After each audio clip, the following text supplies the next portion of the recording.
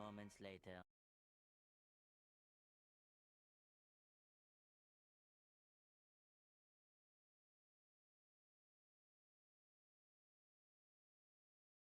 Okay, we got the fans cleaned and we're rebooted. I rebooted my router and I contacted my internet provider, and we'll see if they can figure out how to actually fix the upload speed instead of giving me more download speed.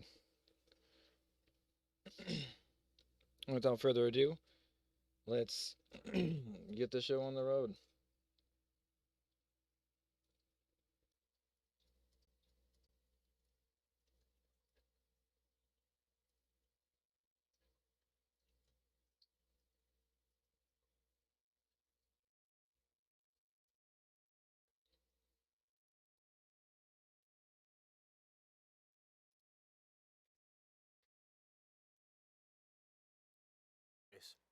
Democrats in Okay, Congress here we are go. intentionally hurting innocent Americans for purely political purposes. She posts this CBS News headline.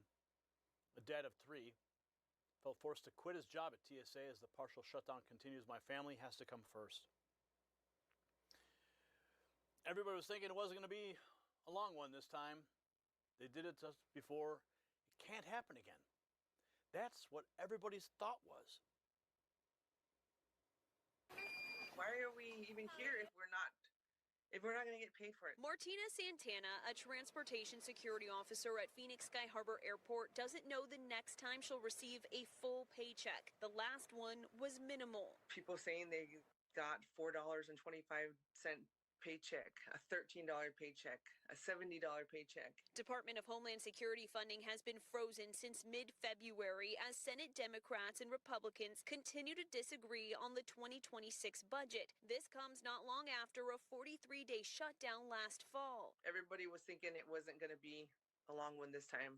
They did it to us before. It can't happen twice. That's everybody's thought was. The local TSA union representative Jovan Petkovich tells me some Phoenix workers are still fighting for back pay corrections from the last shutdown. Being basically backstabbed, being abandoned basically by our leaders. Absences and resignations are increasing. In the first 2 weeks, we lost 8 officers. All while travel surges for spring break. Airports around the country, including in Houston and New Orleans, saw hours-long lines this week, forcing passengers to rebook later flights. Sky Harbor didn't see anything that extreme, but some wait times crept above normal this week. What's your opinion why we don't see that here in Phoenix? Phoenix is different. We have a lot of people that, like I said, we have a lot of old timers, a lot of people that have been 22, 23 years, and it's just, and they work their 40 hours, they work their 80 plus extra overtime hours. Santana and Petkovich tell me even their most dedicated workers can only go so long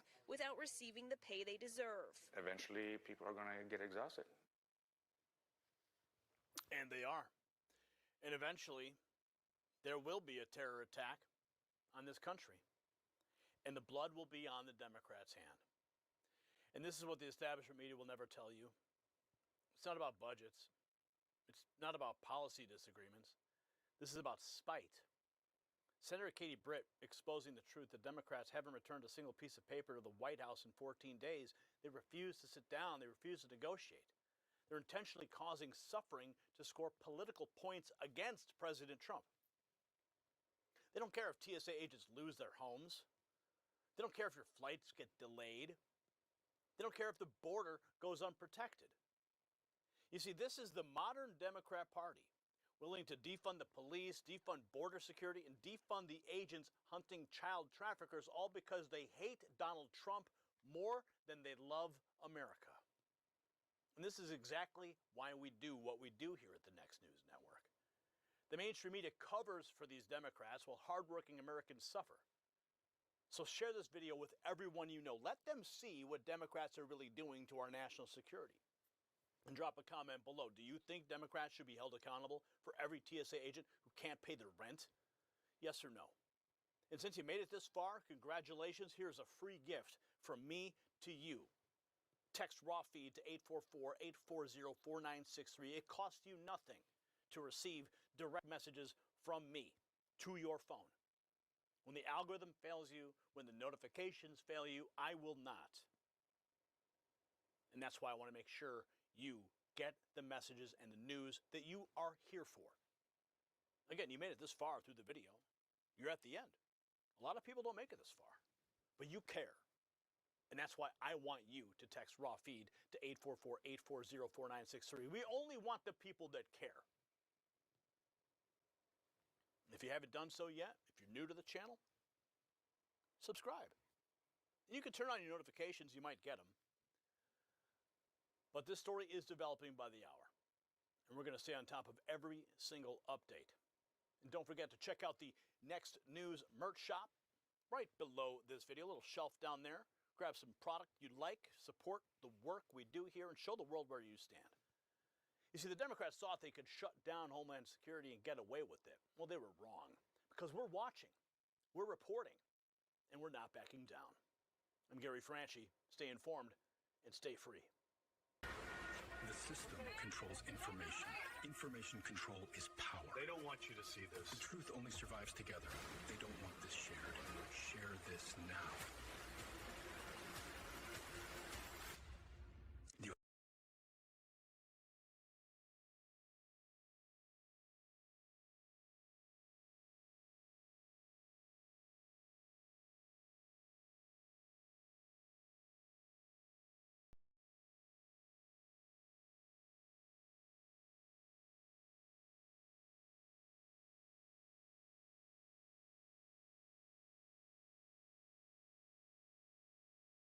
Over the last few days, there have been a lot of rumors about Iran's new supreme leader. Some people are saying he's dead. Some people are saying he's in a coma, while some are claiming that he lost both of his legs, amputated. Now, what's the best way to dispel all these rumors?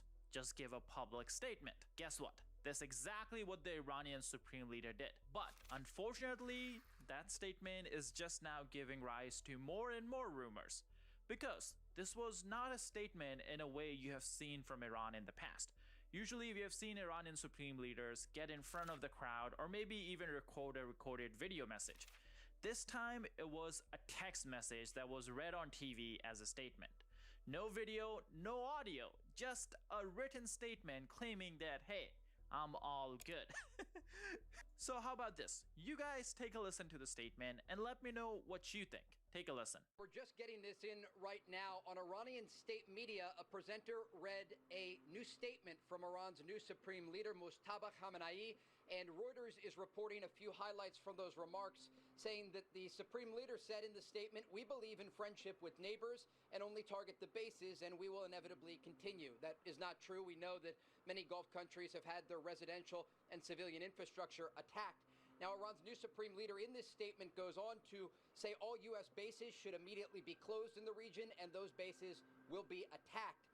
He also says in the statement, again, that was presented on state media, he does not appear in the statement, that he calls on unity among the people of Iran and participation in Quds Day. Now, Quds is the Arabic word for Jerusalem, and this day normally falls on the last Friday of Ramadan. And so, if my math is correct here, that would be March 20th of this year, the last Friday of Ramadan, when traditionally we have seen Iranian proxies like Hamas and Hezbollah launch attacks and also large demonstrations in the region. And so this is certainly something to look out for in the days ahead. But again, this is the first statement that we are receiving from Iran's new supreme leader, Mojtaba Khamenei. He speaks about the attacks on Gulf countries, also says that he will target U.S. bases in the region, and then also talks about the Strait of Hormuz. This is an interesting part here, and again, we are just getting these highlights from Reuters, watching state media in Iran. They're first coming out, of course, in Farsi. And Iran's new supreme leader goes on to say the closure of the Strait of Hormuz should be continued as a tool to, quote, pressure the enemy. And so the rhetoric that we are hearing from Iran's new supreme leader is quite similar to his father's rhetoric. Remember, Iran's former supreme leader was taken out in the opening strikes of Operation Epic Fury when this war began. And in those opening strikes, Mojtaba Khamenei's wife, mother, and one son were also killed. Now, I will give him the benefit of the doubt. It makes sense that he doesn't want to come out in the public. After all, he just had his whole family get taken out in a missile strike. And on top of that, Israel has been very public about the fact that they're going to go after every single one of the Iranian leadership. Now, the problem is that he didn't even give a video message. This is exactly what other leaders in Iran are doing. We see the Iranian president give out video messages and even go on like US TV interviews. We have seen the same thing from the Iranian foreign minister. But it seems the Iranian supreme leader is too afraid of everything. Or maybe it's something else. Because here are the rumors that everyone's talking about. Take a listen. There's been rumours for the last few days about exactly how Mujtaba Khamenei was injured, to what extent.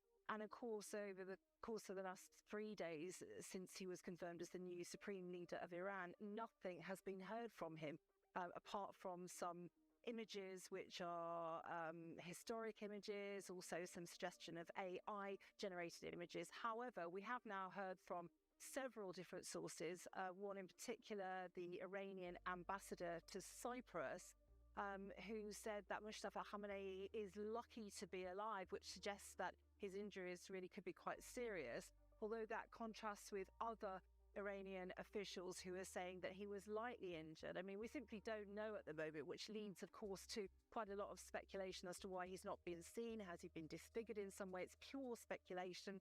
Can he walk? Have his legs been significantly injured?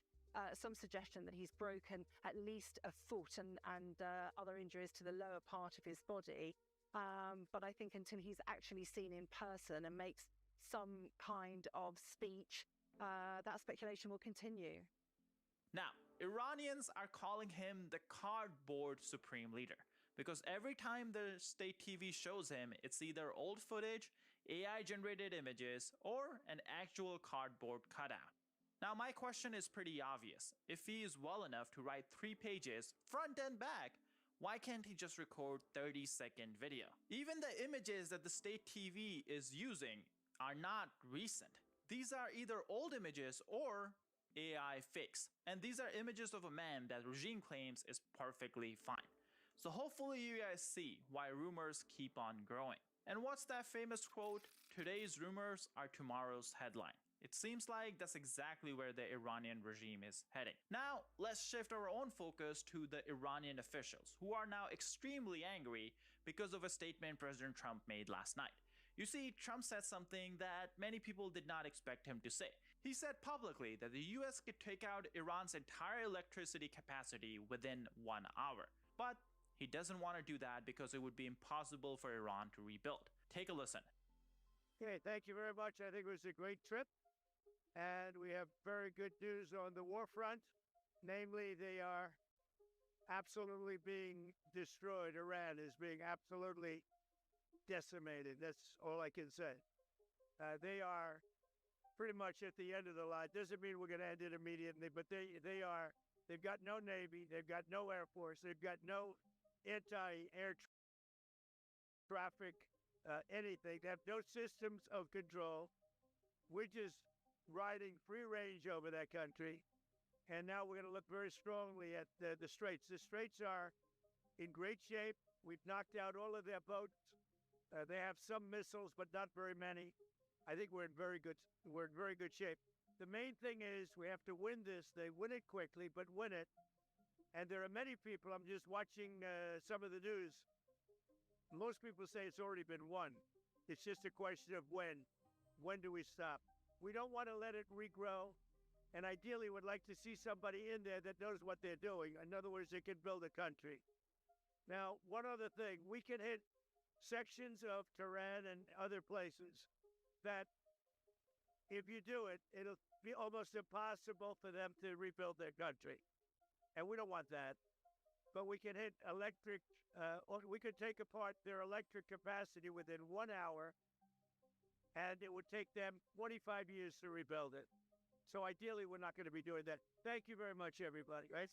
Now, this would be a huge change in strategy and a strategy change that could backfire very badly, in fact. Now, before we talk about that, just a quick reminder to hit this like and subscribe button down below. It really does help us out tremendously, especially covering war-related topics on YouTube.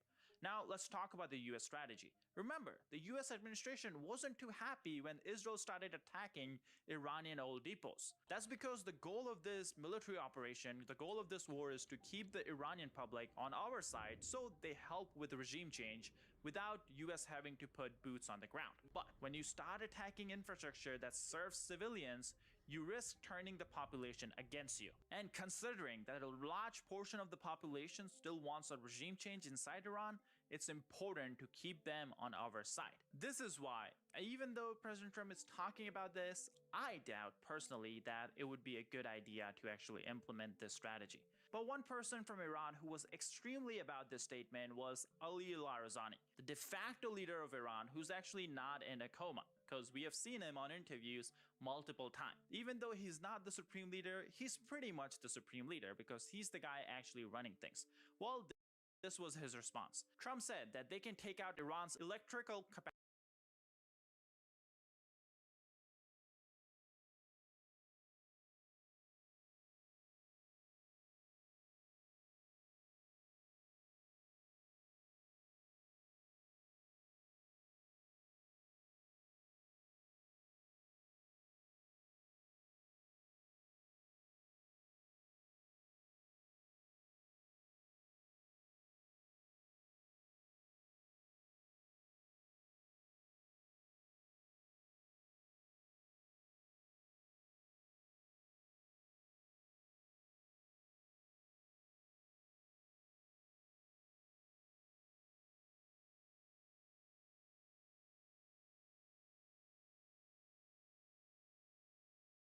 Well, if they do that, the whole region will go dark in less than half an hour, and the darkness provides ample opportunity to hunt down US servicemen running for safety. Now, let's be honest, if Iran actually had the capacity to do this, they would already be doing this. Because we have seen Iran attack civilians. We have seen them kill dozens of civilians, people on merchant ships that are trying to pass through the Strait of Hormuz. And some of these people are not even actually trying to pass either. They are just stationed. You know, they have anchored in ports near the Strait of Hormuz, so they're waiting outside.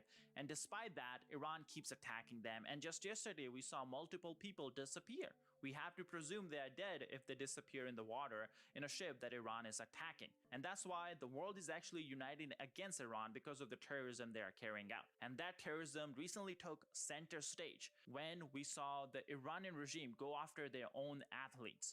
You see, the Iranian women's soccer team was in Australia when this war started. They were playing in the Asian Championship, and they decided not to sing the national anthem before a game. Basically, this was a silent protest against what regime was doing to innocent Iranians. Take a look.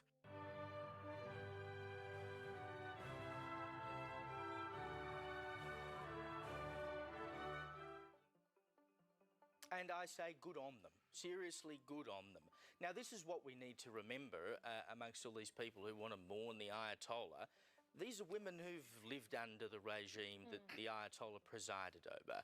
They know what happens to women in Iran. And for them, presumably, this is a good moment. And there they are on the world stage saying, we're not participating in this. Well, the IRGC was not happy about this, and things got out of hand fast. A commentator on Iranian state television called these women to be severely punished when they returned to Iran. And then the IRGC sent security officials to Australia, officially to quote-unquote protect the players. In reality, these security officers forced the players to start singing the national anthem in subsequent matches, and on top of that, they started threatening their families if players did not return to Iran after the tournament. Why was the IRGC doing this? Because Australians, including Iranian Australians, were calling on the Australian government to grant these players political asylum. This is exactly when the IRGC sent these handlers to make sure none of these women actually escape and seek asylum in Australia. But luckily, some of them were able to escape, and this is when we learned a lot more about what was going on behind the scenes. First, take a look at the footage of their escape. It's truly horrifying. Iranian security agents and team officials have just realised 5 of their players are gone. They were trying to escape through the car park downstairs. They run down the fire escape hoping to intercept them. Because the elevator down to the garage takes too long, so the staircase is a better option. Player supporters Tina and Lee give chase, running interference. You're in Australia, you better run. And hurling insults. Out of our country, IRGC. What I saw with the coach, the translator, and a few other members of their security, desperately trying to get to the car park themselves. They were even banging on the door. He goes down to try to get down into the garage, and the door is locked. So whether that was locked intentionally, it's a fire escape. The door should be open. After hitting a dead end, the group runs back up, Lee and Tina on their tails. That's what it's on. Looks like a couple of players were trying to get out, and they found out about it. Upstairs in the lobby, the reality of the situation sets in. And that's when you could see the distress. He looked like a man who had failed his job. Very distraught. And, I think they were even yelling at one point. They came in and out of the hotel, back into the lobby. There was chaos with them trying to figure out what to do. It was during this chaotic time that the girls were able to leave the hotel. Now, in total, 7 people were able to escape. 6 players and 1 staff member. All of them were granted asylum, but as we'll soon learn, one of them actually decided to go back with the rest of the players who decided that it was safer to just not seek political asylum. Now, this is where I want to talk about what we have learned since these players started, talking publicly. This escape revealed exactly how the IRGC controls Iranian athletes overseas. And it starts even before they leave the country. You see, before any team, doesn't matter if they play soccer or any other sports, before the squad leaves Iran, each player had to leave a large financial guarantee with the government. Essentially a deposit that you can get back if you behave in the foreign country. Hopefully you guys get what I mean. Now, on top of that, every player has to provide their family's identification and whereabouts, where they live, where they work, what they do. If the family owns a business, then IRGC takes control of that business until the player returns back to Iran. This is why, even though 7 people escaped, the vast majority of the players actually returned to Iran, including one of the players who actually escaped. The pressure was just too much on all these players. If they defected, the repercussions against their families would be horrific. This is something many players did not want to risk, so they returned to Iran, and now they risk their own safety. Because remember, all these players did agree to not sing the national anthem in the first match. I'm sure that's something that's not going to be looked down upon nicely from the Iranian regime. Our top story tonight, chaos at a car wash in Marion County. Look at this. Tonight we're hearing from the teenager you see in this video after he took down a man with an axe. That suspect you see right here is now battered, bruised, and behind bars. Thanks for joining us. I'm John Brown. Good evening. I'm Luann Sorrell. Let's get out to Fox 35's Manny Martinez. He is live tonight in Ocala. So, Manny, deputies were so impressed that they tried to recruit that teen. Luann says he got a call from them this morning asking him if he had any interest in a career in law enforcement. He says he told them, sorry guys, but not right now, because he's already enlisted in the Army. Watch as Leodan Pino lunges at and tackles a man who deputies say was armed with an axe. Pino pins the suspect down while a coworker grabs the axe. Then video shows Pino rotate the suspect into a chokehold. Deputies showed up to find Pino, who's just 18 and recently enlisted, still on top of the suspect. He pulled the axe out he had it clipped onto his backpack, and I didn't realize that. He pulled it out, pointed it at me. I timed it so he lowered it. So once he lowered it, that's when I shot the takedown, and I got on top of him and I controlled the situation. It was closing time Sunday night at this car wash off State Road 200 southwest of Ocala. There were only a handful of employees, most of them teens, including Pino's younger brother. I heard him yelling at my brother. I saw him look at my brother, and that's when I got I felt the adrenaline come in, because I knew he wasn't gonna do something. He wasn't gonna do something good. Workers at the car wash say the suspect, Bryce Thayer, is not a complete stranger to them. They say he'd sit at the street corner to panhandle in recent weeks and was kicked off property earlier that day. Watch the videos! Watch it, please! We're gonna love to. Thayer kept running his mouth as deputies cuffed him. Get on your knees. Get on your knees now. Can I say something? Nope, get on your knees. What did I do? Deputies say Thayer was also carrying a meth pipe. His black and blue mugshot shows Pino did some damage, while Pino only has a few scrapes. Just that. That's all I got. Compared to what it could have been, you must be thankful. Very thankful. And Pino says his parents, as well as his little brother, they are very proud of him. The suspect, by the way, can walk out of jail if he posts $65,000 bond. At 11, what the suspect was asking for at the beginning of the encounter that got Pino's attention. Live in Marion County, Manny Martinez, Fox 35 News.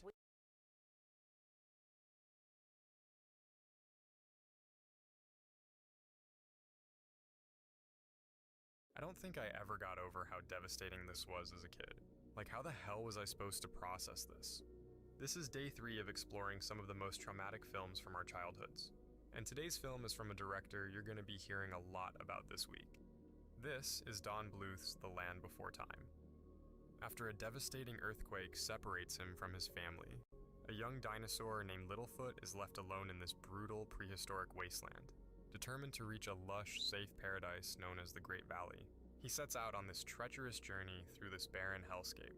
But along the way, he's joined by a small group of other young dinosaurs, each from different species, and together they form this indestructible friendship as they search for a safe place to call home. And I sort of remember stumbling across this film for the first time around the same time that my great-grandmother passed away. And it was obviously like this super confusing thing to go through when you're just a kid. And this is the case with a lot of Don Bluth films, but it really never feels like it's talking down to you when you're a kid. And I really can't emphasize just how important that is when you're trying to make sense of these big, complicated feelings. And I don't know, I just still think there's something really strange about that. The way that one of my earliest brushes with grief can be so entwined with this group of cute little dinosaurs. And maybe that sounds a little silly now I'm saying it out loud, but when you're a kid, you don't really care if something sounds silly or not. You just care about whether it made you feel something.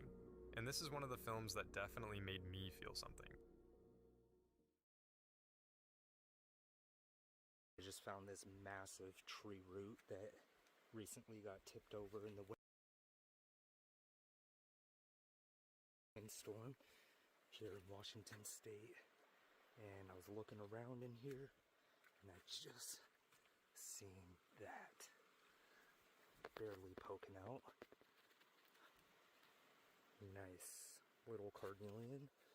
And I also seen this huge red chunk sticking out, but I'm not gonna try to get it out because it's too hard. I already kind of tried, and it's huge, whatever it is, and super stuck in there. I just found another fallen over tree right next to the big one, and I was looking here in the tree root, and I seen that. Definitely a carnelian. Oh yeah, let's get that washed. Oh, there's gonna be so much to look at in here. Oh yeah. Beautiful carnelian. Heck yeah.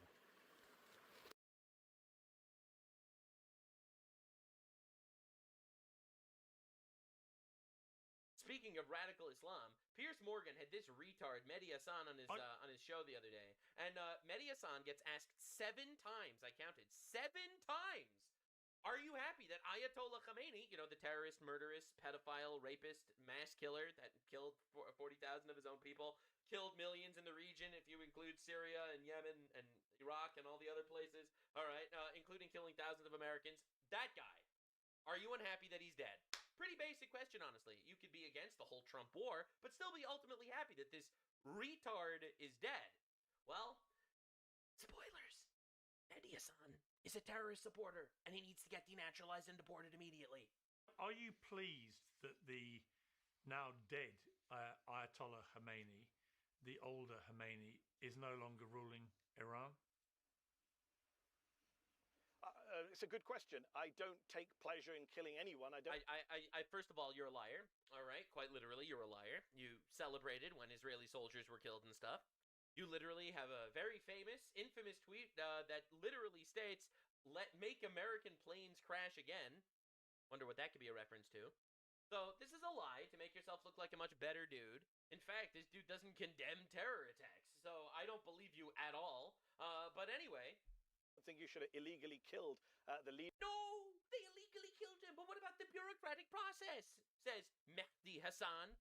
I mean, literally had no criticism for Ayatollah Khamenei massacring 30,000 of his own people. But what about the process, the bureaucratic process that goes into actually killing terrorists, pedophile, rapists, mass murderers? leader, a foreign leader of a nation, who's also, by the way, a spiritual leader to millions of Shia Muslims around the world. He was a bad spiritual leader. All right, I don't give a shit. This, you think this makes me feel any better? If he was a Shia, if he was like a spiritual leader to all these people, then all those people are the enemy. I'm not saying they need to be killed, but they absolutely should never be allowed to step foot in the United States of America. Your spiritual leader is shouting death to America every single time, talking about developing nukes to kill America constantly, shouting death to Trump and stuff like that directly paying assassins to try to kill our president. That's your spiritual leader? You're praying to the wrong guy.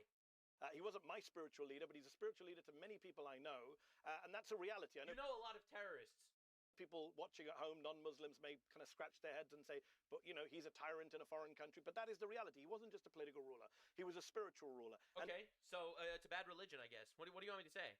If a tyrant, if a mass-killing, pedophile tyrant, all right, is a spiritual leader, then the religion sucks and should never be welcomed into America. If that's the case, I'm not saying that's the case. I am not making that statement. You're making the statement. But if it's true that he's really revered by all these people, those guys can never be allowed into Western civilization because they would support its downfall.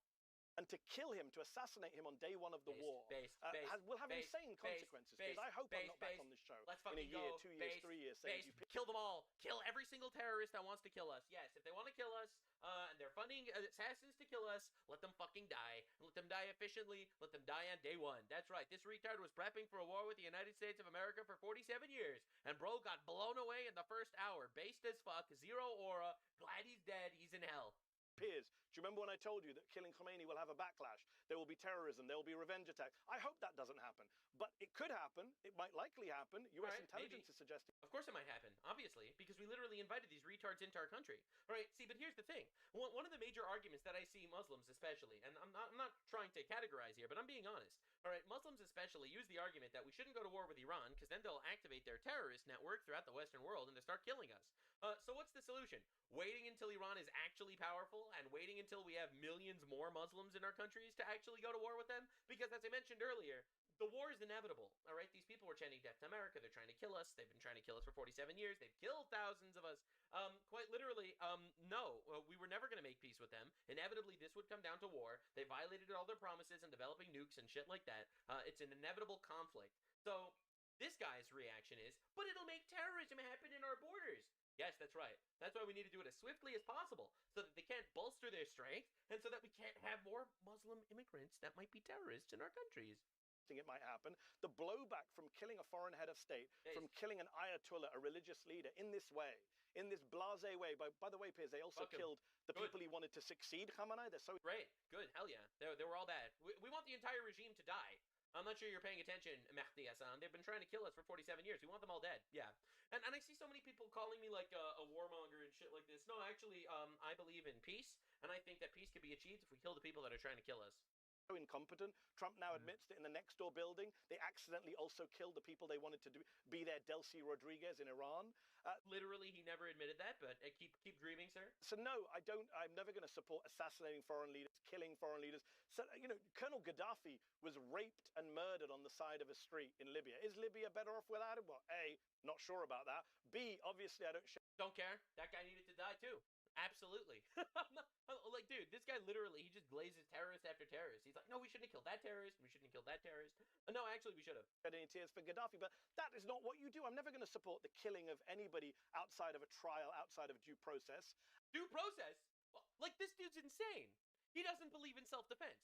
He just straight up admitted that I do not believe in self-defense. He openly said it. He will never support any killing outside of a trial with due process. All right? Now, this is an utter lie, all right? Because his religion calls to slit the kafar at the neck.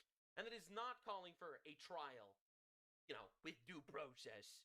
The enemies aren't at the gates. The enemies are inside, and he will use our liberties against us. He just admitted he doesn't believe in self-defense, all right? So, leave.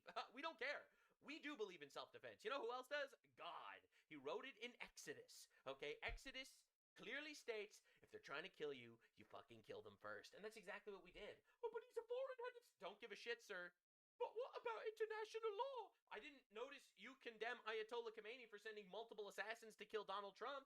There were 2 indicted assassins, all right? And these are actual assassins in jail, already defined by a Supreme Court, that a Supreme Court found out that they were assassins sent by the Iranian regime to kill the President of the United States. No words of condemnation for that?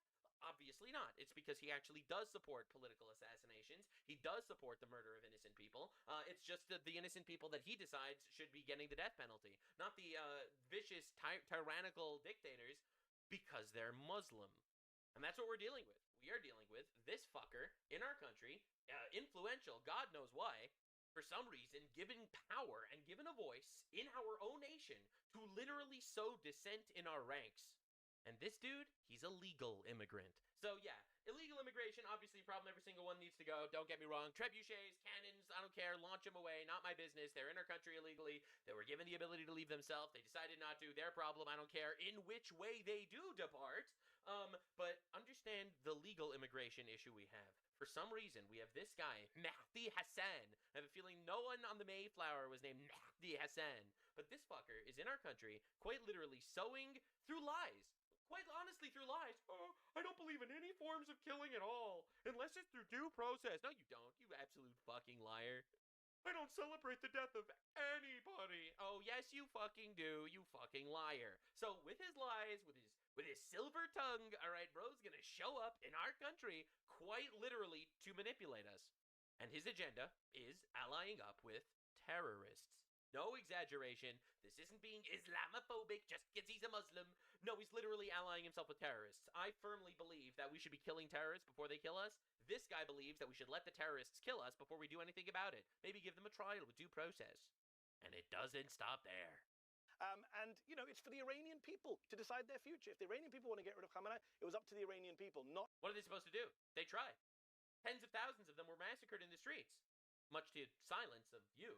Up to Benjamin Netanyahu and Donald Trump. And by the way, what a great... It's up to the Iranian people. This is literally in my opinion, leftist Islamist defense mechanism every single time. Cenk Uygur and Hassan say the same thing. If they actually didn't like Khomeini, why didn't the people just, decide to pick a new leader? I don't know. Maybe it's because it's not a democracy. Maybe it's because it's a tyrannical, religious, ethno-religious dictatorship where they are massacring people by the tens of thousands for peaceful protests.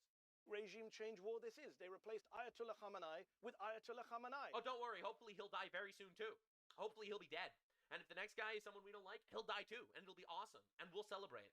That's real high-level success in your regime change war. His son, apparently, is more hardline, we're told, than his father. Don't worry, Mehdi. Don't worry. We'll kill him too. Chill out. Chill out. We'll kill him too, bro. And why wouldn't he be? They just killed his mum, his dad, I think his wife as well, his sister. It's not a guy... And he's dying too soon, so what's the problem? Don't worry, my guy. Chill. The war's not over. We still have so many more Khomeinis to kill. So many more Ayatollahs on the conga line to Lucifer before we're done. Chill out, bro. He's going to do a deal anytime soon or roll over for Donald. We don't want to deal. We don't want to deal with him. We want him to die, because he's a terrorist. Trump. So strategically, it's a disaster, and legally and morally, no, you can't just kill. Oh, morally! Oh, really good. We have Mr. Morally over here, who literally has been caught on camera saying that all non-Muslims are beasts and animals. So I'm really glad we have the moral guidance of Mehdi Hassan to tell us how we should actually be fucking killing terrorists that have been trying to kill us. This keeps going for another 4 minutes of this dude essentially glazing terrorists, but I think you basically got the idea. And even though it seems like this video is super long, and it is, I am doing my absolute best to get you all the information the way it needs to be delivered. I'm not going to self-censor in order to, I don't want to offend the terrorists. No, I'll offend the terrorists. So out of surprise from the ashes, Hillary Clinton shows up actually supporting Donald Trump's war. I think all of that is a very good signal that there is beginning to be a better understanding, both by the president and the people around him, as well as by the leaders of our European allies, that there can be common ground amongst us. And the kind of dismissiveness that we saw in the first Trump administration has been replaced by a much more obvious working relationship to the good of European security, transatlantic security, and hopefully Ukrainian security. So yeah, pretty weird how that happened. That's so wild. Yeah, wow. Foreign policy agenda being praised by Hillary Clinton. No one saw that one coming. But the reality is, this is what the regime, the Iranian regime that all the terrorists in America have been glazing so hard, well, this is what they're saying about what they're planning on doing after the war. When the dust of the unrest settles, چاوشی یقتون رو خواهیم We will grab you by the collar. This is him talking to the Iranian civilians. دونه دونتون رو. Every single الان one of داره you. اتفاق میفته مصادره اموال که چیزی نیست We're confiscating all your property. ننتون رو به عزاتون We will make your mothers mourn you. نشونه اونایی که الان خیال خام دارید Those of you who had foolish ideas. Unironically, he is saying if you had foolish ideas, we will take your property and kill you. فکر میکنید شلوغ شده و باید یه کاری کرد And think things are chaotic and something must be done. اینم برای شماها This is a message for you, and this is talking to the civilians in Iran that quite literally don't like the tyrannical dictatorship.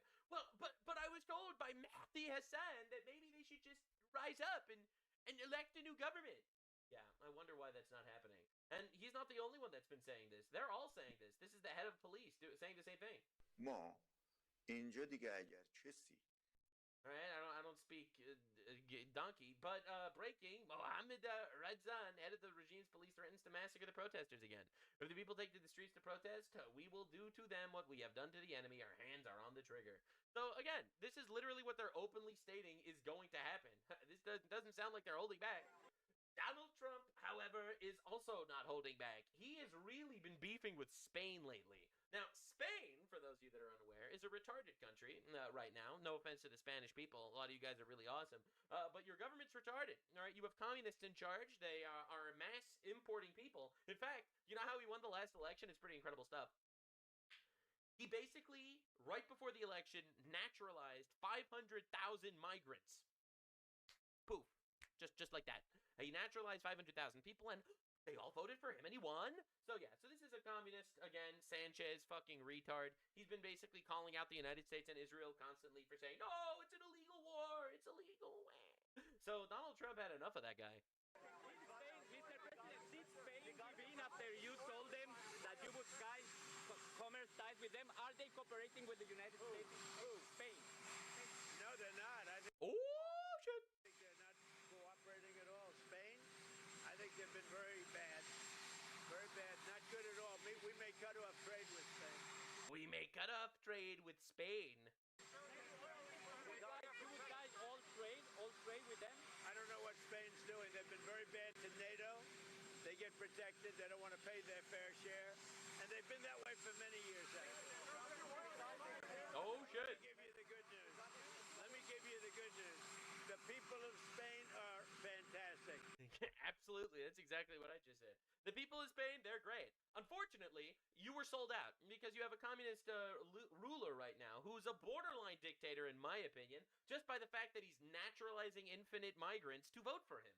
And these migrants are Islamic. I can't believe it. You mean to tell me that a country that's literally importing hundreds of thousands of Islamic migrants is bending the knee to radical Islam in Iran? That's crazy. The leadership, like you. The leadership, not so good. Yeah, so anyway, Donald Trump very unhappy with Spain, and I don't blame him. This was literally on Spanish television, and this isn't just any random Spanish guy. This is Angel Garcia Cione. He is the mayor of Oleros, Spain. ¿Está usted animando a que maten a Donald Trump? He is encouraging people to kill Donald Trump. Spain! Spain, our European ally! Oh no, says the leftoids. Why aren't we allying up with the Europeans? Bueno, a Donald Trump debían matarlo. Donald Trump should be killed, he says, because if he isn't, Porque si no lo mata, nos va a matar he's going to kill all of us. What? a todos. ¿Pero qué dice? Por favor. What are you saying? Please, the other guy tries to get him to stop. Por favor, eso no se puede decir. Bueno, ya. You can't say that. Tolerable, Hello, Hello, no ya se sé puede que no decir que hay que matar a Donald Trump. You can't say Donald Trump should be killed. de la caza. Bueno, es que esto es delito lo que está haciendo este señor. No, pero Donald Trump just killed people. Yeah, terrorists that have been trying to kill us. Donald Trump acaba de matar personas en Pero ¿quiere usted, Irán. ¿quiere usted rectificar Do you want to retract? y cambiar? A ver si... No, vamos a ver. Donald Trump es en este momento el terrorista más grande de... Donald Trump is the biggest terrorist in the world, this guy says. So, again, this is a mayor, a Spanish mayor on television calling for the assassination of our president. The fact that this isn't way bigger news, in my opinion, is shocking. Mr. Donald Trump, sir, we might have to Delta Force this guy. Look, man, I hear there's an empty cell right next to Maduro and P. Diddy in prison that we could work out, all right? This should be an international incident, for the record. This is insane. These are our NATO allies. These are the people we're allying up with. Dude, we have so much more in common with other allies at this point. Like, it's so tiring watching the left being like, why is Trump demonizing Europe? Why is Europe calling for the assassination of Donald Trump? Our biggest allies right now, unironically, Argentina, El Salvador, Israel, Saudi Arabia, the United Arab Emirates, and Japan. I'm not even exaggerating. That's actually our biggest allies right now. We've been condemned by Canada and by Spain and England and France and all these other fuckers for literally taking care of our own issues, which is terrorists, narco-terrorists, actual Islamic terrorists. We're taking care of that problem, a threat against us, and these fuckers, not only did they not help us, but they've actively made it harder. What are you doing, Europe? Your culture is falling apart in real time. Europeans are great people, honestly. Part of this fantastic civilization, Western civilization based on biblical values, all right? The greatest civilization in the history of the world. And you are selling it out to these rat-fuck communists and these infinite immigrants. Figure out your shit, guys, because this is bad. After Iran, the next nuclear-armed Islamic nation might be like England or something. Mega yikes. Now, of course, Spain officially removes its ambassador to Israel, and that's fine. No one cares. I don't think Israel really cares, to be honest. Spain's been absolutely retarded. They hate America. They hate Israel. They hate, basically, Western civilization, I've noticed. They hated the idea of defending yourself against Islamic terror. I wonder why they're so allied up with Islam. Probably has nothing to do with the 500,000 migrants that he literally just naturalized in order to win elections. Probably has nothing to do with that. But again, just to understand the hypocrisy here, not only did they just remove their ambassador to Israel, but they still have their ambassador in Iran. Iran! An actual state sponsor of terrorism across the world that massacred tens of thousands of their own people. All right, so they'll remove their ambassador from Israel, but they will keep their ambassador in Iran. I wonder where their allies actually are. Right, breaking news, in a massive betrayal, Spain's leftist rulers just approved universal health care for illegal aliens. Unbelievable. Se trata del Real Decreto por el que se It is the royal decree that regulates the recognition of the right to protection of health and regula sanitary el care. reconocimiento del derecho a la protección de la salud y atención sanitaria a personas The extranjeras foreigners who do not have their legal residence here. que no tienen su That's right. If you pay taxes in Spain, you are funding, I don't know, gay Indians with AIDS. Fantastic shit. Even if they're not legal in your country. Even if they're not legal in your country. All right? You are funding the Islamic free healthcare system. residencia legal aquí. Por primera vez. They literally sold out their own people. They literally sold out their own people, bro. The Spanish Inquisition happened so that they could fall to the third world anyway. Do you know, a little history lesson in case you're curious, do you know why there are so many Spanish people and Mexican people, etc., that have children that they name them Jesus? All right, it's essentially only done there, right? You don't have a lot of people in like England or France named Jesus, but you do have a lot of people in specifically Spain or Spanish-speaking countries that name their kids Jesus. And the reason for that is because around 1,000 years ago, there was Islamic invasions, and there were so many Muslims named Mohammed. So in order to combat the fact that there were so many Muslims named Mohammed, they started naming their children Jesus to show that their religion also has a right to exist until eventually, and that's how they combated it. Well, modern-day Spain has more Mohammeds than Jesuses. 1,000 years ago, your ancestors fought so hard against Islamic occupation, only for 1,000 years later, you to absolutely fail them.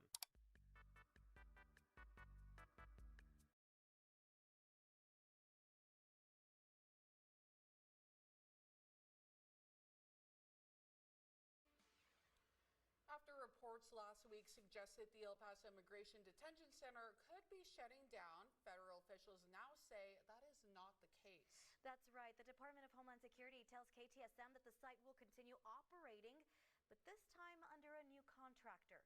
KTSM 9 News reporter Diana Castillo, she is live near the site with what we know so far and what questions remain. Diana.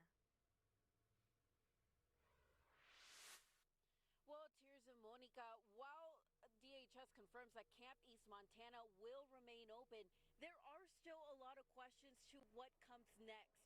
What we do know is that the site will continue to operate under a new contractor, but who that contractor will be and what changes may come with it remains unclear.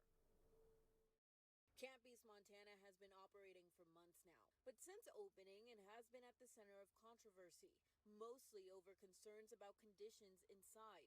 Those concerns have led some lawmakers and advocacy groups to call for its closure. What I've seen and learned about Camp East Montana is absolutely unacceptable, from subpar medical attention for people in medical crisis to, I think, not sufficient protocols to protect not just the detainees, but the El Pasoans who work inside of that facility. Last week, the Washington Post reported that the detention center could be shutting down. But DHS later responded saying that's not happening. In a statement sent to KTSM, ICE says a new contractor will bring more on-site staff, a quality assurance surveillance plan, and increased oversight of operations. Now, we spoke with an immigration attorney who says new leadership could also mean new rules, new operating practices, and possibly more confusion for those being held there. Changes in leadership and who's in charge at a facility can have a major impact on the conditions. These are the people that oversee the rules, the facilities, the treatment of people, the conditions, the medical care, the way that the detainees are treated, whether attorneys and family can visit them. All of these are things that can shift and change when a new operator comes in and takes over. According to ICE data cited in previous reports, the detention center was housing nearly 3,000 immigrants as of mid-February. The center has faced scrutiny since opening last year, and since then, 3 deaths have been reported at the site. Now, we reached out to Texas Senators John Cornyn and Ted Cruz for comment, but we have not heard back as of the time of this report. Reporting live from East El Paso, Diana Castillo, KTSM 9 News. A 20-year-old man was arrested after attacking and stealing a person's car earlier this year near Homestead Meadows South.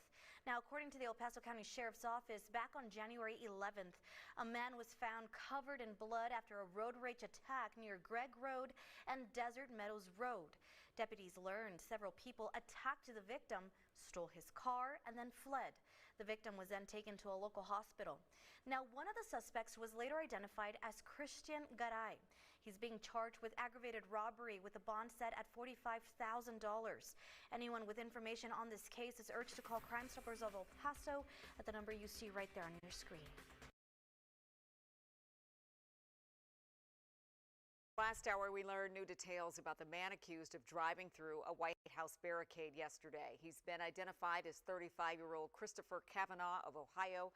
According to court documents, he told the Secret Service he was in D.C. to deliver a present to the president.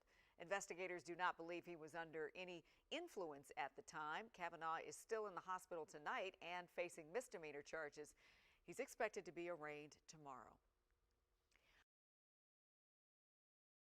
KTSM 9 ¿Qué pasa?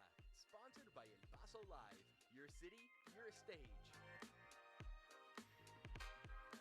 Welcome back, everyone. Well, it is time for our ¿Qué pasa? Segment. This is where we're going to tell you all about the events happening across the city so you can plan out your weekend. So we're going to start off with the annual Poppies Fest. It's back at the El Paso Museum of Archaeology all weekend long. The festival begins at 5 p.m. this Friday and ends at 2 p.m. Sunday, March 15th.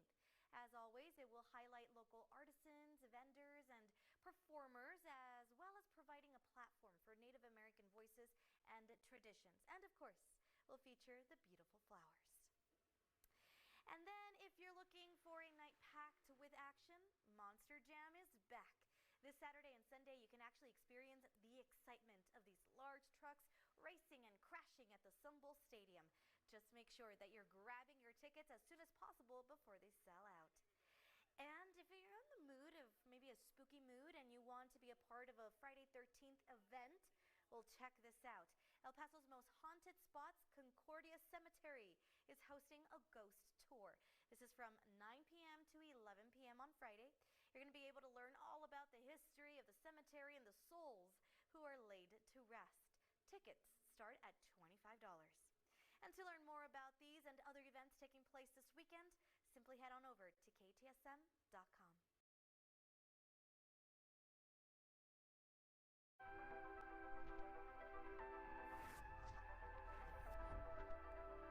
Estelas Estrellas, sponsored by Viva Auto Group. Helping to inspire others to reach their dreams. On today's Estelas Estrellas, we shine a light on Burgess High School alum Jasmine Ulloa. Jasmine is an El Paso native and national political reporter for the New York Times.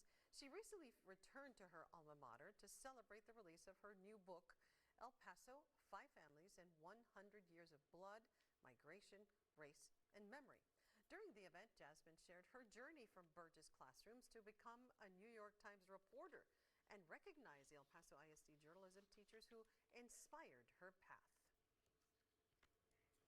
I think at Burgess High School, Miss Monroe really taught us to write clear and sharp and to ask tough questions and to always be seeking out different perspectives, because the more perspectives you can get into an article and a story, the closer you can reach the truth. I went to Burgess High School. El Paso ISD says the event is part of the district's It Starts With a Book initiative, which highlights how reading can inspire students and open doors to future opportunities. Wow. She said Burgess Mustang. That's fantastic. The New York Times. I know. She's a writer for the New York Times. Isn't that amazing? And she went to Burgess High School. Mm-hmm. What is it with Burgess High School and journalists? Right? Yeah, I went to Burgess.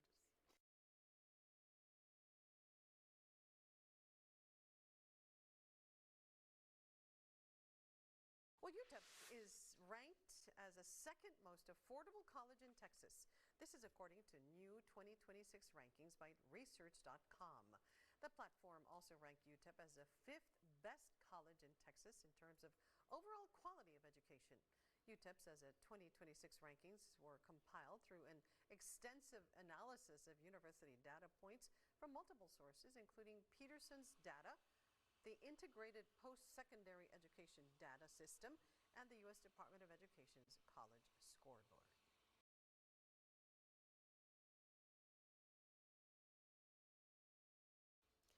Monster Jam is back, and fans are excited to see the large trucks racing and crashing at the Sun Bowl Stadium this weekend. Earlier today, fans got an up-close look at one of the trucks, son of a digger, up close and take pictures. This was at Northern Tool Equipment in East El Paso. One fan told us why his family goes to see the show every year. It's just watching them flip and do stuff that you don't see normal trucks do, and it's like cool. He likes Gravedigger, I like Gravedigger and Zombie. Well, the Monster Jam is this Saturday at 5 p.m. and Sunday at 3 p.m. For information on tickets, just go to KTSM.com.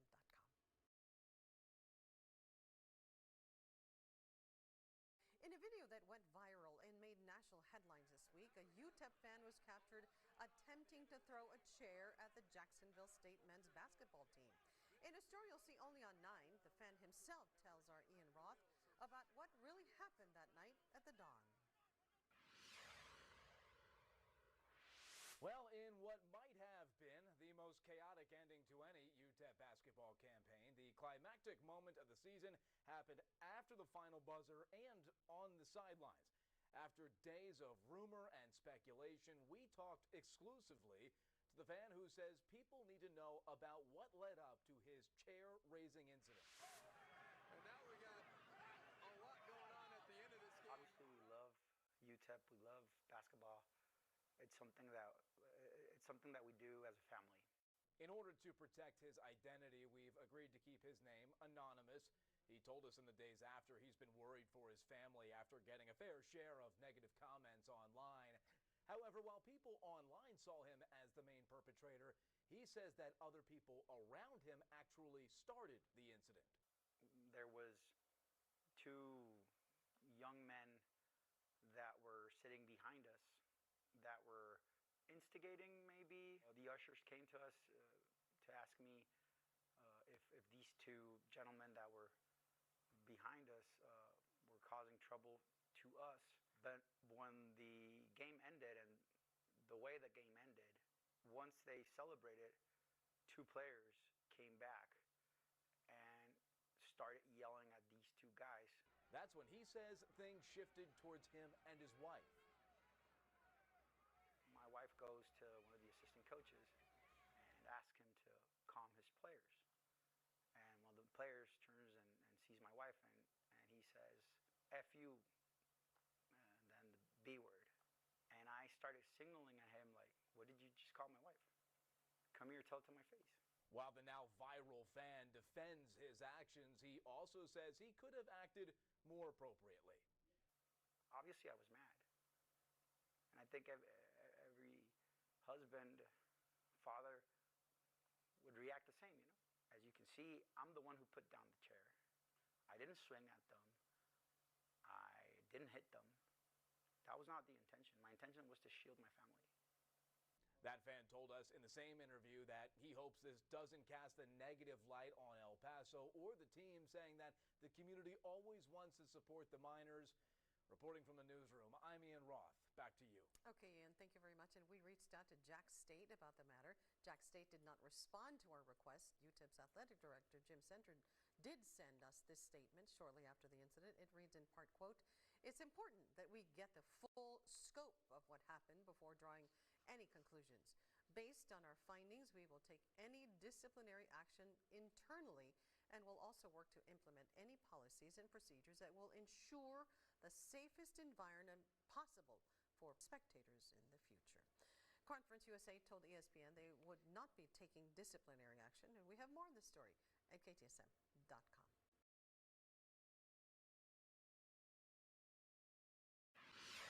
The city of El Paso is launching a series of community meetings to gather feedback on data centers. It's all part of the initiative to develop a data center policy framework for the city. Issues to consider include economic opportunity, water usage, energy demand, noise, land use, and long-term impact to the community. The first meeting is Monday, March 23rd at the Don Haskins Center from 5:30 to 7:30 p.m. Other dates and locations can be found at KTSM.com.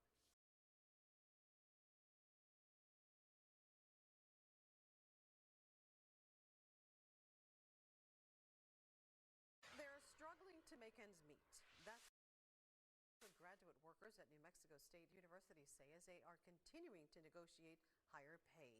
Graduate workers teach many courses that undergraduate students are required to take. They teach while also working to earn their doctorate degree. The living wage in Las Cruces is about $42,000 a year. According to the group, the highest paid graduate worker at NMSU makes $29,000 a year. And many say that's not a livable wage. We are aiming to push our compensation closer not only to a living wage, but to peer institutions.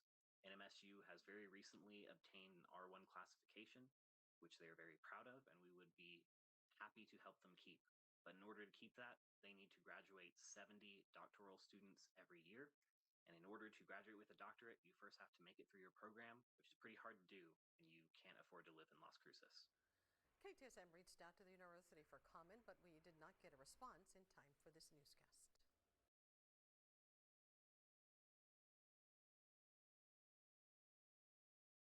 Shot was taken from the scene by ambulance. Chicago police have not said why they were following that individual, but we do know when the car that he was in crashed in that West Side neighborhood, in the video that you're about to see, Chicago police quickly moved in, shooting.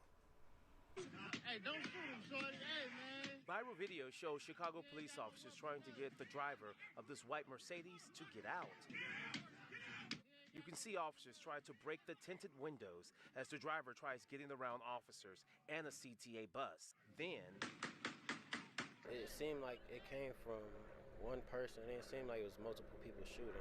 Savon Dillon Sr. was walking home near Chicago and Holman when he first spotted officers following the Mercedes. Lights and sirens were on, but they were kind of on the sidewalk, the curb. What exactly? Everywhere, anywhere, just trying to get to this person. I don't know what, you know what I'm saying, they wanted him for. Chicago police have not said why they were in pursuit of the driver. Police scanner gives indication the white Mercedes was wanted for a crime on the nearby Eisenhower Expressway. It was involved in a shooting on the I-290. It's the Michigan plate. The vehicle was reportedly driving in Humboldt Park. Officers got sight of it and pursued the Mercedes. Once the driver turned down an alley, he smashed into a CTA bus coming down Holman. and that's where the viral video shows officers trying to get the driver to surrender. The view from CBS Skywatch shows the massive police presence on the west side. Even state police responded. CPD says after the officer opened fire, they did find a gun in the vehicle. They have not said if the driver fired that weapon, but we do know no officer was injured. Police opened fire right in front of people, including Dylan. It make me really want to move, you know. It's just, I'm speechless, really. Now, Chicago police have not given us an update on that person shot on the west side. As for the officers involved, they're under investigation, which is standard procedure whenever there is a police-involved shooting. So let me get this straight. You actually have a shooting, and then the police actually goes to find the shooter.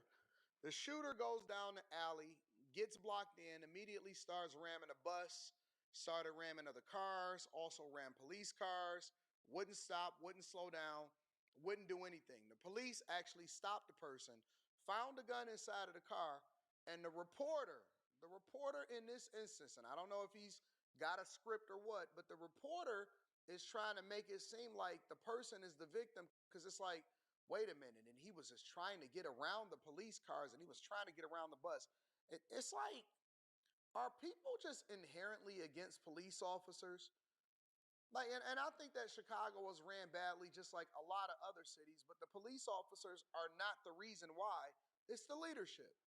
And it's almost like now we've gotten to the point to where the propaganda has now spilled over into the reporters and the journalists that are reporting on the incident. And instead of just reporting the news as it happened, yo, he actually ran through the alley. There was some shots fired. And you know how it's so funny?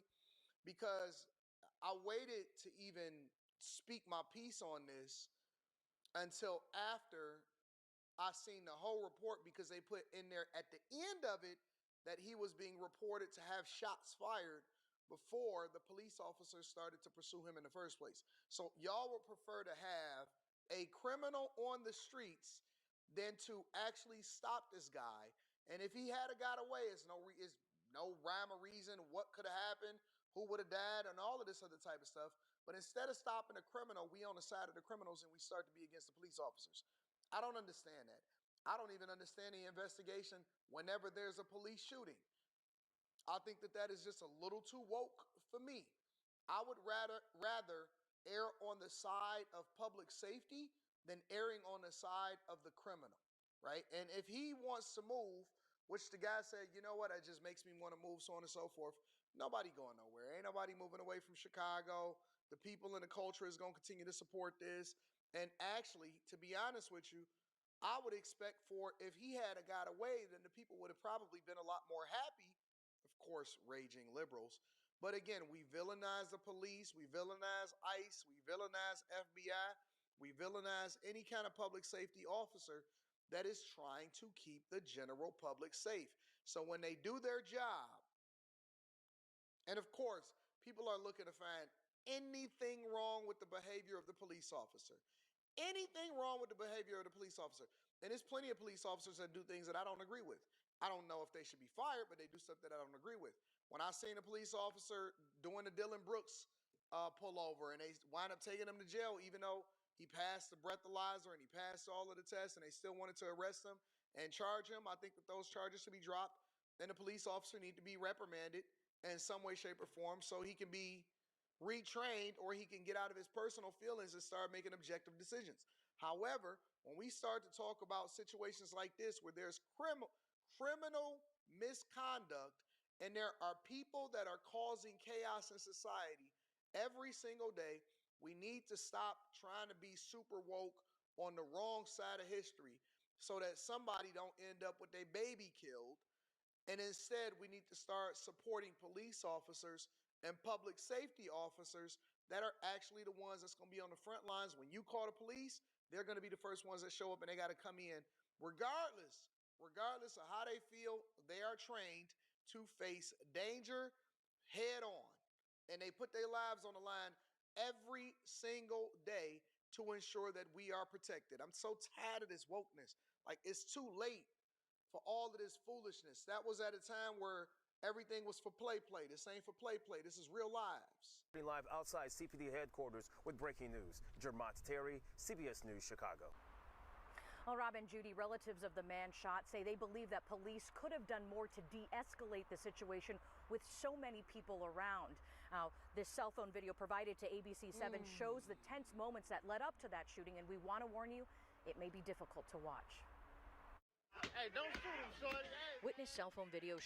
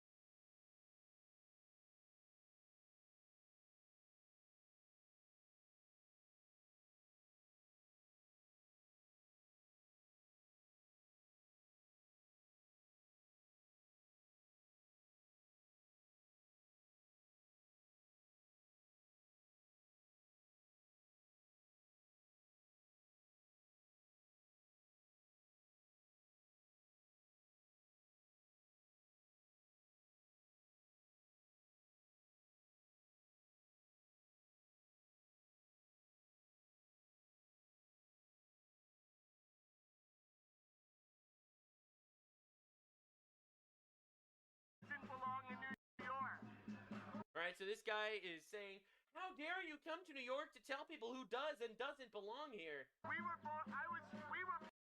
raised in New York, and we want everyone here to stay in New York. You don't get to We want everyone here to stay in New York. come from outside and then tell everyone else. And then in real time, an Islamic terrorist jumps up with a bomb and throws it at a peaceful protest. This might be one of the greatest videos ever taken. So emblematic with all the issues we're facing. All right, we got these weak fucking men, all right, hyper-feminized retards, all right, that just shout and chant that, no, how can you tell us who should and shouldn't be here, as a migrant literally jumps over him and throws a bomb at a peaceful protest. If that's not actually cinema, I don't know what is. The timing is actually fucking incredible. So, of course, CNN, all right, the communist news network, immediately says that this was an Islamophobic terror attack, and the real victim was Zohran Mamdani. Two Republicans say Muslims don't belong here after an attempted terror attack. That's just insane. Mayor Zohran Mamdani and No, this was an attempted terror attack, quite literally, against white Christian protesters. That's literally who it was against. It was an Islamic ISIS terror attack against generic, honest-to-God, regular people. the House Speaker, Mike Johnson, says nothing really to condemn those comments. Another special guest is going to be with. Condemn the comments? All right. Speaker Mike Johnson is not condemning the comments of people saying that Muslims don't belong in American society. What about condemning the ISIS-style terror attack trying to blow up random peaceful protesters? Excuse me? What? What are we doing? So CNN immediately says that the victim was Zohran Mamdani? Muslims don't belong here after an attempted terror attack against New York's Mayor Zohran Mamdani and the House Speaker. This is honestly one of the most baffling things I've ever seen in my entire life. It might be the most baffling. That's insane. That's not what happened. New York City. CNN calls it an attack on Mamdani. Well, this is the craziest shit I've ever seen. And this is how they manipulate us from the inside. This is exactly their modus operandi. So, yeah, we have a major immigration issue, I would say. Yeah, and that does include a lot of radical Muslims that are literally throwing bombs at people only for the media to run cover for them. So this is Nick Shirley interviewing a police officer. Hey, why are there all these illegal scammers literally on the streets doing crimes right in front of your faces? The what? The scammers. We do. And how often do you guys come here? Every day. Every day? I arrest them every day. And they just come back? Just come back. Do you? So the New York Police Department arrests the same people every day, only for some woke judge to put them back on the street. Arrest them, and then are they released on the street? I would be next so day? depreciated and just feel like a pawn. And how come you guys are just catching people then releasing them? That's not up to us. Who releases them the next day? The judge. The what? We have an issue. We have an issue. Understand exactly where we're at as a society. We imported the third world. We have given them everything. We've given them not only equal rights to us, which is a beautiful, lovely thing to do, we have given them power over us. They now are in positions of power that they will always operate in the interest of their own ethnic group forever, to forever and ever and ever repeat the cycle. The police every day, think about the wasted tax dollars, all right? We're paying these police officers, all right? And these police officers feel probably dog shit with their own lives. They wake up in the morning, they brush their teeth, they give a kiss on their wife's cheek, they get up, they arrest the same motherfuckers all day, they go home, they're tired, shit's busy, all right? They had random leftists in New York throwing snow at them because they hate them, obviously. They wake up, they go outside, same motherfuckers back on the street because some woke judge decided to release them because, hey, they're my buddies, they're my homies from Nigeria. I'm also from Nigeria. We should totally put them back on the streets. We have taken these people, we have given them power over us, and they are raping us. But no, you're not allowed to notice this. It might mean you're racist. You might be racist if you pay attention to all this. It's actually racist to say that the woke judges are literally operating in the interest of, themselves and the illegals. Not for you. It's totally racist to even talk about that. Now, the reality is, there were multiple homemade bombs found by the FBI at a Pennsylvania storage unit linked to Muslim members in New York City. Ibrahim Qayyumi and Emir Balad brought 2 homemade explosives to an anti-Muslim protest on Saturday. Thankfully, neither detonated, but as you mentioned, more homemade bombs have been found and safely removed from a Pennsylvania storage unit connected to the case. It was inevitable. This was going to happen. suspects are being held without bail after their first appearances in court yesterday on charges that include attempting to provide material support to a foreign terrorist organization and using a weapon of mass destruction. Yep, we just have to live with this now, I guess, because we have to be nice to the retards that are invading our countries. I guess we have to be nice to them. Man, you're really going to turn away a neighbor? You're going to turn away a man that's just looking for a better country and a better life? Fuck yes, I am. Absolutely. I am going to turn that motherfucker away so fucking fast. It's crazy. Bro, dude, love thy neighbor doesn't mean literally import rapists to rape us.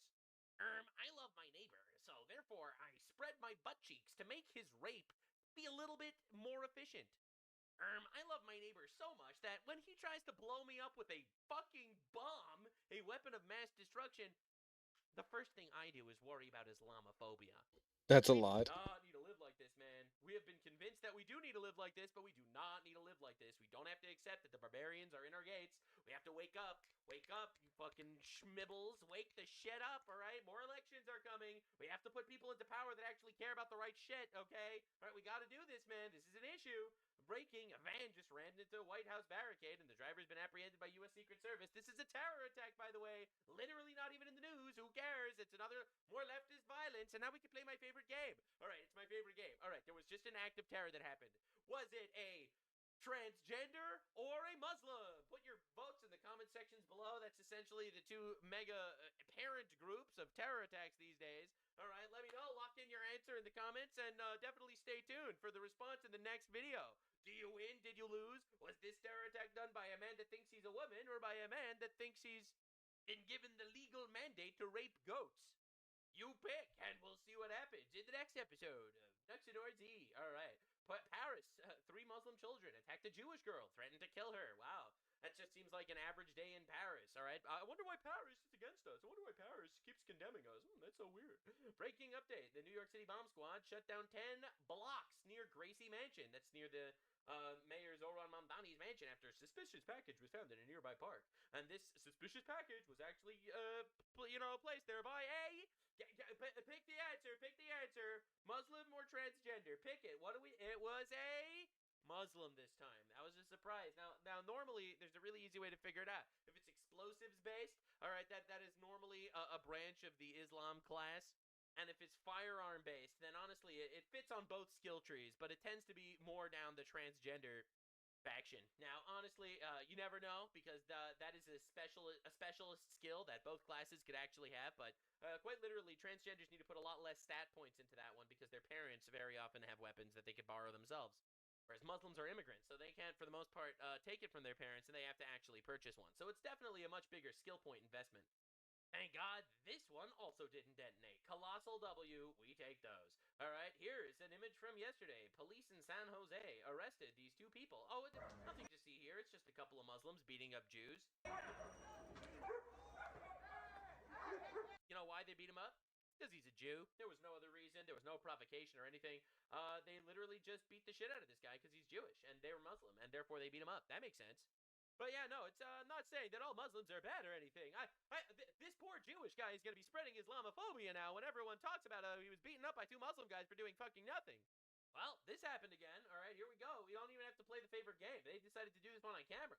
Now, this is Doug Ford, the Premier of Ontario in Canada. All right, here's what he had to say, because just recently in Ontario, Canada, there was a shooting. Muslims shot at the U.S. Embassy. That's a coincidence. It's a coincidence. Listen, guys. I'm starting to come to a conclusion here that I feel like it might be a little controversial, but I think that a lot of Islamophobia is caused by Muslims killing people all the time.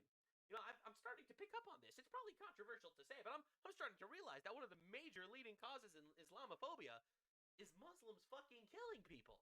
It's crazy. That's insane. It's probably the Jews. Have you got any indication from police that these shootings at the synagogues and this shooting at the consulate are related in any way? Right, I covered this yesterday that there was a shooting, but finally they're able to address what actually is going down. Why was there a shooting at the United States Embassy in Toronto? Yeah, no, we haven't had any information on that. No information. But again, this is just me speaking. All right. I believe there's sleeper cells all over the world, as we know. Great! And you know what we are doing as a culture? We are welcoming them into our land, giving them our tax dollars, and letting them rape our children. That's right, absolutely. Let's go. Let's just open doors to sleeper cells.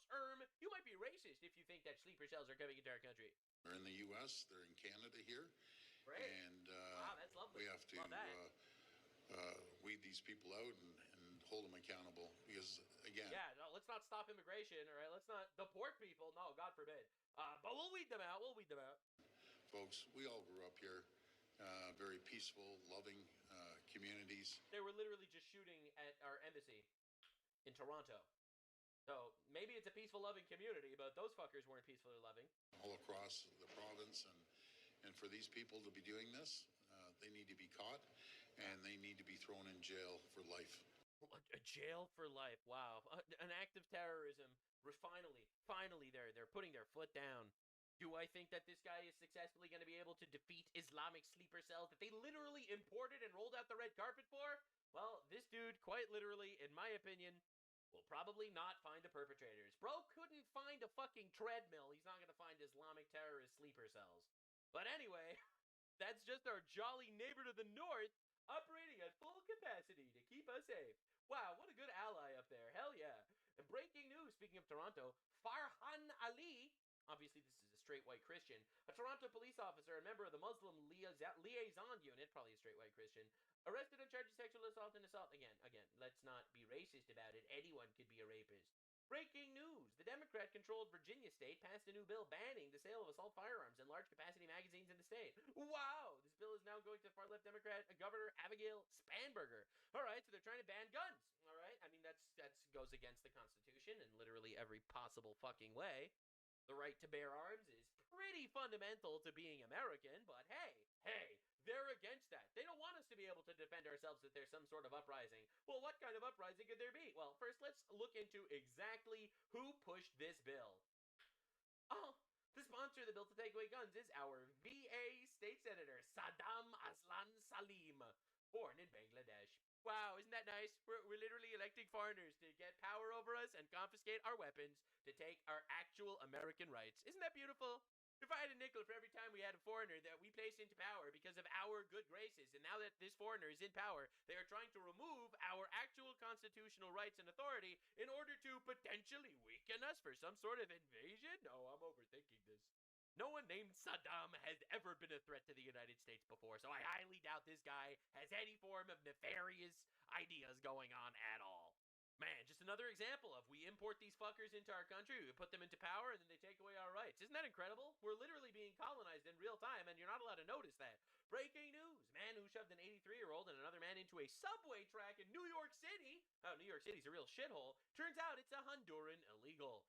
Richard Williams is unlikely to survive. But we have to tolerate this behavior, actually, because it makes you racist if you want to deport illegals. Did you not get the memo? Did you not get the memo? You're a racist now. Well, let's talk about Netherlands, all right? Let's see how our neighbors in Europe are doing, all right? Let's see how the Europeans are coping with their migration issues. Well, this is a judge that literally is a judge for the killer of some guy's daughter, all right? A migrant, obviously. And because the judge has so much empathy for the migrant murderer, the punishment was 120 hours of community service for murder. So based on the foregoing and considering the penalties usually imposed for similar cases, the court is of the opinion that Verbarkten should be given an unconditional community service for the duration of 120 hours. This is a murderer, but a migrant, so you can't be racist. Sub judice per data hecticus. And the father of the daughter who was murdered threw a chair at the judge. Based, by the way.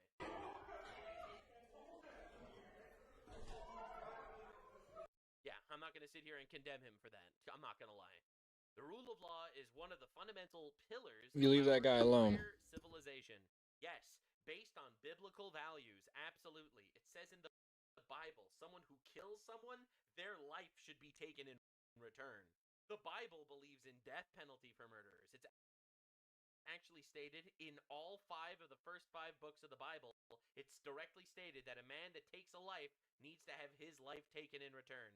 The rule of law is fundamental to society and civilization. And now, with the rule of law being corrupted by either foreigners that are coming in here and now wielding their power to destroy or by women. Woke women. People don't realize this, but they are the number one threat to Western civilization. The woke women. I'm not even exaggerating. Zero hyperbole. The reason why we have these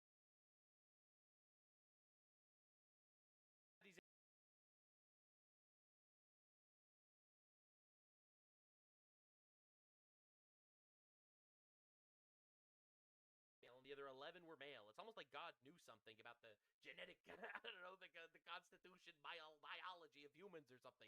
But hey, I'm getting ahead of myself. I'm picking fights with migrants. I can't pick fight with women as well. But dude, these woke women are actually fucking killing us.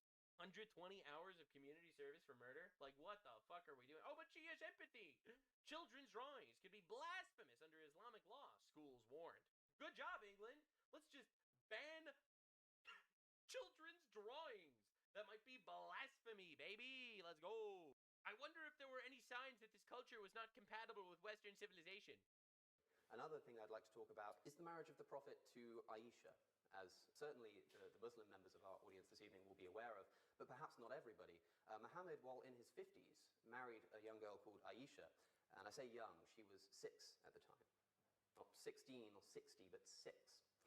Now, of course, he didn't consummate the marriage when she was 6 years old. That would be quite outrageous. Course, he waited another 3 years until she was 9. That's right. And the proposition has to defend the idea that that was ever morally permissible. And I think that's my time. Yeah. Because the reality is, every single person does not actually even try to say that times have changed, things are different, that was not moral, Muhammad was wrong. He was literally the best guy in their history. And I don't know, man, I'm starting to think that maybe they're not super willing to integrate into society. Maybe they don't have the same value set. Not criticizing them or anything, but they should fucking stay somewhere else.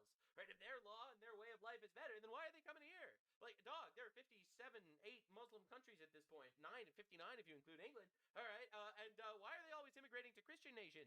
Why are they immigrating to Western nations? Why aren't they immigrating to other Muslim nations? They hate the Muslim nations for some reason. I can't possibly figure out why. Now, this is an Islamic scholar in Virginia, all right, and this is pretty insane. The reason America is still in the throes of this and still supporting this, I don't know, like I said, I don't know what degree it is. It is because, however, of Christianity. What about Christianity? It is because of Judaism. Judaism. What about in Judaism? Western nations, aside from America, America is the last stronghold for Christianity. In Great Britain, people are becoming irreligious in droves, and ultimately, they're becoming Muslim. They, in America... You mean to tell me that the whole plan was literally conquering us? That's crazy. I can't believe they admitted straight up, and we're not allowed to talk about it for some reason. They still believe in Christianity. And in Christianity, in the Bible explicitly, it says that God promised the land of Canaan to Abraham and his descendants. Jewish people and Christian people believe that God inspired these words. So as long as they believe it, they can never truly be on the side of the Palestinians.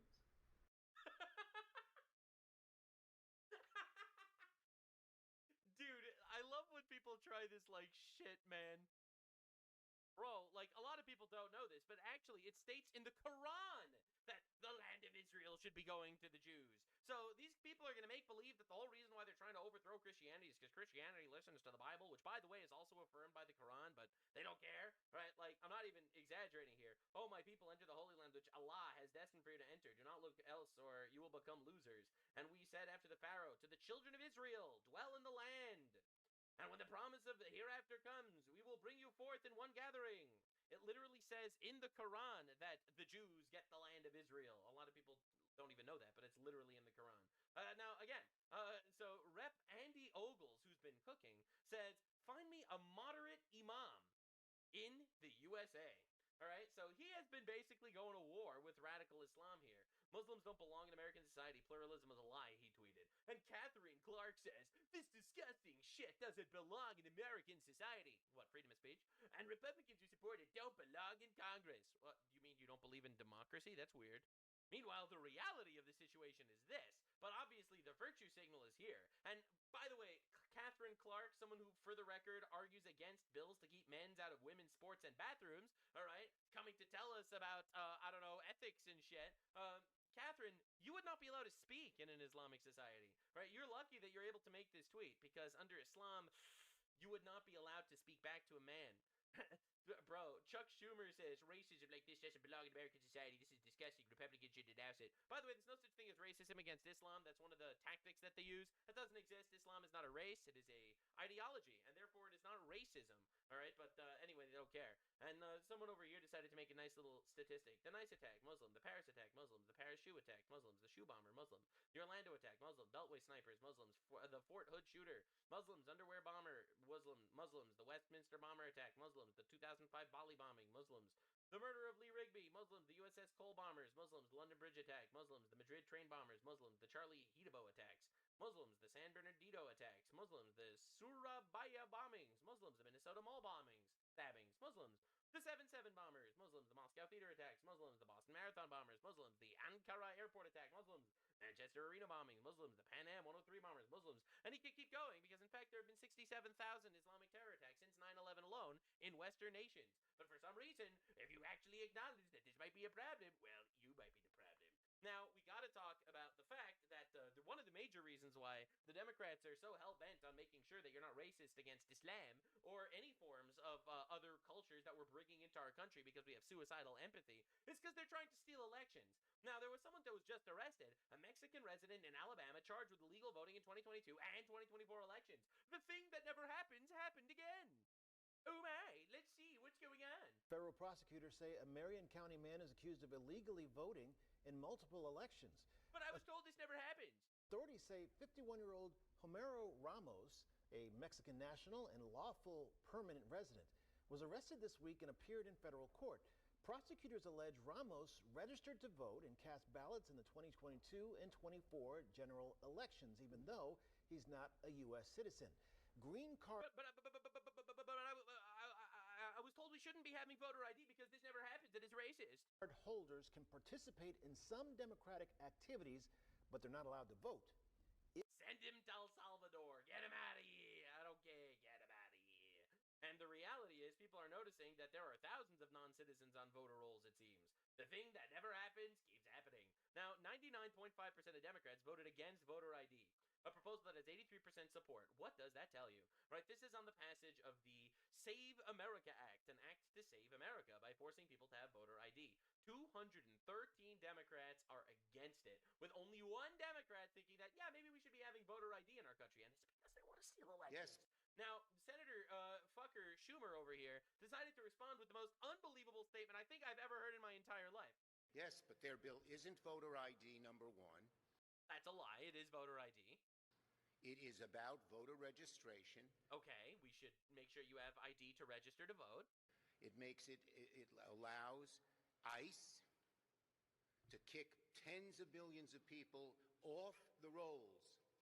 Ladies and gentlemen, ICE, Immigration Enforcement, is going to be kicking tens of billions of people off the voter rolls. And you know there's some retarded guy, some retarded liberal in his mom's basement like, whoa, billions, bro, that's crazy, dude. But the reality is, and this is going to shock you, there are not tens of billions of people in the world. There are 8 billion people on the planet, right? There are, less than 5, there's like, 380 million people in America? Yeah, ICE isn't going to be kicking tens of billions of voters off unless that's how much you were planning to rig the election by. Off the rolls, and they don't tell them until election day, and you show up and you say, you're not registered anymore. You're not registered here. You're not on the like unbelievable fear-mongering. It's insane. Chuck Schumer says the Save America Act will kick tens of billions of people. I can't believe it. That's unbelievable. Tens of billions of people not being able to vote. But this is literally what we're up against. We're up against retard McGee, who's trying to steal elections in real time. The Democrats have been doing everything in their power to push this propaganda. A quote from Donald Trump, like above 6 years old. Trump on what it means to be of age. Right? This is from the actual Democrat account. But the reality is, if you look at the actual context, the quote originates from a March 9, 2026 speech where Trump rambles about voter ID rules allowing children over 6 to provide family information. But the clipped phrasing has fueled misinterpretations, linking it to pedophilia allegations without evidence of peer-reviewed sources. So quite literally, Donald Trump said kids above 6 years old should be able to provide, would be allowed to provide information that this person is legal in the country, for example. All right, allowing children over 6 to provide family information. They took this to say, like above 6 years old means of age. They just lie. It's literally just a party of lies as they sit on their throne of lies. It's evil shit. Right? It's some satanic shit. And they're using this to call him a pedophile, by the way. The most horrendous accusation you could possibly make. Like, I can't ally with these people. I would never be able to ally with these people. You don't make peace with evil. Evil must be destroyed. All right? Now, and their whole thing is calling Republicans racist. Every Republican in the country was celebrating this absolutely legendary police officer jumping into danger to stop the Islamic terror attack in New York City. Democrats, Republicans are racist. Republicans, make this a poster, frame it in all our offices. Quite literally. I even talked about this guy in the previous video. Dude's a hero. All right? Now, I do have some good news for you. This is Ali. He's retarded and gay. We found out, Joy, and this pains me as an American. This pains him as an American. Other countries were laughing at him and laughing at us. I want to tell you all something about Pakistan. My parents are from Pakistan. It's a country with many challenges. Most self-induced. My cousin came here from Did you know that 65% of Pakistans are inbred? Anyway, move on. Pakistan, studied, went back. He was about to come to America. You know what he said? What did he say? He goes, hey, man, I was about to buy a ticket to America, but things look really bad. I'm just going to stick back in Karachi. When people in Thank you, Donald Trump. Thank you. So you purged the Pakistanis from our land in real time. Donald Trump, God bless you. You have done so much more than we have given you credit for. We only credit you for the deportation of millions, but we didn't even assume or imagine that you would be terrifying Pakistanis from immigrating here in real time. Donald, you absolute legend, you. God, I would vote for you a third, fourth time if I could. Holy schmorglitz, Donald Trump once again saving the United States from existential ruin. Think of all the young girls that are not going to get raped by Pakistani rape gangs because they were too scared to immigrate here because of Donald Trump. El Trumpanor. Listen, man, we got to get a mustache. Put a mustache on Donald Trump. He'll run as El Trumpo. He'll be a totally different guy. I swear to God. It won't count.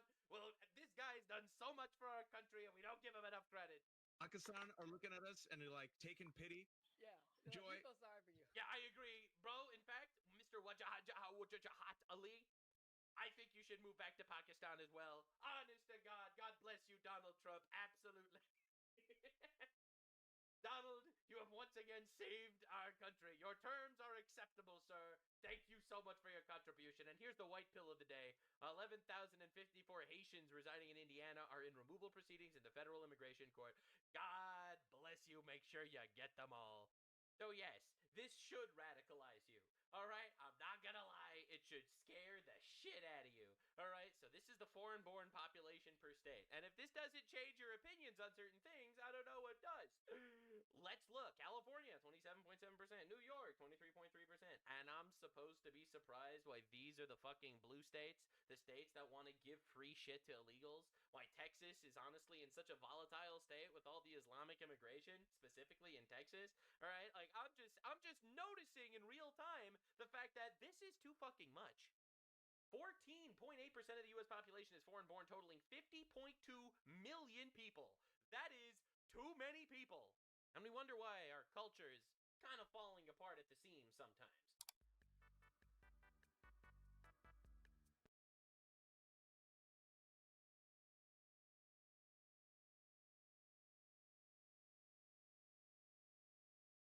On March 7th, 2026, Iran's Air Force and Navy suffered near total destruction in a matter of hours.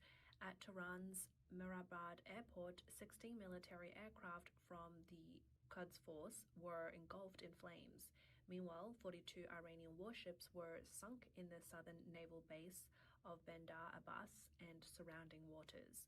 Iranian air defenses fired missiles indiscriminately but failed to hit any targets, only watching as their bases were reduced to scrap metal. This is the brutal reality of modern warfare. In stark contrast, in China, netizens are celebrating an absurd anti-Japanese drama fantasy about a J-16 fighter jet allegedly battling a U.S. Super Hornet in the South China Sea, with claims of a high-intensity dogfight lasting 50 minutes. Online comments hailed the Chinese Air Force as the best in the world, claiming that the J-16 had the US forces on the ropes. However, the reality is far different. Despite the online hype, the Chinese military is quietly planning to phase out the supposed divine aircraft. According to the latest public financial reports for 2026 and leaked information from Zhihu, Avik Shenyang, the producer of the J-16, saw a sudden drop in revenue after 7 years of growth. In 2024, their earnings began to decline, and by the first 3 quarters of 2025, they plummeted by 18.54%. The reason? The military significantly cut orders for the J-16 and production is expected to cease soon. Even Chinese military enthusiasts are criticizing the aircraft, with some calling it a mistake from the start. The structure, almost identical to Russia's Su-27 from decades ago, has led to concerns about its lifespan. Those who continue to praise the J-16 are seen as lacking foresight.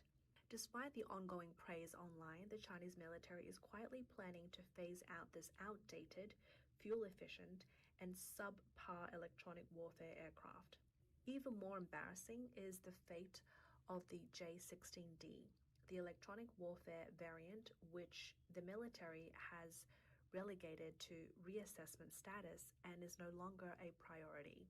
This year's New Year test flights were even switched to the more advanced J-35, with the J-16 still being hyped up by enthusiasts. Why is the military discarding alike industrial scrap? Let's break down the 50-minute dogfight myth with simple math. In aerial dogfights, fighter jet must constantly perform tight turns and rolls, quickly losing speed. To avoid stalling, pilots must use full afterburner. The J-16 can carry a maximum of 9,400 kilograms of fuel. Its domestically produced WS-10C engines burn through 832 kilograms of fuel per minute when at full afterburner. Simple math shows that this aircraft, during an intense dogfight, can only stay airborne for 11.3 minutes before running out of fuel. This doesn't even account for the fuel needed for takeoff, climb, or reserve fuel for the return trip. Exceeding this time would result in engine failure and a catastrophic crash. So, could the J-16 engage in a 50-minute high-intensity dogfight? It seems impossible. Even humans can't withstand the extreme G-forces for that long. The truth is that US aircraft merely flew over the J-16's radar capabilities before casually turning back. The J-16, not carrying extra fuel tanks and fearing fuel shortages, could only keep a safe distance, relying on its home advantage. What was hyped as an epic victory over the US Navy was simply a routine peaceful escort mission, a claim so baseless that even Chinese military leaders would be embarrassed. If fuel consumption is a significant issue, then the J-16's fatal flaw lies in its electronic warfare capabilities. In the articles praising the J-16, the critical issue is often overlooked. When the J-16 first encountered the US EA-18G Growler, the aircraft's radar screen immediately went blank. From interference, and communications were lost, leaving the pilot confused in mid-air. The J-16 narrowly avoided being caught by the US aircraft. The article claimed that the J-16 was rescued by the powerful radar on the nearby Yongxing Island and the data provided by an AWACS aircraft. But this admission reveals that the J-16's radar and anti-jamming capabilities are inadequate. When faced with US electronic warfare, the J-16 becomes a blind and deaf target, only surviving thanks to its proximity to home base support. If the battlefield were to move to the Taiwan Strait, beyond the protective radar coverage of mainland China, the J-16 will be completely vulnerable. Without the protection of ground radar or AWACS support, the J-16 would stand no chance against Taiwan's advanced electronic warfare systems. In such a scenario, the J-16 would be completely unaware of its fate. To cover up its shortcomings in combat, the Chinese Air Force is increasingly relying on long-range missiles. The J-16, equipped with the PL-15 and PL-17 missiles, relies on external guidance from AWACS, an electronic warfare system, to target from hundreds of kilometers away. However, these missiles have a critical flaw. They're essentially blind and while traveling that distance relying entirely on radio signals for guidance. This makes them easy targets for Taiwan's advanced radar and electronic warfare in the world, with its high-altitude, powerful radar system capable of detecting targets over 4,000 kilometers away. As soon as a J-16 takes off in Guangdong, Taiwan's radar system can already lock into it. What makes this even more dangerous for the J-16 is Taiwan's upgraded F-16Vs equipped with top-tier ALQ-184 electronic warfare pods and the DRFM digital radio frequency memory system.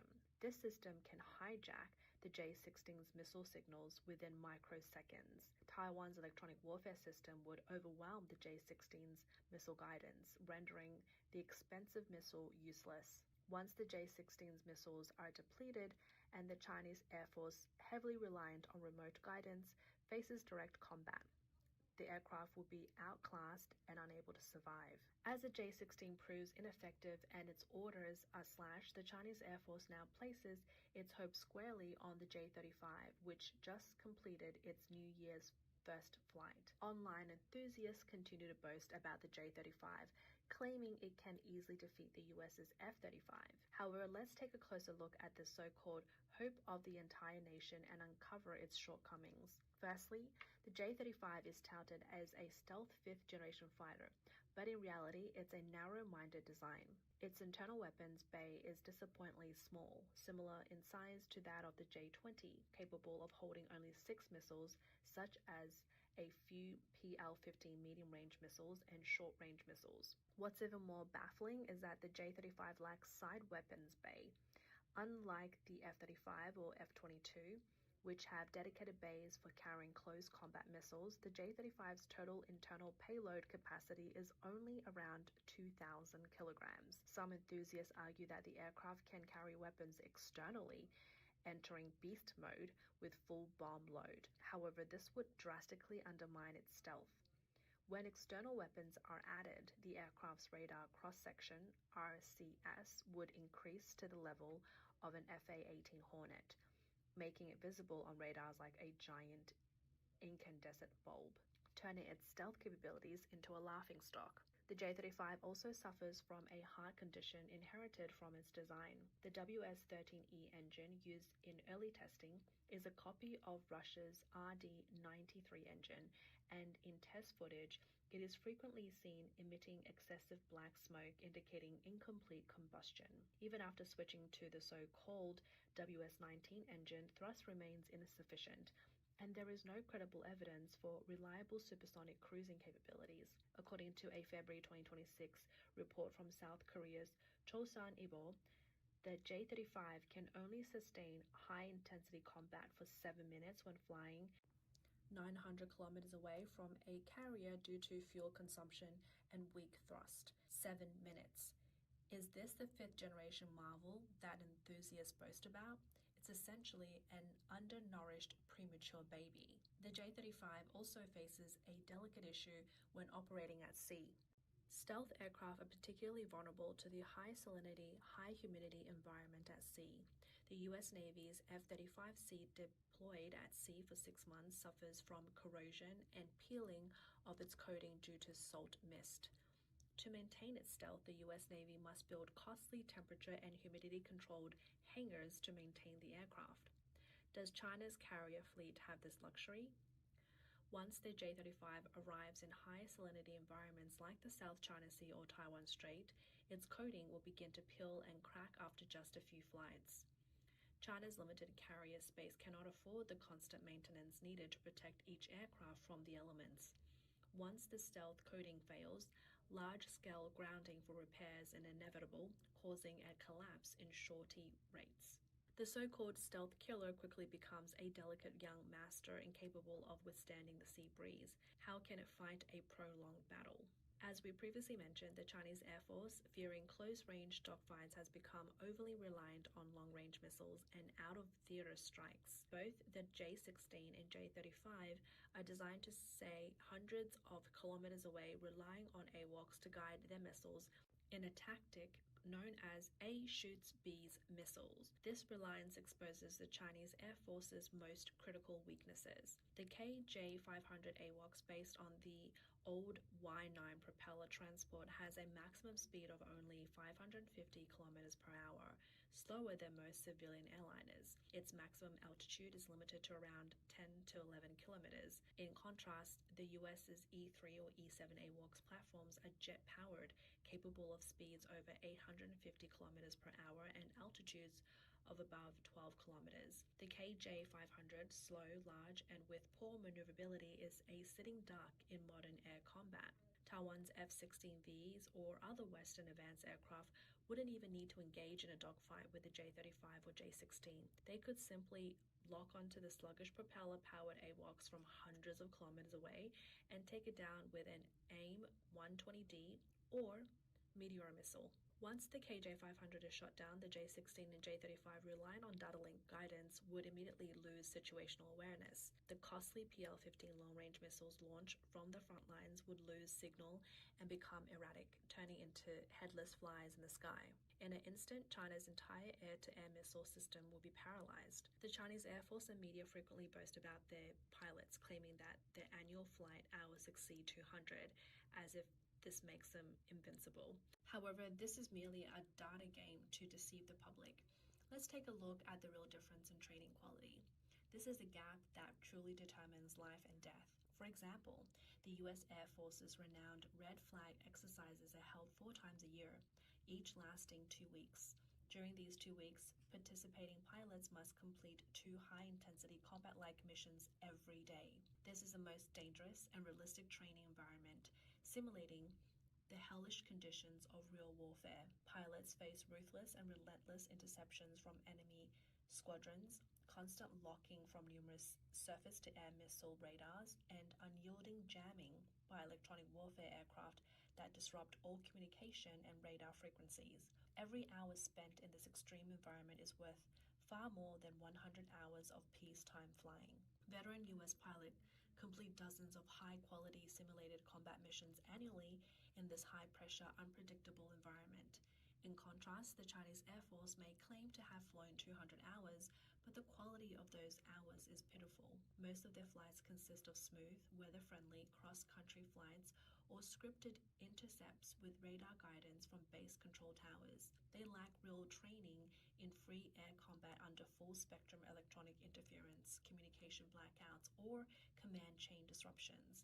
Their simulated enemy confrontations are more for show, with lower-ranking pilots afraid to engage upper official aircraft and pilots unwilling to push limits with extreme maneuvers. Essentially, this is still a force lacking the soul of a real combat, composed mostly of pampered soldiers who have never faced actual battle. When this decade-old, scripted-dependent military is thrown into modern high-tech warfare, their true nature will be exposed within minutes. Even more laughable is the foundation of China's military industry, which is based entirely on copying its Russian masters. After years of boasting about the Russian Su-57 stealth wonder jet, it was too scared to show itself on the battlefield in Ukraine.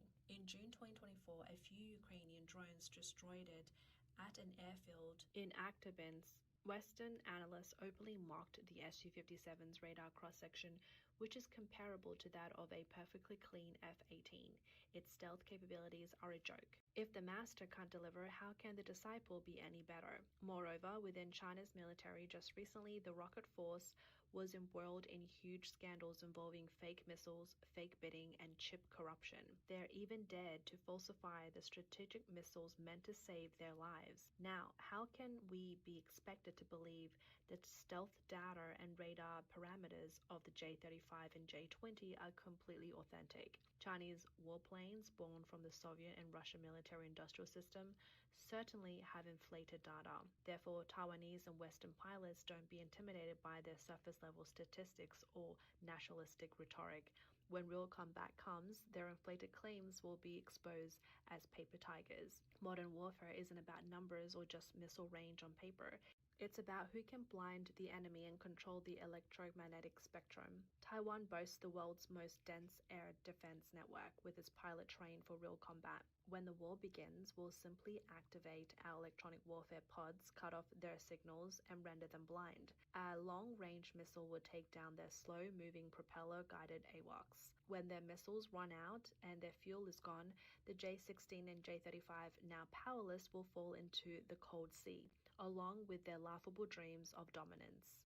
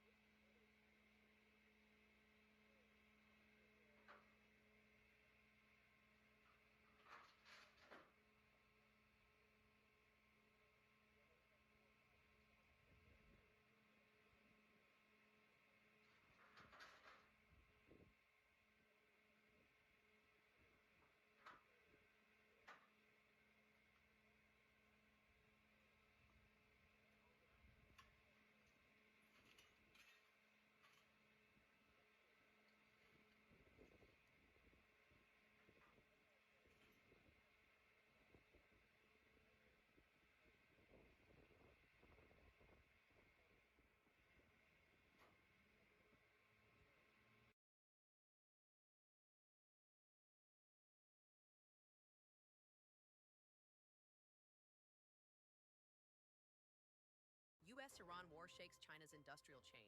Raw material prices surge, factories on the brink. Xi, terrified of being eliminated like Khamenei, rushes to kneel. Beijing prepares big gift for Trump visit, 500 Boeing order and a softened plea. Please don't attack. Iran trusted China's missiles, and the result was self-destruction. Iran's missile dream turned into scrap metal after one air campaign. A day without a single customer. China's commercial streets empty out as the real economy slips into deep freeze. CCP press conference, Russian reporter's God-level question pins Xi Jinping to the pillar of shame.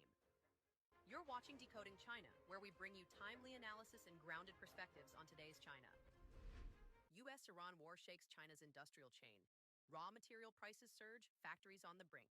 In recent days, as war broke out between the United States and Iran, China's plastics market has fallen into chaos. Prices of key raw materials such as PP, PE, and ABS have fluctuated sharply, with weekly increases reaching 2,000 yuan, approximately $290 per ton at times. Many companies report that price quotes issued in the morning become outdated within hours, leaving the market in a state of confusion. According to numerous injection molding factories and raw material traders, input costs are rising at an unprecedented pace. Some materials rose 600 yuan in one day. Within just a few days, prices jumped by as much as 4,000 yuan per ton, making it increasingly difficult for many manufacturers to purchase the raw materials needed for production. The shock has not been limited to the plastics sector. The entire chemical supply chain has been swept up in the surge. Materials such as xylene, polyethylene, caustic soda, and sulfur have all seen sharp increases. Traders say that whereas prices once changed daily, they are now changing hourly. The speed of the fluctuations has left many small and medium-sized companies unable to keep up. A number of injection molding factory owners have even sold off raw materials they stockpiled last year in order to limit risk. After months of hard work, they discovered that the profit from manufacturing was smaller than the gains from raw material price differences. As a result, some factories have begun suspending operations or reducing production capacity. The immediate cause of the price shock lies in the energy crisis unfolding in the Middle East. The conflict between the United States and Iran has rattled global energy markets.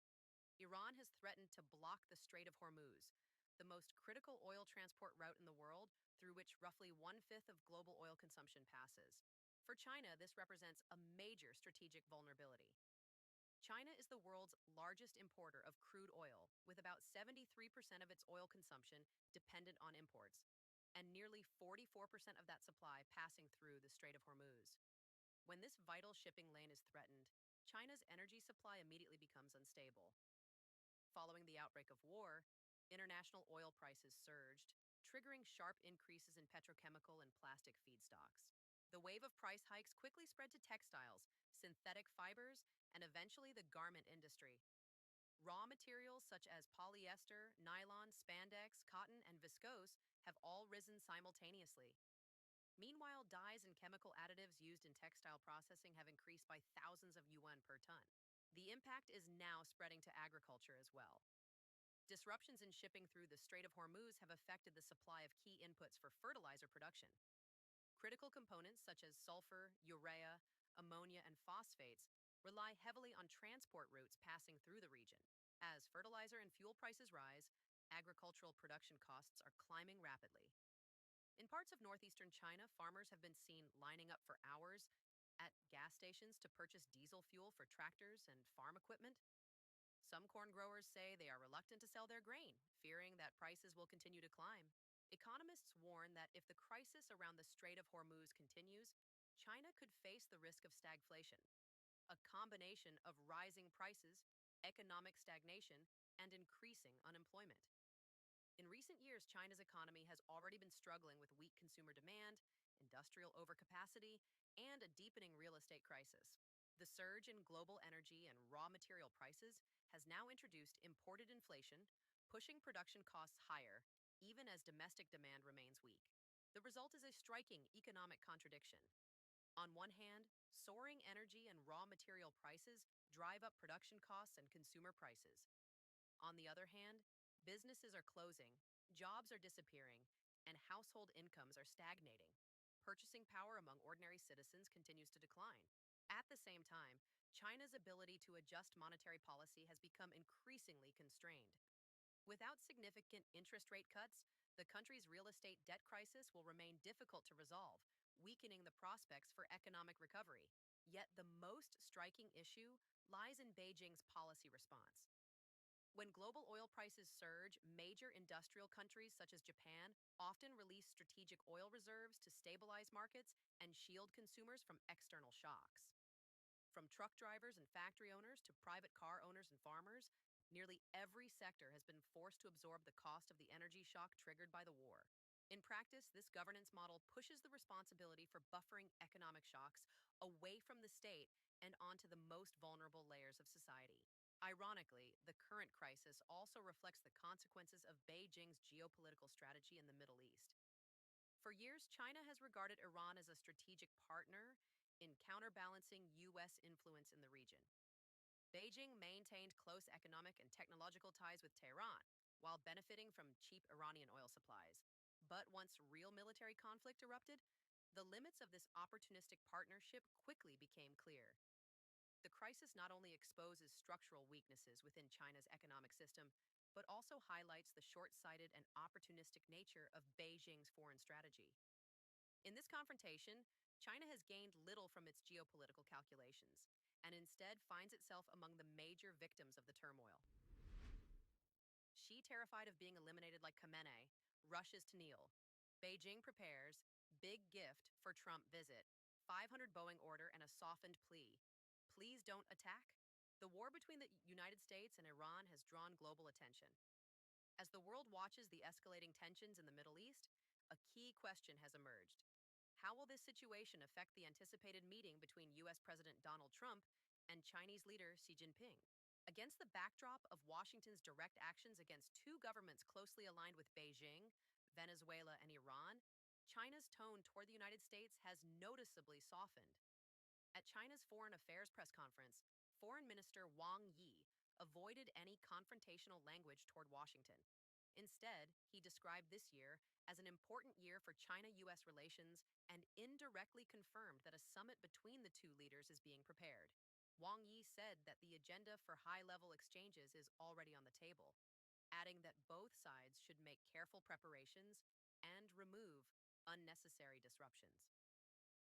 According to an earlier statement from the White House, President Trump plans to visit China from March 31st to April 2nd to meet with Xi Jinping. At the same time, reports indicate that Beijing is preparing a large gift package ahead of Trump's visit. Sources familiar with the negotiations say China may announce an order for about 500 Boeing 737 MAX aircraft, potentially the largest aircraft purchase between the two countries in nearly 10 years. Political commentator Kai Sheng-kun described the potential purchase of 500 aircraft as merely an appetizer. He suggested Beijing could offer additional economic concessions to make Trump's visit highly rewarding. Some observers have even speculated that China might consider releasing Hong Kong media tycoon Jimmy Lai as a political gesture. Meanwhile, recent U.S. military actions have shaken Beijing's network of international partners. Earlier this year, Washington ordered the capture of Venezuelan President Nicolas Maduro. On February 28th, the United States and Israel carried out a strike that killed Iran's Supreme Leader Ali Khamenei, along with several senior military and political officials. Both Venezuela and Iran have long been important partners for China, particularly in the energy sector. The stability of the Strait of Hormuz, a critical global oil shipping route, is also essential to China's energy supply system. Beijing now faces pressure on two fronts: externally from Washington's geopolitical pressure, and internally from political infighting and instability within the Chinese Communist Party and the military. Chen Pokong, a Chinese political commentator based in the United States, argued that the balance of power in U.S.-China relations has shifted significantly. In the past, Beijing still possessed certain geopolitical resources and alliances to challenge Washington, but many of those positions have been weakened by recent U.S. actions. That could allow Washington to demand greater concessions on trade or bilateral relations. Another sign of Beijing's shifting posture emerged after the U.S. military strike on Iran. China did not strongly protest the operation and did not cancel plans for a Trump-Xi meeting. Instead, Beijing appeared to send signals of restraint. China reassigned its outspoken wolf warrior diplomat Geng Shuang from his prominent position at the United Nations. At the same time, Chinese military aircraft activity around Taiwan temporarily decreased. Analysts interpret these moves as attempts to avoid escalating tensions with Washington before the planned summit. Meanwhile, developments inside China suggest signs of internal anxiety. During the recent two-sessions political meetings, security in Beijing was tightened to an unusually high level. Videos from the scene showed large numbers of black-clad security personnel monitoring every movement around the meeting venue. According to Hong Kong's Ming Pao, even the documents placed in front of Xi Jinping at the meeting were repeatedly inspected. Each page was carefully reviewed by designated staff before being placed on the desk. Political commentator Li Linyi said such strict document control reveals the extreme level of internal caution within the Chinese Communist Party. He recalled the incident during the CCP's 20th National Congress, when former leader Hu Jintao briefly examined documents on his desk before being escorted out of the meeting hall. Li argued that if the leadership feels the need to guard so carefully, even against fellow party members, it suggests that the regime's internal support base may be weaker than it appears. After the targeted strike that killed Iran's leader, China's military newspaper posted a message warning that the strongest fortress is often broken from within.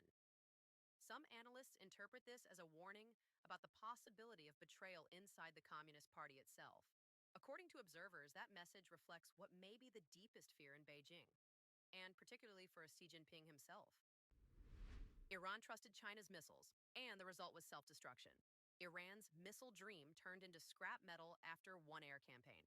Recently, an old video of Ali Khamenei began circulating again after his death. In the clip, he said with complete seriousness, "Back in the day on the battlefield, we couldn't even bring out 2 cannons or 2 shells.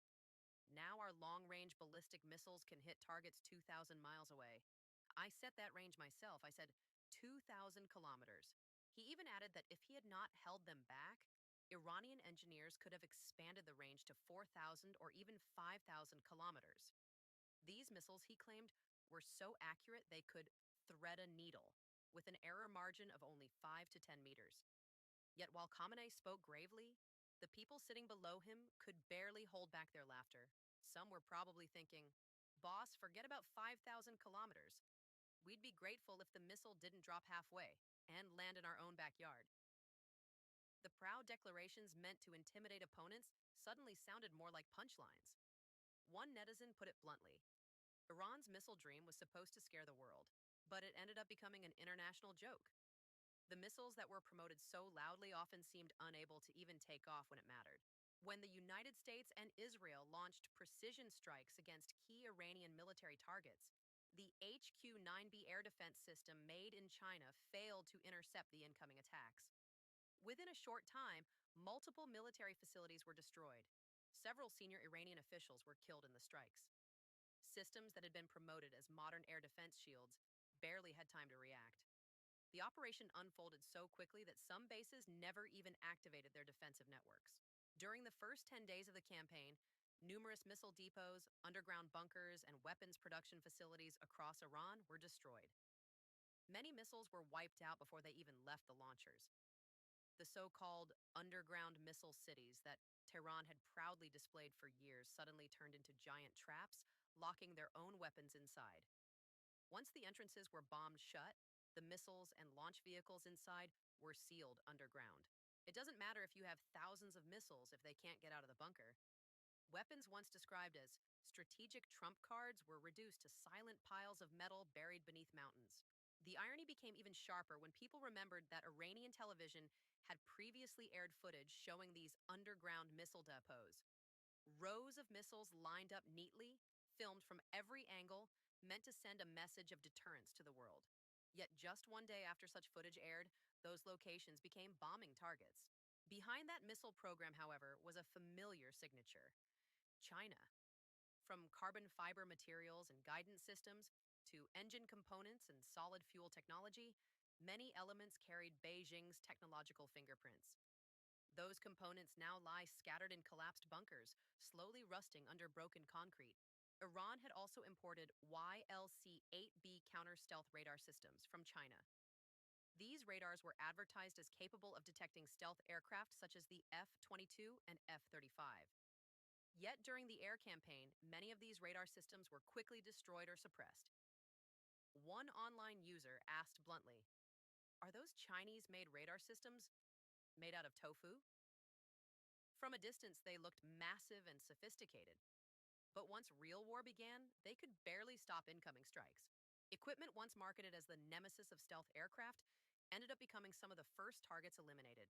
The relationship between Beijing and Tehran has long gone far beyond ordinary trade. It is a strategic alignment. In that arrangement, Iran serves as China's foothold in the Middle East, helping Beijing challenge the US-led international system. Through weapons, technology, and energy deals, a network of connections formed linking China, Russia, Iran, and North Korea. Many observers call it the Krink Axis, a structure designed to counterbalance Western influence. But when Iran, the most important Chinese partner in the Middle East, takes heavy blows, the consequences do not stop in Tehran. The shock travels through the entire structure. When one link starts shaking, the rest cannot remain steady.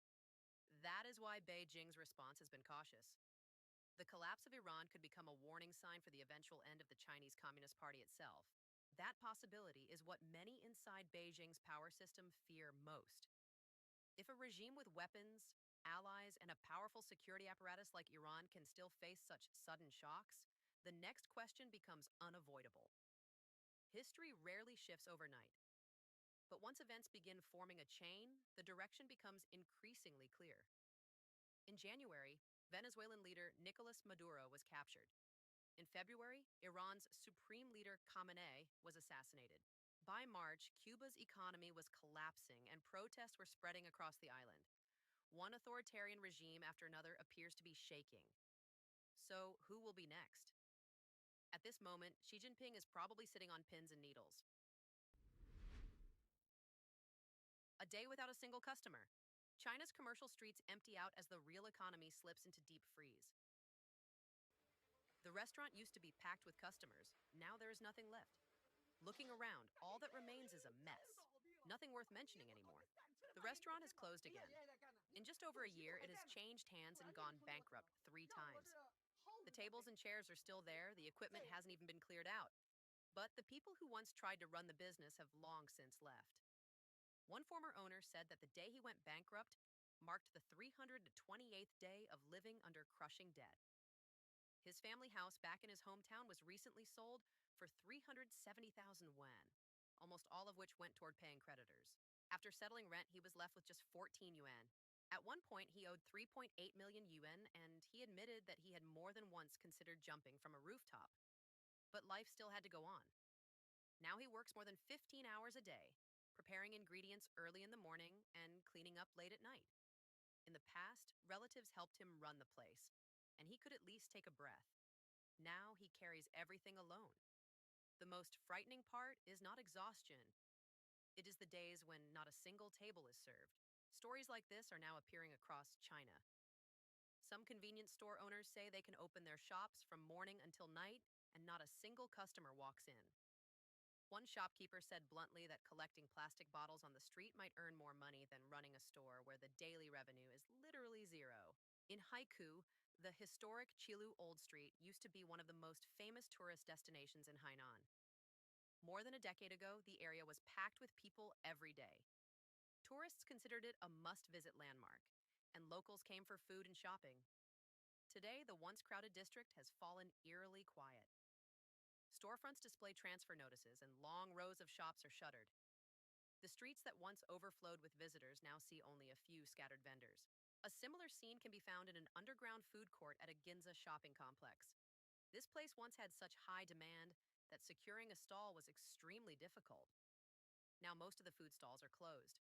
In a large underground space that once drew heavy foot traffic, only a handful of businesses are still struggling to remain open. One operator said the area lost over 1 million yuan in just 10 months, while the combined losses of dozens of restaurants reached tens of millions of yuan. Famous eateries that once required long lines, including well-known dumpling shops and Sichuan restaurants, have disappeared one after another. The downturn has been accompanied by a dramatic collapse in commercial property prices. Some storefronts that once sold for over 2 million yuan per square meter during the peak years have now fallen to around 25,000 yuan per square meter. Even at those prices, buyers are scarce. Entire streets are now nearly 90% vacant. And in many cases, the empty shops cannot even be rented out as storage space. In the city of Xi'an, the situation is even more striking. Areas such as Kongfu Road and the Xijing Commercial District, once famous for their crowds of shoppers, now contain long rows of shuttered stores. Walking down these streets today, the most common sight is a wall of "for lease" or store transfer signs. In some sections, the atmosphere resembles an abandoned commercial district. At the same time, China's job market has become increasingly brutal. At recruitment fairs, job seekers often stand in line for hours simply to submit a resume. Some candidates say that at just 30 years old, they are already considered too old by employers. Even positions paying around 5,000 yuan a month attract intense competition from newly graduated students willing to work for less. Manufacturing is also under pressure. In some factories, robotic production lines that once ran day and night now sit silent inside empty workshops. Workers are laid off, business owners leave the facilities behind, and creditors arrive to remove equipment and assets. Meanwhile, the number of food delivery and courier workers on city streets continues to rise. Many people say that driving ride-hailing cars or delivering packages has become the only way to survive. Without such work, they say, they might not even be able to afford their next meal. Across the country, once crowded streets, bustling markets, and busy factories are falling quiet at the same time. On Chinese social media, keywords such as layoffs, salary cuts, and bankruptcies appear repeatedly among trending discussions. Under these conditions, many people say they are no longer thinking about buying homes or cars. What they hope for now is far simpler: a stable job and the ability to maintain basic living standards. In this atmosphere, anxiety and helplessness are spreading throughout society because almost no one can escape the wave of this economic winter. CCP press conference, Russian reporter's God-level question pins Xi Jinping to the pillar of shame. On March 9th, Chinese Foreign Ministry spokesperson Guo Jiakun hosted a routine press briefing. During the session, Alina, a female reporter from Russia Today, RT, raised a sharp question that quickly won strong support from many Chinese netizens.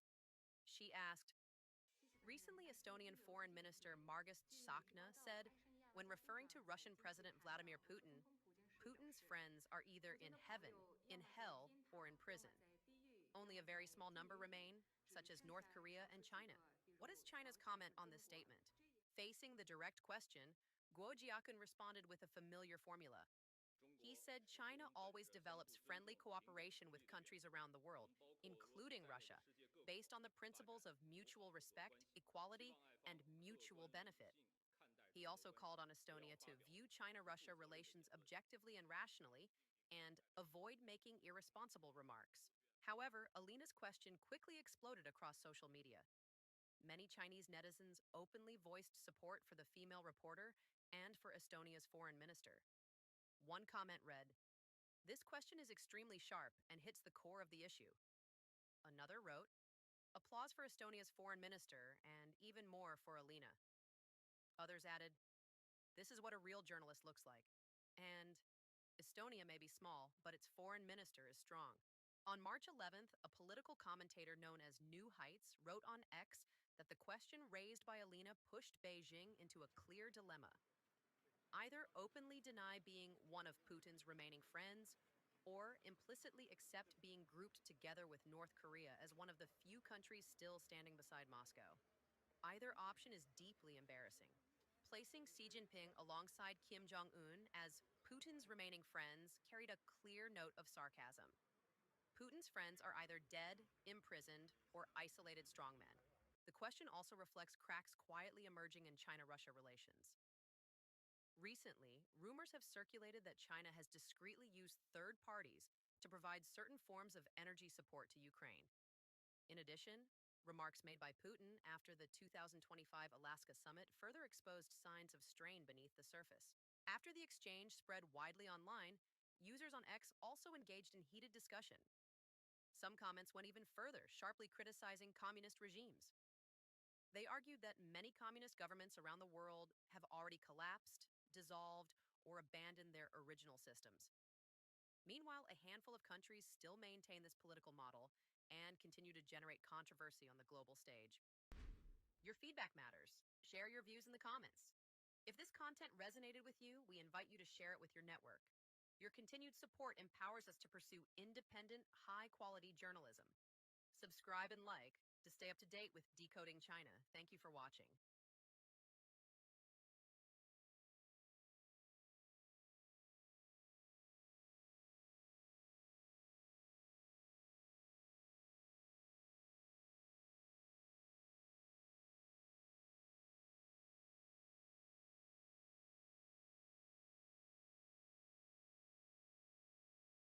The $2 billion Temu jet is officially a fraud. The reason China's stolen J-20 engines are melting is simple. They forgot about physics. Beijing's hackers spent years snatching the secret blueprints for the F-22 and F-35, boasting that their mighty dragon was the new king of the sky. They have the pictures, they have the shapes, and they have the $2 billion factory. But inside those engines, they've hit the metallurgy wall. You can download a blueprint, but you cannot download a molecular recipe. While American engines use single crystal superalloys to survive 3,000-degree heat, China is using Temu-grade metal that literally turns into liquid at Mach 2. Their stealth jet is not a ghost. It is a thermal beacon that glows on every American sensor. How did a billion-dollar heist result in a jet that is literally melting itself out of the sky? Between 2009 and 2013, a Chinese aviation consultant named Su Bin worked with two accomplices to break into the servers of Boeing, Lockheed Martin, and other U.S. aerospace giants. The indictment lists thousands of files exfiltrated, F-22 and F-35 engine diagrams, thermal management schematics, even proprietary materials data. Su Bin was not alone.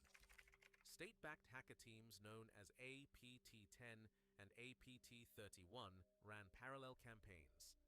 In 2018, the U.S. Justice Department charged APT-10 operatives with a multi-year assault on Western aerospace firms, pulling engine blueprints and cooling system specifications straight from company vaults. The evidence is not just circumstantial.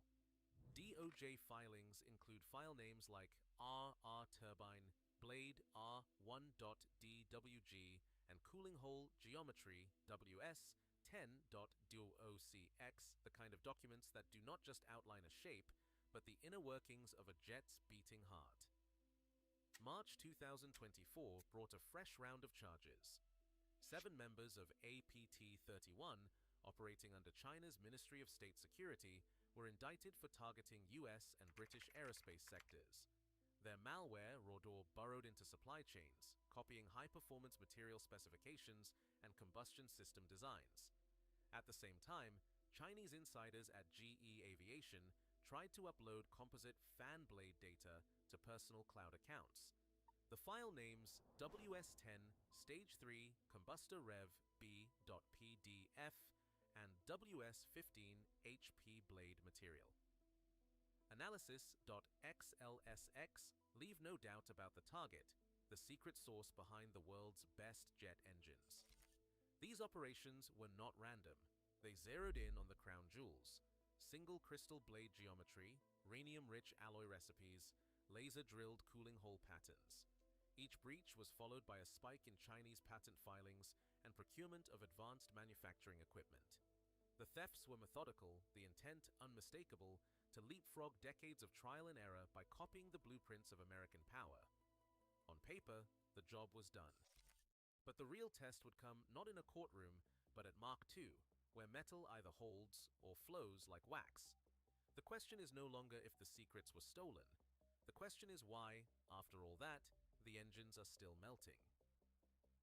Beijing's state media rolled out the J-20 in a blaze of gold and silver. Engines roaring down the Zhuhai runway in 2016, the world invited to witness a new era of Chinese air dominance. CGTN anchors declared the jet a triumph of indigenous innovation, the final proof that China could match American stealth. The parade reels were relentless, swooping formations, choreographed landings, every angle engineered to dazzle. But behind the glint and the slogans, a rumor began to circulate in the engineering back channels: the engines cannot last. Not just a little short on hours, catastrophically short. The number is whispered, half-mocked in technical forums: 50 hours. That is the alleged overhaul interval for a J-20 engine, the point where turbine blades have to be pulled, inspected, or replaced. Not 50 flights, 50 hours. For a $2 billion airframe, the world's most advanced fighter on paper, you get 2 days of hard flying before the engine is yanked. Compare that to the F-22's F119 engine, which runs for 4,000 hours between major depot overhauls. That is not a gap, it is a chasm. One engine is a marathoner, the other a sprinter collapsing at the first turn. State television keeps the camera lens polished, the narrative tighter than a drum. Official press releases tout the WS-15 as a world-class, long-life engine ready for mass production. But the maintenance logs, when they leak, tell a different story. Engineers grumble about blades stretching, warping, and grinding against the casing. The real number, 400 hours maybe for the best WS-10 engines, still leaves China with an engine that needs 10 times the maintenance of its American rival. The 50-hour figure is denied, dismissed as Western propaganda, but it refuses to die. It is repeated in forums, in off-the-record briefings, in the dark corners where real engineers talk shop. The contrast is almost theatrical. The world sees a gleaming stealth jet trailing banners and vapor cones. Insiders see a machine that is all surface, no core. A diamond, cut from single crystal on one side, a bag of sand on the other. The question is not whether the J-20 looks the part. The question is how long it can stay in the air before physics calls the bluff. A turbine blade forged from a single crystal is closer to a diamond than a chunk of metal. That is the dividing line between a fighter that survives at Mach 2 and one that falls apart before lunch. The difference is not visible at a parade or in a CAD file. It lives in the grain or the lack of it. Imagine a diamond, every atom locked in place, no seams, no weak points. Now picture a bag of sand. Each grain is strong on its own, but together they crumble under pressure.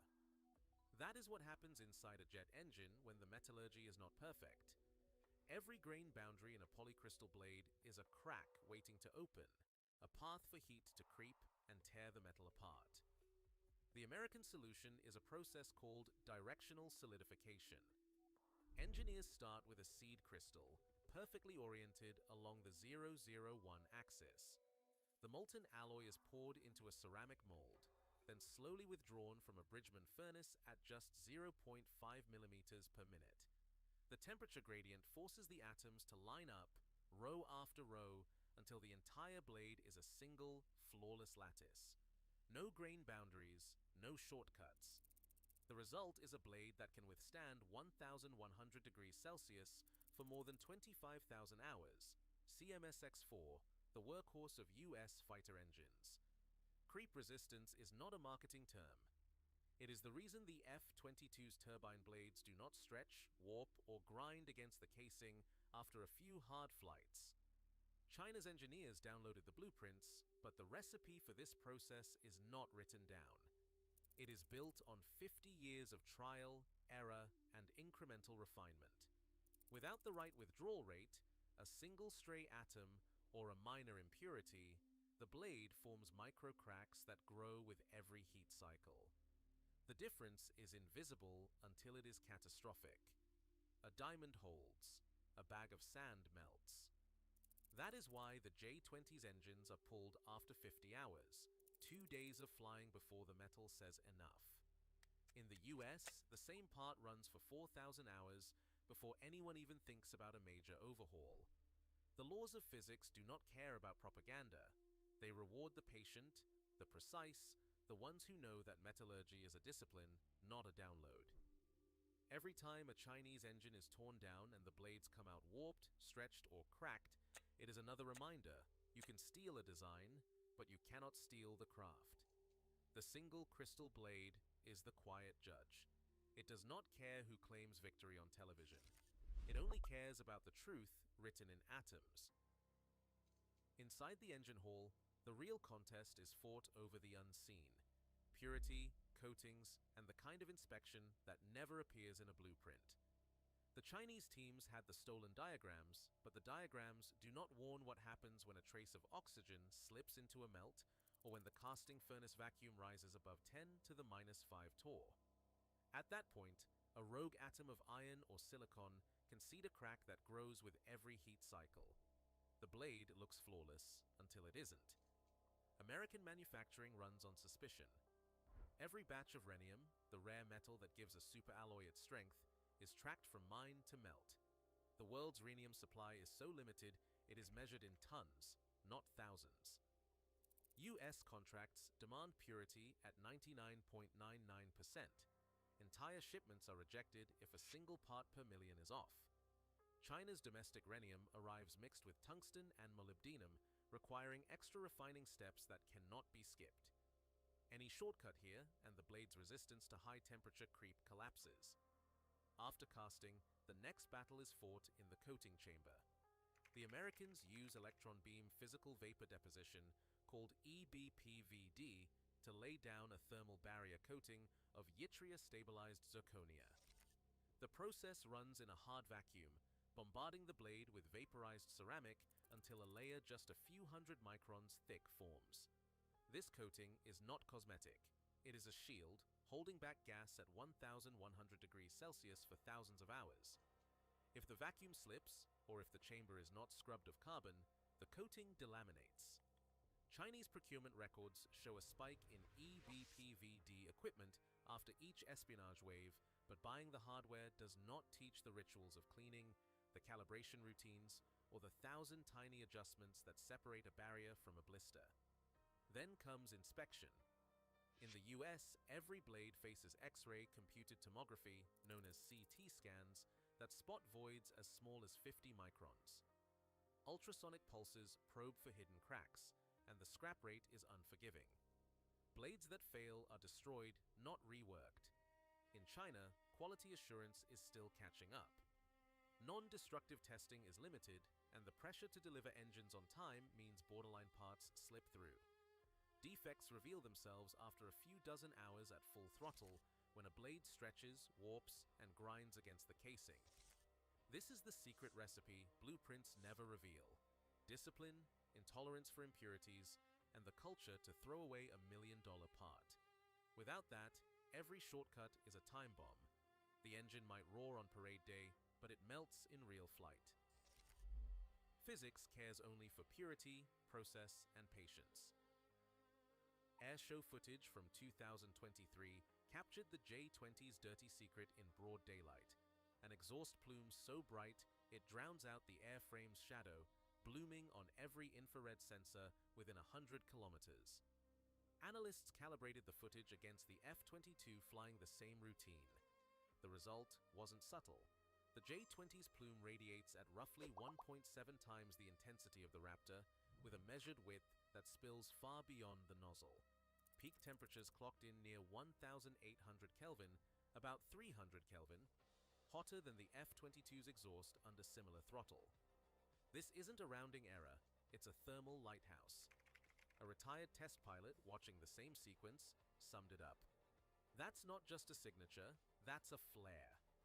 On the sensor overlay, the J-20 glows like a welder's torch in the 3 to 5 micron band. Its afterburner painting a white-hot line across the sky. The physics don't care about propaganda. Infrared search and track systems, once a backup to radar, now see the J-20 before its radar cross-section even matters. Every degree above baseline multiplies radiance by a factor of 4, turning a stealth jet into a target. This isn't theoretical. Open-source intelligence teams have mapped the signature growth frame by frame. The F-22's plume tapers, tight and faint, engineered with single crystal blades, complex film cooling, and a molecular recipe honed over decades. The J-20, built on stolen blueprints but missing the craft, vents its heat like a furnace with the door left open. That's the cost of shortcutting metallurgy, a jet that shines on every sensor, its stealth erased by the physics it tried to cheat. A fighter jet's edge lives and dies in the heat. When turbine blades run too hot, the consequences ripple far beyond the engine bay. The J-20's bright exhaust doesn't just betray its position, it redraws the rules of engagement. Modern missile seekers like the AIM-9X and the Navy's SM-6 are tuned to hunt infrared. On a cold day, a stealth jet might slip through, but a 1,800 Kelvin plume is a flare in the night. The SM-6 Seeker, tested against targets radiating at these temperatures, can lock on at 70 kilometers, well outside the range where radar stealth matters. Every extra degree multiplies infrared radiance by a factor of 4, turning a stealth silhouette into a glowing bullseye. The heat doesn't just light up the sky, it bends it. Hot exhaust gases refract radar waves, raising side lobes by 3 decibels or more. That means even radar-guided missiles like the AIM-120K get a helping hand. The J-20's thermal output isn't a minor flaw, it is a tactical liability. In combat, survivability is measured in seconds. If your engine paints a white-hot streak across every sensor, the kill probability spikes. The missile doesn't care about parade footage or propaganda, it cares about physics, and physics punishes shortcuts. This is the price of ignoring metallurgy's slow lessons. The J-20's engines, built on stolen blueprints but missing the molecular recipe, turned the jet from a hunter into prey. In the end, the battlefield doesn't reward imitation. It rewards the discipline to build a blade that holds its shape, keeps its cool, and stays invisible until the fight is over. Crafting a jet engine that survives the heat of combat isn't about copying a diagram. It's the slow, relentless climb from lab bench to flight line, measured in decades, not months. In 1965, American metallurgists at the Naval Research Lab coaxed the first true single-crystal superalloy from a furnace, a breakthrough that would become the backbone of every serious fighter engine to follow. That was the start of a 50-year marathon. Each step was refined over time, refining rhenium content, perfecting directional solidification, and dialing in the withdrawal rate. It was hammered out through thousands of failed castings and millions of dollars in scrap. The F-119, the heart of the F-22 Raptor, became a living test bed. By 2000, its turbine blades had survived over 10,000 hours of full-throttle rig testing before a single engine went operational. Every hour logged was a lesson in what holds and what breaks. The US did not just build engines, they built a culture of intolerance for shortcuts. Every new alloy, every cooling hole geometry was proven in the furnace and on the test stand, not on a parade float. That is the real cost of reliability, time, discipline, and a willingness to destroy $1 million part if it is not perfect. The J-20 program, by contrast, tries to buy 50 years of metallurgy with a stolen file and a rush order for Western equipment. But there is no substitute for the grind.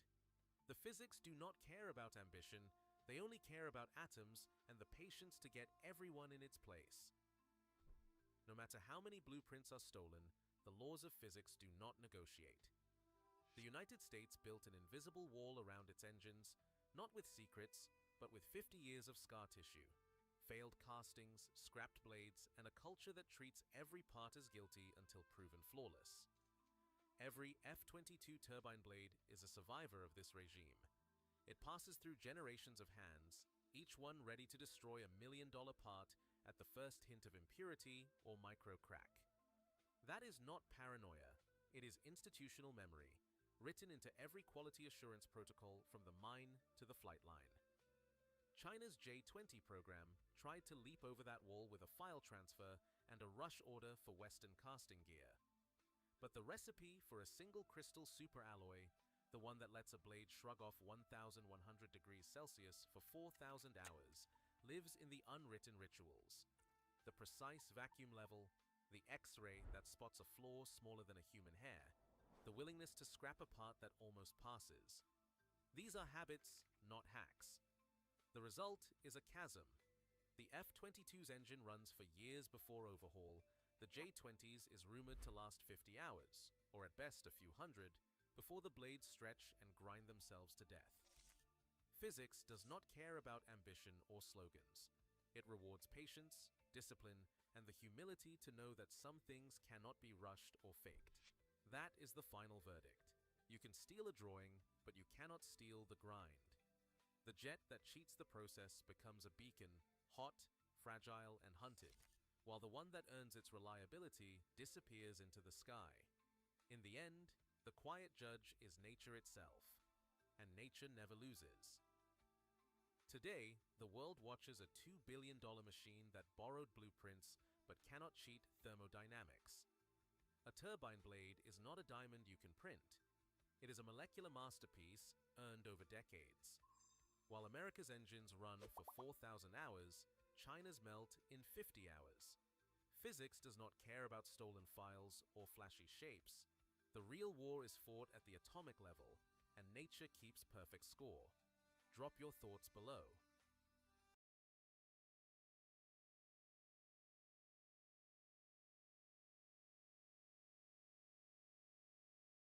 So, I'm not your doctor, but it's about time we've talked about Uranus. Yep, I started with one of those Uranus jokes. But anyway, hello wonderful person, this is Anton. Today we're going to be discussing some of the recent updates and some of the most recent observations in regards to one of the most mysterious planets in the solar system, Uranus, or as a lot of scientists usually call it, Uranus. And that's because in just the last few months, we had some new observations from the James Webb Space Telescope and a few more discoveries about two of its unusual moons. And so in this video, we're going to discuss some of these somewhat unusual discoveries and talk about what we know about this planet so far. A planet that for a very long time was actually sometimes considered to be kind of boring, or at least kind of neglected. It's one of the least studied planets in the entire solar system. But back in 1986, the Voyager 2 was able to fly by this planet and take a few beautiful shots. And unfortunately, since then, there have been no additional probes to Uranus. And instead, all of the recent observations relied on telescopes like the Hubble and the James Webb. But as I mentioned in the last few months, a series of major studies, and some using some of this recent data, reanalyzed and reevaluated some of these older discoveries, allowing scientists to completely change our understanding of what these ice giants seem to be like, and specifically in regards to their activity. And one of the first studies I wanted to discuss is this. The study that tackles an unusual mystery observed by the Voyager probe back in 1986. Something that actually bothered scientists for over 40 years now. And in this case, it was the observations of intense radiation belts involving layers of trapped electrons that seemed to be much stronger than anything we expected for a planet of this size. Or basically here, for some reason, the magnetic field seemed to be just a little bit too powerful. And so for many decades, this was thought to be some kind of an anomaly and something that might have been the result of some kind of a major collision on Uranus billions of years ago. But this recent study from December of 2025 suggests that, well, it might have been completely by accident. Voyager 2 simply caught Uranus at a very bad time. And so here, by comparing data from Uranus to the data we saw on Earth, researchers realized that there was actually a major solar storm, and specifically a solar windstorm that passed through Uranus' system exactly at the same time as the Voyager 2.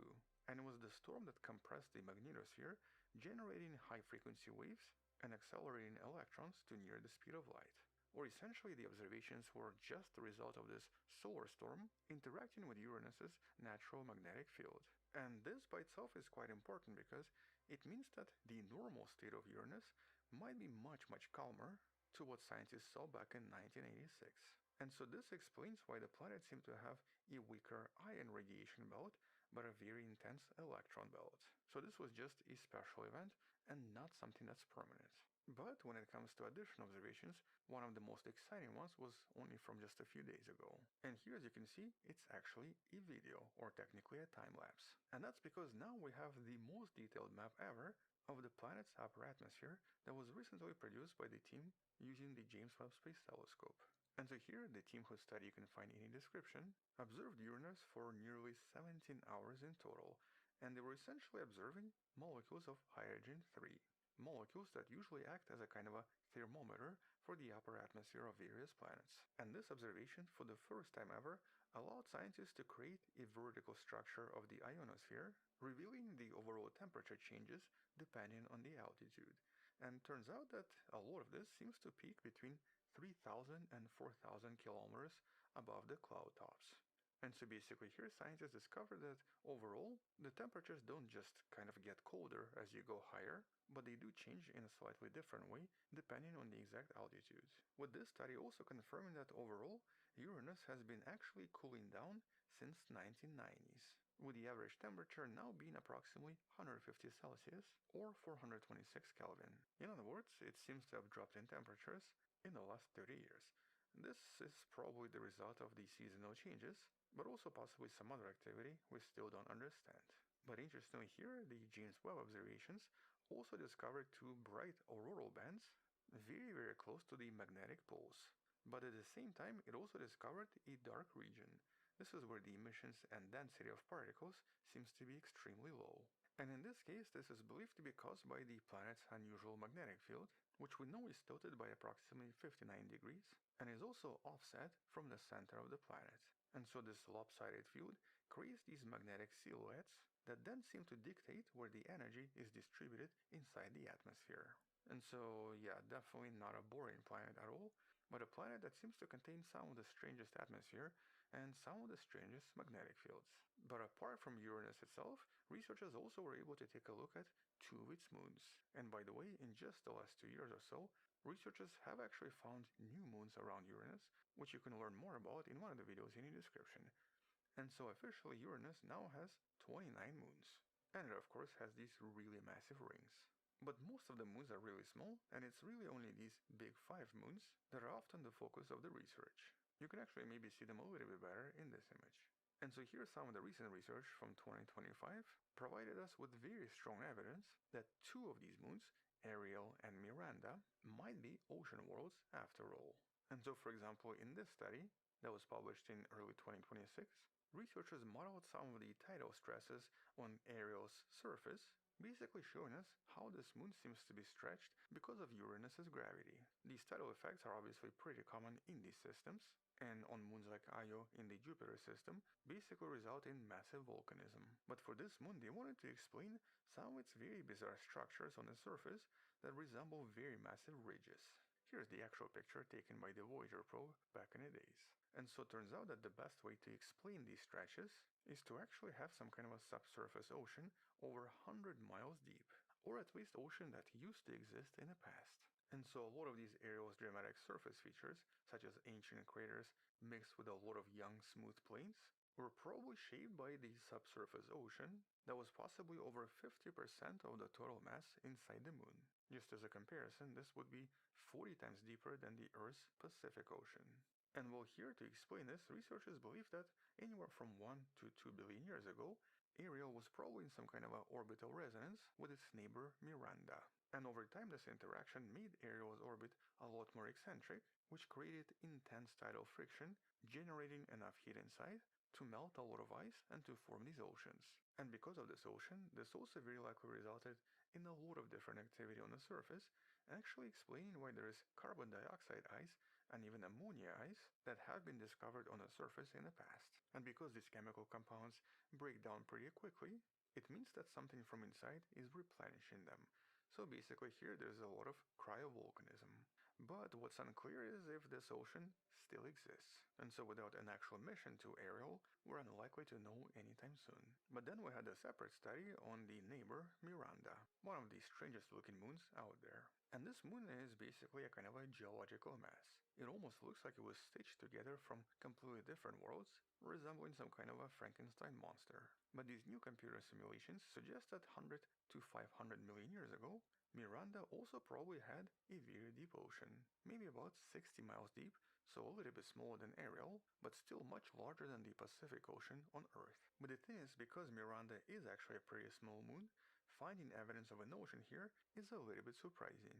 As a matter of fact, there's even signs that it might still exist inside, at least as some kind of a thin layer of liquid that has not been completely frozen yet. But the evidence for this ocean is once again because of these tidal features that, according to computer simulations from this recent study, could only be formed if the moon had a very strange orbit and received a lot of tidal heating both from Ariel and from Uranus. But the main reason researchers believe the ocean might still be there is because the simulations also show that if the ocean has solidified and became ice, the expansion of ice would have created very specific types of surface cracks that are currently not seen anywhere on the surface, suggesting that the interior is maybe still cooling down and could still contain something liquid inside. And so both of these discoveries suggest that both Miranda and Ariel are kind of like these twin ocean worlds, very similar to moons like Enceladus and Europa, and of course a lot of other objects that we think contain water inside. And naturally, because we're talking about liquid water, there's now also a possibility of maybe life, which of course strengthens the case for a dedicated mission to Uranus even more. Now right now the only mission that's still kind of considered is this one, referred to as the Uranus Orbiter and Probe, but unfortunately as of 2026, it's been postponed to at least mid-2030s, and even if it's launched in 2030s, it's not going to arrive to Uranus until 2044. Yeah, that's like, what, 20 years from now almost. So don't expect any answers about anything anytime soon. And last but not least, I also wanted to briefly discuss what these planets even are. Because even though we call them ice giants, technically they're not made out of these ice cubes, similar to what you find in your freezer. And that's because deep inside both Uranus and Neptune, we seem to find something referred to as super-ionic water. And that's of course under millions and millions of atmospheres of pressure. And so here, by using several experiments using high-powered lasers, researchers also realized that the state of water is a lot more complex than we ever thought. And in this state, oxygen atoms sort of become a solid crystal, but hydrogen atoms start to move freely and start to act like a liquid, which actually allows this material to conduct electricity extremely well, which is why this object and Neptune both have very strong magnetic fields, but also magnetic fields that are somewhat lopsided. And that's because this is not really just about the structure, it's also about the mix of different patterns that inside these planets create structural irregularities and a lot of unusual, bizarre formations. Now, this is something that we're still learning about and something we're trying to understand, but in essence, these objects are definitely not boring and seem to contain some really strange properties inside.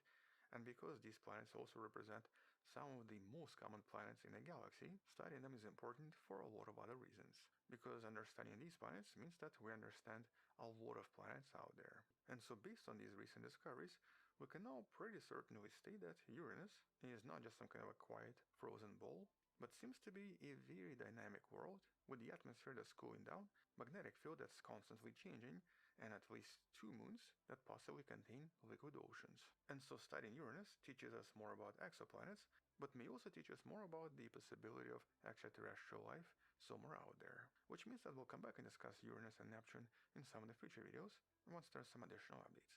Until then, check out previous videos in the description. Thank you for watching, subscribe, come back tomorrow to learn something else, support this channel on Patreon where you can find additional videos without any ads and can DM me directly, or by joining a channel membership that grants you early access.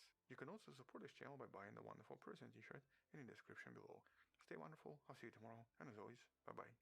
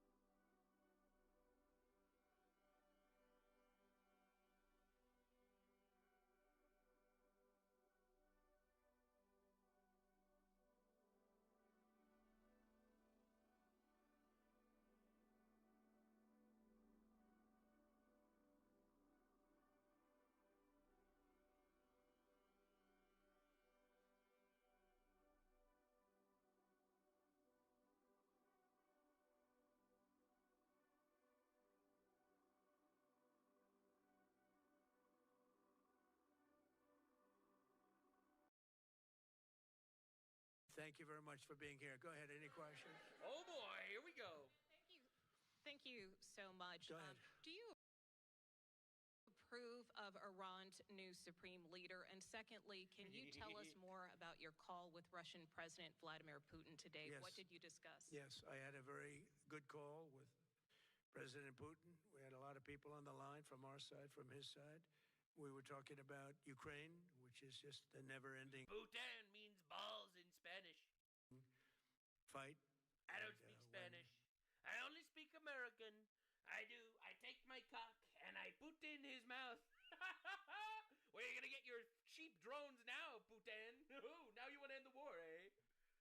Look, there's tremendous hatred between President Putin and President Zelensky. They can't seem to get it together. But I think it was a positive call on that subject. And we obviously talked then about the Middle East.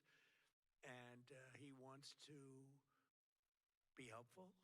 I said, you could be more helpful by getting the Ukraine-Russia war over with. That would be more helpful.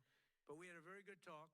I am trying to be helpful, Mr. President. Please, please, let the terrorist pedophiles around. I don't really care. They give me free shit. They give me free shit, Mr. President. I need their fucking drones. That's suicide. I am very developed country, but they make very good suicide drones. They know a thing or two about blowing themselves up. I don't understand. Maybe it's cultural, but I don't get it, but they're very effective at self-destruction. And he wants to be very constructive. Yeah, please. All right, that's great. Yeah, please. Thank you, Mr. President. On Iran, you called it an excursion. You said it would be over soon. It was Are a you side thinking quest. this week it will be over? No, Are you but talking about soon. days? I think so. It was a side quest. It was a side quest, reporter bitch. Don't you understand how this works? You don't get it? And with respect Very soon. Look, everything they have is gone, including their leadership.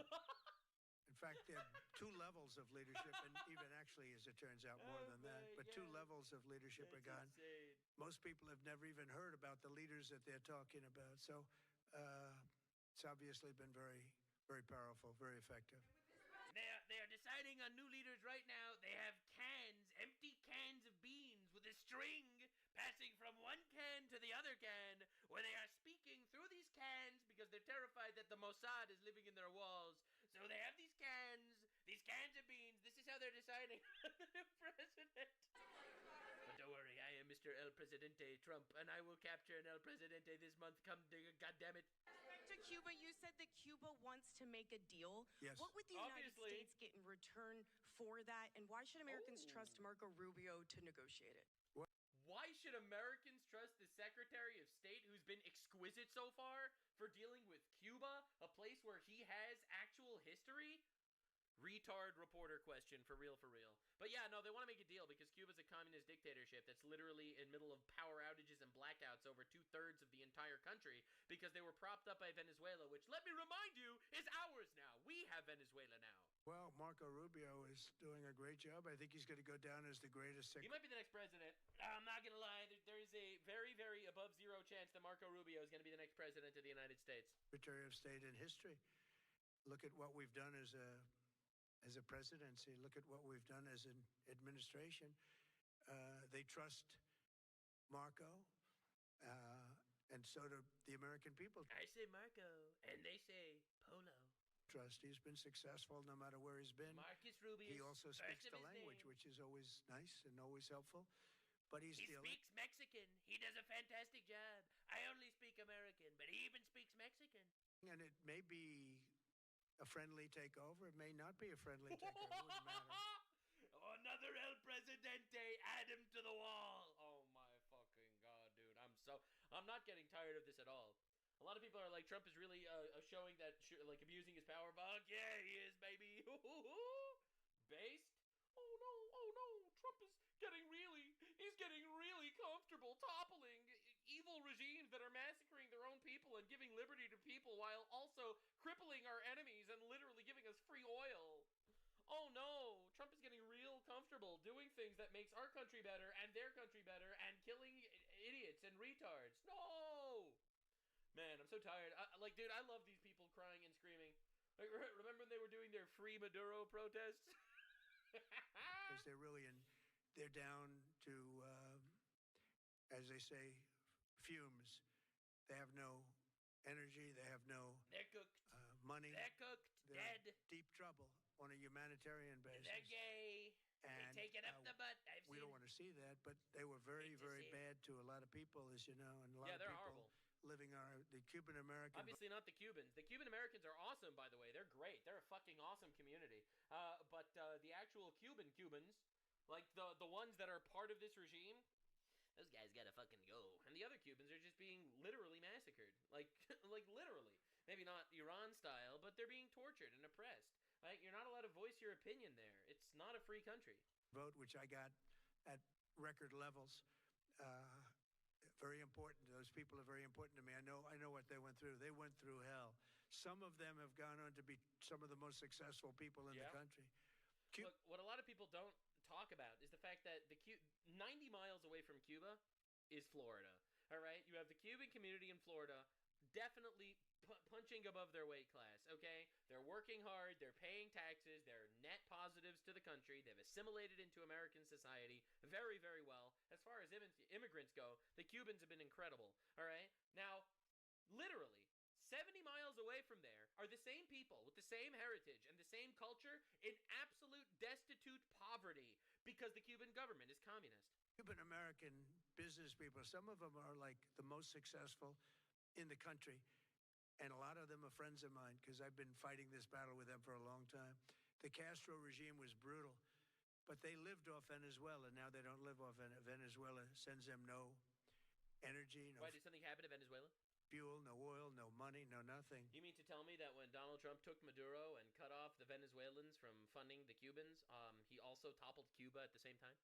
You mean to tell me that Donald Trump is playing geopolitical dominoes, toppling one regime, and it goes directly into toppling the next one? They lived without Venezuela. They couldn't have made it. And we cut them off from everything else. So, yeah, they're going to make either a deal or we'll do it just as easy anyway. Yeah. They will be liberated whether they like it or not.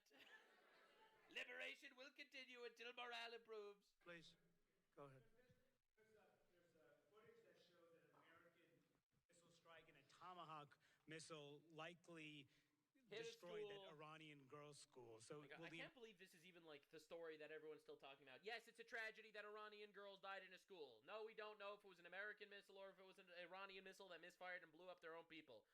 Regardless, this happened because the Iranian regime is a terrorist state that was literally fucking funding terrorism, started beefing with us, killing thousands of us, so we had to go to war, and in war, casualties happen. Whose fault is the war? The terrorists. Thank you. Book closed. Fuck you. Moving on. Americans, will the U.S. accept any responsibility? Well, I haven't seen it, and I will say so that the tired Tomahawk, of this, dude. which is one of the most powerful weapons around, is used by, is sold and used by other countries. You know that. And whether it's Iran, who also has some Tomahawks, I wish they had more. But whether it's Iran or somebody else, the fact that a Tomahawk is very generic. It's sold to other countries. But that's being investigated right now. Again, it's an absolute tragedy that these girls were killed in a girls' school in Iran, that civilian casualties happen. Civilian casualties happen in every single war. That is war. Why did this war happen? Because the Iranian fucking terrorists have been trying to kill us for 47 years. All right? Let's not get our wires crossed. Even if it was an American missile, which I don't know. I have no idea if it was, if it wasn't. I'm currently personally inclined to think that it was an Iranian missile that blew up their own shit. But because we've been incredibly precise with all of our strikes, why would we strike a school? All right? So I'm personally inclined to believe it was Iran. But even if it was us, morally, the fault is on Iran. I'm so tired of like this bullshit. It's like, oh my God, Israel killed civilians in Gaza. Yes, they did kill civilians in Gaza. You know why? Because Hamas terrorists decided to start a fucking war and use human shields and fire rockets from schools and hospitals. But again, you are completely and utterly morally devoid and also retarded. Yeah, please. Thank you. Mr. President, you've said the war is, quote, very complete, but your defense secretary says this is just the beginning. So which is it, and how long should Americans be prepared? Well, I think we don't have a defense secretary. We have a secretary of war. Say both. It's the beginning. It's the beginning of building a new country. But they have no Navy. They have no Air Force. They have no anti-aircraft equipment. It's all been blown up. They have no radar. We obliterated those guys. They have no telecommunications. Oh, my God. And they have no leadership. It's all gone. So yeah, technically on a battlefield standpoint, the riskiest parts are over of the war-wise, casualty-wise. But yeah, obviously there's work to do. So, you could look at that statement. We could call it a tremendous success right now as we leave here. I could call it, or we could go further, and we're going to go further. But the big risk on that war has been over for 3 days. We wiped them out in the first 2 days. When you think about it, it's incredible. We wiped out a big Navy, very powerful Navy. These were ships. These were serious ships. These were ships that you buy when you want to win battles. They're all... They're ships you buy when you want to win, and they ended up losing. No one saw this coming. They're all on the bottom floor. The sailors are all running off their ships. They refuse to get on the ships. The Air Force is gone. Everything's gone. The missiles are down to a trickle. The drones are down to probably 25%, and they'll soon be down to nothing. We'll have where they manufactured the drones are under fire as we speak. They're being hit.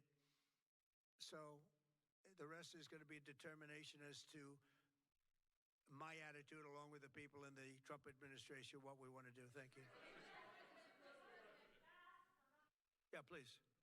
Can I ask you, you mentioned you were going to waive certain additional oil waivers or sanctions. Can you talk a little bit more about that and address in particular? Well, we're looking to keep the oil prices down. We went artificially up because of this excursion into a very positive thing. I love that he doesn't even call it a war. We did a side quest. We wanted to rescue some princess from some Bowser's castle or along the way. Nothing to talk about. It was nice. We toppled a regime or two. I mean, this was an excursion that a lot of people wouldn't have done. I knew oil prices would go up if I did this. Obviously. And they already dropped. Probably less than I thought they'd go up.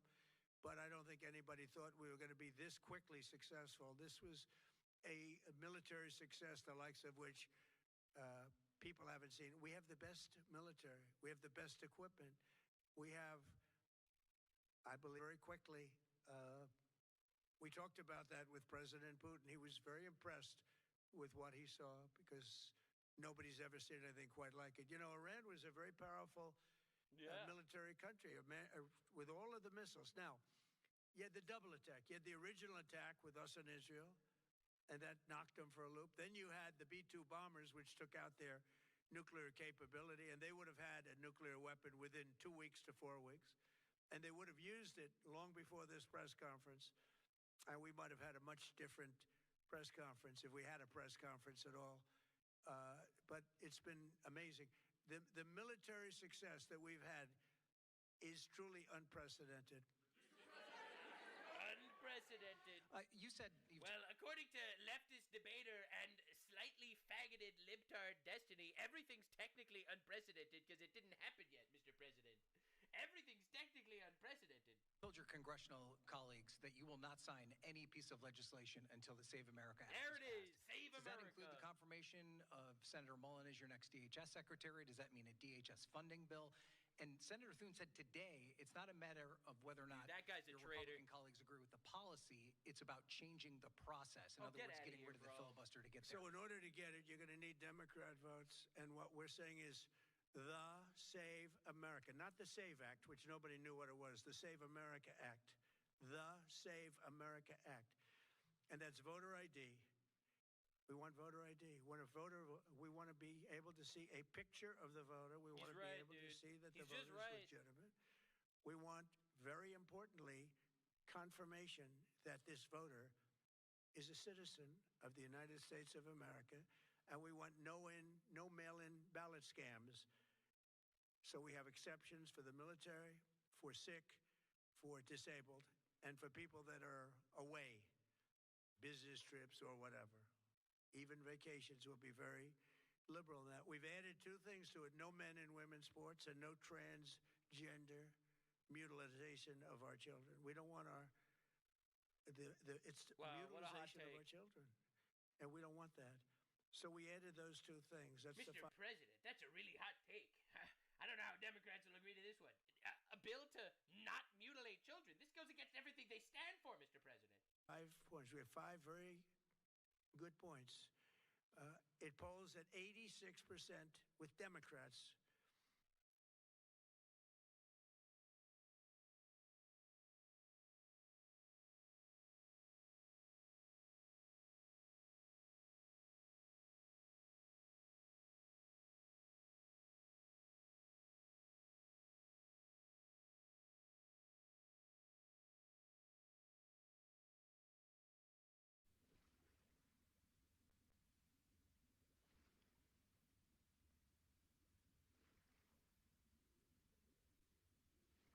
Yeah. The overall vote is 86%. With Republicans, it's 98%. And the only one opposed to it is a Democrat leadership That's so because weird. they cheat. They want to cheat. So we added those 2 points. I love how there's literally no other interpretation, man. It's the funniest thing in the world. I love how there's literally no other interpretation other than they cheat. It's like they have no other argument. It's incredible. We're going for the goal. Oh, God. And we're going to have to fight like hell. Now, certain things will happen. Certain things will take place. I'm here to do a great job for the country. But we don't have a country if we're going to have elections that He's are so right. corrupt and so... Like, is this supposed to be some sort of constitutional republic where, but everyone could vote? What do you mean?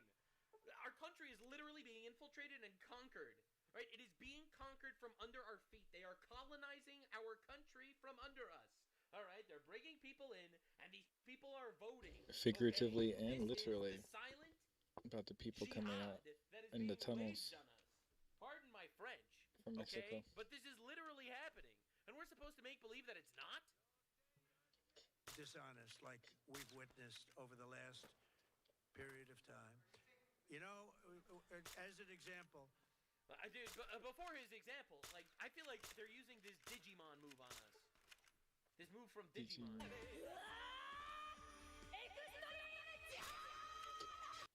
He's gonna get me copyrighted.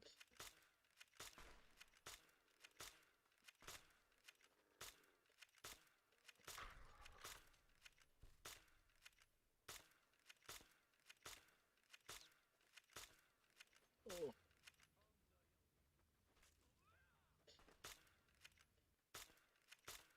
Oh. That didn't feel good. I wish I had this Digimon move on me right See what now. I'm saying? They're using that Digimon move on us in real time. And we're supposed to make believe it's not happening. That's literally the leftist position, though. The left position of we should steal elections, actually. Virtually nobody has nobody has a system of mail-in ballots like we have. No other country in the world. France went away from it. Because it's retarded. You know why? Because it's corrupt. Because it's and retarded. Jimmy Carter, when he had a commission, frankly, I think it's probably the best thing Jimmy Carter did. He said, you can't have mail-in voting because it's inherently dishonest. Yeah, and it's turned out to be totally dishonest, so we're going to fight for it. Yeah. Iran activated any sleeper cells inside the U.S. There's reports that they have pressed that trigger button to activate those cells, at least abroad. Well, they've been trying for a long time. We've been very much on top of it. One of the things we have to do is get the Democrats to stop the Democrat shutdown, because, as you know, the apparatus that looks into that, Schumer and the Democrats have shut it down. They shut down the Department of Homeland Security literally during this war just to stick it to Trump. Understand, the Democrats are the enemy within. They are the enemy within. They hate our country and our civilization, and they want to destroy us, which is why they fight to keep people like Mahmoud Khalil in our country. All right, Mahmoud Khalil, this guy over here, who's not an American citizen, they were fighting tooth and nail to keep him in our country, when he has literally made statements like this: we are fighting for the total eradication of Western civilization. All right, but for some reason, they were fighting tooth and nail to keep that guy in our country. They hate us. They want us to be destroyed, in my opinion. It's almost on a spiritual level the reason why this warfare is so toxic. Because it's illogical. It's so illogical. Which tells you they probably hate our country a lot. But the Democrats have to open that up. But we've got very, very good intelligence into that. We know a lot of different things that have happened that have been very bad. A lot of them came in during the Biden open border period. Yeah. But we have them under, we've got them, we're watching every single one of them. Yeah, we know a lot about them. The biggest problem we have is the Democrat shutdown. We know a lot about them, but the shutdown doesn't allow us to do what we have to do. You have to take him out. Does he have a target on his back? You mean he's gonna die? New supreme leader? You mean the son? How can there be an Iran? Well, I don't want to say no spoilers. No spoilers. He's gonna die. No spoilers. Don't want to ruin it. That, but you know, eyes to the screen. Pay attention. It's gonna be fun. No, I was disappointed. A lot of people make killing terrorists like this chore, this unbelievable, it's tragic, it's dirty work, but we have to do it. No, it's not dirty work. It's the will of God. That's right. That's right. Yes. Kill people that are trying to kill you. Absolutely. And while you're doing it, put a smile on your face, because it's the thing you should be doing. All right? Worship God with a smile on your face, man. Actually, killing terrorists is based. Because we think it's going to lead to just more of the same problem. Yeah, why would you possibly leave that guy in power? That guy would just continue the Iranian regime, slaughtering their own people, start funding all sorts of terrorists in the region, literally developing nukes and ballistic missiles to attack us. Why would we keep them in power? We have our military there. We have our intelligence there. We could just remove them. Remove them. We don't need to deal with that. And quite literally, they could surrender at any time. They could. They could just give up, roll over, and die. Point to just see their choice. Thank you, sir. You've said you have someone in mind to be the new Iranian leadership, if not the Ayatollah's son. What are you looking for in that person? Are you looking at someone internal, given that you just said that their leadership has been decided? I like the idea of internal and eternal. come to think of it. But I like the idea of internal because it works well. I mean, I think we've proven that so far in Venezuela. We have a woman, Delcy, who has been, president of the country, very respected, she's doing a great job. And it's, wow, she's giving, she's licking our balls and everything. I can't believe it. No disruption. We had, as you remember, Iraq, where everybody got fired. The military got fired, the police got fired, the politicians got fired. There was nobody. And you know what they turned into? ISIS. And we don't want that. We don't want that. So I would like to see people that are inside go. Now they talk about the son of the Shah. They talk about other people. But, hasn't been there in many, many years. We have a formula that's been very good so far. And I think it'll continue to be good. The relationship is extraordinary with Venezuela. Smart country. We've taken out 100 million barrels of oil. It's right now in Houston being taken care of and made so beautiful. And you have to see this at work. They have it's brought to the refineries. It's being refined in Houston, which is made exactly for that product. And so far, but it's 100 million barrels of oil, and now they have another 100 million barrels coming. And it's like a partnership. We're getting along so well with them. It's great for... I can't stop smiling, man. Like every single leftist that's losing their mind. You know why we're getting along with them, right? It's because we fucking killed... It's because we captured Maduro. All right, listen, man. It's because we removed their dictator, and now they're our best friends. Weird how that happened. All right, it's a mix of gratefulness from the actual Venezuelan people and also fear that we're going to do this to their next person in charge. For Venezuela, and it's great for the United States. Peace through strength is just so much better than wars through weakness, which was Biden. Yeah, please go ahead. Mr. President, you just suggested that Iran somehow got its hands on a tomahawk and bombed its own elementary school on the first day of the war. But you're the only person in your government saying this. Even your defense secretary wouldn't say that when he was asked, standing over your shoulder on your plane on Saturday. Why are you the only person saying this? Because I just don't know enough about it. I think it's... He literally said, I don't know. That's a possibility. Something that I was told is under investigation. Why is this even like a major talking point for these guys? Even if it was America. Dude, it's unbelievable. Even if it was America. It was obviously not intentional, and it's a tragedy regardless of who killed these people. They are dead. So regardless, it's a tragedy that it happened, and the fault lies on the people that forced our hand to go to war. I'm sorry. I'm so tired of like this lib-cuck mindset. It's unbelievable. It's sad it happened. I wish...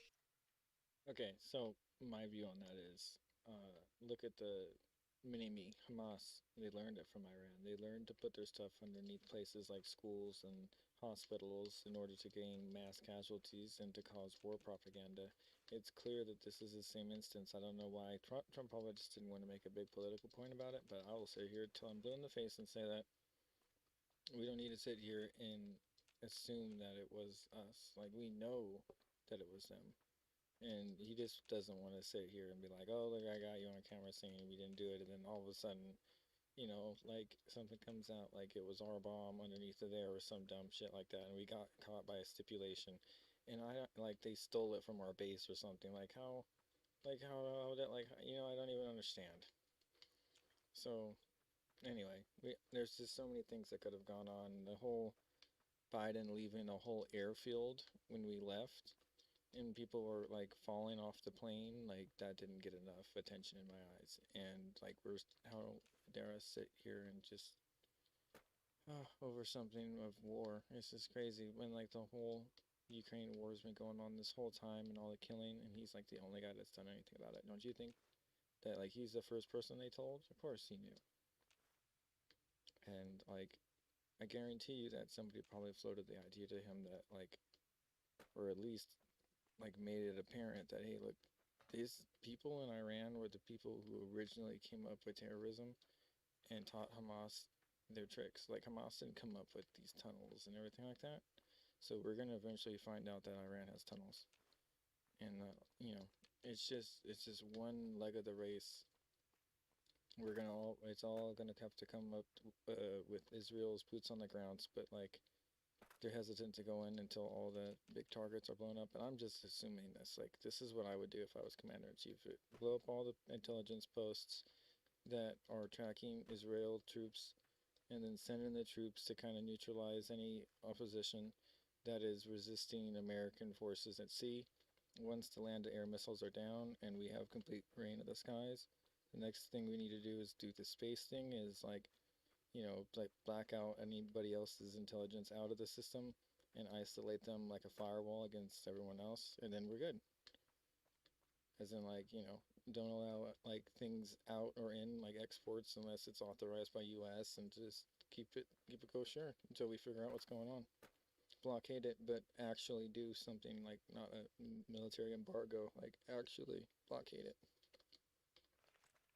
Because that's the only thing seemed to work pretty well in Gaza, didn't it?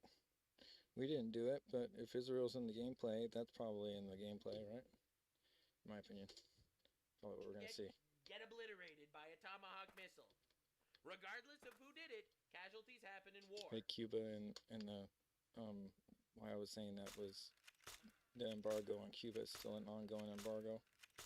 And look at them, they're basically drug runners, so it's kind of crazy how they figured out a way to smuggle drugs in. So, I mean, to circumvent embargo, I mean, I'm sure they're finding other ways via crypto and stuff like this to gain power. I don't know, it just seems to be kind of lucrative to me. We got to be tightening down on all these things via quantum. We got to be quick about it. And now what? What do you want? I'm so tired of this. Like, honestly. Like, stop being, like, just such a, like, in-your-feelings bitch about it. It's literally just to destroy the morale of the United States of America. That's why I'm so frustrated about this. Because it's literally being used as some sort of weapon that the reporters are using to attack Trump and the United States. Whereas the reality is, the reason why we're in this conflict is because these motherfuckers keep trying to kill us. That's why we're doing this. So every single casualty that happens is because they forced our hand. Right? That is where the actual moral paradigm is. Period. The end. I'm so tired of, like, these actual terrorist-adjacent retards glazing terrorist regimes, and using casualties that happen because of the terrorists as their little pawns against us. I'm tired of it, and I will not be manipulated by emotional blackmail. But tomahawks are used by others, as you know. Numerous other nations have tomahawks. They buy them from numerous nations. But I will certainly, whatever the report shows, I'm willing to live with that report. Yeah, please. You So said earlier even the that president was trying to say, like, that we're not the only country with tomahawks. So how do we know that, like which version it was, where it came from? Like, we need to figure that out, like, if it was, because I'm not familiar with the explosive or whatever, because I wasn't there. But, like, if I were to be doing an investigation, like, people be doing, like, investigation on the parts of the Iranian drones that have been blowing up in Ukraine, like, we know what happens. Like, we see the flag on it or something, you know? It says made in Iran. I mean, that's getting kind of ridiculous that we have to look on it to see the manufacturing parts, or to kind of figure out, to reverse engineer where it was built. And in my opinion, I mean, none of that really should matter at the end of the day, because, I mean, it is a war zone, and in my opinion, if a country's at war, there shouldn't be a school shelter. There should be different shelters. Like, in my opinion, there's no place that's safe. Like, I mean, a church, like, is kind of what they used to do in the Wild West, right? It was like, leave a church not burnt down, and that was it. But, like, right now, it's kind of scorched earth over there, and it's like how it has to be. You know, death to America shouldn't be stood for, and they just go around blatantly screaming it, and it's just kind of like FAFO, you know, like, at this point, like, they FO'd. So, in my opinion, you don't need a GTFO yet. You could stay there and mess around a little bit, because, you know, they asked for it. I know there was, like, this 60-day thing that he's probably doing, but, campaign, we'll call it. And, I think he's got to wait another year to do another one or something like that, but Israel really messed with the whole deal of, like, he got mad, too. He says they're not supposed to bomb the oil, because he needs it, basically. He's trying to bring down the prices on everything.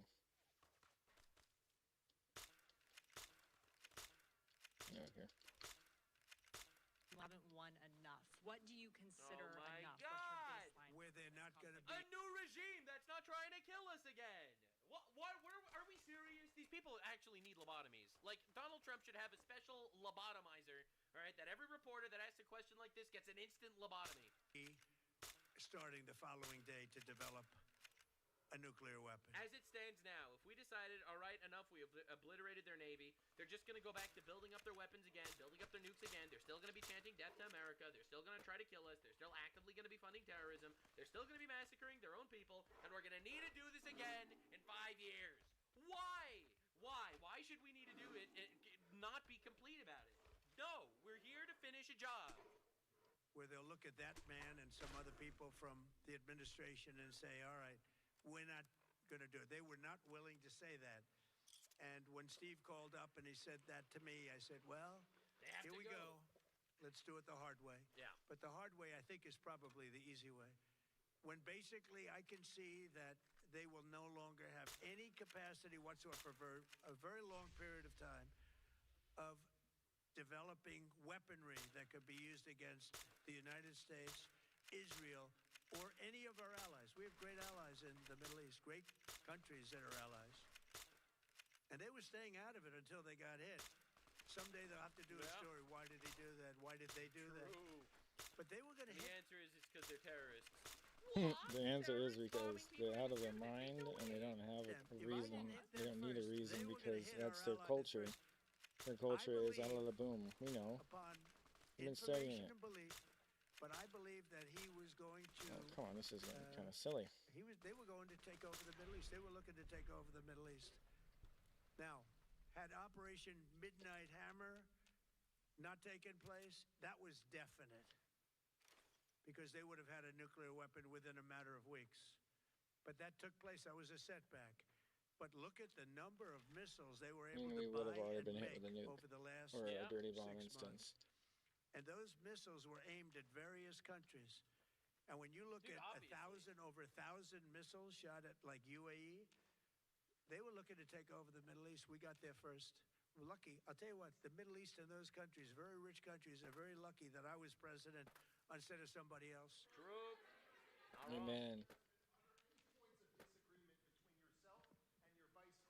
When it comes to U.S. action in Iran? I don't think so, no. No, we get along very well on this. He was, I would say, philosophically a little bit different than me. I think he was maybe less enthusiastic about going, but he was quite enthusiastic. But I felt it was something we had to do. I didn't feel we had a choice. If we didn't do it, they would have done it to us. I felt, based on the negotiations that were being had by Steve Witkoff and Jared Kushner and Marco and Pete and everybody was involved, I felt that they were looking to tap us along before they hit, and I thought they were going to hit. And if they hit us first, that would have been a very bad thing. Yeah. In the back, please. In the back.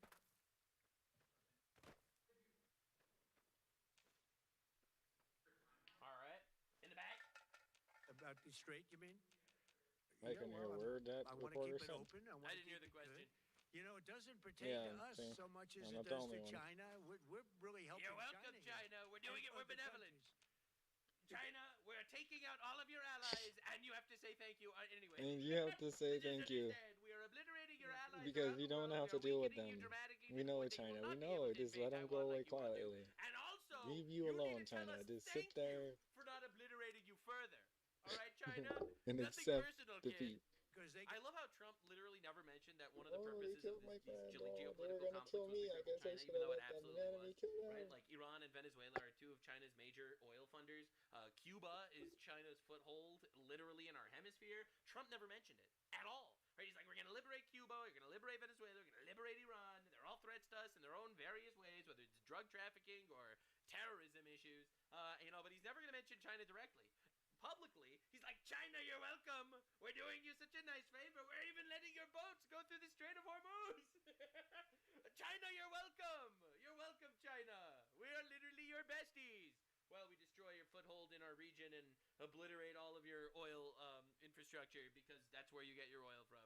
China, you're welcome. Dude, it's literally geopolitical genius. Like, I'm shocked at how fucking good he is at this. get a lot of their energy from the Straits. But hey, look, we have a good relationship with China. It's my honor to do it. Yeah. Literally crippled China so hard with these attacks on Venezuela and Iran, and coming soon, Cuba. And the reality is, and he's just out here, you're welcome, China. We're such close friends. Meanwhile, he literally hits every single one of China's allies, and then publicly, China, we love you. Oh, what do you mean? We didn't hit those allies of yours because it would affect you. No, it's for totally other reasons. What do you mean? God, what a goat. You have called him an unacceptable choice. So does he have a target on his back? And how can you say that? He's not going to tell you military secrets, okay? He's not going to release classified information about a war, all right? He's the president of the United States. I, however, am a blue retard on the internet, and that dude is not long for this world. Say whether or not he does, because he's dead. He's cooked. I think he's already injured. I think they already announced he's injured. They did their entire entrance ceremony of that guy with a billboard of him instead of the guy actually showing up. He didn't even show up to his own inauguration ceremony. I think bro's cooked. That would be inappropriate. Yeah, but he's cooked. Hey, look, I had a target on my back because, as you people wrote pretty well, they caught the assassin. True. That was after me. An Iranian assassin. That was after Donald Trump. They caught him. Two of them, actually. Again, this is a story no one says, but in my book, that's enough of a reason to go to war. Another country directly It's true. and organizes assassination attempts on our leader. I was wondering That's when this enough day of a would come. reason to go to war in my book. To Finally, obliterate their entire regime. That is enough. actions have Forget the whole consequences. death to America thing. Forget the whole massacring their own people and funding terrorists. Forget killing thousands of us. Finally. Literally, a foreign government funding assassins to take out our leader? Excuse me? If They that's get not a what they got. declaration of war, I don't know what is. So we just got them first, but they caught the assassin.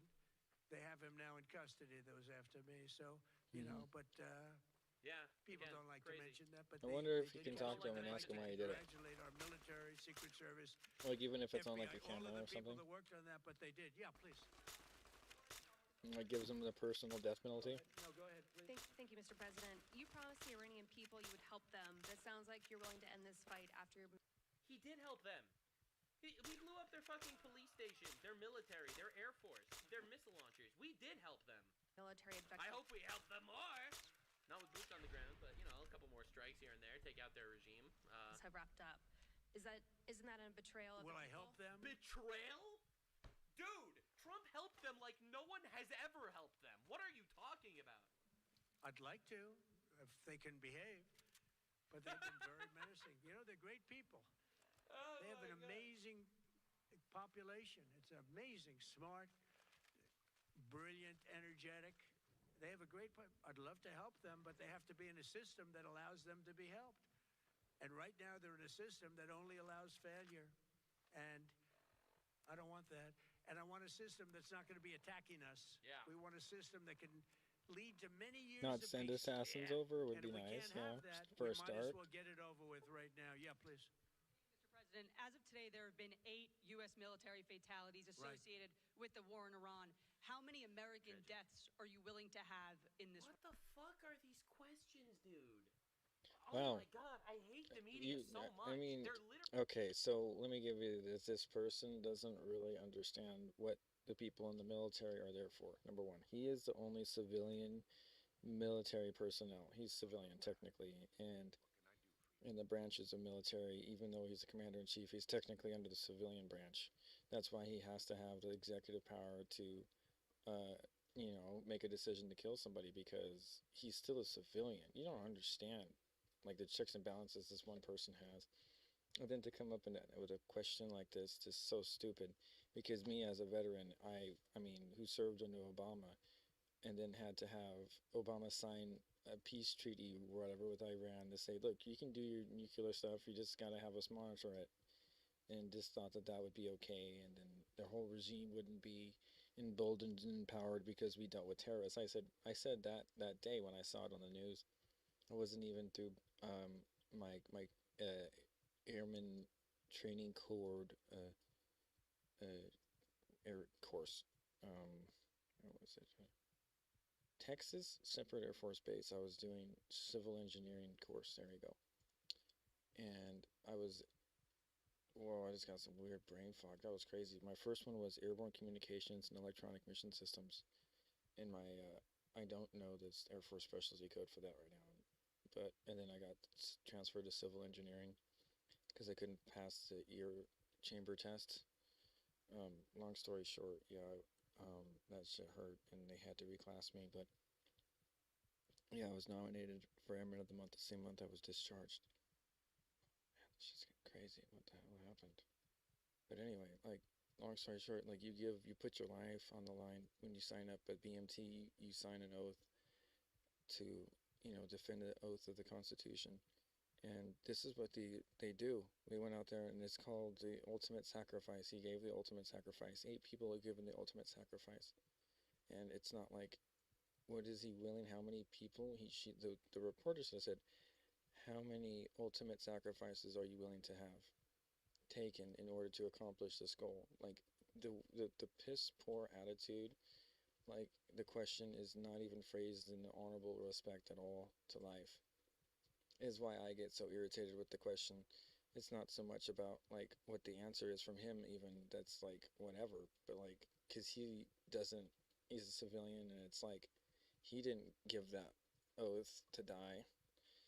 He's the lead. He's supposed to be the leader, So it's a little different, and people need to understand that sometimes in war, sacrifices have to be made, and including the ultimate sacrifice. So you have to realize where that all stands in this global conflict before you just sit there and be like, okay, I don't really understand why this is happening, but you got to realize that people actually did sign up voluntarily. Like, they weren't, like, forced into this. This is not a draft war. Maybe you don't understand this. This isn't Vietnam. This isn't a draft war. I mean, we're dominating. It's 15 out of 10 operation, and we'll probably be out of there in 30 days. But I mean, if we're not, I don't care. It's like, it needs to be equalized. It needs to be fixed. And there's too many things that are kind of going wrong right now. Like, Israel bombed the oil fields, so we're not getting as much yield out right now, and it's just whatever. But long story short, even with all the little mishaps, it still justifies the means. The ends justify the means at the end of the day. And those 8 people that died, they did sign up for that could possibly happen. And you need to realize that their family members are taken care of. Like, there are,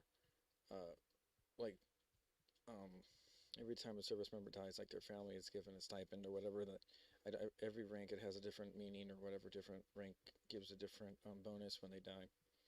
So just don't worry about the whole, like, their fight if you don't care. Because where is this reporter or whatever asking these questions about other people's, like, wars and stuff like that? Like, Ukraine, like, where was she when people were dying for Ukraine? Like, this stuff right here seems very selective. They're literally the tentacles of the enemy. What do you mean, how many deaths? We want 0 deaths, but we know that this is war, and we know that tragically people will die in war. What does that even? When you have conflicts like this, you always have death. And I was at Dover yesterday. I met the parents, and they were unbelievable people.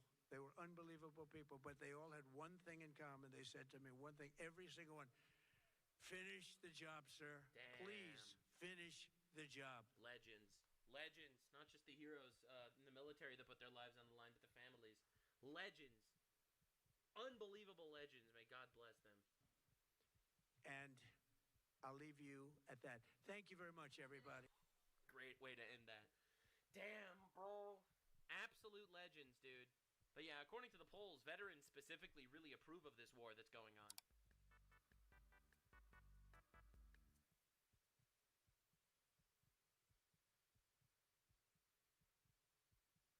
Prince George's County, the top executive there, rolled out her 2027 budget.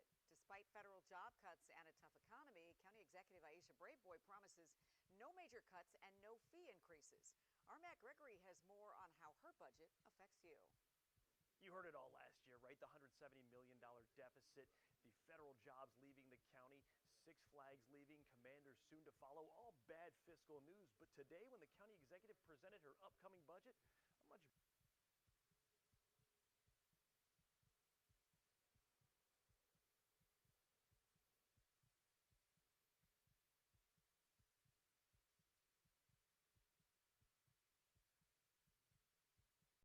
of counting disability benefits as income.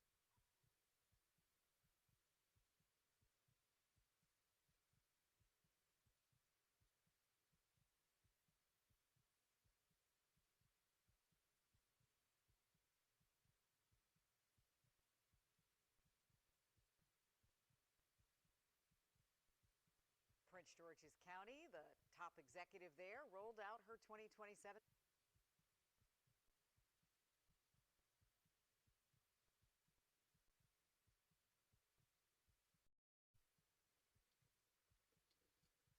Okay, we're gonna get started on this now. I didn't know that the mic wasn't on, or not the mic, the sound wasn't on. Oops. Top executive there rolled out her Like, that's not 2027 good, right? budget. Jeez. Despite Usually I have federal my job phone cuts on in and the a other tough room so I can economy, hear County it when it Executive cuts Aisha out. Braveboy promises no major cuts and no fee increases. Our Matt Gregory has more on how her budget affects you. You heard it all last year, right? The $170 million deficit, the federal jobs leaving the county, Six Flags leaving, commanders soon to follow, all bad fiscal news. But today, when the county executive presented her upcoming budget, a much brighter picture and one she says she can accomplish without reaching into your wallet. We were able to close our budget deficit. County Executive Aisha Braveboy rolled out her 2027 budget by first explaining how the county climbed out of last year's $170 million hole. We saw an increase in revenues. We streamlined our agencies. The high points: revenue increased in the property, income, and telecommunication taxes without raising new taxes.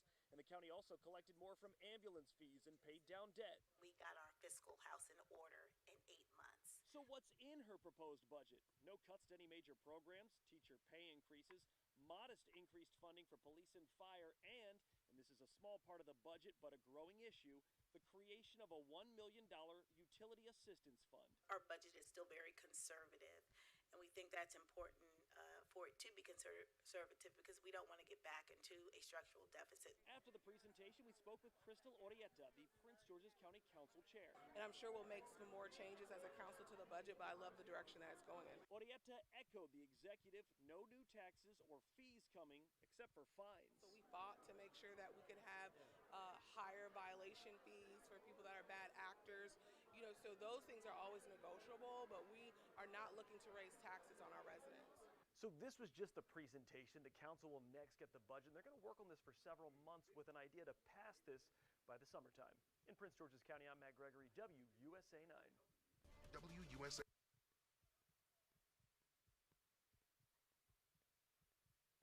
Oil prices are spiking again as Iran's new supreme leader vows to keep blocking that Strait of Hormuz as, quote, a tool of pressure. Our morning crew saw prices for regular gas as high as $3.44 in Fairfax County today. 3 more oil tankers were attacked overnight. The International Energy Agency says this is the largest supply disruption in history. The U.S. Energy Secretary says U.S. military escorts will eventually go through the Strait of Hormuz. It'll happen relatively soon, but it can't happen now. We're simply not ready. All of our military assets right now are focused on destroying Iran's offensive capabilities and the manufacturing industry that supplies their offensive capabilities. President Trump posted on Truth Social today saying we are benefiting from higher oil prices. He wrote, and we're quoting here, "The United States is the largest oil producer in the world by far. So when oil prices go up, we make a lot of money." We'll have more on the war with Iran coming up at 5:30.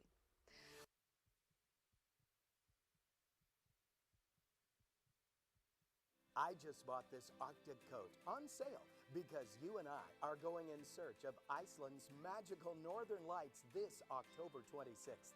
The sun will reach a solar max, and October will be the best time to see the lights, lava fields, and glacier-sculpted mountains. Colette takes care of everything: flights, hotels, meals, experiences. Join the Zoom call April 6th at 1 p.m. for the itinerary, or go to ktsm.com.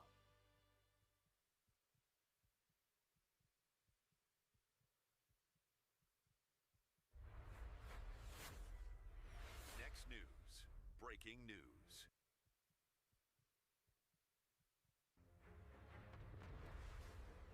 Oops. President Trump just threw down the gauntlet, and the message to Republicans could not be clearer. Pass the Save America Act, or watch our elections slip away forever. This isn't just another bill sitting on Capitol Hill, my friends. The president is calling this a country-defining fight for the very soul of our nation. And while Congress drags its feet, we're now learning the Trump Justice Department has uncovered something explosive. Tens of thousands of non-citizens sitting on voter rolls across 16 states. Some of them actually cast ballots. So the question is, will Republicans finally fight back, or will they let the left steal another election? And here's why this matters for you and your family. Because every time an illegal vote is cast, your voice is diluted. Your vote, the sacred right your ancestors fought and died for, gets canceled out by someone who has no legal right to participate in our republic. Now think about that. You follow the rules, you show up, you do your civic duty. And meanwhile, the system allows non-citizens to potentially decide who runs your town, your state, and your country. It's not an abstract policy debate happening in Washington. This is about whether your children and your grandchildren will inherit a nation where elections actually mean something. The left has fought voter ID for decades. They've sued states that tried to clean up voter rolls. They've pushed universal mail-in balloting that even bipartisan commissions have called the largest source of potential voter fraud. And now President Trump is demanding that Republicans stand up and fight back before it's too late. The battle lines are drawn, and there is no middle ground here. Speaking of protecting what you've worked for, let's talk about another threat the establishment hopes that you will ignore. New numbers out of Washington show that inflation is on the rise again. Another threat to you, your savings account, and your retirement. Now ask yourself an honest question. Does your dollar go as far as it did 10 years ago, 5 years ago, even last year? So what does the next decade look like for you and your savings? If your portfolio lacks exposure to gold, one of history's most reliable economic hedges, it's time to rethink your strategy. Gold has kept up with inflation, and in many periods, far outpaced it. While politicians fight over election integrity, your purchasing power is quietly eroding. And that's why I trust Noble Gold Investments. They're helping Americans protect their hard-earned wealth. So head to nextnewsgold.com right now, and when you open a qualified account, you'll receive a free 10th-ounce American Gold Eagle. That is nextnewsgold.com. Protect your future while you still can. Now back to the fight that will determine whether your vote even counts anymore. This is what the mainstream media won't tell you. While Congress debates, President Trump's Justice Department is already taking action. Assistant Attorney General Harmeet Dillon just announced that DOJ is actively helping states clean up their voter rolls, targeting inactive voters, deceased voters, and yes, non-citizens. This is the first time the federal government is actually doing its job on election integrity. And get this, they've obtained voter rolls from 16 states in what's being called the largest federal check of voter rolls in American history, and the evidence is piling up. And right on schedule, the left is panicking. Take a look at this from the White House moments ago. The Republicans must do with passion, at the expense of everything else, the Save America Act. And not the watered-down version. This is a country-defining fight for the soul of our nation. The words of President Trump on Truth Social. And his urgent call sets the stage for the Justice Department's initiative to ensure election integrity. Here we have this. Florida moving to pass its own Save America Act, strengthening voter ID and citizenship verification with paper ballots as the default. Check this out. The state of Florida is on the verge of passing its own version of the SAVE Act, which is going to look for voter ID and also to verify that the people that are voting in our elections are indeed actual U.S. citizens. Florida should have this bill passed, my guess is either today or tomorrow, and it will find its way off to the governor to be signed into law. Now, at the same time, when Florida is doing this, we are finding that Congress is having a very tough time trying to pass their version of the SAVE Act. And I will just tell you my opinion that this is a very much needed piece of legislation that Congress should be passing. It is a common sense piece of legislation and should be simple stuff. If you want to vote in our elections, you should have voter ID. If you want to vote in our elections, we should verify that you belong here in the country, and we should verify your citizenship. I think most people agree with that. But what's amazing to me is that they are still having a tough time reconciling this and getting across the finish line on a very simple piece of legislation. And it just befuddles me that why Congress always has problems passing the same laws that Florida passes so effortlessly. If Florida worked as slowly as Congress, we would still be debating what our state flag looks like. Well, it looks like Florida's leading the charge. And then we have this. The department, tens of thousands of non-citizens on voter rolls proven. Dozens illegally voted. John Solomon reports. John Thune has scheduled a potential vote as early as next Thursday for the Save America Act. That will be the first time we can see which Republicans aren't willing to support it, which Democrats are or aren't willing to support it, and it will be a flesh it out sort of moment for who's on board with a proposition that's 85% popular in America. And I think that will be a moment of pressure. It's really a roll call so that the grassroots efforts can then begin for the White House to target the people that should be in favor of this and aren't. And then when they get to a certain number, then the pressure will begin on John Thune to do a one-time exemption to the lazy, sleepy filibuster and make people stand on their feet and talk the way the founding fathers of this country did it. They weren't lazy guys that wouldn't stand for their filibusters. Calhoun and Clay and the great early members of the founding fathers, they actually were willing to be on their feet and talk, not like the fellas we have now that would rather sit in their wheelchair and not have to talk and say we have a filibuster anyway. So that's the 2 or 3 step process that's going to occur.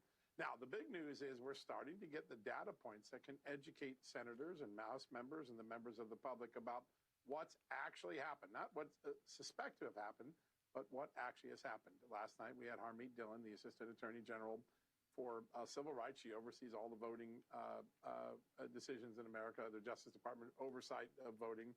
She has obtained 16 states' voter rolls. She is fighting to get 29 more. She's in litigation. This is the largest federal check of voting rolls in the history of America. It is a one-time integrity check to make sure that we to make sure that states are doing what the law requires them to do, which is to keep their voter rolls healthy, to keep non-citizens off the rolls, to keep dead people off the roll, to keep people who move to another state from being registered in multiple states illegally. What she told us last night should inform every senator who's making a decision on whether they're going to vote for the Save America Act. The first 16 states, she has found tens of thousands of non-citizens, some of them illegal aliens, who have made it in a position to vote because they got onto the voter rolls despite all the claims that we've got a perfect system. Then she said they have proven already dozens of illegal aliens and non-citizens have actually cast ballots in federal elections, and they've only begun the process. They're less than half of the states. And by the way, the big states are resisting, right? California, New York. Of course. So these patterns are already forming in states, by the way, some states which have pretty good voter rolls. That should be an informational point that every senator should have on their front plate. We should know by state the number of non-citizens that got on the rolls, the number of dead people that were on the rolls. Now, so let me break this down. Tens of thousands of non-citizens got on the rolls. Dozens of non-citizens voted illegally. One of them was just indicted Monday in Pennsylvania. He voted in 7 consecutive presidential elections, an illegal alien from Mauritania in Africa. And then she said there were hundreds of thousands of dead people that they were able to find on the voter rolls who were still active on these states. That's just the first 16 states. That's a data point that the White House and the Senate leadership should get to every senator. And the Justice Department should break it down by state. Just in these 16 states, here's the numbers. Start educating people about how loose the system is. There's a false sense of security that has wavered over this debate, and it's time to give people the data points, and that's what we were able to get out of Harmeet Dillon last night. John Solomon weighing in there. Rapid Response 47. The very same commission, absentee ballots remain the largest source of potential voter fraud and are vulnerable to abuse in several ways. Take a look at this. Fraud occurs in several ways. Absentee ballots remain the largest source of potential voter fraud. Notorious recent case of absentee ballot fraud was Miami's mayoral election of '98. In that case, the judge declared the election fraudulent and called for a new election. Absentee balloting is vulnerable to abuse in several ways. Blank ballots mailed to the wrong address or to large residential buildings might get intercepted. Citizens who vote at home, at nursing homes, at the workplace, or in church are more susceptible to pressure, overt and subtle, or to intimidation. Vote buying schemes are far more difficult to detect when citizens vote by mail. States, therefore, should reduce the risk of fraud and abuse in absentee voting by prohibiting third-party organizations, candidates, and political party activists from handling absentee ballots. States also should make sure that absentee ballots received by election officials before Election Day are kept secure until they're opened and counted. That is from Rapid Response, the Bipartisan Commission on Federal Election Reform, which was co-chaired by President Jimmy Carter. Photo IDs currently are needed to board a plane, enter federal buildings, and cash a check. Voting is equally important. Pass the SAVE Act. President Trump just put a rotten reporter who claimed the 2020 election wasn't rigged right in her place. Sir, in Arizona, why did the FBI seize election records in that state? Well, they probably thought the election was rigged, right? It wasn't rigged, though. Oh, really? How do you know? Your own Attorney General in 2020 said that there was not measurable voter fraud to change the outcome of the election. I think it was rigged. There's no, sir, where's the evidence of that? It wasn't rigged. You're a rotten reporter. Where's the evidence of that? Yeah. Citing your own Attorney General, who is in on the rig. President Trump knows how to handle the rotten reporters there standing outside Marine One. And then we have this from Harmeet Dillon. The Justice Department are helping states clean up the voter rolls. First time the United States Department of Justice is actually doing something to help the states clean up the voter rolls. It's their duty to do it, but frankly, as you've reported, it's not just the, sort of blue and swing states that you've highlighted, but a lot of red states as well. It simply hasn't been a priority to do this. And in fact, when some states have tried to clean up the voter rolls by removing people who are inactive or dead or otherwise shouldn't be voting off the voter rolls, they get sued by leftist activists. And so the path of least resistance so far has been to simply let these voter rolls be. And then when you combine that with vote by mail that became the vogue during COVID, you then suddenly have millions of ballots floating around that aren't tied to legitimate voters, which of course decreases confidence in the outcome of our elections, which nobody should want in our country. So we're doing this on a nonpartisan basis to increase accuracy and confidence and comply with federal law. Let's go. Harmeet Dillon on the case. So, this is the moment of truth, patriots. President Trump isn't just asking Republicans to pass a bill, he's demanding they fight with passion at the expense of everything else for the full Save America Act, not the watered-down compromise version. And here's the beautiful thing. The states aren't waiting. Florida is about to pass its own SAVE Act with voter ID, citizenship verification, and paper ballots as the default. The momentum is building. The evidence of non-citizens on voter rolls is now undeniable. And when a reporter tried to gaslight the president about 2020, he looked her straight in the eye and called her exactly what she is, a rotten reporter. This is a president who will not back down, and neither should we. So, patriots, this is our moment. President Trump has made it crystal clear the Save America Act is the defining fight of this Congress, with tens of thousands of non-citizens proven to be on voter rolls. With the DOJ finally cleaning up the mess the left created and the states like Florida leading the charge, we do have the momentum. But we need you in this fight. Share this video with everybody you know and drop a comment below. Tell me, do you support requiring proof of citizenship to vote, yes or no? It's simple. And since you made it to the end of this video, I congratulate you. Not many people do, but you did. As a show of thanks, we built this just for you. Text raw feed to 844-840-4963. Yeah, you're the diehard. You're the one that watches to the end because you care about the truth. You want the whole truth and nothing but the truth. And I'm going to give it to you directly to your phone. So text raw feed 844-840-4963. Don't wait for the algorithm. Don't wait for a notification that never shows up. Wait for me to deliver it directly to you. You can still subscribe to the channel, though, if you haven't yet. You can also hit the notification bell if it works. Hopefully you'll get a notification.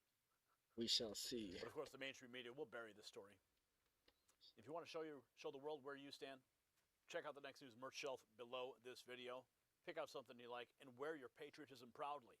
The left wants to silence us, but we're not going anywhere. I'm Gary Franchi for the Next News Network. Stay informed and stay free. The system controls information. Information control is power. They don't want you to see.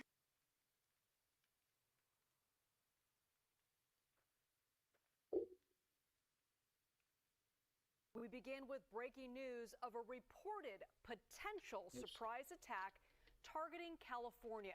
The FBI warning law enforcement agencies in the state that Iran allegedly aspired to launch drones along the West Coast. CBS News Bay Area's Katie Nielsen has a copy of that alert that went out to law enforcement. Katie, what does it say? Yeah, Liz, so we actually just got a copy of that maybe only about 30 minutes ago.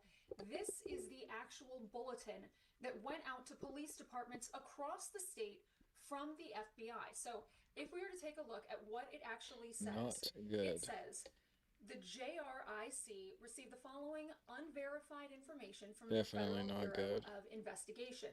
We recently acquired information that as of early February 2026, Iran allegedly aspired to conduct a surprise attack using unmanned aerial vehicles from an unidentified vessel off the coast of the United States homeland, specifically against unspecified targets in California, in the event that the U.S. conducted strikes against Iran. We have no additional information on the timing, method, target, or perpetrators of this alleged attack. For any questions, please contact your local FBI Joint Terrorism Task Force. So what's important to note here about this memo that went out is it says allegedly aspired. What does that mean? Where was this in the planning stages? These are questions we still don't have answers to. But we did reach out to the governor's office to try to get a statement from them as far as what they're doing to keep people in California safe. And what we did get back is that the Governor's Office of Emergency Services is actively working with state, local, and federal security officials to protect our communities. This bulletin is one of numerous security updates the state receives from federal partners daily and disseminates to local law enforcement and emergency responders. Listen, bro, I'm not believing none of this. This is all, in my opinion, fake news. And it's also what I like. Okay.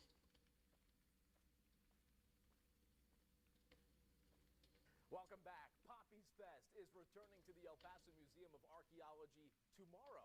The museum director, Sebastian Rivas Norman, joining us this afternoon for more. Sebastian, first of all, great to see you. I cannot believe we're here again. It seems like Poppy's Fest just runs right up on us every year. And this year's a big one. But before we get to all that, I have to ask you a very important question. This year, will there actually be poppies at Poppy's Fest? The answer to that is yes. Okay, good. We are having a late bloom, but it's a pretty big decent bloom. You know, that's been the concern, right, the last couple of years. The winters have been so dry, it's so hard for these flowers to come up and actually take root. But I've seen some pictures online, so I wanted to get it right from the source. Yeah. We are going to see poppies this year. Promise. Okay, well, there you go. And let's go to break. No, I'm kidding. This is great. First of all, this year, expanded schedule for you guys. We're doing 3 days, Friday, Saturday, and Sunday. Correct. We are trying.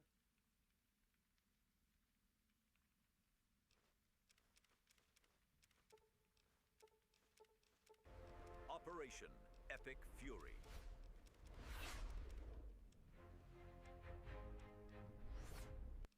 They're already here. Iranian sleeper cells embedded across America, and now they're being activated. While the corporate media downplays the threat, pro-Iranian hackers just launched a major cyber attack on a U.S. medical device company. Mexican cartels are actively smuggling military-aged men from Iran into our country. And Senator Ted Cruz is sounding the alarm that the threat of terrorism is higher than it's been in decades. But here's what the deep state doesn't want you to know.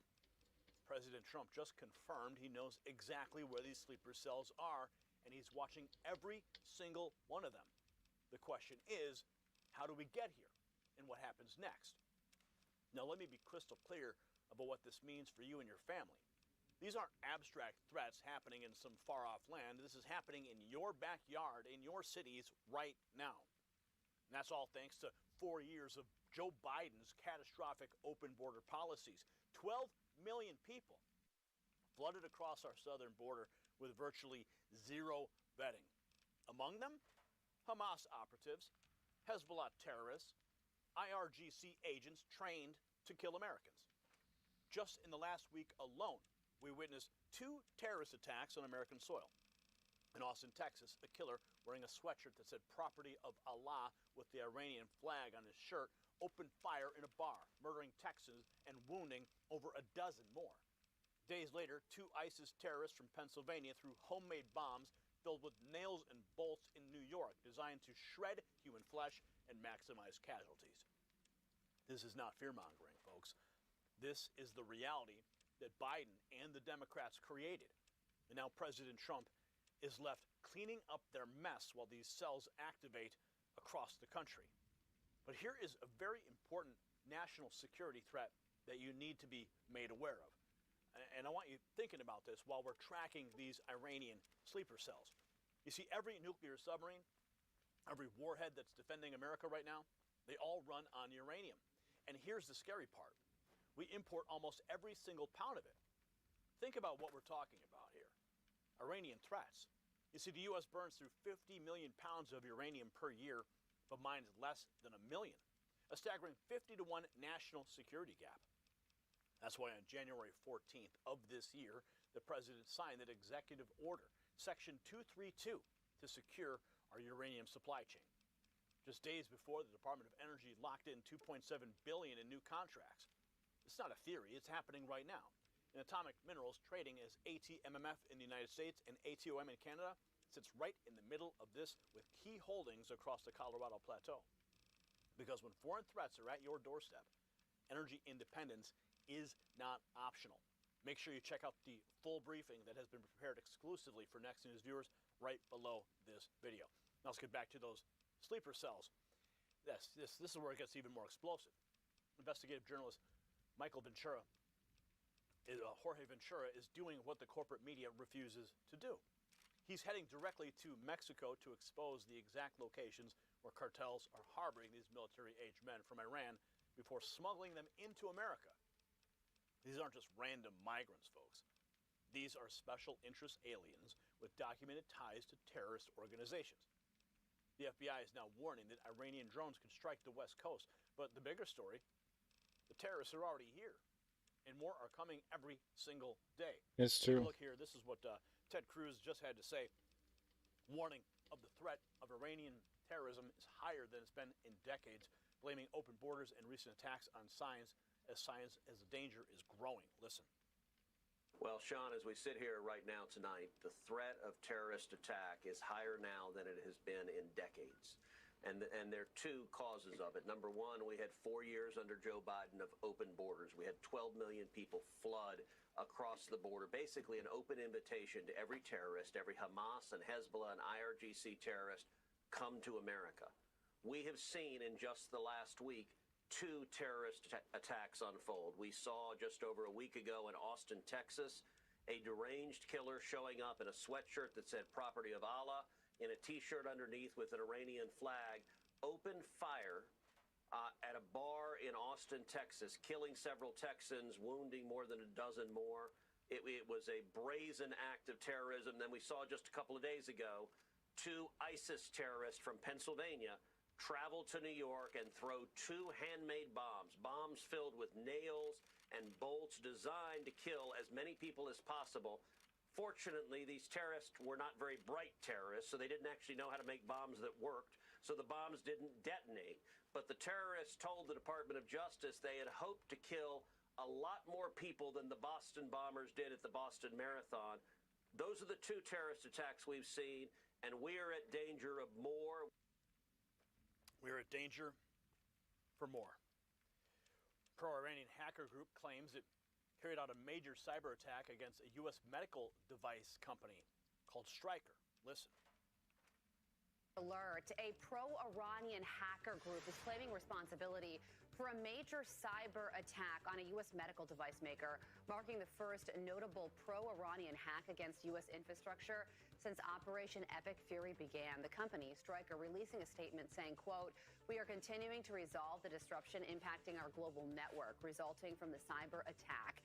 At this time, there is no indication of malware or ransomware, and we believe the situation is contained to our internal Microsoft environment only." Cyber attacks now on the rise. Jorge Ventura posting that Iranian sleeper cells and Mexican cartels. He says, "I'm headed to Mexico to expose a location used by Mexican cartels to harbor and smuggle military-aged men from Iran and other countries into the Middle East." Listen. Iranian sleeper cells and Mexican cartels, what's the connection there? In the next few days, I'm going to be headed to Mexico to expose how Mexican cartels are smuggling thousands of military-aged men from Iran and other parts of the Middle East. Now, this is a major national security story because these men have ties to terror groups, and these men are already here on American soil. Now, from corporate media reporting, you might have heard of Iranian sleeper cells, how they are being activated. Now the FBI issuing a new warning that Iranian drones could potentially strike the West Coast. But corporate media is missing the bigger story. These men with ties to terror groups are already here in the United States, and the Mexican cartel continues to move them into the United States every day. I'm headed to Mexico to expose this particular location that cartels and smugglers are using to harbor these individuals with terror ties. This is a major national security story, and it cannot be ignored any longer. I am asking my followers and supporters, if you do support my reporting, to please donate via Venmo, PayPal, or Cash App to help me hire a security team to take me into Mexico and successfully tell this story. But we're going to expose this terror smuggling network on the Mexican border in this particular location that continues to harbor these individuals, especially right now, while the threat of Iranian sleeper cells has never been higher. Stay tuned for this exclusive report. This report is also 100% independent and will be my very first exclusive report and video on my new YouTube channel, Ventura Reports. Hope to see you there. Stay tuned for this story. All right, I will be reaching out personally to Jorge as he heads down there. His work needs to be supported. Peter Doocy asking President Trump, have you been briefed about how many Iran sleeper cells could be in the U.S. right now? President Trump says this in response. I have been, and a lot of people came through Biden with this stupid open border, but we know where most of them are. We've got our eye on them. Let's see if we can get that video. Here is President Trump. About how many Iran sleeper cells there could be inside the U.S. right now. I have been, and a lot of people came in through Biden with this stupid open border. But we know where most of them are. We've got our eye on all of them, I think. Is it dozens? They came in through the open border policies of Sleepy Joe Biden, one of the worst president in the history of our country. And we've got our eyes on all of them. But the war itself is being prosecuted at a level that nobody's seen before. It's pretty amazing to watch.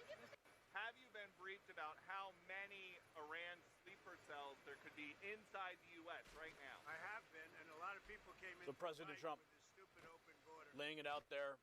Peter Doocy on the tarmac. But the news is not done today. We've got lots more reporting, but here's the truth that should make every patriot breathe just a little bit easier tonight. When Peter Doocy asked President Trump point blank if he'd been briefed on how many Iranian sleeper cells are inside America, the president didn't flinch. He confirmed he has been fully briefed, acknowledged that, yes, a lot of these people came in through Biden's stupid open border, his words, but then delivered the knockout punch. We know where most of them are. We've got our eye on all of them. That's the difference between the chaos of the Biden years and the leadership under President Trump. We finally have a commander-in-chief who sees the threat, who knows where the enemies are, and is not afraid to take action. You see, the deep state wanted you afraid and helpless, but Donald Trump, he wants you to know that he's got this. So here's your takeaway, patriots. The Biden administration created the greatest national security crisis in modern American history. I would call it treason, by leaving our borders wide open to terrorists, cartels, and foreign adversaries. Now President Trump is systematically identifying, tracking, and preparing to neutralize these threats. This is exactly why elections matter. This is exactly why we fought so hard to put America First back in the White House. Now, I need you to share this video with everybody you know because the corporate media will never tell them the truth. And, of course, speaking of corporations, yes, if you're waiting for an algorithm to show you the next news network, if you're waiting for a corporation to send you a notification that never arrives, well, I have a solution for that. Text raw feed to 844-840-4963. That's my little gift for you because you watched this video all the way to the end. Yes, you care about this program. You care about the Next News Network. And that's why you watch our reports all the way to the end. And that's why you get access to this special list where I'm going to send you direct messages. I'm not going to spam you, but I'm going to give you information that will be suppressed by the algorithm. So it's a direct line from me to you, right to your phone. Now, I want you to drop a comment below and tell me, do you trust President Trump to handle the Iranian sleeper cell threat? Yes or no? I do want to hear from you. If you want to show your support for real journalism, check out the Next News merch shelf below this video. Smash the subscribe button. Ring the notification bell, regardless. And remember, stay informed and stay free. I'm Gary Franchi, and you're watching the Next News Network. The system controls information. Information control is power. They don't want you to see this. The truth only survives together. They don't want this shared. Share this now.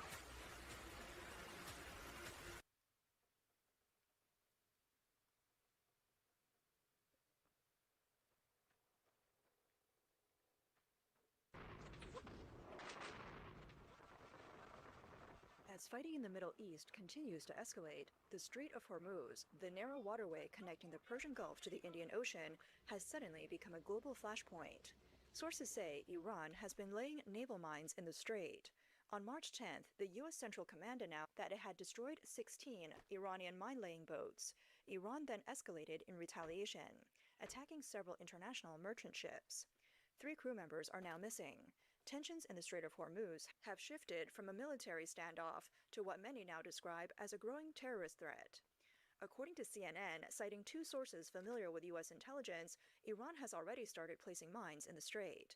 So far, the scale of the operation appears limited, with only a few dozen mines deployed in recent days.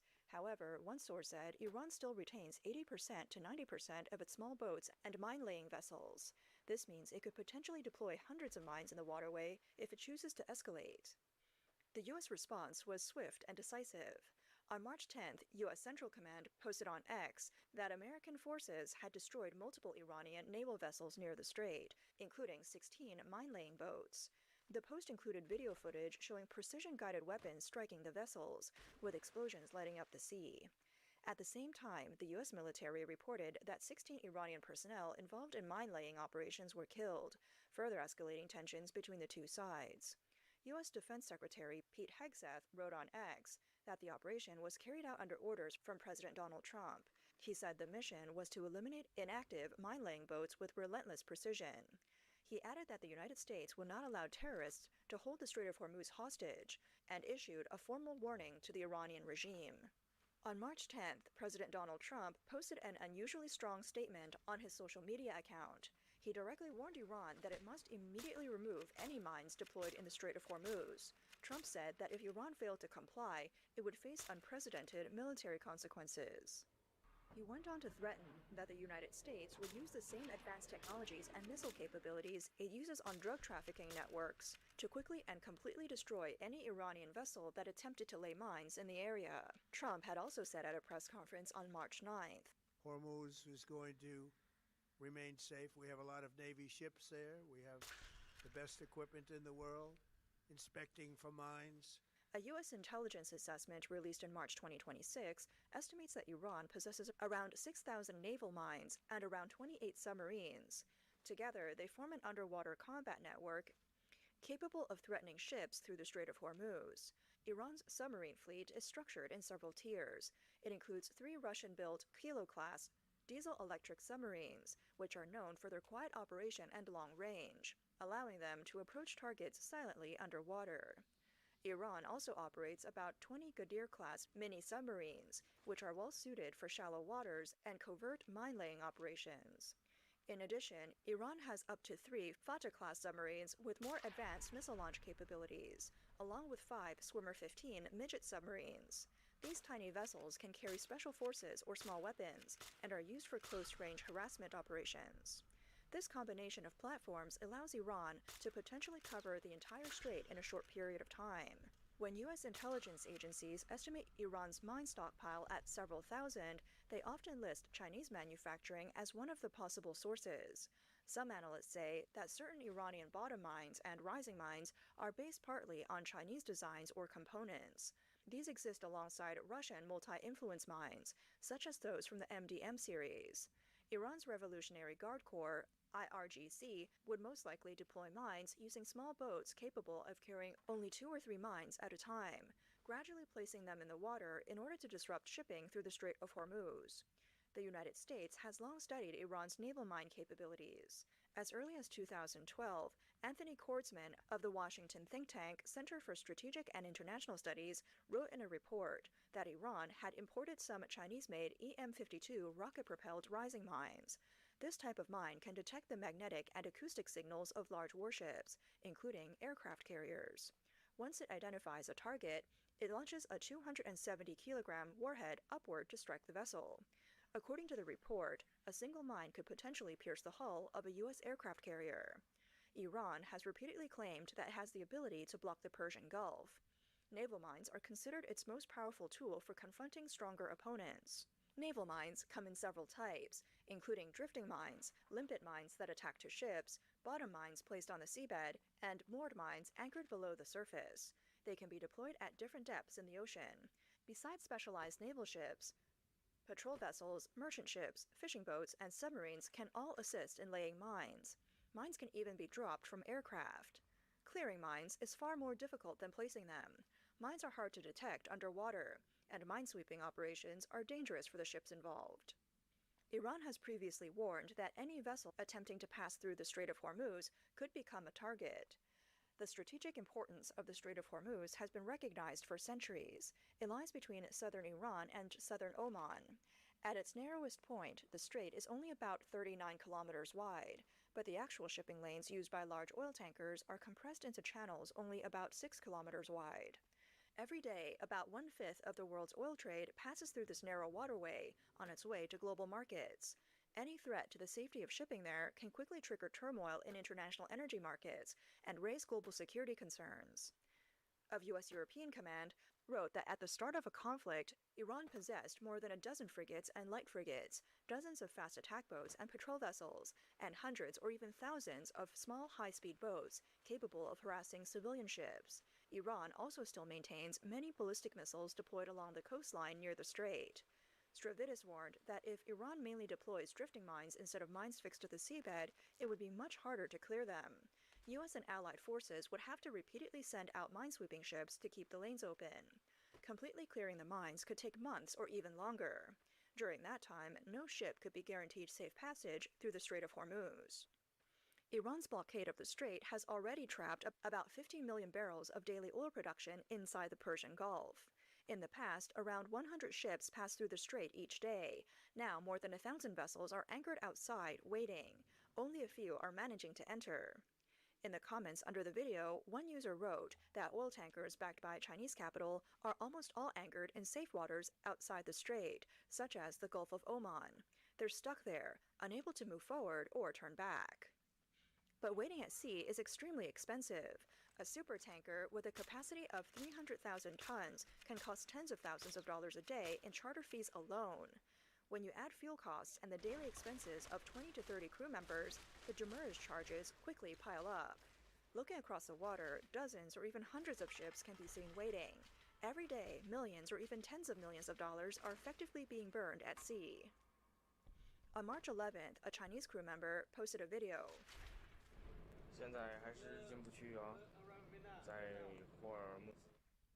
We still can't get in. We're outside the Strait of Hormuz. There are probably 1,000 or 2,000 ships stopped both inside and outside the area. China, Japan, South Korea, and many European countries depend heavily on the sea route for their energy supply. Japan currently has 44 oil tankers stuck inside the Persian Gulf. About 30 of these ships are transporting energy, including crude oil and liquefied natural gas. The rest are car carriers and cargo ships. Beijing's support for Iran reportedly takes several forms. According to researchers who asked not to be named, China has been buying large amounts of Iranian crude oil. This provides Iran with critical funding and helps it bypass U.S. sanctions. In the military field, China and Iran have also cooperated for many years on missile and drone development. China has reportedly supplied missile components, fuel, and spare parts to help Iran maintain its anti-ship missile stockpile.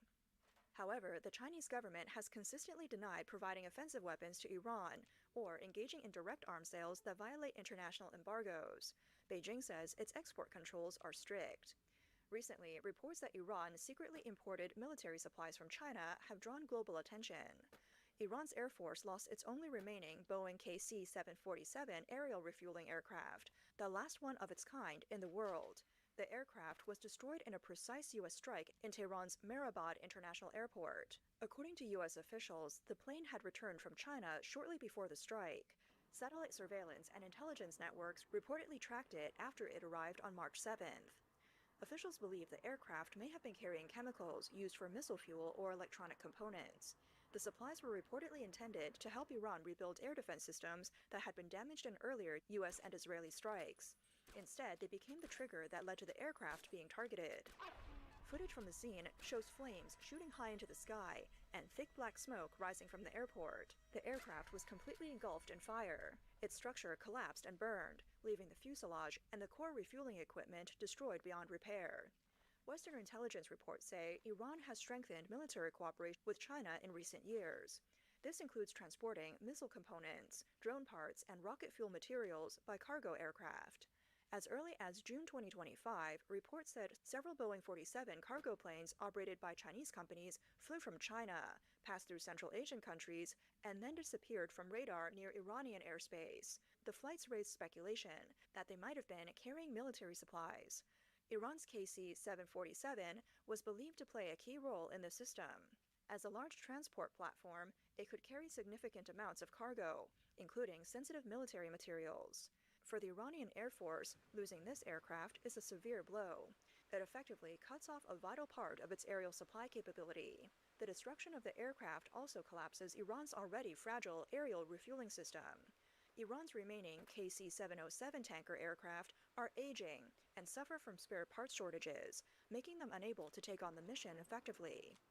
As a result, Iran's ability to conduct long-range operations or cross-regional airstrikes has essentially dropped to zero. With this strike, the U.S. military targeted one of the most crucial points of Iran's air power, stripping it of its long-range combat capability. This shifts the balance of air power in the Middle East even further towards the United States and Israel. The fall of the KC-747, a global rarity, marks not only the end of a classic military aircraft, but also signifies the complete collapse of Iran's air-based strategic deterrence. Under the continuous precision strikes by the U.S. and Israel, Iran's core military equipment has been destroyed one after another. The destruction of this tanker aircraft reflects the collapse of a nation's strategic capacity and the reshaping of the regional security landscape. The destruction of the KC-747 also sends a clear message.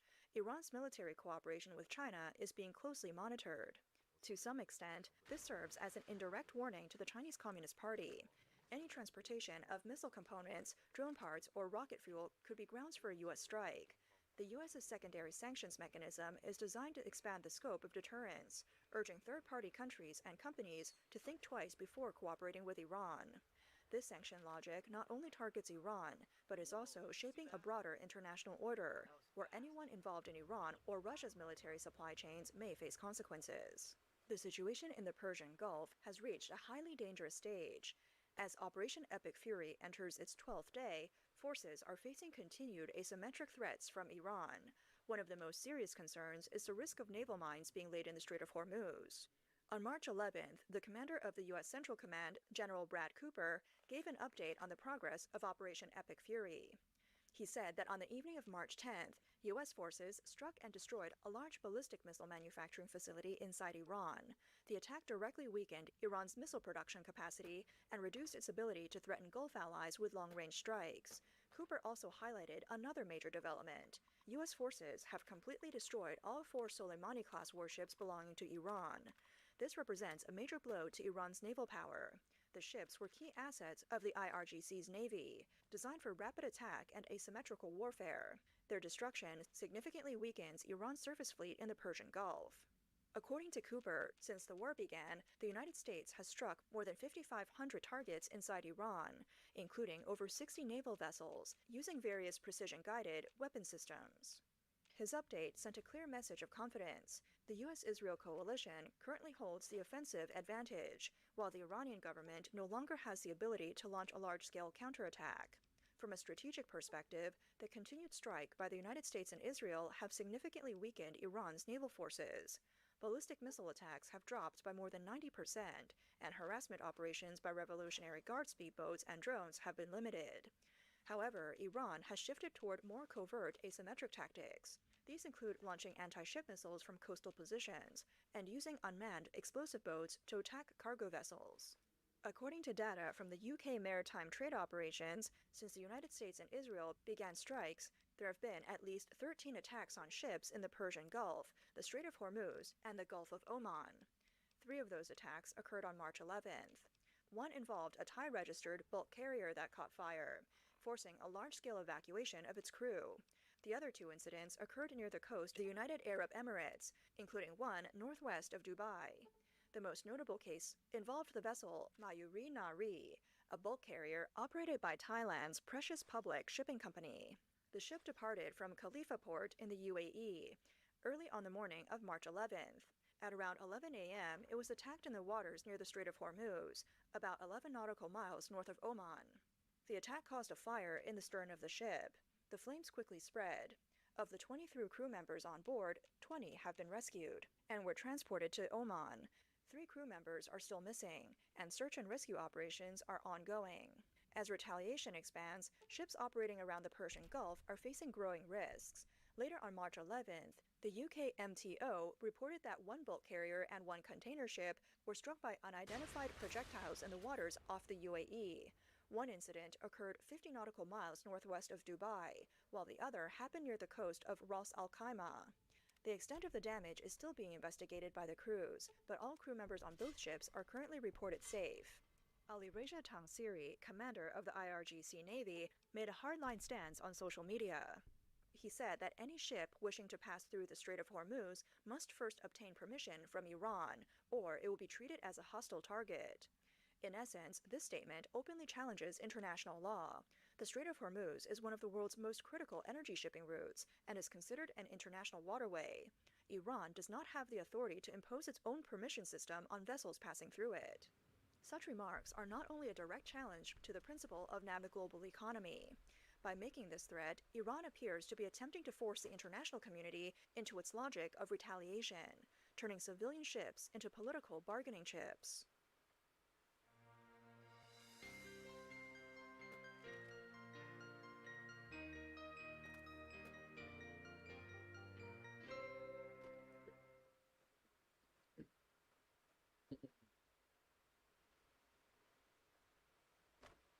Now, anyway, while this video was being recorded, there have been insane developments on the war front.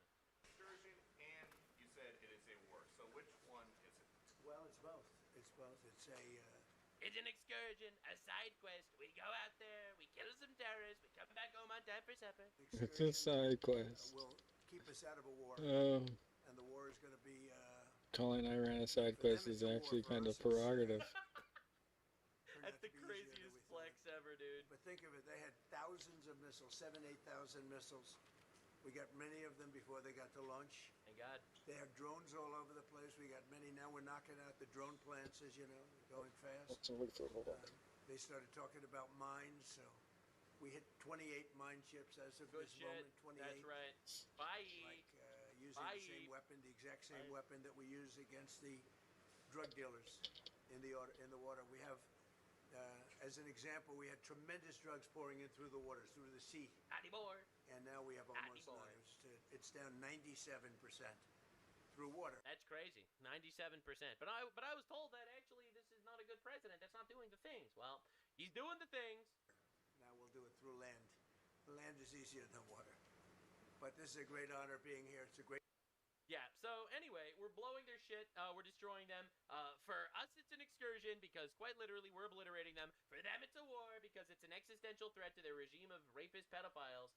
And breaking news, the FBI warned police departments in California that Iran wants to retaliate for American attacks by launching offensive drones against the West Coast, according to an alert from ABC News.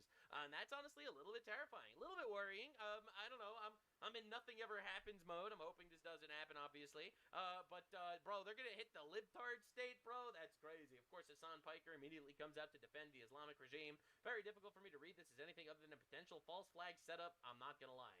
So this is Hassan, terrorist-supporting, dog-shocking retard, saying, "Oh yeah, America's gonna blow up California and blame Iran."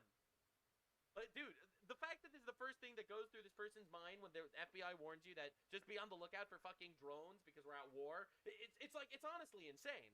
The depths this man will dive to run defense for Islamic terrorists is honestly horrifying. Now, just to make you feel a little bit better, this is a kaboom in the distance.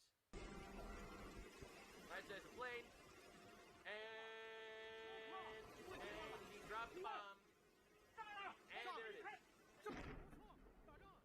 And there is American firepower. God bless US of A.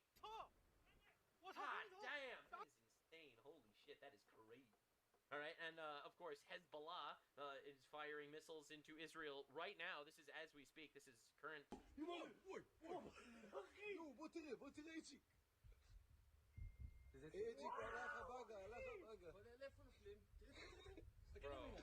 Bro, literally watching Hezbollah terrorists from Lebanon firing missiles into Israel. Like, this is insane. Hezbollah declaring war. So yeah, anyway, it's crazy. This is CENTCOM.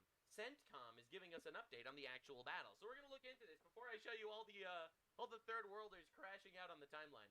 I'm Admiral Brad Cooper here at United States Central Command, where I'm leading the forces executing Operation Epic Fury.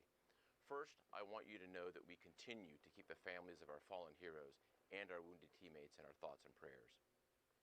I'd also like to acknowledge and thank the families of the 50,000 American servicemen and women deployed in and around the Middle East. I'm grateful for your selfless sacrifice, and I know that Americans across the country hold you in their hearts. Let me start by offering my overall assessment of Operation Epic Fury. In short, U.S. forces continue delivering devastating combat power against the Iranian regime. I've said this before, but it bears repeating. U.S. combat power is building, Iranian combat power is declining. And we remain centered on very clear military objectives in eliminating Iran's ability to project power against Americans and against its neighbors. Every day, we're striking hard at Iranian ballistic missile and drones. To date, we have struck more than 5,500 targets inside Iran, including more than 60 ships using a variety of precision weapon systems. Just yesterday, we had strike waves nearly every hour from different locations and directions going into Iran. We also took out the last of 4 Soleimani-class warships. That's an entire class of Iranian ships now out of the fight. I'd characterize our strikes as being unpredictable, dynamic, and decisive.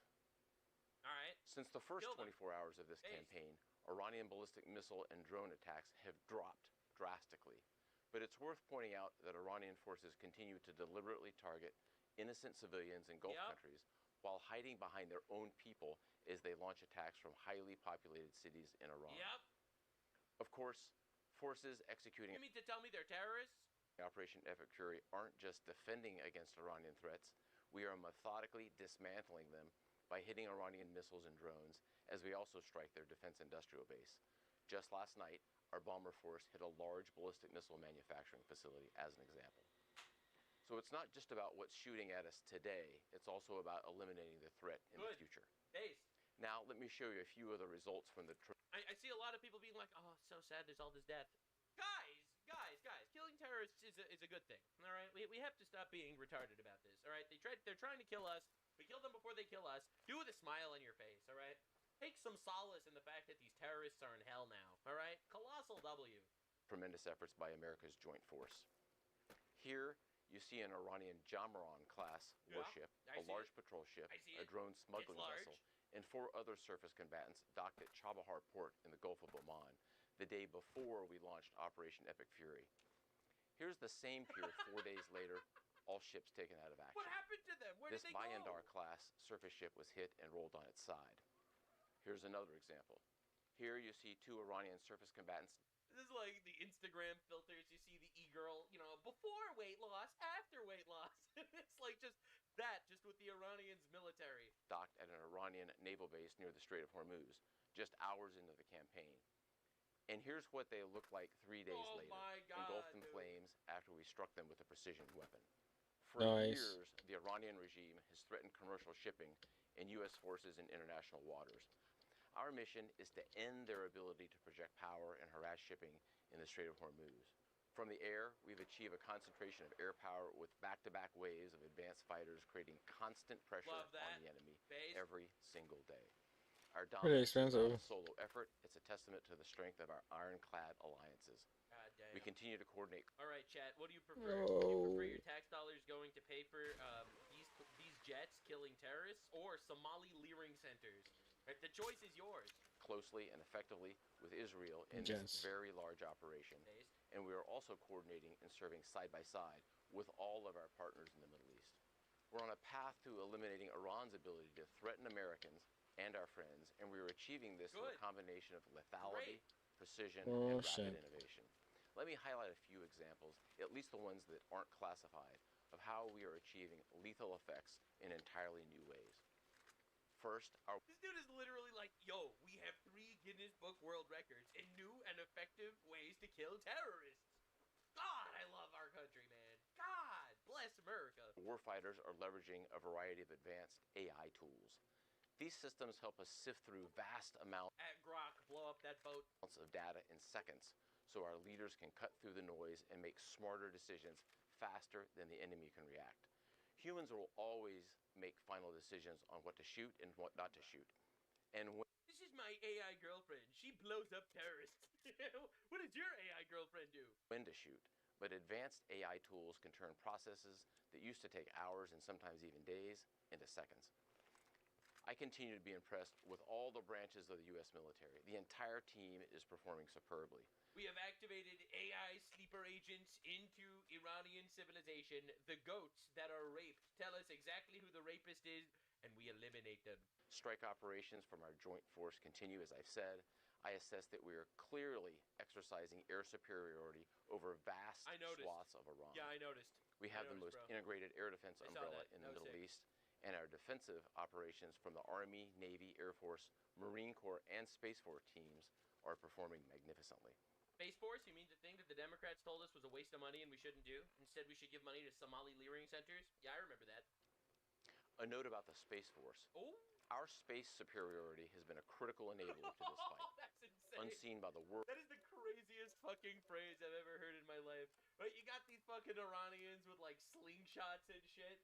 All right, you got this Iranian dude with like holding a an RPG, riding on a camel, and we have literal satellites zapping them from orbit. The Space Force is doing 2 things. First, they're degrading Iranian capability, and second, they're helping to protect American forces. And I'll have to leave it right there. All told, despite this incredible progress, make no mistake, we remain highly vigilant. Good. And I just could not be prouder of our Operation Epic Fury team, and I know the American people share that same pride. And they should be. And every one of these demoralizing American retards that's trying their absolute best to be like, actually, I'm a fat communist with a nose ring from California, and I have to say, I support Iran. Fuck you, and fuck your fat nose ring ass. All right? I don't like you, bro. Shut the shit up. And I'm tired of it. I'm tired of it. Our troops are amazing. They're putting their lives on the line to defend our country, and quite literally, they're heroes. And this demoralization campaign that's being tried so hard is a psyop that will fail. And every single person in the future will look back, you're going to see. You'll look back and be like, damn, that's awesome. All right? It was awesome that we did this, and we didn't wait until they were an actual threat. Hopefully, we will never need to actually know how dangerous they'll ever become. But we are living in a weak-ass generation of pussies that quite literally, in my opinion, are so naive all right, that they're taught that racism bad and therefore all cultures are equal. They would never want to hurt us. Yeah, all right, okay, all right. You know what? Shut the fuck up. You're going to celebrate the assassination of Charlie Kirk and you're going to mourn Ayatollah Khomeini? Get the fuck out of here. Your boos mean nothing. I've seen what makes you cheer. Anyway, it got a lot hairier. So it turns out Marco Rubio is now the odds favorite to win the 2028 presidency. I know this came out of nowhere. Unless, you include me, who's been saying this for a while, saying that Marco Rubio is by far, the best candidate in both parties to be the next president of the United States. And quite literally, he's actually the front runner right now. 19% Rubio, 18% Newsom, 18% Vance. And that's insane. I've been pushing Rubio from the get-go. I still think a JDV 48, I'm not against it. But, dude, Rubio, my guy has been killing it lately. Insane.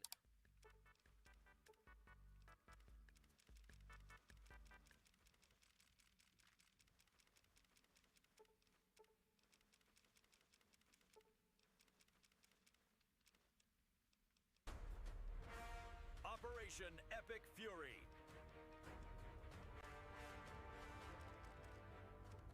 Got some breaking news right now, folks. President Trump just dropped the hammer on the global oil markets. The deep state energy manipulators are absolutely reeling. The International Energy Agency has just agreed to release a record 400 million barrels of oil from the strategic reserves around the world. Now, this is unprecedented, and this is historic. While the establishment media tries to spin this as some kind of crisis, the truth is President Trump just pulled off one of the most brilliant energy moves in modern history. But here's what they're not telling you about why this release is actually a checkmate for both Iran and the Biden legacy.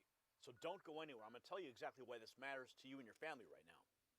When you pulled up to the gas pump this week and saw prices creeping towards $3.57 a gallon, you see, that was not an accident.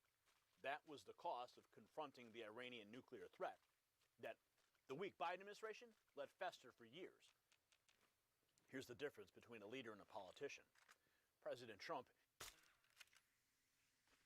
If we didn't, it's like the chicken and the egg, okay? So, if we didn't have Venezuelan oil right now, we would be in way worse of a problem and probably would have had no strategic reserve for any of this war going on in Iran, and it would have cost American people way more throughout all the states. And the fact that he decided to do that and solidify that first instead of tackling Iran overseas just shows that, like, he understood economics before anybody even, like, explained him, like, what the recoil would be. So this is what I call recoil. You know, I use a BB gun because it has no recoil. Oh, it's supposed to not, but when you're pulling it and pumping the next BB in it, it rocks back. But yeah, so and then you got a gun like this. This is what he's doing. No recoil, because he's already thinking ahead, and then people be pulling out 50 snipers with the most recoil but don't do any damage really, because you know they have to sway and everything like this. No, we cut to the point. I'm making too many references because I'm getting stoned. Isn't asking you to sacrifice while he plays politics. He's deploying America's strategic assets to protect your wallet while he protects our nation. Now think about what this means for your monthly budget. 400 million barrels flooding into the global market. 172 million barrels from our reserves hitting next week. This is going to substantially reduce what you pay at the pump.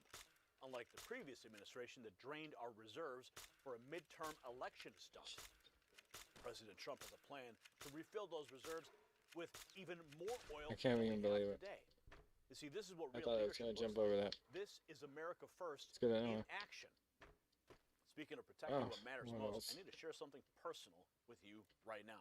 I forgot to fix my legs. My wife Go battled figure. chronic pain and anxiety from her diagnosis. We went through endless doctor's visits, treatments that never worked. I had to watch her struggle every single day, and it broke my heart. Then Jonathan Otto introduced us to red light therapy, a Her pain vanished, her anxiety lifted. It's only She's about 40 sleeping seconds, soundly, and I'm eventually going to get one myself. So if you My own guys have the recovery money, you should get vitality one. better than guys half my age. This has been truly life-changing for our family. Now, here's the thing. It's not some gimmick.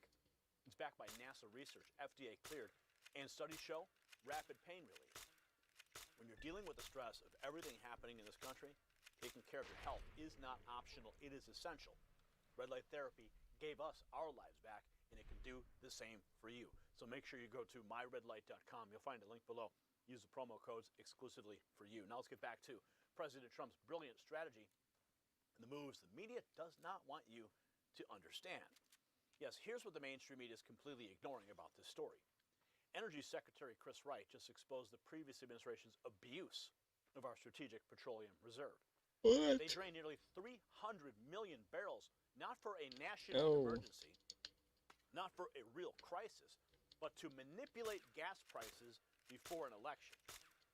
That's not what the reserves were designed for. But watch how President Trump does it differently. We're going to pull out 170 million barrels and buy 200 million barrels for delivery next year. More oil in reserve than we started with.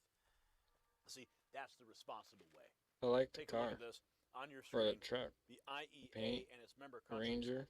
will release a record Old 400 school. million barrels of oil from the strategic reserves. Oil is flowing, despite what the fake news will tell you. The IEA's massive release aims to drop prices. But since listen, they were Trump says fusion aren't cars, just they dropping shouldn't prices, really they're have ending a exhaust. global threat.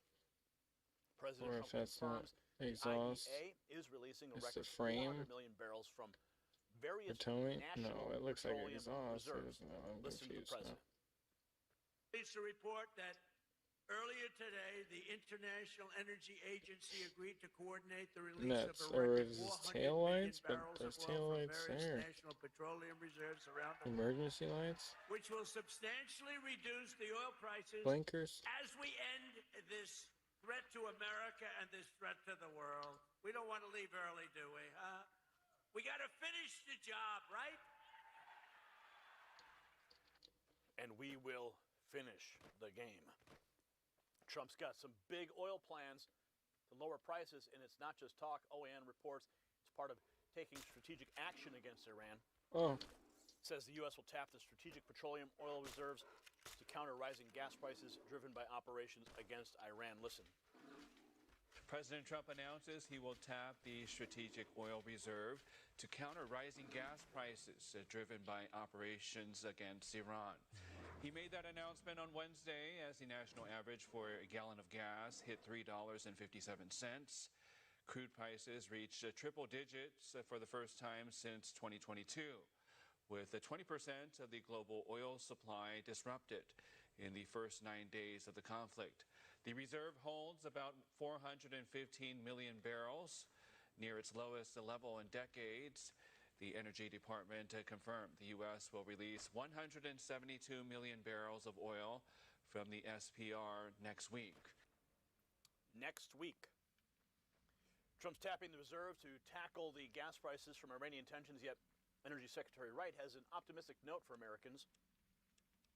Here he is, Chris Wright. Fortunately, the United States, we produce more oil than we consume. We're a net oil exporter. So overall for the U.S. economy, this isn't bad news. But of course, who President Trump is worried about is not overall. He's worried about every single American consumer. And so, yes, of course, he's concerned about the rising energy prices through this short-term period that people have to suffer. President Trump's concerned, and he is making moves. With America producing more oil than ever, Secretary Wright isn't buying into the doom, but he slams the Biden administration hard. What was the real misuse of those reserves? Oh, we all remember what happened during that election. Listen. We have about 415 million barrels in storage right now. Very unfortunately, the Biden administration drained almost 300 million barrels out, mostly to lower gasoline prices for a midterm election without disruptions in energy flows. That's not what the SPR is about. The SPR is about this, when we have short-term disruptions in flows to replace those flows. But Dana, we will simultaneously sell this oil in the near term when it's needed and buy long-term oil, meaning, say, 12 months down the road, and we'll pull out 170 million barrels, and we'll put back in 200 million barrels in the next year. So we'll actually have more oil in our SPR a year from now than we do today. Okay. That's the responsible way to use it. More now, more in a year than what we have now. He's calling out Biden's SPR misuse, but Trump's got the plan to refill smartly. So what is Trump's vision for fighting the oil squeeze? Here is Fox's Brett Baer. But first, breaking tonight, President Trump says the U.S. will tap into the country's strategic petroleum reserve a little bit, in his words, to ease concerns over rising oil prices. President Trump has just completed remarks to an audience in Hebron, Kentucky. It's the end to a busy day of campaign-like appearances amid his military action in Iran. Earlier, the president touted his prescription drug policy during a stop in Cincinnati. Senior White House correspondent Jackie Heinrich starts us off tonight live from the North Lawn. Good evening, Jackie.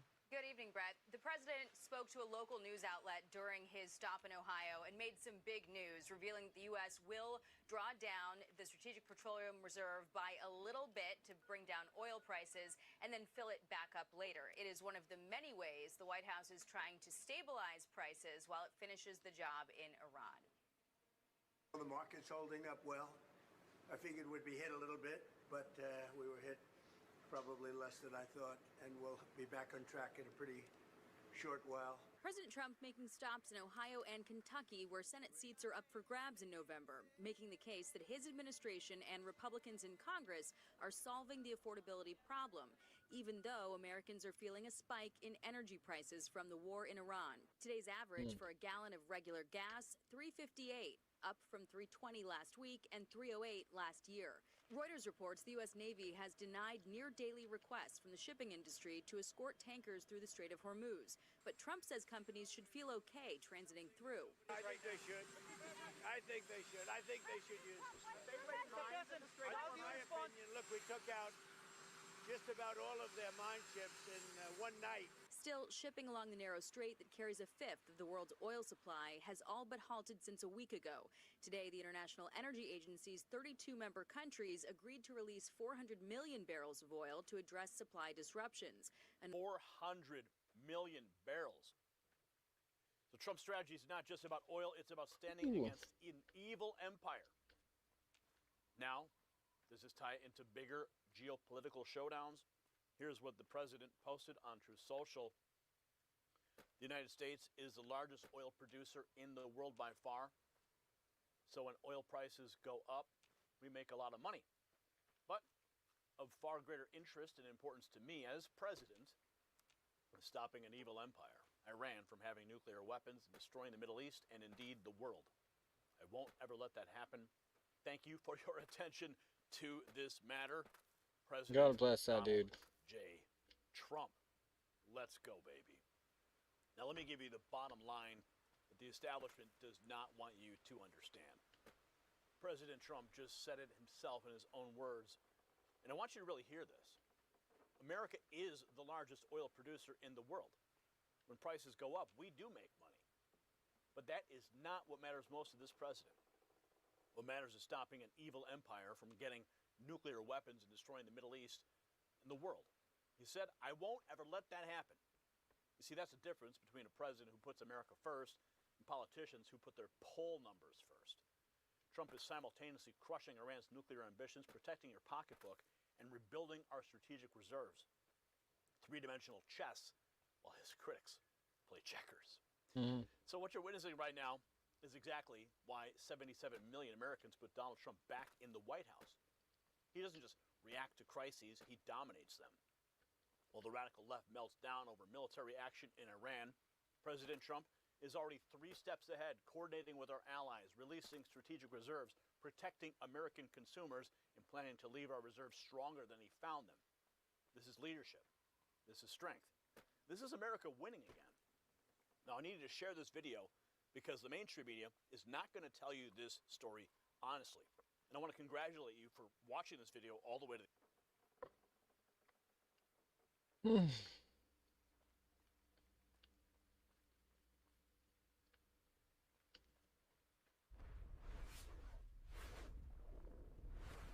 Operation Epic Fury. Well, it's Thursday, and Iran's new supreme leader just made the biggest mistake of his career. Within hours of taking power, this guy threatens to attack every single American base in the Middle East. Big talk from a regime that's watching its military get systematically dismantled piece by American forces. But here's what the mainstream media won't tell you. President Trump isn't just defending America. He's got options on the table that could send Iran back to the Stone Age in under 60 minutes. And get this, even Democrats are now calling for the complete elimination of Iran's leadership. So what exactly is going on? Well, let me tell you why this matters to you and your family right now. Iran has been the world's leading state sponsor of terrorism for decades. They've killed American soldiers. They've funded attacks on our allies. They've destabilized the entire Middle East. And for years, weak leadership let them get away with it. Remember when Biden unfroze billions of dollars for those murderers? That money funded terror. That money killed people. Now President Trump is finishing what he started in his first term. Maximum pressure, maximum force, and zero tolerance for threats against Americans. This isn't just about geopolitics, folks. This is about whether your kids and grandkids grow up in a world where terrorist regimes think they can threaten America without consequences. It's about whether our military men and women stationed overseas can sleep at night knowing their commander-in-chief has their back. And it's about sending a message to every tyrant who's watching that America's back and we don't play games. Speaking of protecting what matters most, I need to ask you something very important about your own security here at home. New numbers out of Washington show that inflation is climbing again, another direct threat to your savings and your retirement. So ask yourself honestly, does your dollar stretch as far as it did 10 years ago, 5? What about last year? See, while Iran's currency is in free fall from American pressure, our own money's been under assault from years of reckless spending. So what does the next decade look like for you and your hard-earned savings? If your portfolio lacks exposure to gold, one of history's most reliable hedges against economic chaos, it's time to rethink your strategy. Gold has kept pace with inflation and in many periods far exceeded it. And that's why I trust Noble Gold Investments. They're helping Americans protect their wealth with precious metals, physical precious metals. And right now, Noble Gold is offering Next News viewers a free 10th ounce American Gold Eagle with qualifying accounts. So don't wait for the next crisis. Go to nextnewsgold.com. That's nextnewsgold.com. Now let's get back to the complete meltdown that's happening in Tehran right now. Yes, here's what is absolutely incredible about this moment. We're not just watching American military dominance, we're watching a complete coalition come together. 135 countries standing with America. Gulf Arab nations who've been fighting each other for years suddenly united against Iran. Even Democrat Senator John Fetterman, not exactly a Trump ally, is on television saying we should eliminate every last member of Iran's leadership. When Democrats and Republicans agree on destroying a terrorist regime, you know the regime is in serious trouble. So take a look here. We got some video coming in from U.S. Central Command. The Post says, we are eliminating Iran's ability to threaten American forces and regional partners through lethality and precision. The video, absolutely striking. Precision targets, zeroing in on sensitive military installations, mobile ballistic missile launchers, underground bunkers. All these places are getting systematically, completely annihilated with pinpoint precision, of course, aided by Space Force, the U.S. Air Force, the U.S. Navy, the Israeli military as well. U.S. Central Command's aerial footage shows Iran's ability is eroding, and our Hebrew allies underscore the operational impact. Here's even more footage. Look at this. Look at that plane get completely destroyed right there on the runway. Another one. Right there. Done. This is Iran's Air Force getting completely decimated, one plane at a time, with precision. Look at them. You can see them, all of them burning right next to each other. I mean, this footage is absolutely remarkable. I'm going to put it up full screen for you because it deserves every single pixel. Look at that. Boom, gone. One more completely annihilated. I mean, these are planes that will no longer be airlifting terrorist supplies to Hamas or Hezbollah, providing material support for terrorism, no longer. So our Hebrew allies doubling down on dismantling Iran's threats. Meanwhile, Trump's perspective adds strategic layers to the ongoing conflict. He says the U.S. could hit Iran's electric grid fast enough to set the country back decades, but prefers a quick win without total destruction. Now, we're going to get these remarks in a second here. Let me just pull up the audio track. Sometimes, you know, the deep state just doesn't want the president's voice getting out, and we have to do it, bypass their mechanisms of control. I kid, of course, but but maybe I don't. Maybe I'm not. The main thing is we have to win this thing, win it quickly, but win it. And there are many people, I'm just watching some of the news, most people say it's already been won. It's just a question of when. When do we stop? We don't want to let it regrow, and ideally would like to see somebody in there that knows what they're doing. In other words, they can build a country. Now, one other thing, we can hit sections of Tehran and other places that if you do it, it'll be almost impossible for them to rebuild their country. And we don't want that. But we can hit electric, we could take apart their electric capacity within 1 hour, and it would take them 25 years to rebuild it. So ideally, we're not going to be doing that. Thank you very much. President Trump recognizes that total annihilation, you probably don't want to do it, because he wants to give them a chance to rebuild under new leadership that isn't beholden to the terrorist ideology. Trump threatens to cripple Iran, but seeks a swift victory. Seizing Karg Island could be the game changer that packs an economic punch. Jesse Waters laying it out. Seizing Karg Island, and it's game over for Iran's terror regime. You know, it's only a matter of time. And we also have Karg Island, 15 miles off Iran's coast, their main export terminal, essentially the country's cash register. Karg's Iran's oil lifeline. If we seize it, it's over. That option remains on the table. Well, I'm not sure why we haven't executed that option. Seems like surrounding that little island with our Navy would be quite simple.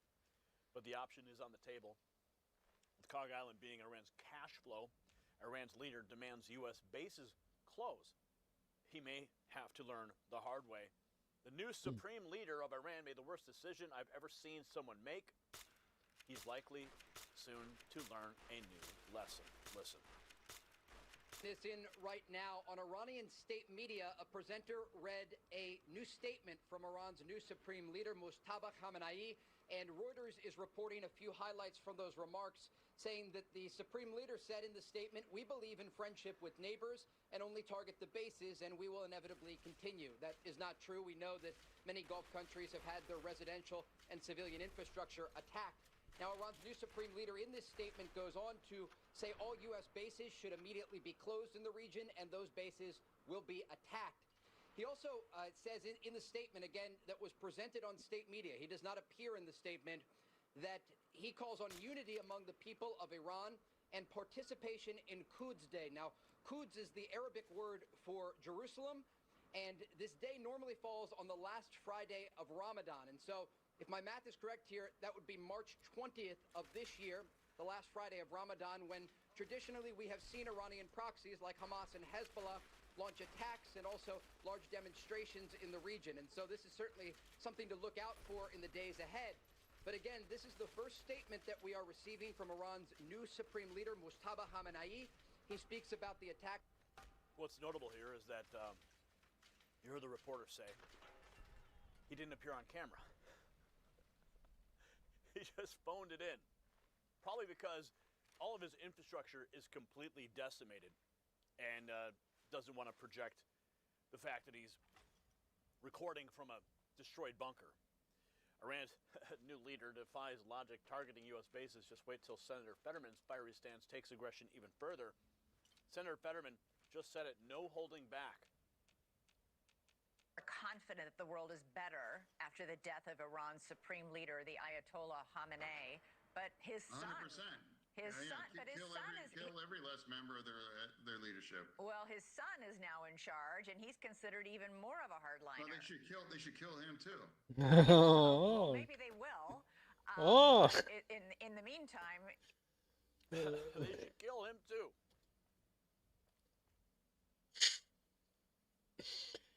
Oh, real humbling Don't guy. worry.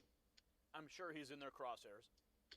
Yeah, like needed to be said. Shocking with his view, but the Gulf's united stand could shift the tide in dealing with Iran. Where the hell isn't there a Here's third the one? U.S. ambassador to the United Nations.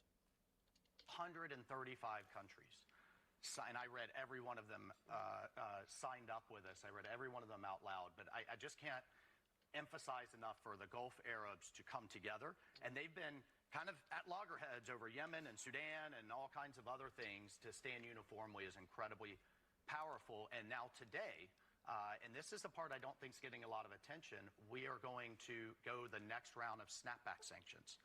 Again, kind of in this guise of where's the UN any good or helpful.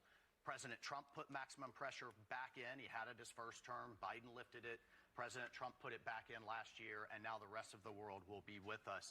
And the thing that's not changing right now is the absolute devastation that's going on within the Iranian economy. Their currency is in free fall. Their reserves are in free fall.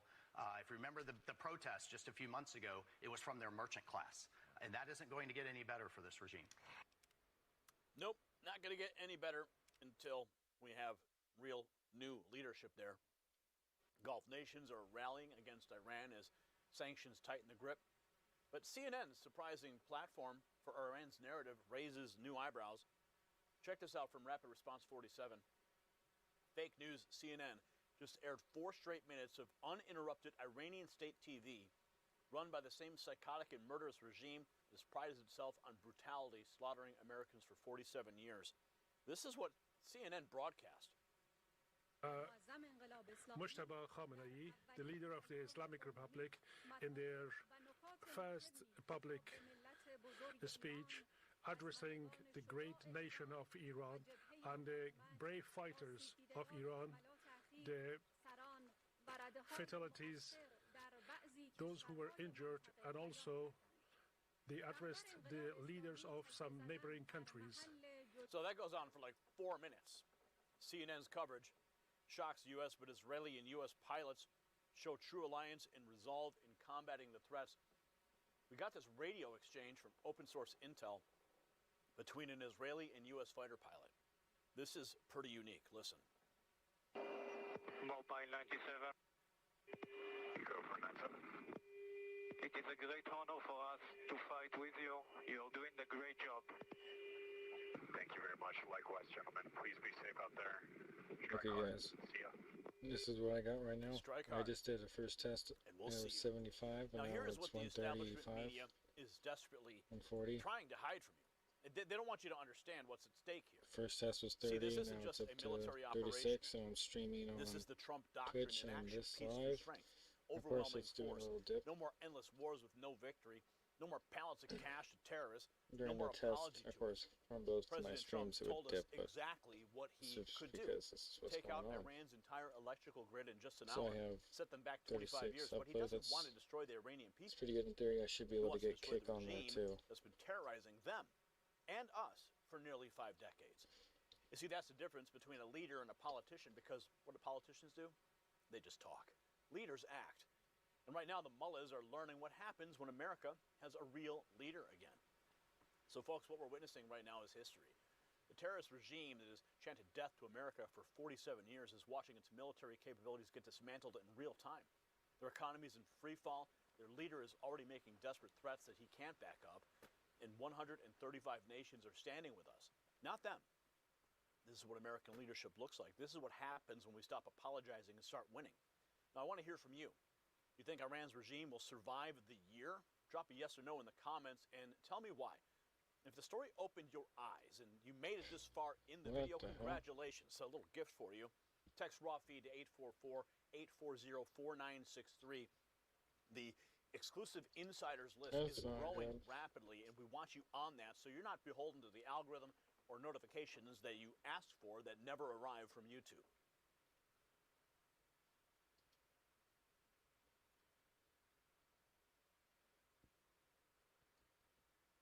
China angers Angola. Riots, looting, and arrests spread widely. Anti-Chinese sentiment spreads across Africa. Chinese citizens targeted in bloody revenge attacks. China's Great Recession emerges. Fake GDP. Weak economy, but military spending keeps rising. The people are abandoned and struggling to survive. Tens of millions of tons of fruit rot in orchards. The dream of getting rich. Through farming turns into a nightmare. Multiple Iranian warships sunk. 30 massive oil storage tanks destroyed. China's oil supply cut off. The nightmare has just begun. A striking irony, the photo contrast between Trump and Xi Jinping's shoes. Welcome to today's episode of Decoding China. Everything you need to understand the latest developments is right here. China angers Angola. Riots, looting, and arrests spread widely. Anti-Chinese sentiment spreads across Africa. Chinese citizens targeted in bloody revenge attacks. Recently, a short video spread rapidly across social media in Angola. In the footage, a young Angolan man is seen arguing fiercely with a Chinese employer over a wage deduction of 5,000 kwanza, about $5.5 US, because a worker accidentally damaged a part during work. Suddenly, the Chinese employer raises his hand and slaps the worker in the face in front of several people. The incident took place at a car repair shop inside a commercial complex run by Chinese businesses. What started as an argument quickly escalated into a physical confrontation. Within days, the clip had been viewed millions of times and circulated widely across Africa, reigniting debates over how Chinese businesses operate on the continent. Many observers said the incident was not simply a personal conflict, but reflected long-standing tensions between Chinese companies and local workers. On social media, some users criticized what they described as a harsh and authoritarian management style used by certain Chinese employers, while others called for stronger protection of workers' rights. Local labor unions soon organized small demonstrations demanding an investigation and accountability. Amid rising public anger, Angolan authorities began tightening immigration enforcement. Starting in late January 2026, immigration officers launched a series of crackdowns targeting illegal residents and undocumented workers. Several Chinese nationals were detained.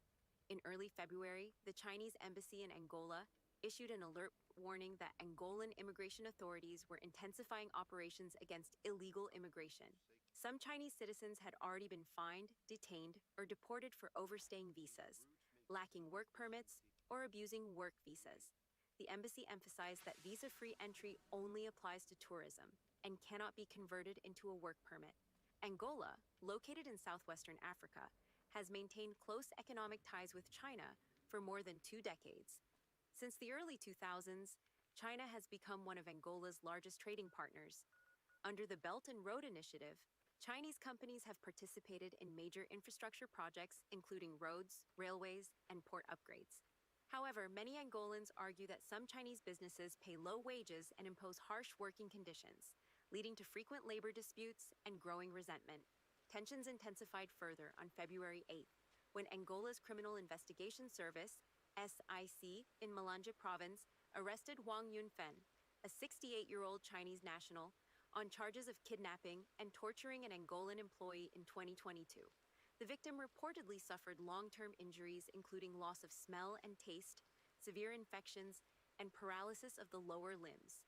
Under Angolan law, the charges could carry a 20 to 24-year prison sentence. Huang Yunfen owns Lucky Man Farm, a vast agricultural estate covering nearly 500,000 acres, widely considered one of the largest Chinese-owned farms in Africa. Public resentment toward Chinese businesses in Angola had already been building. As early as July 2025, large-scale riots erupted across the country, with many attacks specifically targeting Chinese-owned shops and businesses. Reports indicate that at least 91 businesses were damaged, with Chinese retail chains suffering the worst losses.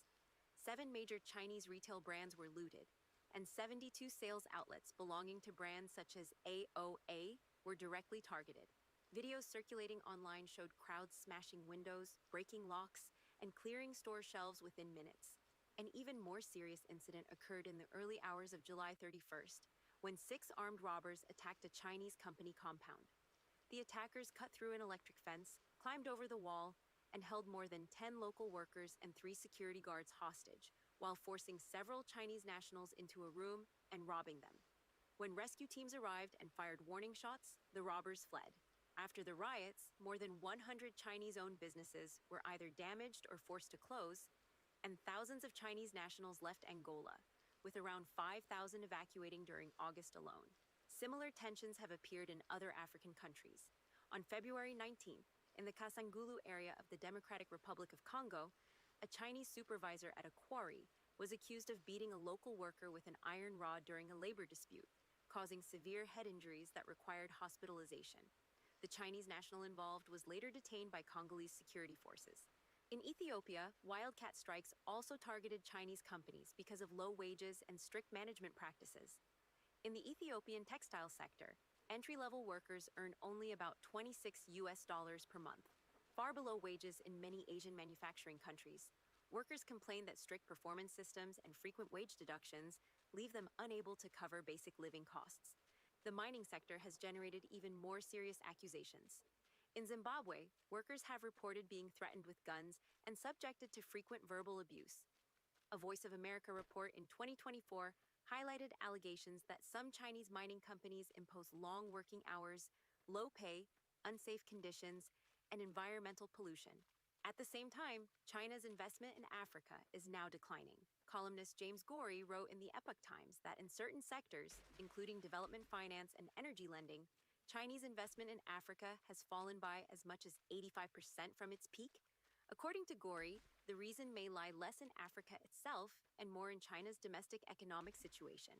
The Chinese economy is facing mounting pressure, including a prolonged real estate downturn, heavy local government debt, slowing GDP growth, and weak domestic consumption.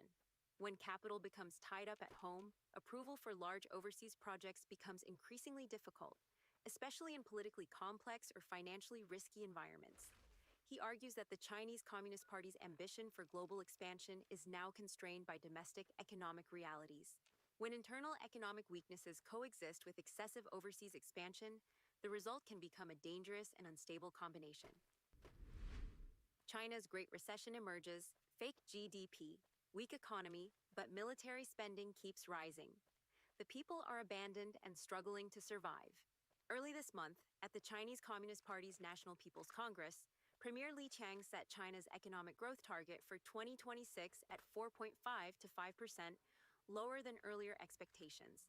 Several provinces had already quietly lowered their own growth targets at the beginning of the year. Analysts say the figure is largely political. Real economic indicators, from electricity consumption and freight transport to PMI data, are showing clear signs of weakening. Political commentator Chen Pekong argues that since Xi Jinping came to power, China's economy has shifted from a period of high-speed growth to a prolonged slowdown. The old model, driven by investment and exports, is losing effectiveness, while the real estate sector, once accounting for nearly 30% of the economy, has collapsed, leaving unfinished projects, massive debt, and significant losses in household wealth. External shocks have further worsened the situation. For years, Venezuela and Iran supplied China with discounted oil, helping maintain low manufacturing costs. But instability in both countries has disrupted that supply. China now depends on imported oil for more than 76% of its consumption. Rising energy costs are directly squeezing the economy's ability to recover. At the same time, the US-China trade conflict continues to exert long-term pressure. Washington's tariffs, technology restrictions, and efforts to restructure global supply chains have weakened China's export-driven growth model. Although China recorded a record trade surplus in 2025, it was largely driven by low-end products and re-exports, while many high-tech manufacturing sectors are gradually moving out of China. Against this backdrop of economic slowdown, Beijing's continued increase in military spending has drawn global attention. Over the past several years, China's defense budget has risen steadily at around 7.2% annually. This year, the increase dropped slightly to 7%, but it still exceeds GDP growth. American economist Davy J. Wong said this reveals Beijing's priorities. Even as economic growth slows, defense spending continues to outpace the economy. This reflects a strategy that places regime stability and military power above economic recovery. International think tanks also believe China's official defense budget significantly understates the real figure.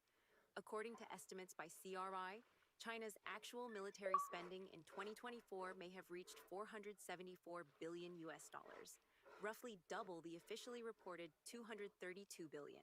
The American Enterprise Institute suggests the real number could be even higher, possibly around $700 billion. The discrepancy largely stems from how spending is categorized. China excludes many major expenses from its official defense budget, including weapons research and development, civil-military integration programs, and numerous high-technology initiatives.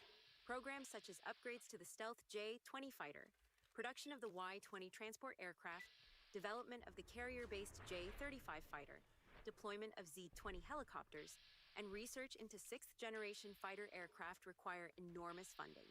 Yet these expenditures are often distributed across the budgets of state-owned defense companies, national research funds, or science and technology programs. China's strategy of military-civil fusion also channels large investments into sectors such as semiconductors, artificial intelligence, quantum computing, and aerospace. These expenditures rarely appear in the official defense budget but directly enhance military capabilities. As a result, the true scale of China's military spending is difficult to determine. Analysts say dispersing expenditures across multiple budget categories makes the military budget appear smaller than it actually is. The contrast becomes clearer when examining military welfare systems. China has roughly 57 million veterans, the largest group in the world, but most receive only a one-time payment or job placement, with limited long-term support. Many rural veterans lack stable healthcare coverage. The United States, by contrast, provides lifelong benefits for veterans, including healthcare, education, disability compensation, housing assistance, and other programs.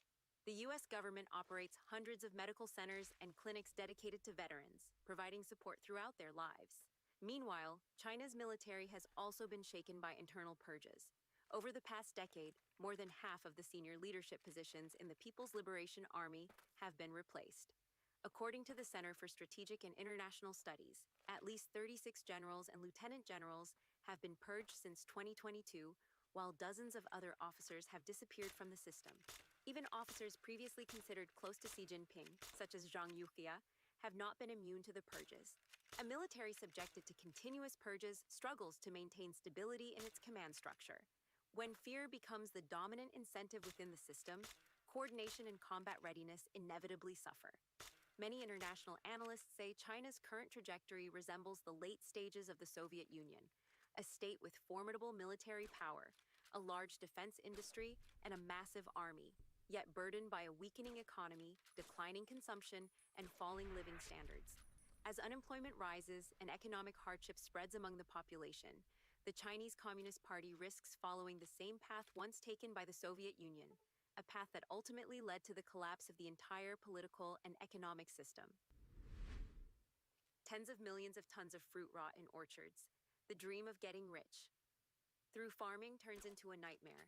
China's fruit industry is facing a severe oversupply crisis. Despite sharp price drops, farmers and traders say fruit is still extremely difficult to sell. From wholesale markets to roadside stalls, almost every type of fruit is struggling to find buyers. Pears are rotting right in the fields, turning into fertilizer, saying that relying on our own hands means we won't starve. That's the biggest lie we farmers tell ourselves. The remark from a pear grower spread quickly on Chinese social media, reflecting the despair many farmers now feel as harvest season turns into a financial disaster.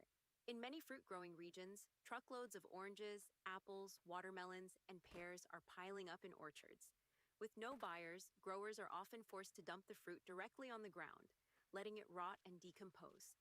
Many farmers say they waited an entire year for the harvest, hoping that March would bring a chance to recover their losses. Instead, the market has almost completely stalled. Traders say the problem is not limited to one or two fruit varieties. The entire market has slowed sharply. Prices for strawberries, bananas, oranges, apples, and many other fruits have all fallen significantly.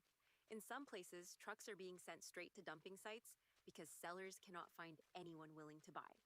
The price of strawberries has collapsed. Truck after truck is being brought here and dumped. It's not just strawberries. Almost all fruit is crashing and can't be sold. This year, many people in the fruit business may suffer heavy losses, one trader said. At the same time, production costs for farmers continue to rise. One orange grower explained that maintaining 500 mature fruit trees costs more than 30,000 yuan per year, about $4,100 US.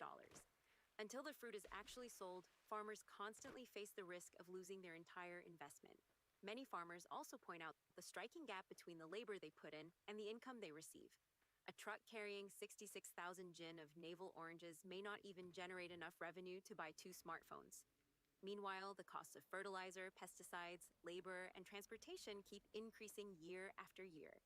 Data from wholesale markets in southern China also show fruit prices falling rapidly. In early December 2025, imported cherries transported by sea were selling for about 47.5 yuan per kilogram.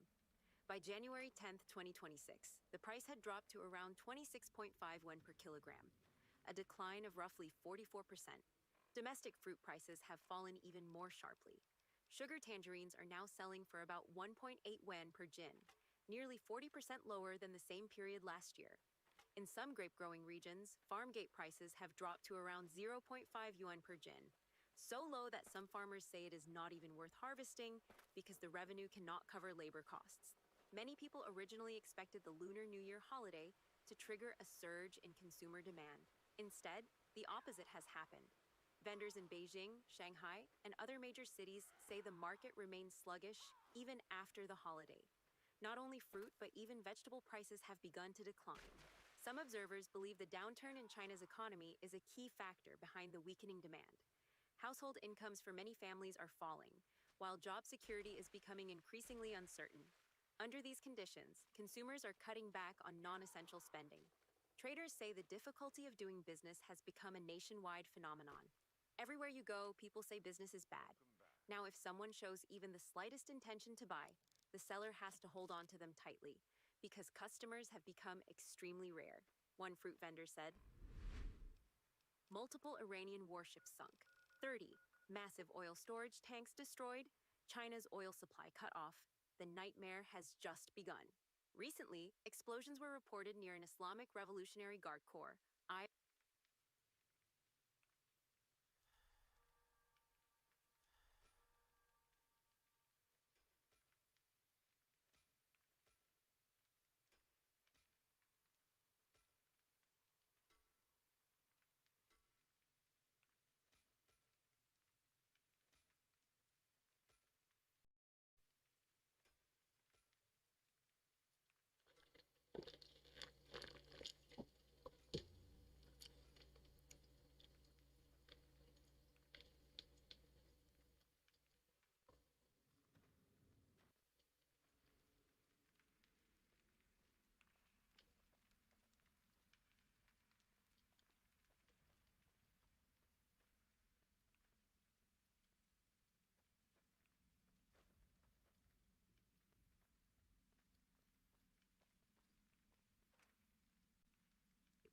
because customers have become extremely rare, one fruit vendor said. Multiple Iranian warships sunk. 30 massive oil storage tanks destroyed. China's oil supply cut off. The nightmare has just begun. Recently, explosions were reported near an Islamic Revolutionary Guard Corps, IRGC naval base in Bandar Abbas, near the Strait of Hormuz. Videos posted online showed an Iranian warship burning in the harbor after being struck. Satellite imagery indicates that U.S. and allied forces targeted Iranian naval assets around the port. Bandar Abbas sits beside the Strait of Hormuz, a corridor carrying about 20% of the world's seaborne oil. Battlefield reports say more than 40 Iranian vessels, including missile boats and IRGC speedboats, have been destroyed or disabled. With much of its fleet knocked out, Tehran's threat to blockade the Strait of Hormuz has sharply weakened. The naval strikes were followed by Israeli airstrikes inside Iran, targeting energy infrastructure and military logistics. Around 30 large oil storage tanks were hit, and several refineries and fuel depots caught fire. The escalation quickly sent shockwaves through global energy markets. The fighting occurred near the Strait of Hormuz, a route responsible for roughly 1/5 of the world's seaborne oil transport. Markets reacted immediately. Brent crude surged nearly 25%, reaching about $119 per barrel, the largest single-day increase since the early stage of the Russia-Ukraine war. Supply disruptions forced several oil-producing countries to adjust production. Iraq sharply reduced output from its southern oil fields due to storage limits. Kuwait declared force majeure, and Qatar, one of the world's largest exporters of liquefied natural gas, temporarily suspended part of its export operations. In China, the energy shock began appearing almost immediately in domestic markets. Fuel prices were raised sharply, marking the largest increase in 4 years. News of the increase triggered a rush to gas stations. Long lines of vehicles formed outside stations from major cities to rural towns. Videos circulating on Chinese social media showed stations packed with drivers waiting to refuel. One widely shared comment captured the mood. When international oil prices rise, mine rises too. When international prices fall, it has nothing to do with me. The phrase reflected long-standing frustration with the country's fuel pricing system. Yet Beijing's challenge goes far beyond rising gasoline prices. The deeper issue lies in China's energy security structure. Roughly 45% of China's imported oil passes through the Strait of Hormuz. That means around 9 million barrels of crude oil must travel through this narrow corridor every day before reaching Chinese ports. If the route were disrupted, even briefly, China's industrial system would face enormous pressure. Manufacturing centers along the eastern coast and factories in the interior would be forced to slow production. Supply chains for plastics, fertilizers, pharmaceuticals, and other chemical products would also suffer cascading disruptions. For years, China has tried to reduce this risk by building an energy supply network with countries under Western sanctions, including Venezuela, Iran, and Russia. These sources often provide discounted oil and allow transactions outside Western-dominated financial systems. The arrangement became one of the pillars of Beijing's long-term energy strategy. When Iran falls into deeper instability, one of those 3 pillars weakens. That would not only threaten China's access to discounted oil, but also undermine its broader geopolitical strategy in the Middle East. China has invested heavily in Iran for years. The 2 countries signed a strategic cooperation agreement reportedly worth about $400 billion. The projects included telecommunications infrastructure, 5G networks, surveillance systems, ports, and railway construction. They were designed to turn Iran into a major node in China's Belt and Road network across the Middle East. If Iran's political structure shifts dramatically, many of those investments could lose their strategic value. That would mean Beijing losing one of its most important footholds in the region. Another detail drawing attention is the reaction of ordinary Iranians. In several videos circulating online, some residents were seen celebrating in the streets as strikes hit government targets. The scenes highlight a reality many authoritarian systems attempt to conceal. A regime can appear powerful from the outside, yet its social foundation may be far more fragile than it seems. When external pressure rises and internal fractures begin to surface, political upheaval can sometimes arrive far faster than anyone expects. A striking irony, the photo contrast between Trump and Xi Jinping's shoes. A recent post on social media by Michelle Maxwell, a conservative political figure in the state of Virginia, quickly drew widespread attention. Within a short time, the post received more than 5.3 million views and over 40,000 likes. The story centered on a surprisingly ordinary detail: Donald Trump's shoes. In her post, Maxwell described a daily habit that she believes reveals something about the character of the U.S. president. Maxwell wrote, "If I told you that this billionaire president of the United States does one thing every single morning and refuses to let anyone help him, it's something his father taught him more than 60 years ago, and he has never stopped doing it. The reason behind it will show you what real character looks like." According to Maxwell, that habit is polishing his own shoes every morning. She explained that Trump began doing this as a child. His father taught him that a man should take care of the simplest things himself, because it builds discipline and reminds a person never to forget where he came from. Over the decades, Trump's status changed dramatically. Yet, Maxwell wrote, the habit remained unchanged. White House staff members reportedly offered many times to polish his shoes for him, but Trump always refused. He would say that his father taught him that when a person begins to believe he is too important to do simple things for himself, that is when character begins to erode. Some staff members recalled that before important meetings or presidential briefings, Trump would sit down with shoe polish and a brush, carefully shining his dress shoes before starting the day's work. Maxwell noted that for more than 60 years, the habit continued quietly. There were no cameras, no praise, and very few people even knew about it. In her words, it was simply a son keeping a promise to his father. Meanwhile, a separate story involving Xi Jinping also drew attention on social media. About 20 days ago, a photograph taken in 2014 in New Delhi, India, resurfaced online. The image was captured after Xi Jinping and his wife Peng Liyuan visited the memorial of Mahatma Gandhi. In the photo, an aide kneels down to tie Xi Jinping's shoelaces, while Peng Liyuan stands beside him. The open side of the man's suit jacket reveals a handgun, suggesting he was likely a member of Xi's personal security detail. What many observers noticed was that Xi Jinping appeared relaxed and smiling in the image. A similar incident also drew public attention in December 2025, when Xi Jinping and Peng Liyuan welcomed French President Emmanuel Macron in Beijing. A video circulating online showed that while the two leaders were waiting, a staff member quickly approached Xi Jinping and bent down to adjust his shoes. From the thinning hair visible on the back of the man's head, it appeared that the staff member was not young, yet the gesture, resembling that of a servant, did not seem to make Xi uncomfortable.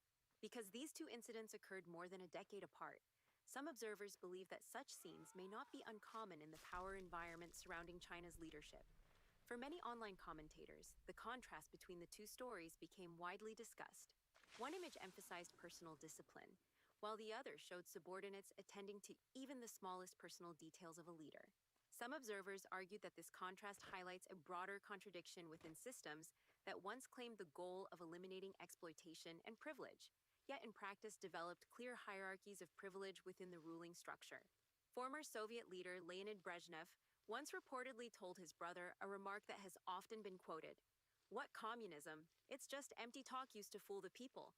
In 1991, Russian writer Alexander Solzhenitsyn also argued that ruling elites within such systems rarely give up the privileges they accumulated over decades.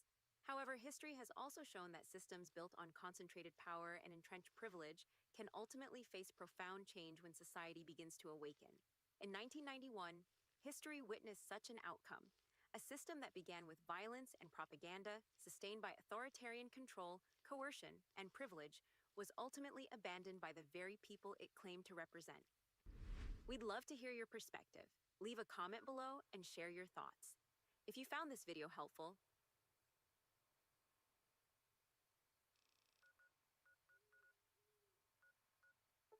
the US is hammering Iran over and over again, unleashing its full range of bombers to cripple the country's missile-based strategy. Now, something that the US built in the 1950s is crushing all of the weapons Iran wanted to use in 2026. The B-52 Stratofortress has been unleashed, and it's conducting some of the most devastating strikes that Iran has seen so far. Iran's missiles are no more, and its regime is facing up to a very simple fact: this is just the beginning.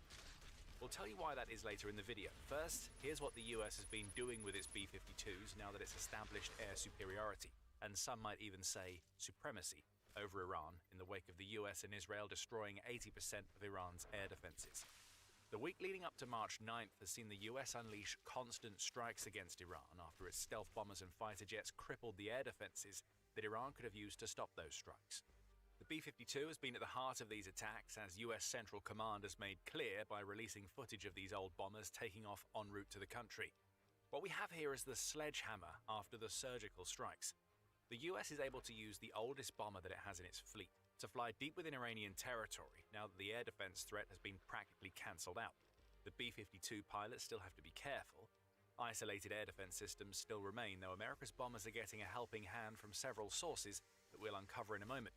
But what the US is now doing is using its B-52s to rain down immense amounts of firepower on Iran. And those bombers have one type of target that they're hitting with abandon: Iran's missile infrastructure. Max Afterburner explains more, stating that America's F-22 and F-35 stealth airframes have taken out whatever defenses that Iran had. EA-18G Growlers have also helped to create safe aerial corridors inside Iran, which allow the B-52s to fly directly where they need to go to strike targets. Those other airframes are creating a pathway for the B-52 Stratofortress to make its way into Iran and do some big things, as we're seeing, because the B-52 is hammering what's left of the missile network from Iran, hammering the production facilities as well, Afterburner says. The Warzone, or TWZ, expands on what America's B-52s have been doing, noting that the first of these bombers that arrived in Iran attacked intelligently as Iran's air defenses were being crippled. That first wave of B-52s arrived from bases in the United States, conducting 30-plus hour round trips in the process to deliver AGM-158 JASSM missiles to targets throughout the country. This approach overcame the lack of stealth in the B-52 itself. The AGM-158 is a stealthy cruise missile that could pass by Iran's air defenses undetected. Firing those missiles from a distance, perhaps even from outside of Iran's airspace, via bases in Iraq or friendly Gulf countries, allowed the US to hit hard It with says its aging it's not bombs empty, but without it's risking empty. them to Iran's air defenses. Crazy. The situation has changed with the latest strikes. As for Iran, it's feeling the pain from what the US is doing. Afterburners' mentions of America using B-52s to take out what's left of Iran's missile infrastructure demonstrate a clear tactic at play, and it's working. According to I-24 News, Israel is claiming that about 70% of Iran's missile launches have been taken out of commission already, which has severely limited Iran's ability to strike back at the US or Israel. Iran has been able to salvage some of its damaged launchers, the outlet reports, but they're being moved into underground facilities that are being targeted with bunker-busting bombs, so they're not much use, even if they're repaired. The Wall Street Journal adds that Iran's missile threat has been so thoroughly degraded that what was meant to be a saturation strategy has devolved into Iran taking risky potshots at its enemies with its limited launches. Iran's ballistic missile launches are down 90% compared to the first day of the war by March 6th, and it seems that Iran has been forced to focus on persistent small strikes ahead of the volume that it favors, all due to B-52s and the other airframes that have been crippling its missile network. So the US strategy here is simple. Keep hitting Iran's missiles hard, and persistence will degrade into non-existence. That's what we've seen with the most recent use of the B-52 in Iran. Afterburner explains, noting that just 2 hours before he published his March 9th analysis, footage was released of America's bombers scoring direct hits on Iranian ballistic missile launchers, along with the country's missile production facilities. Don't underestimate the importance of these secondary strikes. While the priority was always to take Iran's missile launchers out of the game, along with destroying as much of the country's ballistic missile stockpiles as possible, Iran also had ambitious plans for building up the stockpile in the coming years. According to the Israeli military, Iran has been ramping up its missile production in recent months, with the eventual goal being to build a stockpile of 8,000 ballistic missiles by 2027. That can't be allowed to happen. Having that many missiles would allow Iran to devastate almost any target in the Middle East with its preferred saturation strategy, assuming that it's able to hide enough of its launchers away as the B-52s strike. So what we're seeing the US do here is switch its focus to the means of missile production, now that it's bombed Iran's missile launchers and existing stockpiles so heavily that they've been forced to go into hiding. The goal here is to make Iran's missile production stagnant, which means that every launch that Iran's regime attempts from now on eats into a stockpile that isn't getting replenished, due to the B-52s destroying the facilities that make Iran's ballistic missiles. It's a brilliant move by the US, and now the B-52s are getting a helping hand to ensure that they hit Iran precisely, as well as heavily. We mentioned that helping hand earlier, and Afterburner explains where it's coming from. Likely these strikes, some of them coming from the B-52 with a Predator drone doing ISR, intelligence, surveillance and reconnaissance, Afterburner says. In other words, the US has evolved its bomber strategy by using drones to scout out the area. The Predators are carrying out battle damage assessments to see what's been hit, what remains to be hit, and what Iran has that could pose a threat to the B-52s as they move in for the next kill. What this allows the B-52 pilots to do is not only chart the safe aerial corridors that had already been created during the initial days of the war, but also find safe offshoot paths toward targets that have yet to be hit. It's an extremely efficient way to use drones that, unless they are attacking, aren't going to present enough of a threat to the stragglers of Iran's air defense network to become targets themselves. And what we may be seeing here is the US taking a few lessons from the Ukraine war, particularly in terms of using drones to conduct reconnaissance and intelligence gathering, and applying those lessons to multiply the force being delivered by an aerial arsenal that is far more advanced and powerful than the one at Ukraine's disposal. Predators are well suited to this particular job too, as they've been designed with endurance and multi-mission functionality in mind.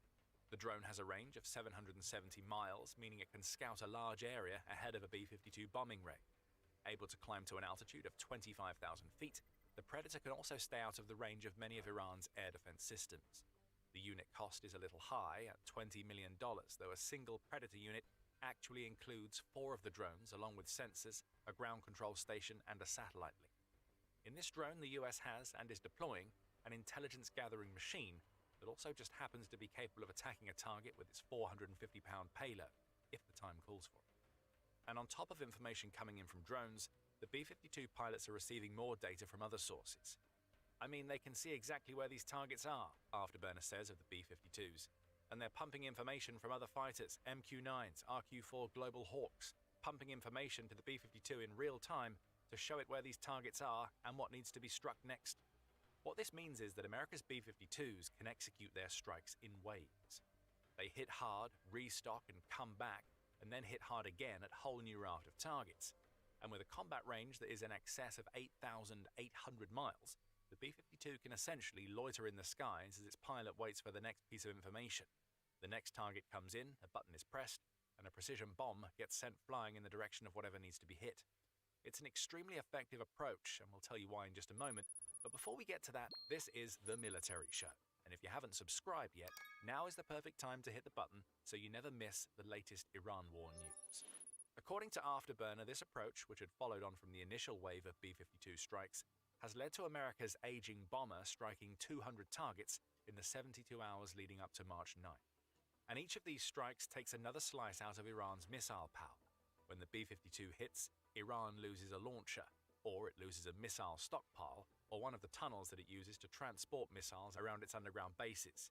And with each of these losses, Iran also loses the ability to conduct attacks against Israel, US bases, or the Gulf neighbors who are directly or indirectly supporting the American war effort. What the US is doing here is turning Iran into a country that has a missile-focused military doctrine, but no missiles to follow it through. It's doing all of this with a bomber that is well over 60 years old.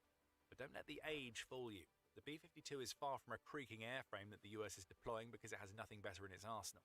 This is the same bomber that the US Air Force points out delivered about 40% of all weapons that coalition forces dropped during Operation Desert Storm.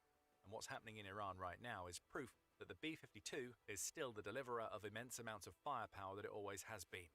Sure, it's not a stealth bomber like B-2 that the US used in its initial strikes, but the B-52 can still reach speeds of Mach 0.84 or around 650 miles per hour, and it carries around 70,000 pounds of weapons, which can include bombs, missiles, and even mines. And it's this payload capacity that is the entire point. Unlike a fighter jet, which can unload a handful of missiles and perhaps a few bombs, the B-52 can rattle off dozens of precision bombs in a single attack, often taking out multiple targets per sortie before it needs to be reloaded with new bombs. As the Iran war goes on, we're also seeing the role that the B-52 plays start to evolve. We mentioned earlier, the first B-52s the US used fired standoff weapons, likely from the territory of friendly countries. But as more of Iran's air defense network has collapsed, a change in approach has started. Afterburner explains more, stating, "These B-52s can roll in, release their cruise missiles from a standoff distance, and then just continue flying in. With air superiority established in Iran, the B-52s can follow up their initial wave of attacks with strikes from inside Iran itself. It's likely that the bombers are firing Joint Direct Attack Munitions, or JDAMs, loaded with 2,000-pound bombs for this purpose. And with a 70,000-pound payload, the B-52 can bring 35 of these heavy-hitting bombs to a strike, which it can use to utterly devastate a target. That's what we're seeing throughout Iran right now. And thanks to another recent development, we're likely going to be seeing a lot more of it in the coming days. Stick with us and we'll explain why. But before we get into that, Afterburner adds that what we're seeing now in Iran is the US executing on its own air superiority doctrine so well that it's shattered whatever strategy that Iran may have had in place before the first bombs dropped in late February. America's B-52s are carrying out wave after wave of strikes, Afterburner points out, and they're neutralizing potential threats before they ever have the chance to become actual threats to the US, Israel, or the many Gulf nations that Iran is trying to target. The tactics are textbook here, Afterburner explains, adding, "Suppress air defenses, burst with stealth, create the silent corridors, and then bring in the heavies for that sustained pressure. The B-52 is among the heaviest of the heavies." Iran is feeling all 70,000 pounds of its payload weight every single day. Now, we mentioned a recent development that is going to lead to a lot more of the B-52s wreaking havoc in Iran in the coming days. That development is simple. The UK is now allowing the US to use its air bases. Specifically, RAF Fairford is in play, and it will likely be joined by the Diego Garcia base in the Indian Ocean. According to TWZ, 3 of America's B-52s have already arrived at the former base as of March 9th, having made the journey from Minot Air Force Base in North Dakota. And now that those bombers are there, Iran is set to discover what a truly sustained campaign is really all about. Why? Well, the simple answer is that the UK allowing the US to use its air bases significantly cuts down on travel time for America's B-52s. Before the UK allowed the US in, America's B-52s had to travel from the US to Iran. Sure, they could be stationed at bases nearby once they arrived, but that came with the risk of being targeted by Iranian missile strikes. But even without taking that into consideration, the B-52s had to fly over the Atlantic Ocean, then over Europe and parts of Asia to reach their targets. multiple aerial refueling stops were needed to get the bombers to Iran and back. And even on the most basic level, longer flights create more opportunities for things to go wrong. With RAF Barefoot in play, the flight time for a B-52 has been cut down drastically. Defense industry explains more. It says that the distance between Whiteman Air Force Base in Missouri, which is where America's first fleet of B-52s flew from, and Iran is about 11,000 kilometers, or around 6,835 miles. That's getting pretty close to the B-52's range of 8,800 miles, and that's before you take the return journey into account. However, the distance between RAF Fairford is just 4,500 kilometers, or 2,796 miles.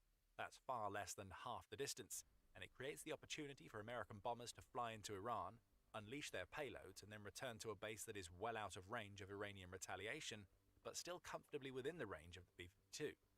Even with a round trip, the B-52 still has over 3,000 miles left of flying in the tank when deploying from RAF Fairford. The US is also very familiar with this particular base. As the BBC reports, the US Air Force's 501st Combat Support Wing has worked on the base for a long time, and it provides support for America's bomber fleet. B-1s, B-2s, and B-52s have all been stationed at the base before. No infrastructure needs to be built because it's already in place. The US has teams that can maintain its bombers and keep them flying, and the odds are that we're also going to start to see American cargo planes heading into RAF Barefoot with ammunition to keep the B-52s and other bombers loaded. And adding to all of this is the simple fact about the American bombers traveling a much shorter distance to Iran that we haven't covered yet. The shorter the distance, the more frequent the attacks can become. For Iran, there is no end in sight to the havoc that the B-52 is wreaking on its missile infrastructure. If anything, the UK bases coming into play mean that the already devastating strikes we've seen so far are going to escalate in intensity and frequency. Trump has also made it very clear that the US is going to keep hitting Iran until the job is done, with that job seemingly being the complete collapse of the country's regime. When asked on March 9th when he thought the war would end, Trump said that the US had already eliminated 2 levels of Iran's leadership, adding, "Most people have never even heard about the leaders that they're talking about. We're achieving major strides toward completing our military objective." Major strides towards completion doesn't mean that the war is done yet. Iran's decision to appoint Ali Khamenei's son, Mojtaba Khamenei, as its new supreme leader isn't helping things for Iran. As Al Jazeera reports, Trump has already slammed that appointment and rather unsubtly suggested that it won't last. In other words, Iran replacing one Khamenei with another isn't going to cut it. "I'm not going through this to end up with another Khamenei. I want to be involved in the selection," Trump said. Iran seems to think differently, so it's hard to see how it can negotiate for any sort of ceasefire as long as it's making leadership appointments that directly contradict what Trump wants for Iran. As long as those types of appointments are happening, the B-52s will keep flying. With every sortie will come more heavy shots against the asymmetric warfare strategy that Iran intended to employ. More missile bases and launch sites will blow up. The same goes for storage facilities and missile building infrastructure. What this means for the new Khamenei is that he has essentially been appointed as the supreme leader of a country that has watched itself collapse in less than 2 weeks, at least from a military standpoint. And as Mojtaba Khamenei tries to plan for whatever he believes is going to come next, he has to deal with what we mentioned earlier. America's B-52s are closer than ever now. They're stationed at RAF Barefoot. And that means that the new Khamenei might be better served removing himself from the leadership picture before the US takes matters into its own hands with strikes that just don't target missile facilities. After all, it's not just B-52s and other bombers being closer than ever that Iran's new regime has to worry about. Aircraft carriers are still in and around the Persian Gulf region, and they're stocked with fighter jets that are causing just as much damage in Iran as America's bombers. Some will tell you that aircraft carriers are becoming obsolete. We have something to say about that, and you can find out what in our video. And if you enjoyed this video, remember to subscribe to The Military Show so you stay ahead of the curve on America's latest actions in Iran. And thank you for watching.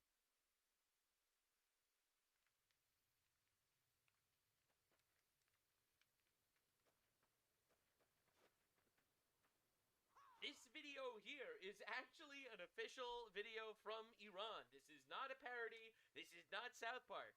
This was the actual crowning ceremony for the new supreme leader of Iran, Mojtaba Khamenei, son of the very, very recently deceased Ali Khamenei. Being that the great president of the United States of America has been taking down Iranian kings faster than George R.R. Martin in Game of Thrones, this dude's not coming out of his little bunker, all right? There are reports that he's horribly injured. Some reports saying he's in a coma, and he doesn't even know that he's the new supreme leader. But, like, bro, can you just imagine? This dude just he opens his eyes, gets blown up immediately. You were the supreme leader, you didn't even know it. We put a target on your back, whatever, we don't really care. So they put his face on this cardboard cutout for the actual crowning ceremony of Mojtaba Khamenei over here as the new supreme leader of Iran. This has got to be the most pussified thing I've ever seen in my life. Keir Starmer in England celebrating that at least he's the second gayest ruler of some actual nation on the planet right now. So, obviously, these guys believe in honor and pride, and everyone, even their Arab neighbors, are making so much fun of them that they decided to go with the South Park cardboard cutout announcement, alright? In fact, it's only a matter of time. Look, this is President of the United States meeting with Mojtaba Khamenei. This is him, guys. He's right here. And he's right here, nothing to see. They can't kill you if you're already dead, thinks Mojtaba Khamenei. They're not gonna get me on this one. Dude, the clowning has honestly, like, dude, we're taking Islam down one clown at a time. Like, bro. And it's very cool. Oh, very cool. What is that? Wow. Isn't that great? Another El Presidente added to the wall. Just went up yesterday. Wow. Wow. And it's beautiful stuff. You love to see it. Absolutely. Fantastic choice of decorations there, Mr. President. Honest to God, keep up the good work. The Venezuela exhibit is in the other room, and we are currently working on the Cuba room. It's going to be incredible. So many El Presidentes to capture, so little time. And the reality is, bro, these Ayatollah guys are getting so humiliated. It's not stopping. Every single meme is funnier than the last. Meet the new boss, Ayatollah. Like, bro, it's honestly some of the greatest comedy ever. Marco Rubio realizing he has to step in as the new supreme leader of Iran. Oh my God, Marcus Rubius, my guy. He's doing his part. He's doing his part. And I am here to help. That's right. I may not be on the front line, but I am absolutely willing to be the demoralization agent our great country needs. That's right. Some retards need to get humiliated, and I'm here to help. Not even kidding. I got so many comments on my videos saying, Nux, I actually know this guy who's actually very pro-Iran, etc., in this conflict, and I showed him one of your videos, and his opinion changed in an instant. And it's two reasons. One, I'm objectively correct. Killing motherfucking, goat-fucking, child-fucking, terrorist retards that wants to kill us is based. And also, I humiliate them a lot, because they're very pathetic and gay. I diagnosed the new Ayatollah with a terminal case of gay. It's fatal. But anywho, you have to see the level of winning that we're actually doing. Hey, you can disagree with the war, but not the war effort. We are accelerating these bombing runs, and dude, I keep seeing Islamist Twitter accounts with like 10,000 likes from Pakistan being like, actually, Iran is walloping the United States. And then you actually look at just one tiny little bit of actual facts, and it's like, well, actually, that's literally the opposite of what's happening. Their offensive output is collapsing. Oops. You have to look at it honestly, like these two colleagues to my left said. Everything that the Iranians have tried has failed. True. They tried to have a war of attrition, hunker down, let us run out of munitions and interceptors. That didn't work. Oops. They tried to hit the Arab allies. All it did was force them into America's arms. And then they tried to jack up the price of oil so the base felt the pain at the pump and the market could pressure Trump to take a knee. That didn't happen. Nope. The market is stabilized. Oil's down to $80 a barrel. And right now the Strait's open. It's not completely, but they are moving tankers. And we have things we can do there. We can use ships as sentries. We could do escorts, or we can seize Karg Island and then just like turn off their revenue with a little spigot. When Trump and Hegseth say that we're only just getting started, or, oh, they ain't seen nothing yet, that's not saying the war's going to last forever. That's a psyop to the Iranians to say we're holding a lot back. We could be hitting their electrical grids, bridges, oil depots. What we're doing is that they act stupid. We're going to reserve those targets for that punishment, right? Yeah, only getting started. I don't even think it's a psyop as much as we could turn up the pressure infinitely. We could literally destroy your entire country. Like, we don't want to do that. We want the Iranian people to actually have a free country. We just really hate this regime, right? This isn't a war against Iran. This is a war against the occupation, this occupying Islamic terroristic entity. And the reality is, yeah, we are just getting started. No, we're just getting started. This war is going to last 10 years. It's not. This war is going to last like a month. All right? Maybe 2. Maybe. I doubt it. Maybe 2. But the reality is, just getting started means we could turn up the heat infinitely if you continue acting like assholes. They continue acting like assholes, and the heat was turned up. Right now, we're almost executing this war compassionately. True. This thing could be much, much bigger. So many people are talking about war crimes and bad things that we're doing. Dog, we are incredibly efficiently wiping out their leadership, their weaponry, etc. Minimal actual casualties. Minimal civilian casualties for sure. And we are not even hitting them to, like, bring the country to its knees. We're literally just hitting them to incapacitate their threat level. They don't realize how much we're holding back. Dude, we have nukes. We have nukes. Bigger. The timing of the war is really intelligent because if you see the volley of these drones and ballistic missiles, imagine 5 years from now how much blood and treasure the American alliance would have to spend busting down these barrages to take out the nuclear program. Their goal was to build a shield around it so we couldn't even consider the strike. People have to be a little bit more patient. And a little bit less retarded. A lot of people aren't willing to acknowledge the reality that this war needed to happen. If not now, it needed to happen at some point. This was a regime chanting death to America for 47 years, working tirelessly to kill us. They've already killed thousands of us, as well as, millions of people in the region, including tens of thousands of their own people. All right, they would have stopped at nothing. This is a religious death cult hell-bent on our destruction. They believe they want to bring an apocalyptic world where they wiped us out because they view America as the great Satan. All right, they want to kill us. So this is an inevitable war. Now, we just picked the timeline. We picked to do it now where we can kill these goat fuckers while they're still fucking goats. All right? Absolutely. 100%. We're doing it for the goats out there. Goats around the world celebrating our success. Now, in fact, we are winning so badly. All right? You have the actual IRGC, that's the Iranian terrorist regime, Basij members reportedly recording himself, quitting his position, saying the Iranian Islamic regime is screwed. Everyone is gone or leaving. I'm going home. It seems like the regime is finished. We should surrender. The USA is winning. All right? Their actual commanders are like, guys, please, just end it. Please, I want to go home. I don't want to do this anymore. Please. Now, the mistake a lot of people make is they think that we're up against normal combatants and a normal military. We're quite literally up against a death cult. A death cult that's a religious death cult that believes that if they die in the effort of killing us, they go to heaven and have sex with children for eternity. Not exaggerating. That is literally their heaven. That is literally their religion.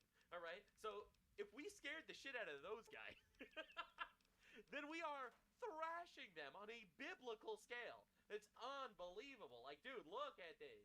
Look at the videos coming out of Iran, dude. This is not AI. God damn. This is insane. Dog, apocalyptic shit, for real, for real.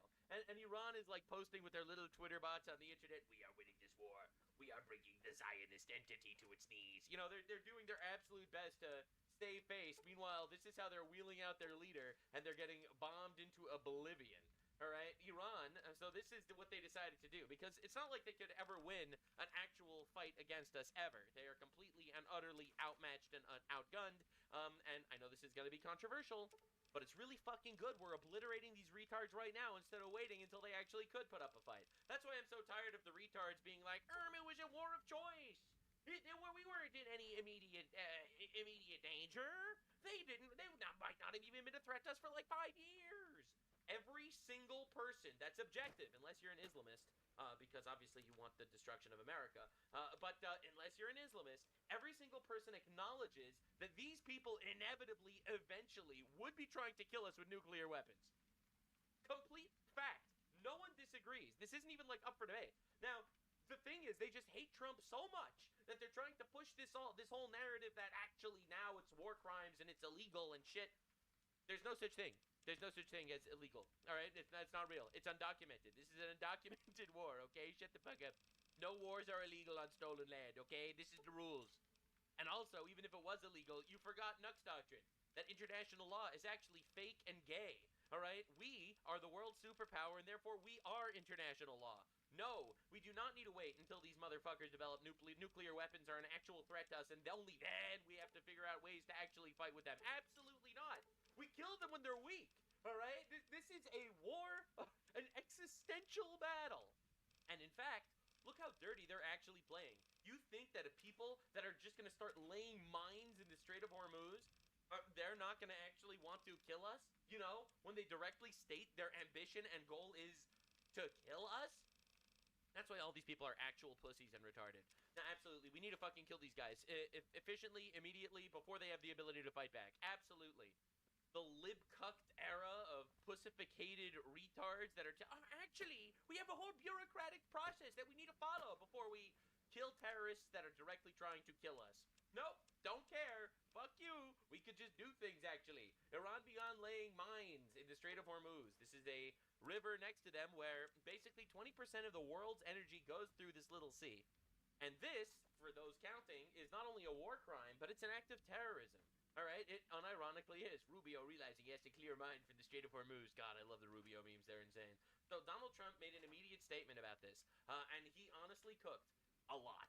If Iran has put out any mines in the Hormuz Strait and we have no reports of them doing so, we want them removed immediately. Uh-oh.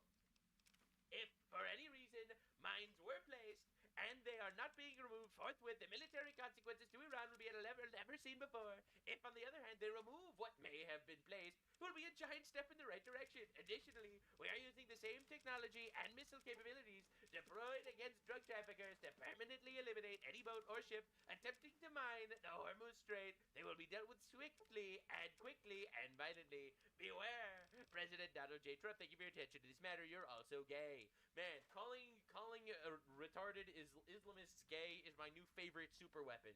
It's like Islamic kryptonite, is you just call them gay. They immediately shrivel. That's epic foreshadowing. Anyway, so President Trump made a follow-up to that tweet. I am pleased to report that in the last few hours we have hit and completely destroyed 10 inactive mine-laying boats or ships, with more to follow, President Donald J. Trump. So, again, they're literally putting mines in a random sea to blow up random fishermen or random oil tankers that might be passing through. The world is silent. The UN is silent. All right, every one of these countries that condemned us for actually taking action, literally to defend ourselves by taking out these terrorists that condemned us, complete and utter silence, that Iran was flooding the Strait of Hormuz with mines, dude, to blow up random commercial boats. Understand the paradigm we're dealing with and the double standard here. We took out a terrorist that was responsible for 2 attempted assassinations on Donald Trump, as well as responsible for declaring war on us, as well as responsible for the deaths of millions, including tens of thousands of their own people and thousands of our people.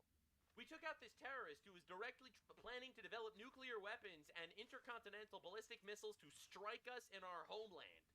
We were condemned by the entire libbed, cucked world. The entire world of the Eurocucks and the fucking retards and the pussified liberals. They all immediately condemn us. These guys literally flooded the Strait of Hormuz with mines. Dead silence. And we obliterated their entire navy, by the way. So, just to understand, we obliterated their navy, and then we obliterated an entire new layer of boats that might even be used to be putting landmines there. You hear that, Iran? The bombing will continue until morale improves. You wanted to wage war on us? We literally confiscated your navy. You wanted to lay mines? We confiscated all water vessels. All right? Want to try something else now, motherfuckers? All right, so anyway, I am pleased to report within the last few hours we hit and destroyed 10 inactive mine-laying boats. And Pete Hegseth responded at the direction of President Trump. CENTCOM has been eliminating inactive mine-laying vessels in the Strait of Hormuz, wiping them out with ruthless precision. We will not allow terrorists to hold the Strait of Hormuz hostage. To the weakened Iranian regime, you have officially been put on notice. It's like, these retards put one mine in the water, immediately lose all their boats. It's honestly incredible how overpowered we actually are. Thank God. May we continue to bring God's divine justice to these retards. Amen. Anyway, breaking. President Trump confirms the U.S. military obliterated 10 inactive mine-laying ships. We have some important breaking news, and that is that CNN is learning Iran has begun laying mines in the Strait of Hormuz. This is insane, by the way. This is according to 2 people familiar with the matter. It's another major complication as the world's top oil exporter warns there could be, quote, catastrophic consequences for oil markets if the conflict keeps disrupting ship and oil tanker traffic through the strait.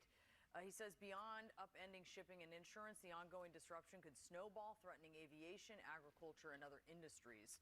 A short time ago, the White House repeated President Trump's promise to provide government-backed insurance as well as naval escorts to keep tankers moving. So far, those shipping companies are resisting traveling through the region while the fighting goes on.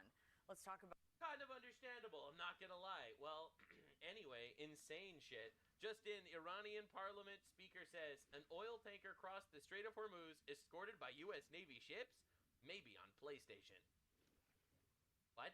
So everyone read this tweet and was like, huh? This is not a real tweet. It is. It actually is a real tweet. This is literally from this fucker, all right?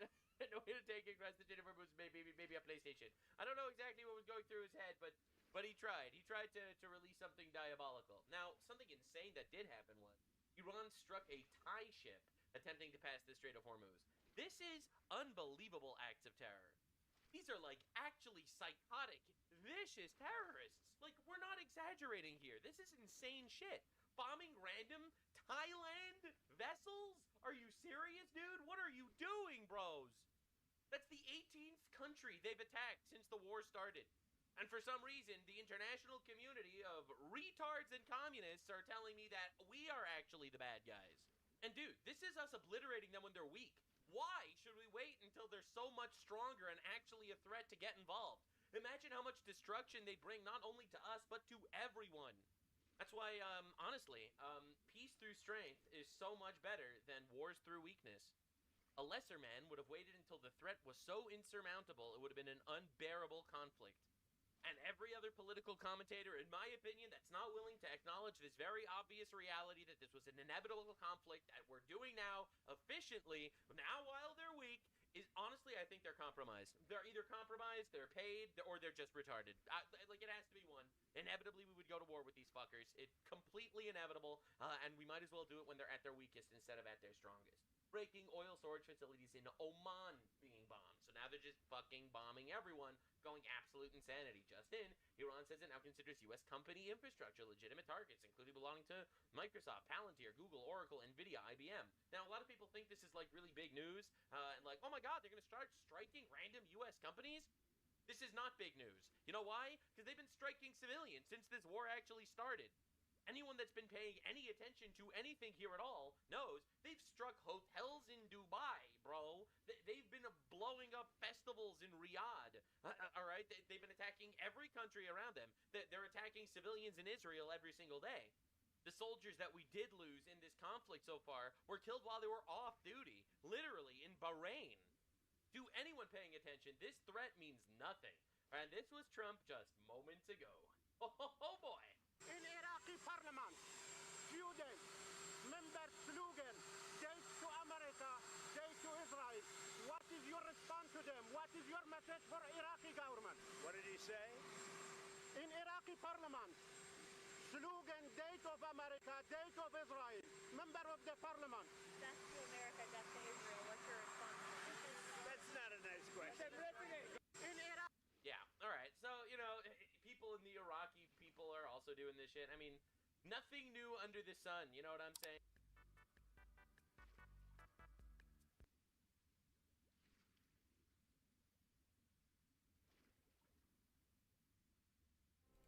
Are you pleased that the now dead Ayatollah Khomeini, the older Khomeini, is no longer ruling Iran? It's a good question. I don't take pleasure in killing anyone. I don't think you should. You should. You absolutely should take pleasure in killing certain people. What about child rapists? What about people that are mass murderers? You absolutely should take pleasure in killing certain people. This is the type of, like, Marvel Comics level morality that destroys societies. You absolutely should. Like, this isn't even a question. Like, duh. Legally killed the leader, a foreign leader of a nation. What is this? It's a good question. I don't take pleasure in killing anyone. I don't think you should have illegally killed. Illegally kill him? Well, what if it was illegal? Like, why does it even matter if it's legal? The foreign leader of a nation. Why? Why? What is the reason why? So, by the way, a spiritual leader to millions of Shia Muslims around the world. Good. Your religion's dead. He wasn't my spiritual leader, but he's a spiritual leader to many people I know. And that's a reality. I know people watching at home, non-Muslims, may kind of scratch their heads and say, but, you know, he's a tyrant in a foreign country. But that is the reality. He wasn't just a political ruler. He was a spiritual ruler. And to kill him, to assassinate him on day one of the war, will have insane consequences, Piers. I hope I'm not back on this show in a year, 2 years, 3 years saying to you, Piers, do you remember when I told you that killing Khomeini will have a backlash? There will be terrorism, there will be revenge attacks. I don't see how this is an excuse to not kill Khomeini. If anything, this is an excuse to go even harder on them. If what he's saying is that they have a leader and this leader encourages and promotes and funds terrorism all across the entire world, but if you attack him, then they're going to completely terrorize you. My response to that would be, then we should get rid of every single one of the people that does that exists. Any single person who is part of any organization that thinks that they are aligned with a leader that is a mass murderer should be exterminated. It's not even a question. These are literal killers. These are like the people that were guarding Auschwitz in the Holocaust. They literally are the same people. Well, not literally, but basically are the same people. It's nuts. Like, how do we not come to that conclusion immediately? I hope that doesn't happen. But it could happen. It might likely happen. U.S. intelligence is suggesting it might happen. The blowback from killing a foreign head of state, from killing an ayatollah, a religious leader, in this way, in this blasé way. By the way, Piers, they also killed the people he wanted to succeed Khamenei. They're so incompetent. Trump now admits that in the next door building, they accidentally also killed the people they wanted to be their Delcy Rodriguez in Iran. So no, I don't think I didn't hear them saying that. I'm never going to support assassinating foreign leaders, killing foreign leaders. So, you know, Colonel Gaddafi was raped and murdered on the side of a street in Libya. Is Libya better off without him? Well, A, not sure about that. B, I don't think we should have killed Gaddafi either. I thought Gaddafi was great. Obviously, I don't shed any tears for Gaddafi, but that is not what you do. I'm never going to support the killing of anybody outside of a trial. Well, what about Hitler, right? I mean, would you support killing Hitler? This is the problem, is like, again, this is like Marvel movie ideology, Marvel movie morality. Obviously, you should support the killing of a person who is a mass murderer. Of course. Hitler's the head of state too? Yeah, exactly. It's just like this ideology is so retarded. Outside of due process. Kill them, just don't rejoice? Why should you not rejoice? It's a relief for millions around the world that they're not under the thumb of a terrorist. Like, this is performative morality. It's performative, short-sighted morality that's meant to have clicks and different, approval on Twitter. No, this person is awful. They've caused the torture, the terrorism, the fear of millions of people. Yeah, you should be happy that it's over. It's a utopian Marvel mindset. It's embarrassing. Spiritual leader? Well, yeah. I mean, if you have a spiritual ideology that involves, and also every Shia Muslim doesn't agree with what the Ayatollah does. It's such a intentional misunderstanding. And, it's for the Iranian people to decide their future. If the Iranian people want to get rid of Khamenei, it was up to the Iranian people, not up to Benjamin Netanyahu and Donald Trump. Yeah. And by the way, what a great regime change war this is. They replaced Ayatollah Khamenei with Ayatollah Khamenei. That's real high-level success in your regime change war. His son, apparently, is more hardline, we're told, than his father. And why wouldn't he be? They just killed his mum, his dad, I think his wife as well, his sister. It's not a guy who's going to do a deal anytime soon to roll over for Donald Trump. So strategically... Well, eventually just keep doing it until they find somebody that gets a deal, right? I mean, it's pretty obvious. It's a disaster. And legally and morally, no, you can't just kill people you don't like. Am I going to... Yeah, you absolutely can. Like, what are you talking about? What? Of course you can. Why not? Like, this is the mentality. Again, this is the Marvel movie mentality. Why aren't you saying this about the Ayatollah? Why aren't you saying that you can't just kill people that you don't like to the IRGC? Because I wonder guess what? I wonder in the last year, who's killed more Iranians? America or the IRGC?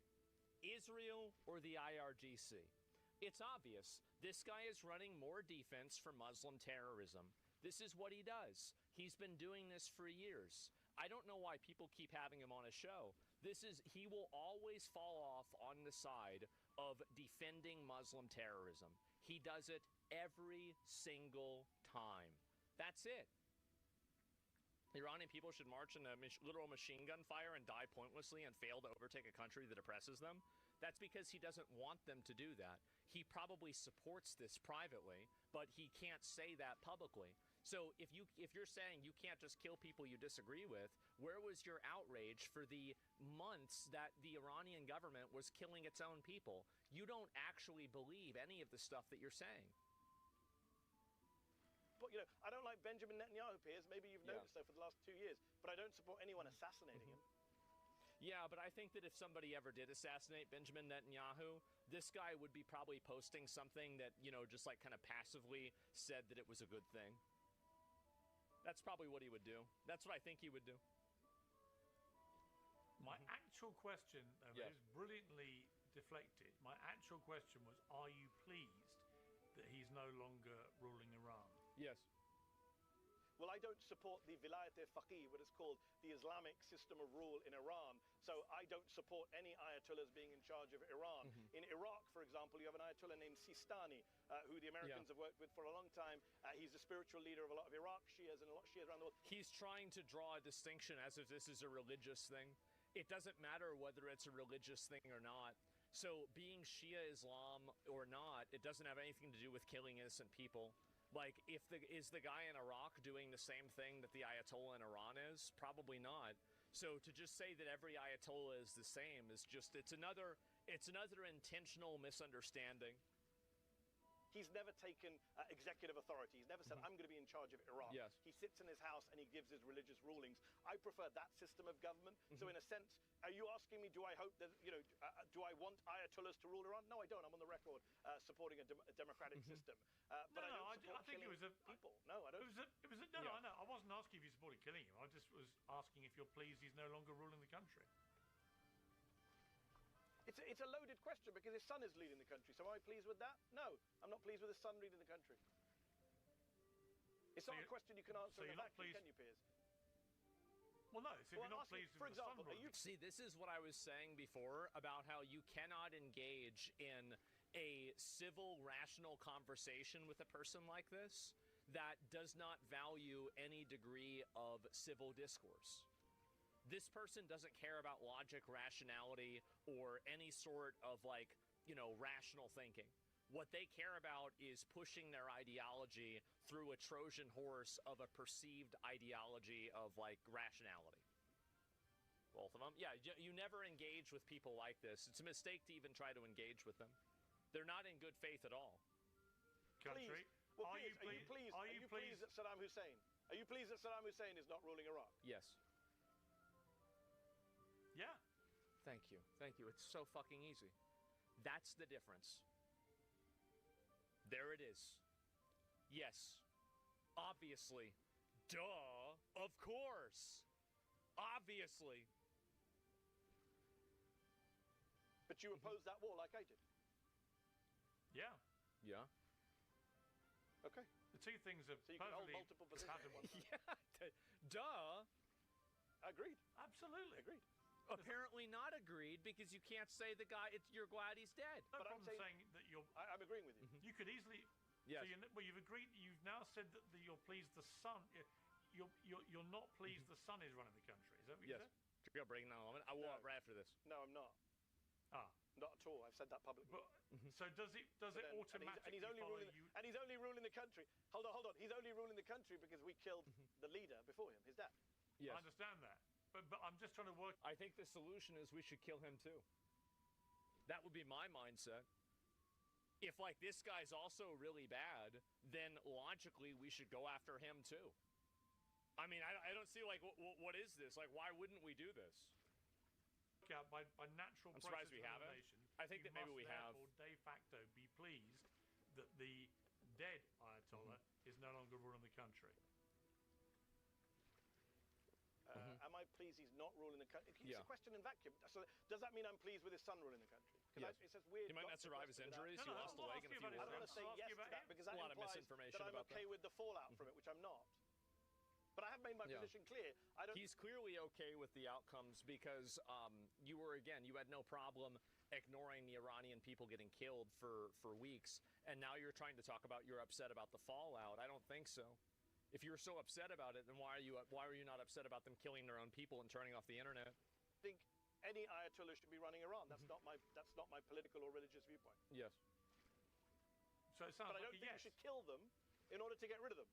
But I don't think you should kill Ayatollahs in order to get rid of them. Of course you should. Like, I mean, obviously you should. It's not even a question. I didn't ask you if you supported killing. I just said, are you pleased he's no longer ruling the country? Sounds like you are, but you're just very reluctant to use the word yes.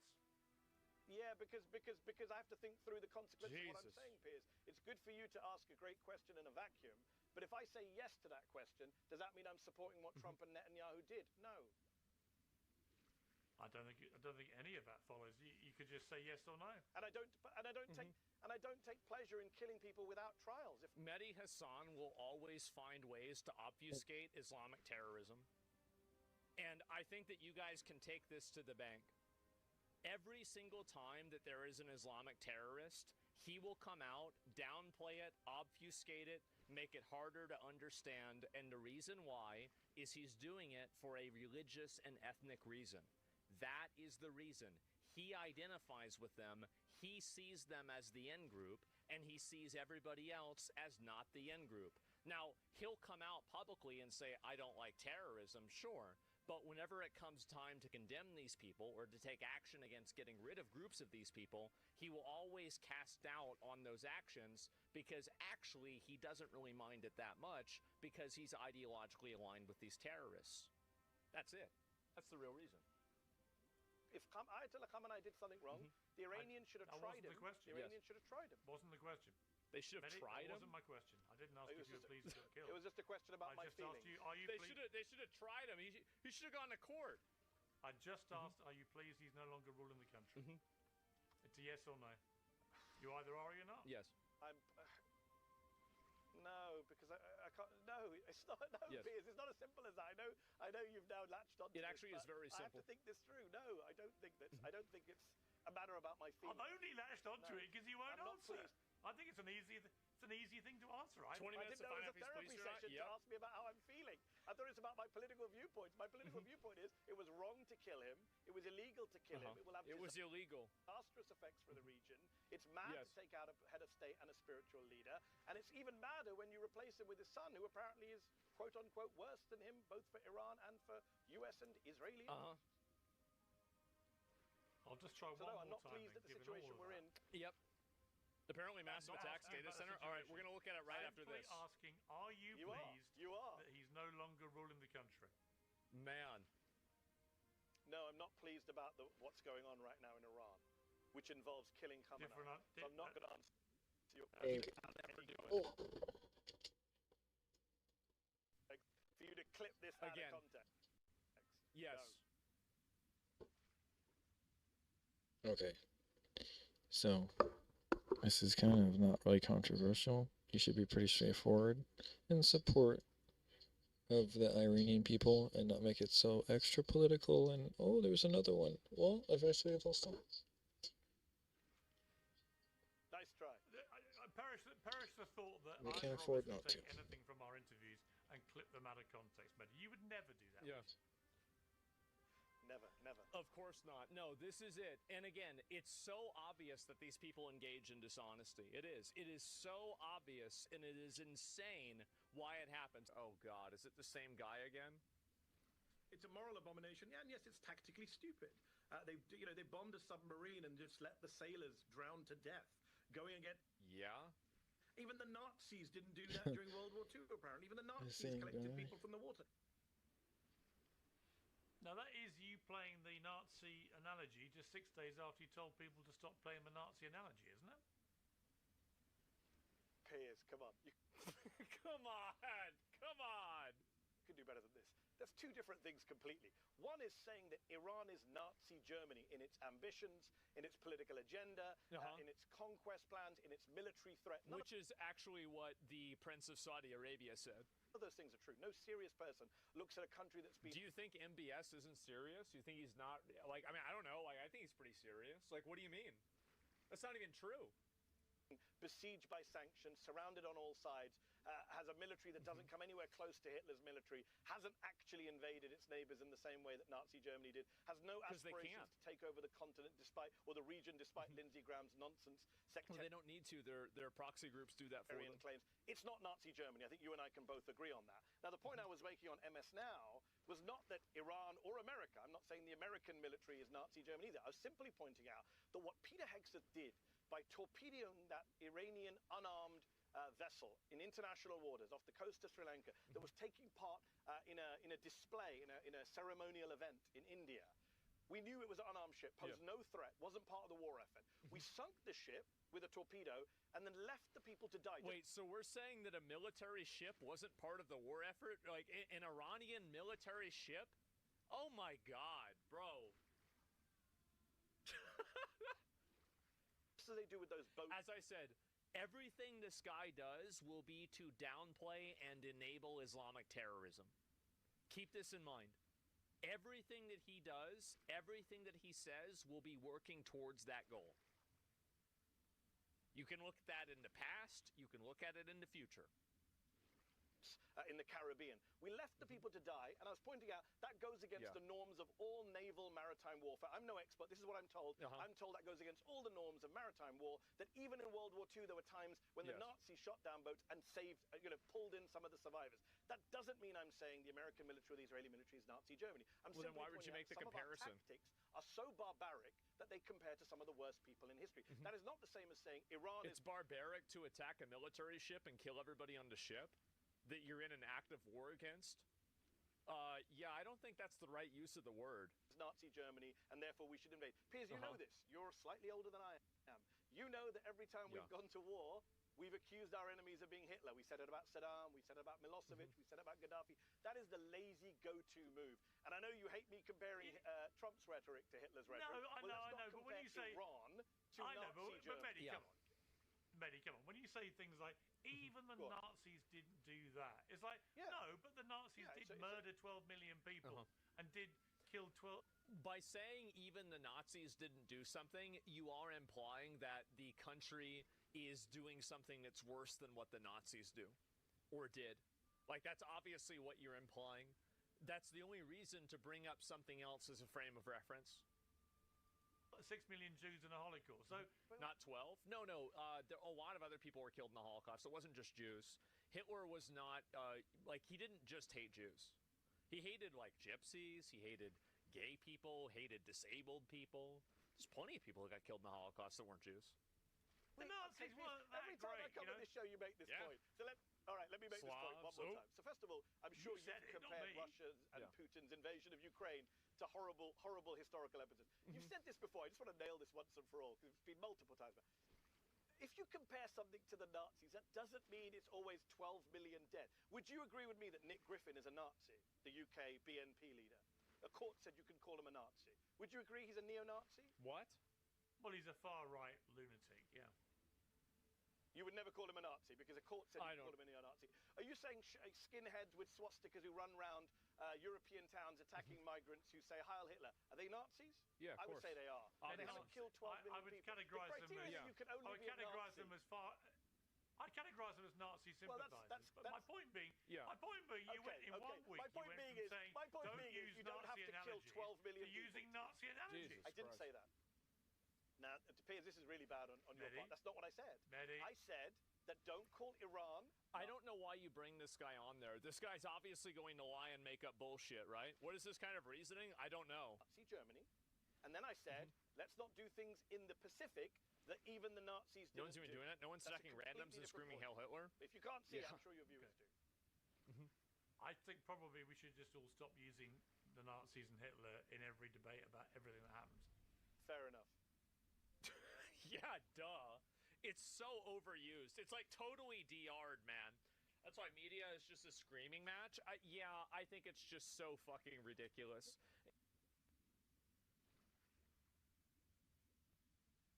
Yeah, it's awful. It's because it's all they were taught in school, so it's all I could think about. No, oh, I don't want this to happen again. It was so bad.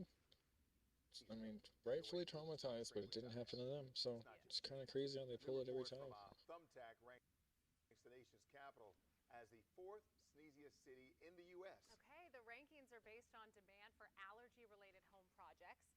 Things like HVAC filter replacements, air, right? Really I know is, the to-do in my list is going opinion. to start rolling out here. Air duct Really cleaning is crazy, and in my tree trimming. opinion. Cities including the list, topping the list, include Atlanta, Charlotte, and Austin. Central Texas, South Central Texas. When I was in San Antonio, Austin Too crazy area, for me. the worst allergies I think I've ever experienced. Yeah, it was wild. Researchers say many of the sneeziest cities are in the southeast, where longer growing seasons, dense tree coverage, and humid weather helps pollen stick around a little bit longer. You and Caitlin were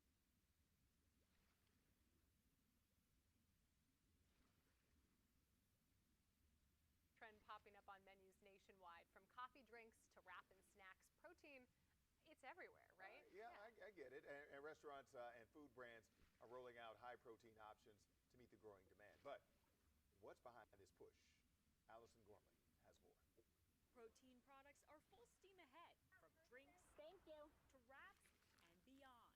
But why all the marketing now? One of the reasons, 70% of people say they want to eat more protein. So when you have companies that are here to supply what we're demanding, they're going to start, meeting that need. Starbucks, when describing some of its new protein items, said consumers are looking for wellness solutions. But another reason that protein might be gaining popularity is the rising use of GLP-1 medications for weight loss. Chipotle, for example, specifically labels some of its high-protein items as GLP-1 friendly. You should prioritize protein if you're on a GLP-1, and so a lot of the times they're not eating enough, and we do see a loss of muscle mass. Shake Shack also offers GLP-1 friendly items. And during a McDonald's earnings call, an executive said they're paying close attention to the use of the medication. Some research shows nearly 12% of Americans say they've used GLP-1 drugs for weight loss. However, dietitians warn that whatever the food item, pay attention to the full ingredient list. So just adding protein to something, just like whether it's to your latte or, protein chips, it doesn't mean that that product is all of a sudden healthy. Whatever the reason for the changes in your diet, restaurants are making it clear they want to meet demand.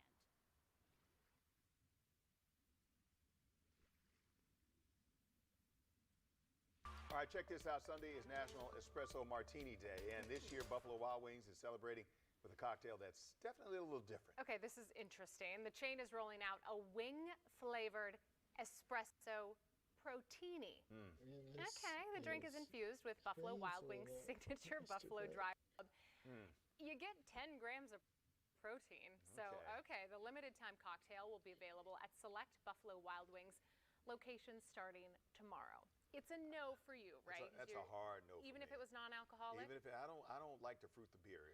If that's an expression, yeah. Okay, that's not my thing. It's a maybe for me because, there's a restaurant here in DC that has like blue cheese martinis. Is that right? It's really good. Does it taste like blue cheese? Yeah.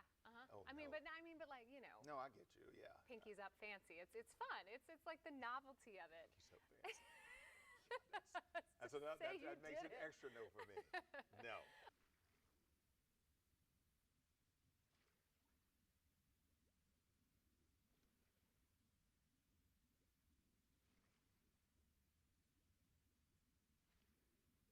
As that legal battle plays out, another battle involving ICE is brewing in Maryland's State House. Yeah, this is a big one we're watching for you. It's over whether ICE agents should be allowed to serve in Maryland's state police force.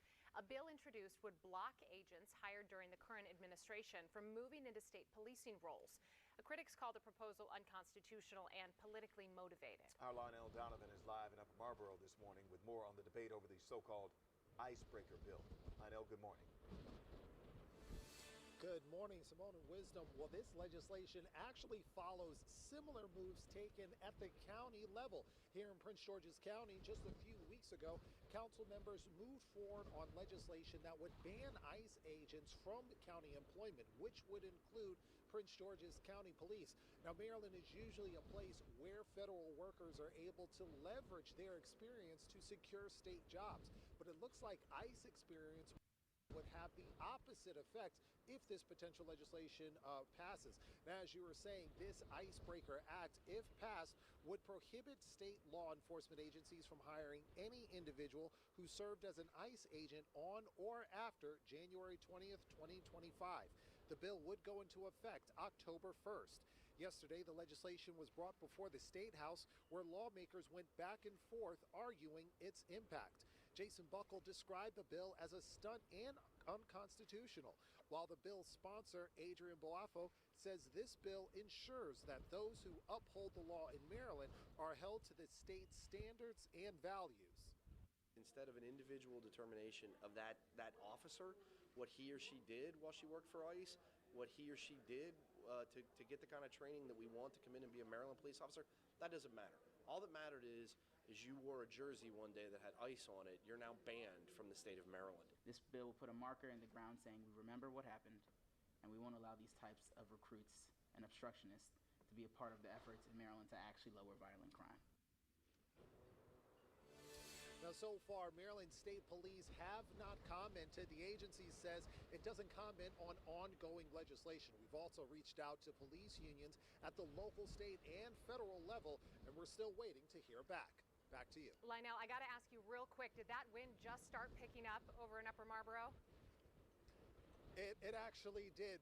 Literally 30 seconds before my hit, the wind just started coming in really, really hard. And actually, my photographer here, he's holding on to the camera, holding on to the lights, making sure they don't blow away. So it looks like we're going to be in for a very eventful morning. I know, worried about the both of you. Don't blow away on us. We got that cold front starting to push its way right through, and you're getting the real life visual of it as we talk to you now. We'll try. All right, Lionel, we'll talk to you soon. Thank you, my friend.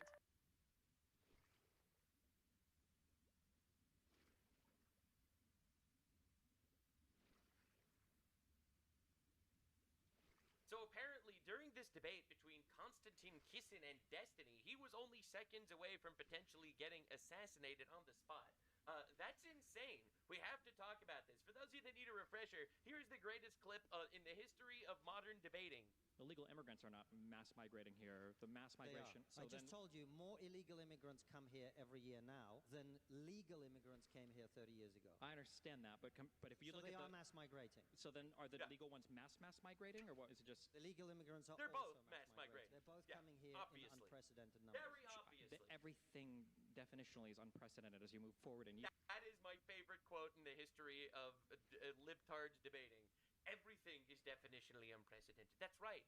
That's me. I'm a leftist. I just pretend that I don't understand what basic words mean in order to win debates. That's right. That's right. Modern leftist discourse is just making believe you don't understand things, thus making discourse impossible. Technically, everything is unprecedented. Years. We have an unprecedented amount of technology, an unprecedented amount of energy generation, an unprecedented amount of I think you might be confused about the meaning of the word unprecedented. Unprecedented as in it hasn't happened at that level before. Yeah. Right. So if we have immigration of 20,000 people a year, that wouldn't be unprecedented because we had that before. But what's the thing that's been frozen in time? I just explained it to you. Yes, you laid out a bunch of numbers, and I just explained why they're contextless and meaningless. But now I'm asking, what is? They're meaningless numbers because technically all things are unprecedented. That's right. We know that in 1996 there were 20,000 immigrants, and now there's 1.2 million immigrants a year, which is unprecedented. But technically the word unprecedented means nothing. So therefore there are no issues, there are no problems. These words just don't have meanings, actually. Is a thing that's unprecedented? Look, or I'm sorry, what would be a thing that is not changing in the past 30 years? Like if you had to look at something. One of the most amazing things of arguing with anybody from your position is the extent to which they refuse to understand what words mean. So yeah, I absolutely love this debate. I covered it in a previous video. We are going to be doing little videos on little topics going forward, and this little topic is absolutely insane.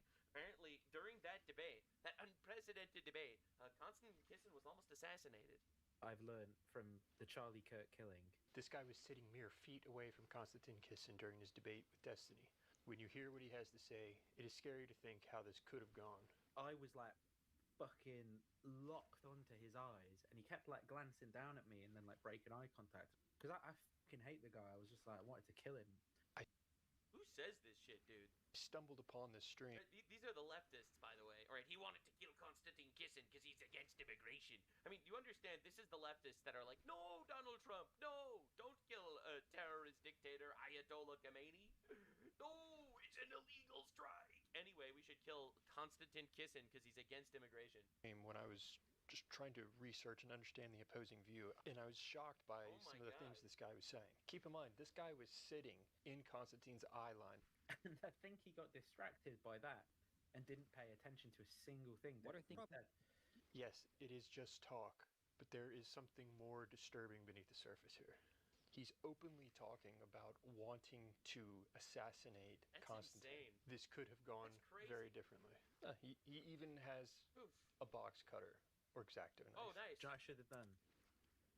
Stanley Blades just fucking sprinted up onto the stage, slash Konstantin in the fucking jugular. But he wants to kill him. You can see the chat. They're all thinking the same thing, it seems. No one seems to be bothered by this. Of course not. The leftist echo chambers are actually just violent people. That's why the left is so much more violent than the right, basically every single time in every metric across the board. That's insane, man. Look, man, a lot of people are like, you only don't murder because Sky Daddy told you thou shalt not murder. Well, you murdered. That's the difference between us. You can hit me with any random imperative cringe statement you want, but the difference is maybe it's true that the only reason why I don't murder is because God told me thou shalt not murder. But you murder. That's the difference. Because it has become so commonplace. He knows he can do this. YouTube's not going to do anything. Done. Sorted. Prison forever on the one hand. Prison forever on the one hand. And then I should have gone.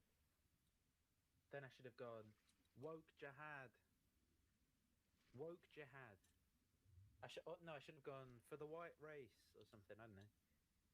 You could say, oh, okay, well, he just worded that poorly. It's just an expression, but he takes this much farther. Then he... Yeah, no, that's not wording anything poorly. This is a man who's, like, actively telling his audience, even if it's a small audience, it's irrelevant, because there are a lot of these guys. And, you know, this is like the Destiny fans. This is the Hassan Piker fans. This is the rhetoric that they're constantly using. And then you wonder when you have, like, some mentally ill transsexual furry that actually does, you know, try to assassinate someone or successfully assassinate Charlie Kirk. Are you wondered when there is an act of violence from, like, one of the crazies of these communities?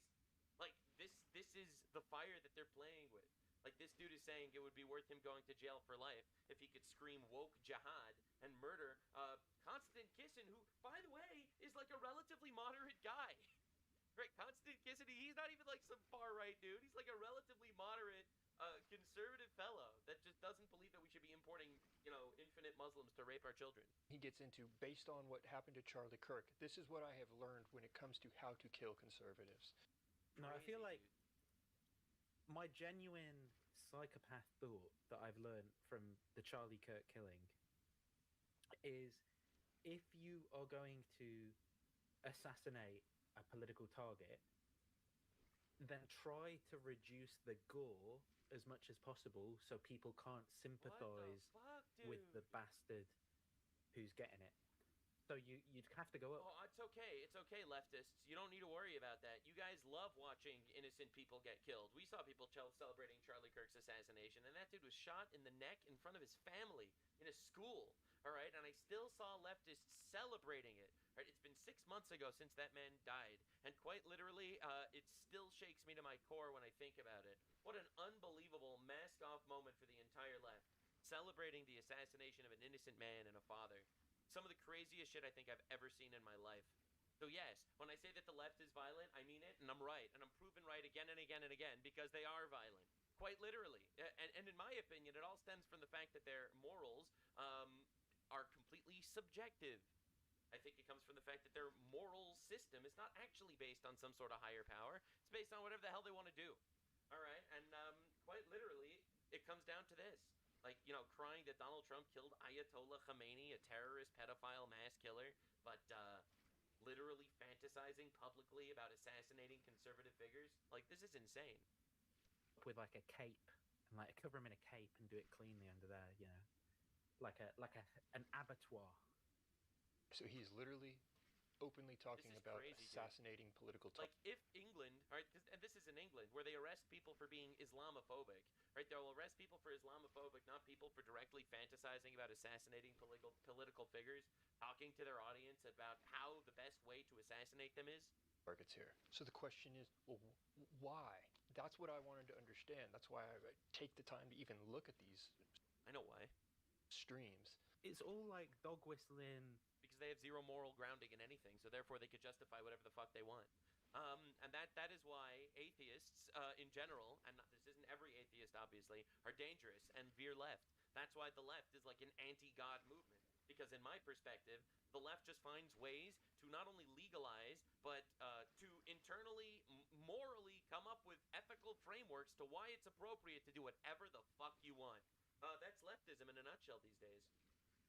We need to secure a future for the white people. He makes it very clear. His belief is Constantine is a racist.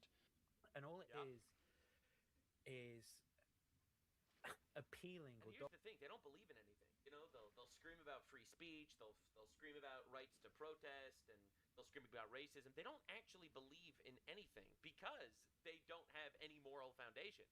So therefore, yes, they would assassinate Konstantin Kisin in a church, no problem. Dog whistling to the stupidest voters, like the dumbest 10% of people who happen to be racist as well. Stick up for racism. But then he talks about the real problem here is the weak white culture of the UK. We simply don't have the white people stepping up and educating themselves in the right kinds of ways because of So he's just racist. culture issues, I guess. Many such Because of cases. the weak white culture. Many such He cases. is the very thing he thinks he is fighting against. His entire analysis of Constantine's ideas are absolutely mischaracterized. He's not contending with them at all. And then he uses those ideas as his justification. Based on these fucking ideas, for me to vote for the Green candidate, you retard piece of shit, Constantine. Slap, mug, you mug. This provides us a window into this mentality, into the psychology of people like this. It's important to understand. It's important to see. We hadn't also at the same time had the doctrine. A lot of this would be much easier to manage if I got on that stage, grab his fucking lapels, right, flip in, and Oh my fucking dip god. on, bang. And this dude is talking about how everyone else is stupid and retarded and no one knows what's up, and he's the just one, all right? That this is literally like a college student in this college. Like this is a paradigm of the exact issue we're dealing with. And he thinks he's smarter than everyone else. Everyone else is stupid and racist and dumb. And he is just and moral and appropriate and impressive.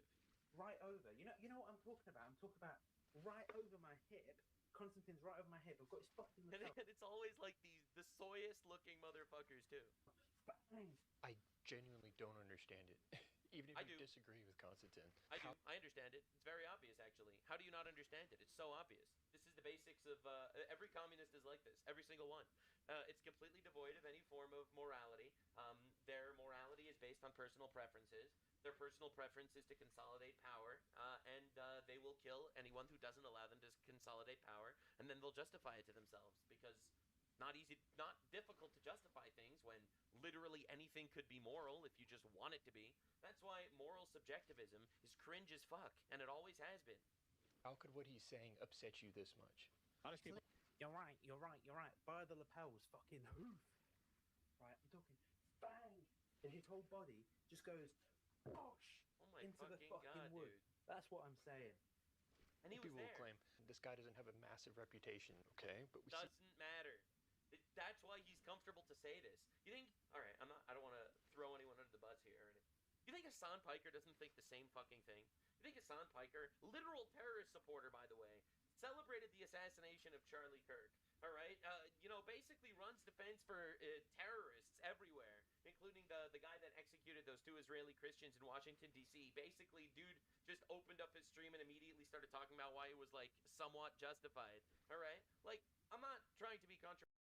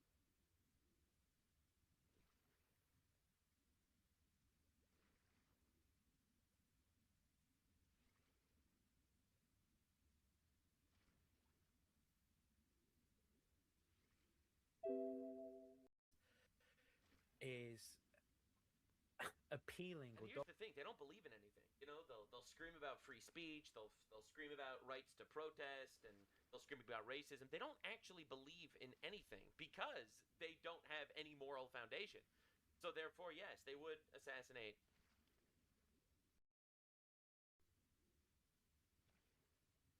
Stupidest voters, like the dumbest 10% of people who happen to be racist as well. Stick up for racism. But then he talks about the real problem here is the weak white culture of the UK. We simply don't have the white people stepping up and educating themselves in the right kinds of ways because of So he's just racist. culture issues, I guess. such Because of cases. the weak white culture. Many such He cases. is the very thing he thinks he is fighting against. His entire analysis of Constantine's ideas are absolutely mischaracterized. He's not contending with them at all. And then he uses those ideas as his justification. Based on these fucking ideas, for me to vote for the Green candidate, you retard piece of shit, Constantine. Slap, mug, you mug. The thing. This provides us a window into this mentality, into the psychology of people like this. It's important to understand. It's important to see. We hadn't also at the same time had the doctrine. A lot of this would be much easier to manage if I got on that stage, grab his fucking lapels, right, get a pin, and Oh my fucking hip god! on, bang. And this dude is talking about how everyone else is stupid and retarded, and no one knows what's up, and he's the just one. All right, that this is literally like a college student in this college. Like this is a paradigm of the exact issue we're dealing with. And he thinks he's smarter than everyone else. Everyone else is stupid and racist and dumb, and he is just and moral and appropriate and impressive. Right over. You know what I'm talking about? I'm talking about right over my hip. Constantine's right over my hip. I've got his fucking And lapel. it's always like the soyest looking motherfuckers too. I genuinely don't understand it. Even if I you do. disagree with Constantine. I do. I understand it. It's very obvious, actually. How do you not understand it? It's so obvious. This is the basics of every communist is like this. Every single one. It's completely devoid of any form of morality. Their morality is based on personal preferences. Their personal preference is to consolidate power, and they will kill anyone who doesn't allow them to consolidate power, and then they'll justify it to themselves because not difficult to justify things when literally anything could be moral if you just want it to be. That's why moral subjectivism is cringe as fuck, and it always has been. How could what he's saying upset you this much? You're right. By the lapels, fucking hoof. Right, I'm talking bang, and his whole body just goes bosh Oh my into the fucking fucking god, wood. dude. That's what I'm saying. And he was People will there. claim this guy doesn't have a massive reputation, okay? But we see Doesn't matter. That's why he's comfortable to say this. You think? All right, I don't want to throw anyone under the bus here or anything. You think Hassan Piker doesn't think the same fucking thing? You think Hassan Piker, literal terrorist supporter, by the way, celebrated the assassination of Charlie Kirk? All right, basically runs defense for terrorists everywhere, including the guy that executed those 2 Israeli Christians in Washington D.C. Basically, dude just opened up his stream and immediately started talking about why it was like somewhat justified. All right, like I'm not trying to be controversial here or anything. You don't think he thinks these things? Of course he does. He's just smart enough to know that you can't say them when you have a large audience. I think a lot of them think these things, and a lot of them would do it if they could get away with it, and that's why a lot of the mentally ill guys actually fucking do it. That is exactly the retard situation that the left is fomenting in our cultures. see these same ideas reflected at a higher level. Literally just yesterday, I stumbled on a stream where Destiny's head moderator is trying to talk to Destiny because he is concerned, because he is seeing too many calls for violence in their Discord server, and he's beginning to worry that people aren't actually joking.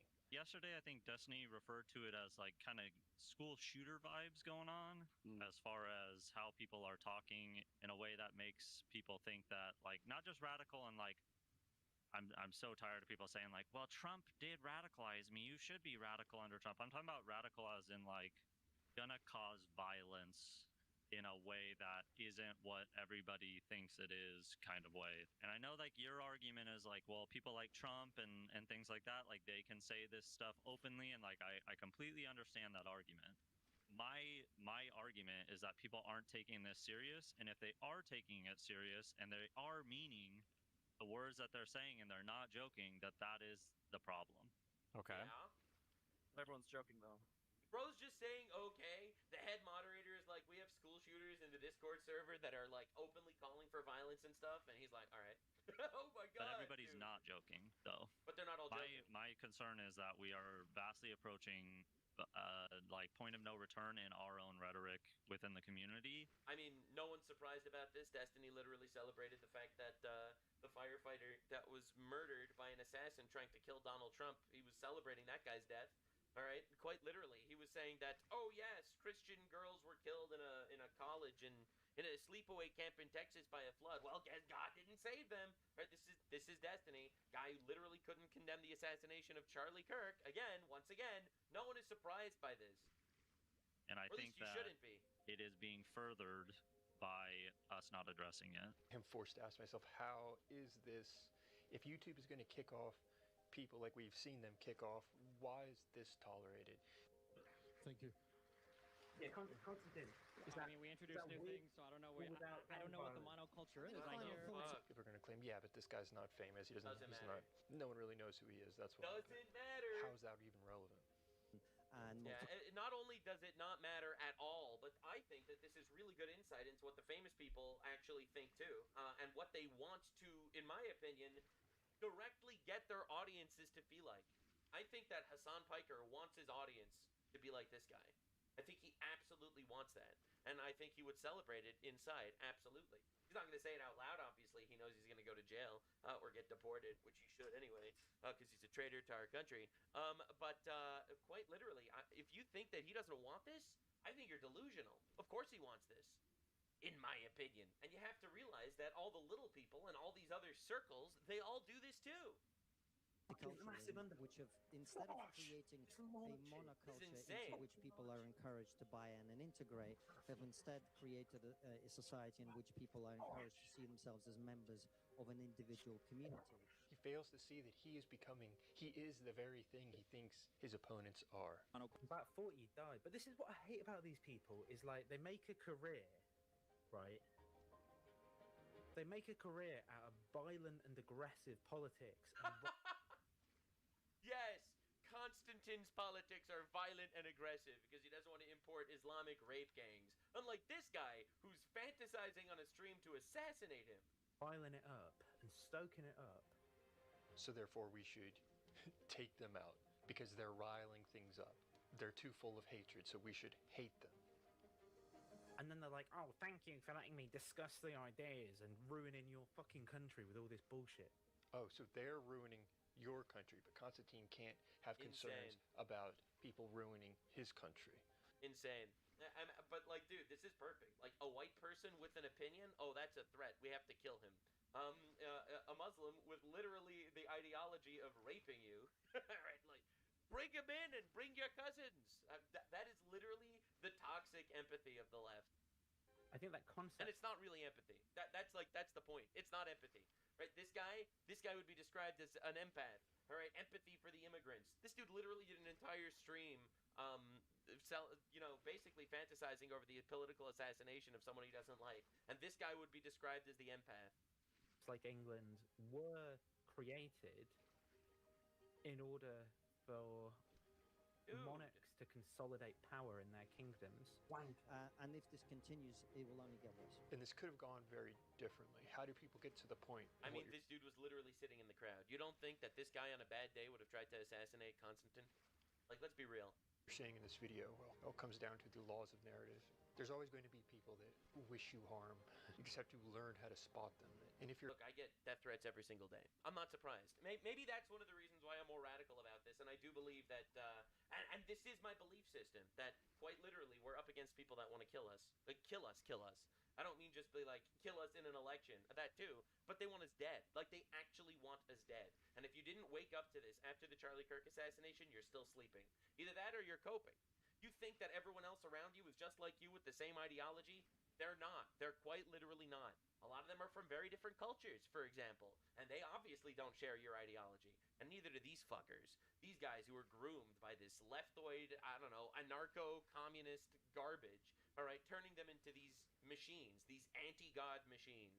And we have to live among these people, making believe we're supposed to try to unify with them. Evil is not to be unified with. Evil is to be destroyed. Make no peace with evil. All right? Understand where we are.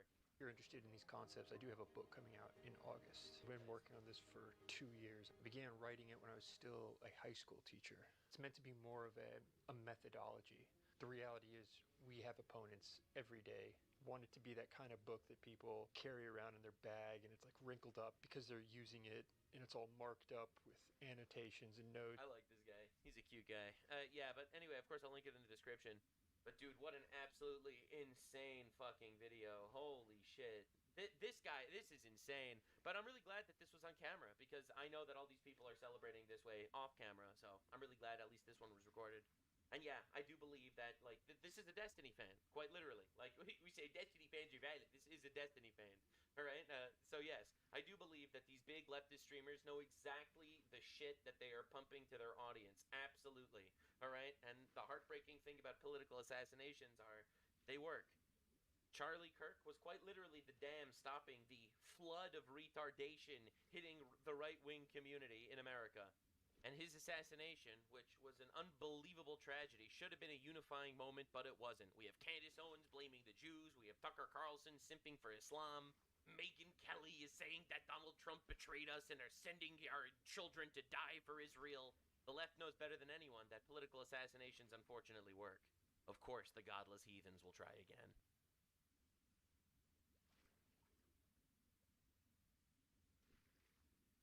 Into the newsroom right now at Reagan National Airport. Officials have cleared out all passengers Tucker from Carlson the simping for his arm. They're investigating a suspicious package located in the break room. It was found about 45 minutes ago at 9 a.m. We are reaching out to confirm additional information, and we'll let you know on air and on WUSA9.com as we learn more. Right now, we are unaware of any reports of any Americans being hurt, and the Mexican cartels know not to lay a finger on a single American or they will pay severe consequences under this president, and they already are. So, as Mexican and U.S. forces continue dismantling the cartels of that country, many Americans remain trapped, worried that their U.S. citizenship makes them targets for extortion or other schemes. The last-ditch efforts of criminals whose empires are collapsing all around them, while the troops patrolling Mexico's streets enforcing the law begin posturing themselves for what could be an even larger operation. This operation, which was carried out successfully by the Mexican authorities, was of course supported by the United States, would not have happened without the leadership of President Trump. Well, this is one of the worst kept secrets in all of American politics. For decades, we've been under the illusion, and really it is an illusion, that Mexico is actually a functioning country. They are the most powerful political force in Mexico by far. They have control and relationships in Canada with First Nations. They have relationships with Chinese triads and organized crime across the Pacific. They organize and smuggle illegal tobacco all over the world. But I don't think these cartels are ultimately going to be targeting Americans because they know President Trump would come down on them so hard they wouldn't even know what hit them. But I still think Americans are in danger of just being in the area where violence is going on. The defining feature of what it means to be a sovereign entity in politics is, do you have a monopoly on the use of force? Mexico flunks that test.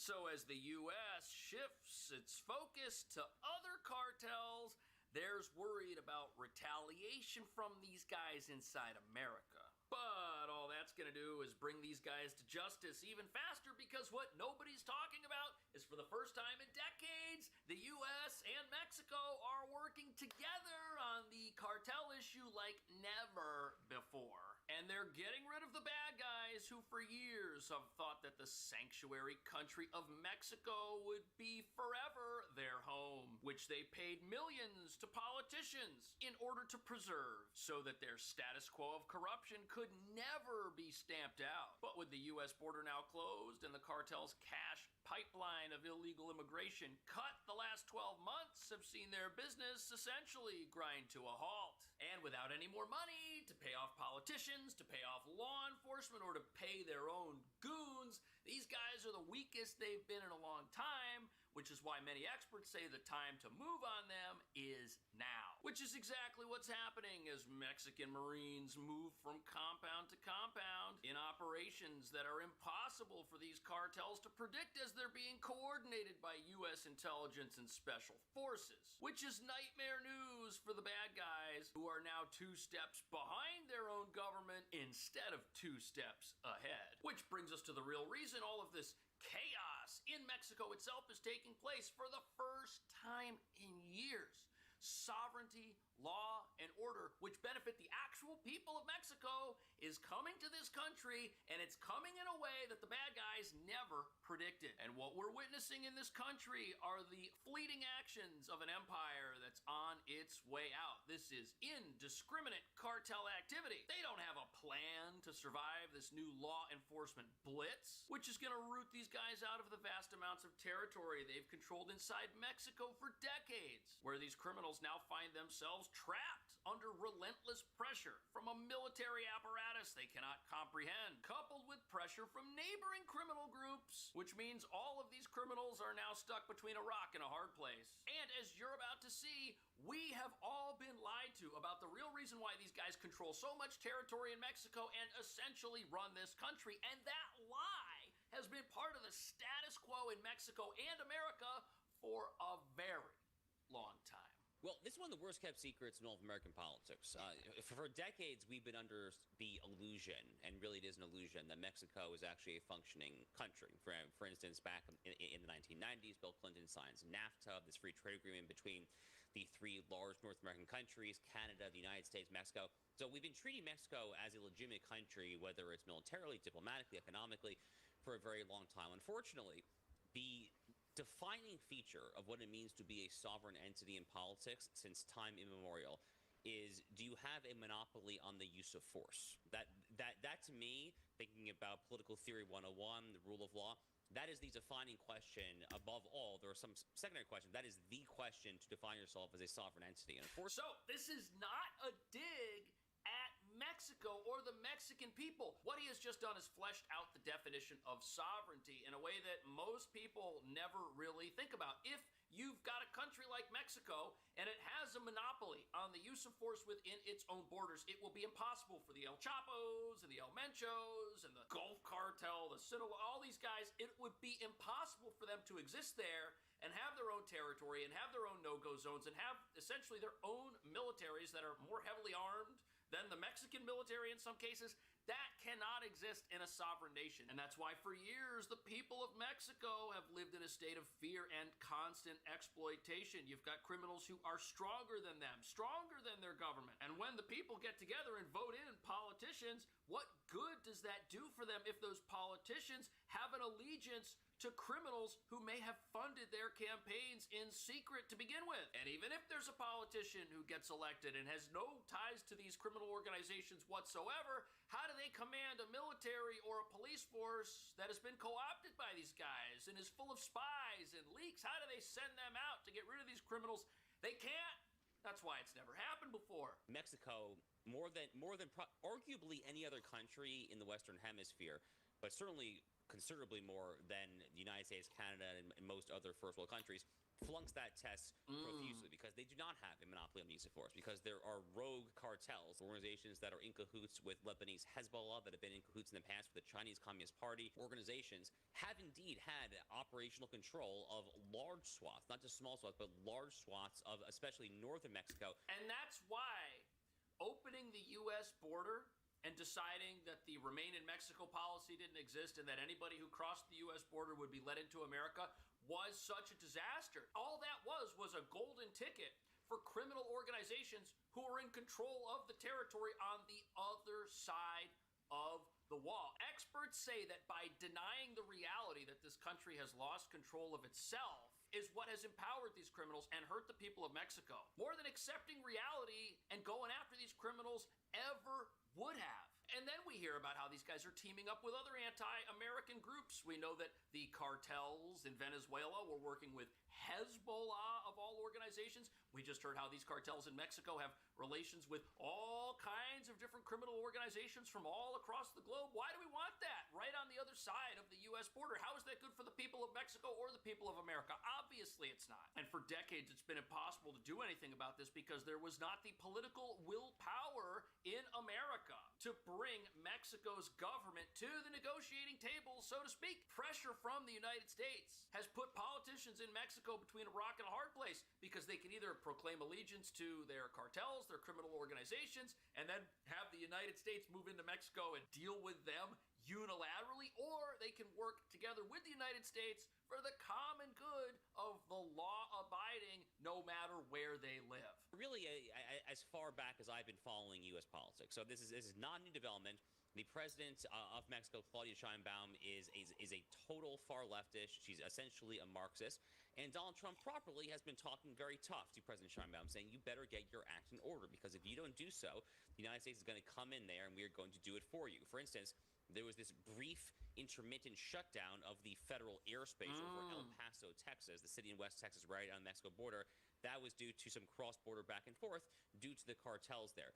So I interpret this as Sheinbaum essentially trying to forestall some sort of American action. She has seen what happened in Venezuela with Maduro. She's watching carefully what's happening with Iran and escalating tensions there. So, if you wish for the world to perceive your nation as a sovereign nation, you better not have your northern neighbor invade your country and capture a whole bunch of criminals and parade them in front of the news cameras and put them in El Salvador's mega prison, right? You better not let that happen, but that's what is on the table if Mexico doesn't get serious. Now, thankfully, there is now collusion between U.S. Special Forces and the Mexican military in a way that there hasn't been before. And these cartels are folding like a cheap suit. These guys don't have a prayer in the world of stopping an operation which is able to observe them from the sky, which is able to observe them from the ground, which already knows where their territory is and has these guys completely surrounded. These cartels, they might be heavily armed. They might be very dangerous. There might be a whole lot of them that fight with each other and fight with the Mexican people, but they've got nothing in the face of an organized sovereign response. Watching carefully what's happening with Iran and escalating tensions there. She doesn't want Mexico, frankly, to be next there. But it's a reminder, again, I mean, Puerto Vallarta is a very popular tourist destination. I have been as a tourist personally myself there. And seeing these images, the videos on TV of all the billowing black smoke from the cartel violence, it's a really, really, really bad look for Mexico, and it's a stark reminder to the world that they failed the definition of what it means to be a sovereign entity. The good news, silver lining, is that they got this massive cartel leader, so kudos to that, I suppose. Yeah, Alex, I want to get your thoughts on that as well. I suppose Donald Trump has really put other countries on notice, particularly with his action in Venezuela at the start. Now, there are people who see this and they say, oh, Trump should just stay out of the affairs of other countries. Trump, he's got a problem with the people of Mexico, right? That's what we keep hearing about Trump. But it's not true at all. Here we've got the Mexican military now working with the United States to get rid of these criminal organizations. I wonder if the anti-ICE protesters in America think that the Mexican military stamping out these criminal organizations who bring people into America illegally for billions, I wonder if they think there is at all any prejudice behind that. They probably do. But here's the thing that you've got to understand. The rule of law is a universal value. That is a value that transcends borders. And when lawlessness is allowed to transcend borders, we all know what that leads to. That leads to lawlessness everywhere. But once you've got the rule of law, once no criminal organization is above the law, once these guys are taken out and arrested and brought to justice, people everywhere can start building a better life and a better future for themselves. And that has been stolen from the people of Mexico by these criminals. They are the most powerful political force in Mexico by far.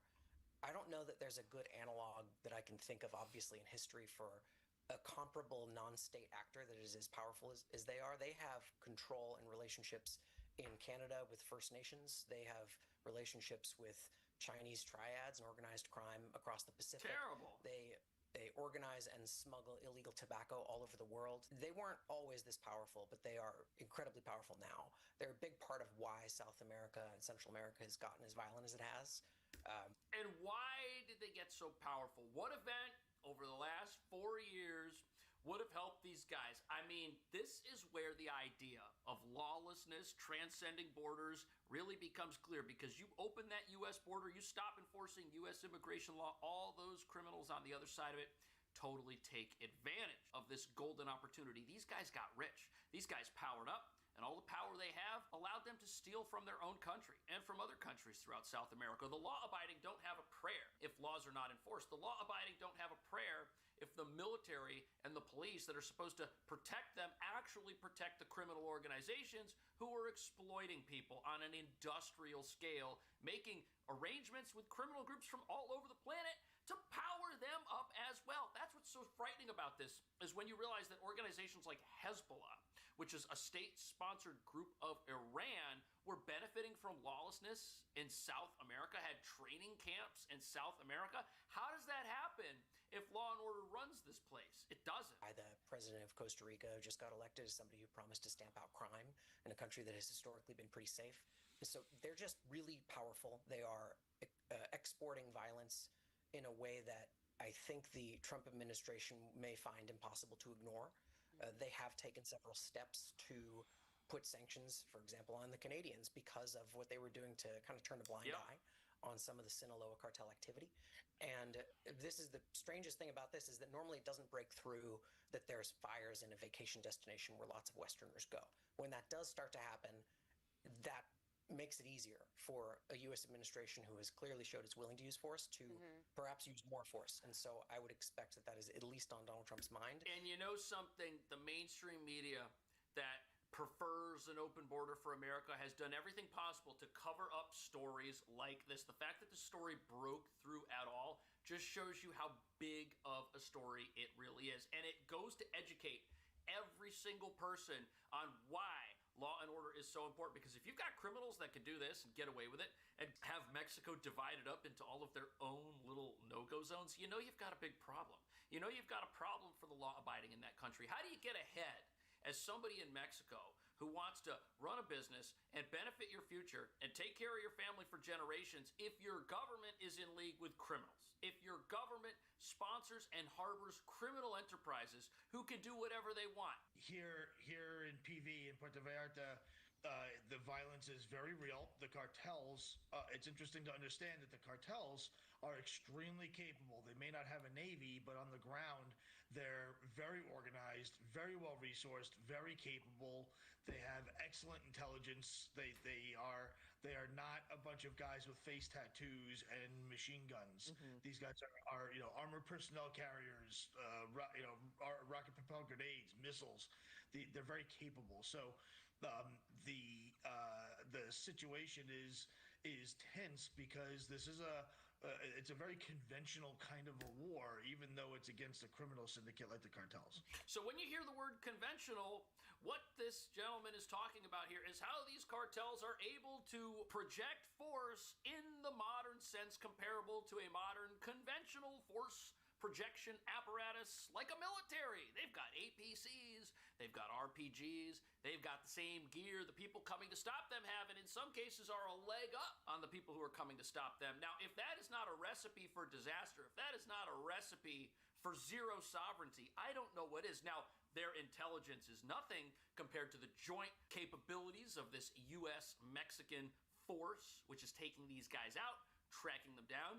They can't compete with air superiority. They can't compete with drones. They're surrounded. They're being spied on. If they go anywhere, whether it's daytime or nighttime, we know where they are. So they can't compete with that, which shows you that the only way to bring sovereignty back to a place and to bring law and order back to a place that has lost it is to bring in a force that is more powerful than what is there, displacing the interests of the common man. Cartels obviously taking one person out, significant, but it's not the only thing. It has to be a sustained effort. But I think the president of Mexico and all these other Latin American countries saw what happened with Maduro in Venezuela, and I don't think you want to be on what happened to Maduro, so they're probably going to want to be on Team USA and fighting the cartels. Yeah, that's a really good point. And, you know, the Mexican president has been under pressure from President Trump to do more when it comes to... Right.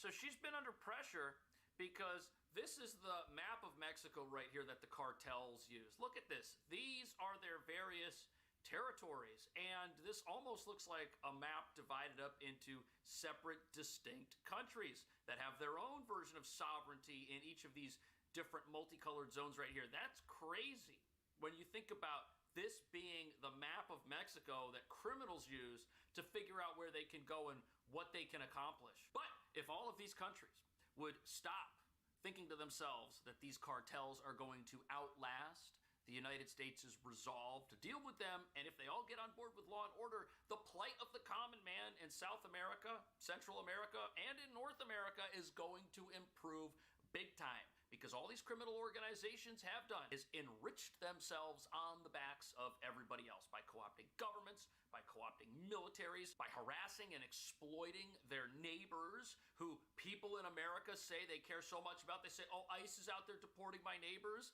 No, your neighbor is not somebody who entered America illegally and has committed a crime by doing that and continues to commit a crime by staying here. No, these criminal organizations, they're doing the thing that people who are against this law enforcement crackdown say they are absolutely repulsed by. And you know why that is? You've got foreign money behind these protests. You've got China, you've got Russia, you've got Iran, all in bed with these cartel organizations. All these countries want is to exploit the United States and get rich off our complacency.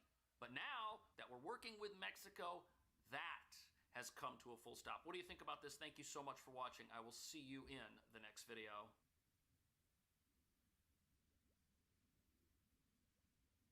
Well, experts say it's hard to predict where those prices will go next, and they could fluctuate in the weeks ahead. The controversial Camp Peace, Montana near Fort Bliss is keeping its doors open, despite reports of it closing. Immigration, Customs, and Border Protection tells KTSM in a statement that it's contracted a new provider following Secretary Kristi Noem's termination with the Department of Homeland Security, adding that ICE is ensuring proper care is being provided to undocumented migrants in detention centers. The statement reads, in part, quote, this new contractor will allow Camp East Montana to continue abiding by the highest detention standards with the ability to provide more medical care on site. This contract also allows more on-site staff and a precise quality assurance surveillance plan. ICE will have even more oversight of the contractors at this facility. Far from closing, Camp East Montana is upgrading, end quote. As KTSM reported, that facility has been under scrutiny from local and federal lawmakers and humanitarian and environmental groups for alleged claims of poor health conditions. There have been 3 deaths at the facility, one of which was ruled a homicide, and recently the camp had to close to visitors because of a measles outbreak.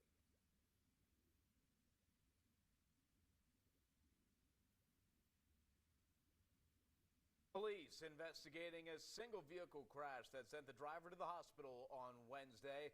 This is video from FitFam that shows that white Jeep may have been involved, and in another video from FitFam, it looks like an object crashed into the driver's side windshield. That crash happening on I-10 West and Lee Trevino. El Paso Fire says they were called to the scene just before 3 on Wednesday afternoon. Police say one person was taken to the hospital with serious injuries.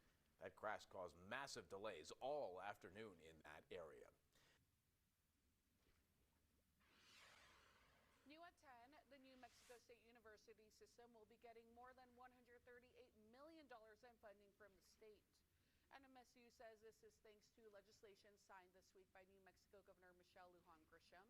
More than $57 million will go towards capital projects and base funding.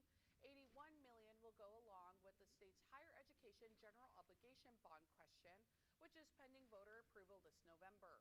The university says this is the largest coordinated state commitment to NMSU in recent memory.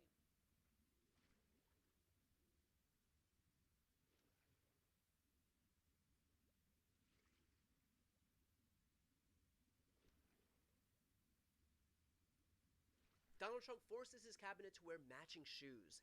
Still no word on if they need daddy to tie their laces for them. This is just another day. Since the start of his second term, Donald Trump has been roundly criticized for his use of excessive policing.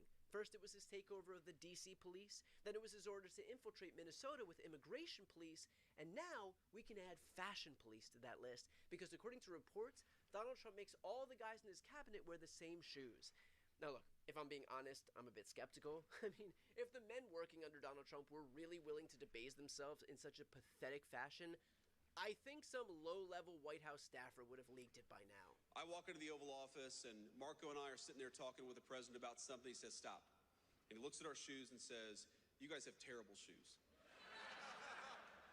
So he goes and gets a shoe catalog. Now remember, this is the Christmas season, so the president's got some holiday cheer. He goes and gets a shoe catalog and gets his favorite shoes and orders like 4 pairs of shoes for me and 4 pairs of shoes for Marco, because he's like, we need our vice president or secretary of state to look their very best. And, then we went back to talking about whatever major, international issue we were talking about. Wow. And I thought being accused of fucking couches was embarrassing. Yeah, while many of us thought that it was merely a coincidence that the men in Trump's orbit had the same footwear preferences as every FBI agent from the 1950s, it turns out they're just following orders. Per the Wall Street Journal, the president has taken to guessing people's shoe sizes in front of them. He asks an aide to put in an order, and a week later, a brown Florsheim box arrives at the White House. And what a generous way to waste time while not solving our nation's problems. Unfortunately, there's another slight issue. Besides Donald Trump being a terrible president, he's also a terrible guesser. Because here's Marco Rubio recently photographed wearing the shoes Daddy bought him, and it looks like he is literally wearing Daddy's shoes. Maybe Trump just believes Stormy Daniels when she told him size doesn't matter. But seriously, look at that. I mean, I knew Marco was an exposed heel, but this is nuts. Now, to be fair, there is a chance that this is merely an issue of perspective. It could turn out that Marco Rubio's shoes are normal sized and that he is just a tiny person. But what undercuts that theory is that Sean Duffy, the transportation secretary, is wearing oversized shoes too. Like, holy shit, these grown men need to do some actual soul searching. What is so sad is that this twinning around the White House is not motivated by some sort of team-building exercise, but rather by fear. According to that same report, all the boys have them, said a female White House official. She joked, it's hysterical because everybody's afraid not to wear them. So in case you're keeping score, Howard Lutnick is afraid to choose his own loafer, but when it comes to lying about his relationship with a pedophile... My wife and I decided that I will never be in the room with that disgusting person ever again. Fearless.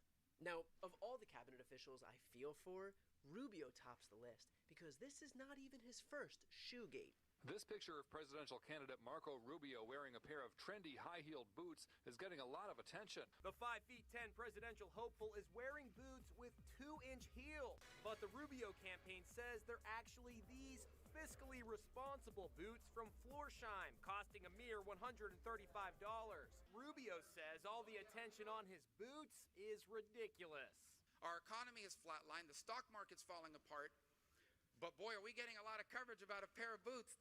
That was way back in 2016, so thank God Rubio finally fixed his shoe problems and all of our problems with the economy.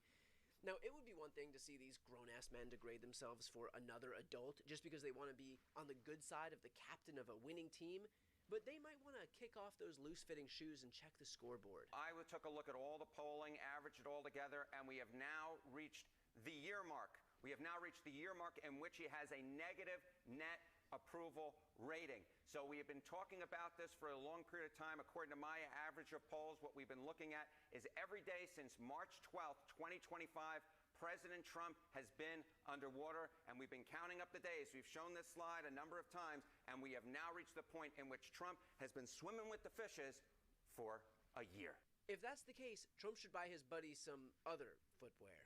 The reality is, Donald Trump has always put optics over competence, because to him, success is about perception, not about actual results.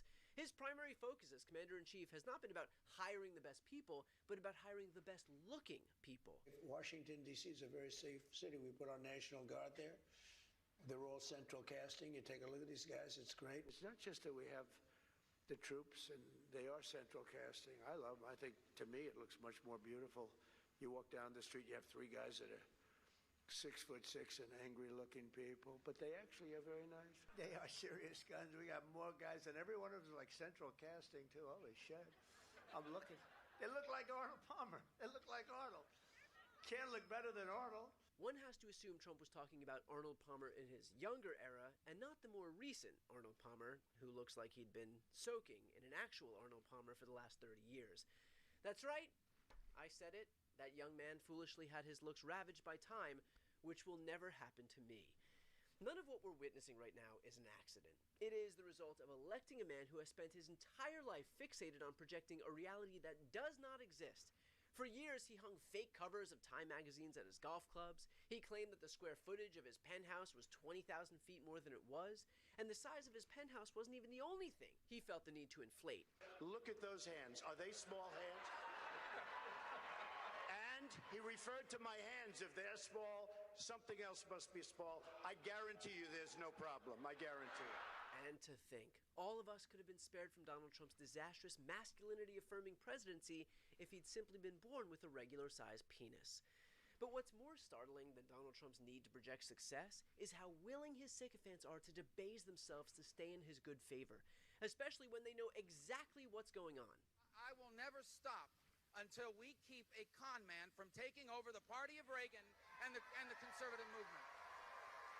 He's a con man. He's a con man. Then what does that make you? Because it looks like you're falling for the biggest con there is. Marco Rubio thinks that if he defends Trump at every turn, peddles Trump's lies on the Iran war, and wears the oversized shoes Trump bought for him, that it'll somehow be enough to stay in Trump's good graces. But it is all a con. Donald Trump doesn't care what you think. He cares how you look. That's how we wind up with people like Kristi Noem and Pete Hegseth. They look the part. Pete Hegseth didn't get his job atop the Defense Department because of his stellar resume. He got it because Donald Trump was up late one night watching Josh Duhamel in Transformers and went hunting for a lookalike. And it's pretty ironic that Trump thinks people should look a certain way, considering Mr. Vagina Neck isn't exactly Harrison Ford. All of these people in Trump's orbit could have some dignity, but are choosing not to. And at some point, you have to ask yourself, where do they draw the line? At what point do they decide that they've achieved enough wealth or enough power or high enough status that they don't need to run defense for pedophile protectors? That they no longer need to defend this administration's lies about the murder of innocent civilians? That they don't need to paint ripping kids away from their parents as protecting the homeland? That they don't need to pretend that kicking people off their health care is some noble effort? And that co-signing the Defense Department's white supremacist messaging is simply a bridge too far? There has not been a single action, policy, or piece of legislation from Donald Trump's administration that has made our country better. So when the president says, "You guys have terrible shoes," I just wish that was the least of our problems. Before you go, if you enjoyed this content and you want to see more and support independent media, please subscribe to this channel. The subscribe button will be right here on the screen. But second, the reality is that we are now in a political environment where this administration can lean on any of the social media platforms to suppress certain voices if they don't like critical coverage. That means my longevity here is in the hands of a few tech billionaires who are already making it clear that they are willing to cater to this administration. To that end, signing up for my newsletter is a way for me to reach you directly if that ever becomes necessary. I'll put the link right here on the screen as well, so please sign up. It's free, but there's also an option to do a paid subscription if you'd like to support me and my team. I really appreciate it. Thanks so much for watching.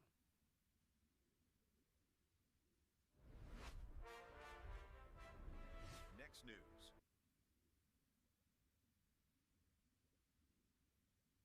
Breaking news. This guy's got Operation some Epic comedy, Fury man. isn't just a military campaign, folks. It's now a battle for global energy dominance.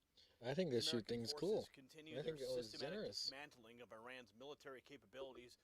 A new front has opened up in the Persian Gulf, where tanker attacks are threatening the world's most critical oil shipping lanes. But here's what the mainstream media won't tell you. President Trump is already 3 steps ahead like he always is. While the establishment panics about gas prices, the administration just made a bold move to protect your wallet and America's energy security. The question isn't whether we'll win this fight. We already have.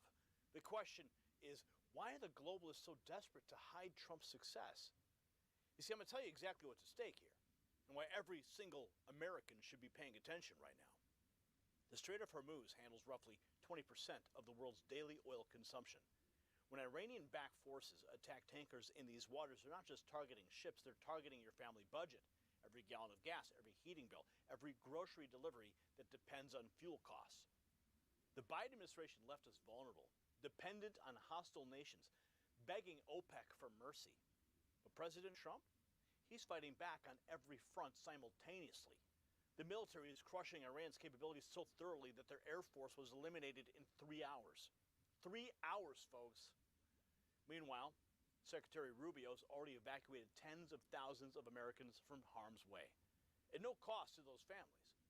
And now the president is tapping the Strategic Petroleum Reserve to stabilize prices while we finish the job. This is what real leadership looks like. This is what putting America first actually means. Not empty promises, decisive action that protects American families, American interests, and American dominance on the world stage. And speaking of national security and American dominance, there is a developing story out of Washington that the legacy media absolutely does not want you to see. As Iran destabilizes the Middle East, the federal government just made a move that could reshape America's entire security posture. And here's the truth they don't want you to understand. Our nuclear submarines, our warheads, our next generation power grid, all of it depends on uranium. We import almost every single pound of it from foreign nations. This isn't just about energy independence anymore. This is about survival. Because a nation that can't power its own military doesn't stay a superpower for long. And that's why smart investors are looking at domestic uranium producers like Atomic Minerals, trading as ATMMF in the United States and ATOM in Canada. When national security meets critical resource scarcity, the opportunity is clear. Now, do your own research. There's a full briefing that has been prepared for you. You'll find it linked below. But understand this. The uranium story, it's just getting started. Now let's get back to the incredible success of Operation Epic Fury and what it means for America's future. See, this is what caught my attention as the story was developing. President Trump personally chose the name Epic Fury for the operation. And folks, has there ever been a more fitting name? The president said he was given 20 different options, and he said most of them put him to sleep. But Epic Fury, that captured exactly what America was about to unleash. And the results speak for themselves. Iran's Air Force gone in hours, the radar systems obliterated, drone factories turned to rubble. And now I'm going to show you what's happening in real time. Here's the president's own words. 11 days into Operation Epic Fury, the powerful United States military is crushing the enemy. Here's the president. Over the past 11 days, our military has virtually destroyed Iran. Tough country. Their Air Force is gone, totally gone. That took the better part of about 3 hours. They no longer have radar. They don't have anti-aircraft equipment. They don't have anything. Their missiles are down 90%. Their drones are down 85%. We're blowing up the factories where they're made left and right. And frankly, nobody has ever seen anything like it. No one's seen anything like it. Well, now we have. From easing oil price concerns in America, we shift to the impact of the U.S. military might under Operation Epic Fury. So what message does it send to the world? According to an Iraqi port official, 2 foreign tankers carrying Iraqi fuel oil were attacked within the territorial waters of Iraq within the last hour, causing both to catch fire in the Persian Gulf. Total 25 crew members on board the vessels have been evacuated. I guess we have some video here. Oh my God.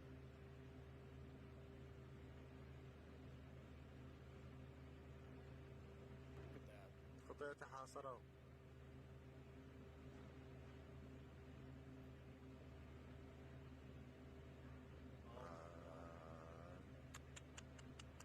Yeah, we've never seen anything quite like that before. That's for sure. طبعا هذا من سفينتين مو واحدة ولد. Oil tankers ablaze in the Persian Gulf. As the U.S. displays its military prowess, we're going to scrutinize whether victory in Iran is truly in hand, raising questions about the current state of the conflict. Fox News' Brett Baer breaking tonight. Trump says the U.S. will tap into the country's strategic petroleum reserves a little bit.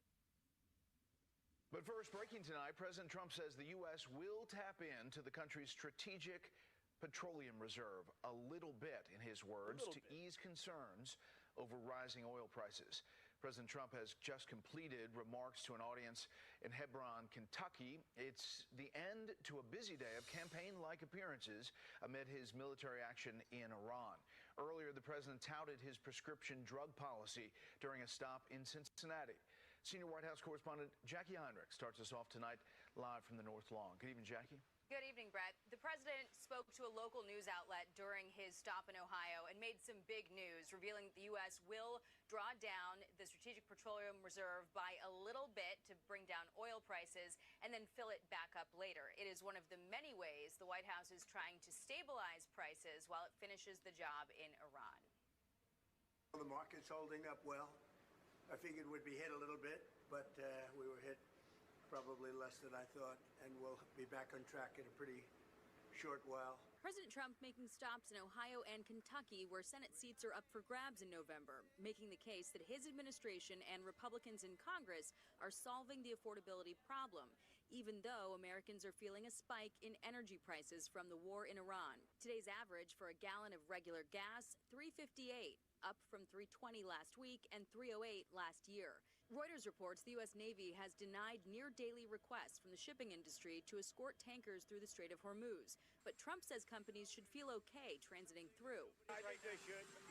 I think they should. I think they should use this. In my opinion, look, we took out just about all of their mine ships in one night. Still, shipping along the narrow strait that carries a fifth of the world's oil supply has all but halted since a week ago. Today, the International Energy Agency's 32 member countries agreed to release 400 million barrels of oil to address supply disruptions.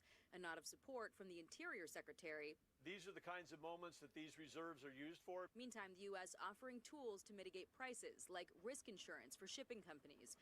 Bloomberg reports the president's also preparing to invoke the Defense Production Act to preempt state laws and ease permitting for offshore production in California.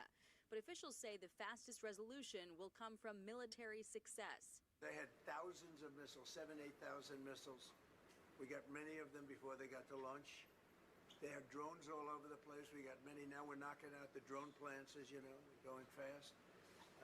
They started talking about mines, so we hit 28 mine ships as of this moment. Speaking in Kentucky last hour, the president indicated the war will continue a bit longer, saying we don't want to leave early. We want to finish the job and not have to return in 2 years. He cited rapid progress, though, upping the number of ships taken out since his last update to reporters that was just a few hours earlier. Brett. Jackie Heinrich, live in the North Lawn. Jackie, thanks. By the way. And I will be live on the North Lawn next week, so make sure you're notifications are on. Make sure that you are signed up for our raw feed alerts. Text raw feed to 844-840-4963.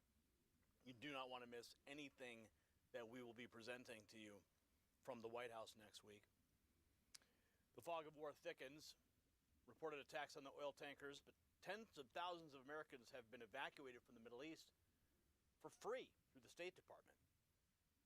An American, she was stuck in Dubai, and I instantly thought, like, these drone attacks are happening where a lot of Americans are not able to leave. Have the Americans who have wanted to get out, have they been allowed to get out now?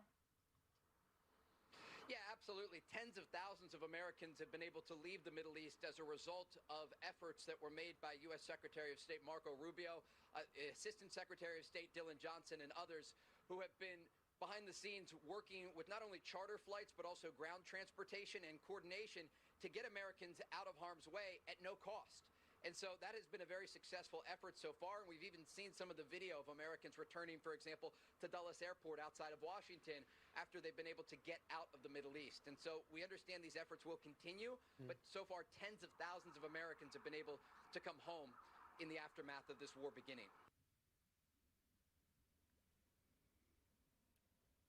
Jake Paul said Trump taught him real courage to never back down from a fight, no matter how massive the opponent looks. Mr. Trump has taught me courage. That's right. President Trump is a courageous man. Trump even declares we've won the Iran war. Now, I would caution the president. We don't want to have a mission accomplished moment too soon. But I do respect his optimism here. Is that a great name? Well, it's only good if you win. You know, you can only do. And we've won. Let me tell you, we've won. You know, you never like to say too early you won. We won. We won the bet. In the first hour, it was over. But we won. But they gave me a list of names of generals. Sir, you can pick the name you'd like, sir. I said, the name of what? The name of the attack on Iran, sir. And they gave me like 20 names. And I'm like falling asleep. I didn't like any of them. Then I see Epic Fury. I said, I like that name. I like that name.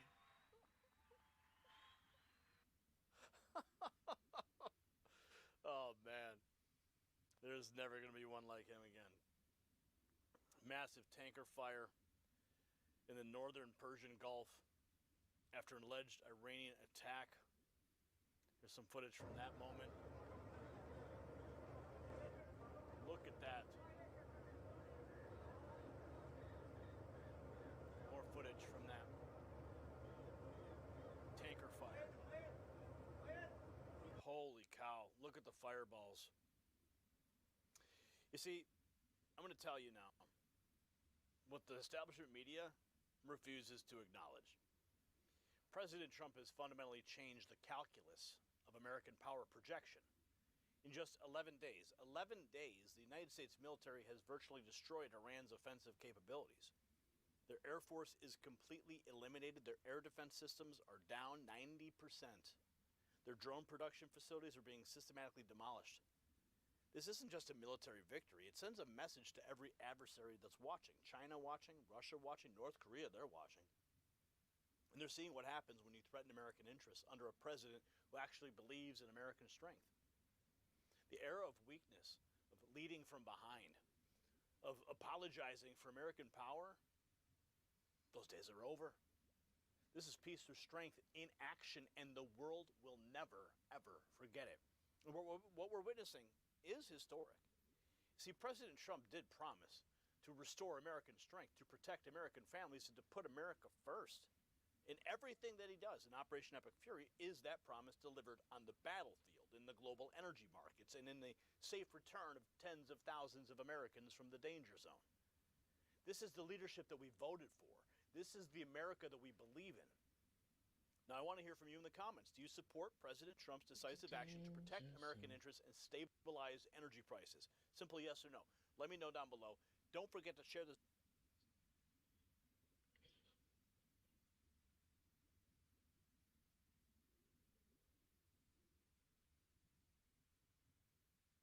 How the did people traverse oceans 500 years ago? What's this? Oh.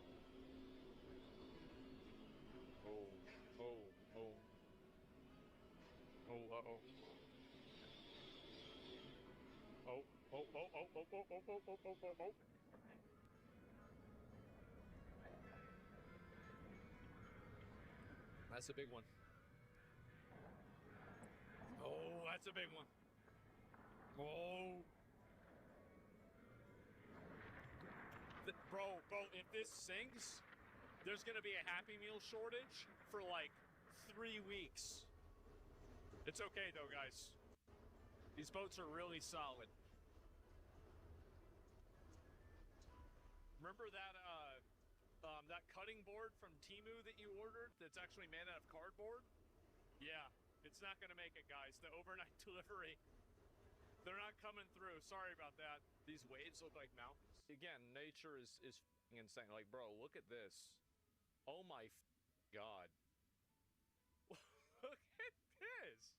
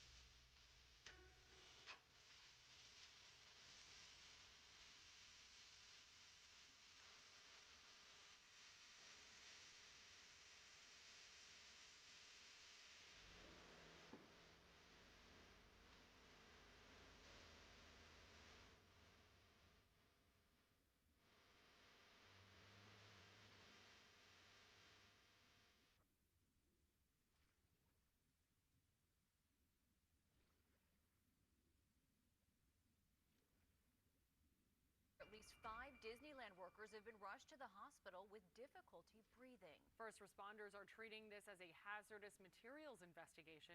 KTLA's Orange County Bureau Chief Chip Yost is live outside the park in Anaheim with the latest. Hi, Chip. Yeah, hello there, guys. Yeah, we've been talking to guests who've been leaving Disneyland. The good news is most of them had not even heard of the situation. No guests were affected by from what we're told. But unfortunately, as you said, a number of employees were taken to the hospital. Let's show you some video from Sky 5 HD, which is was above the scene just a little bit ago. This happened near the Star Tours attraction in Tomorrowland inside of Disneyland. It was in the backstage area.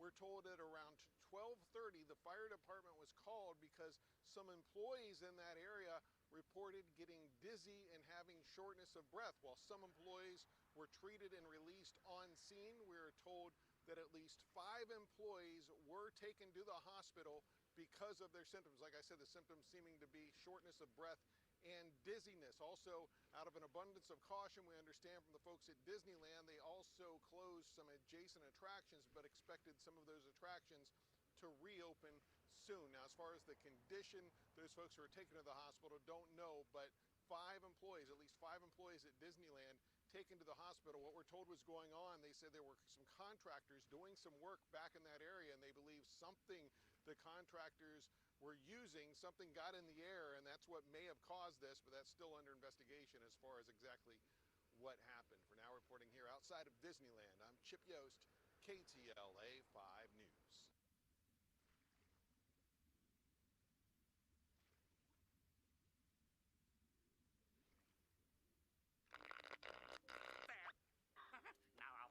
Here and enjoy myself. I'm not even gonna think about you-know-who at the you-know-what doing I don't care.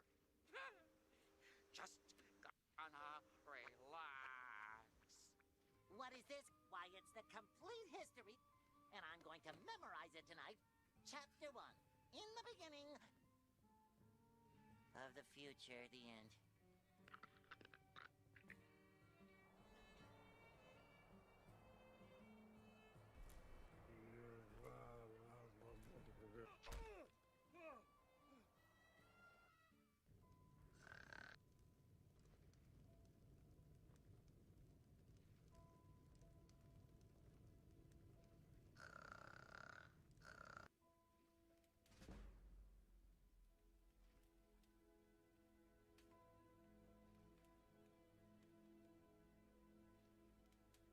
I knew there was something wrong with you.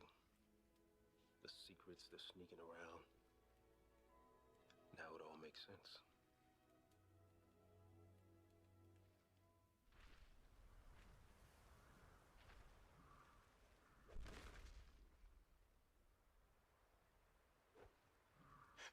Am I a joke to you?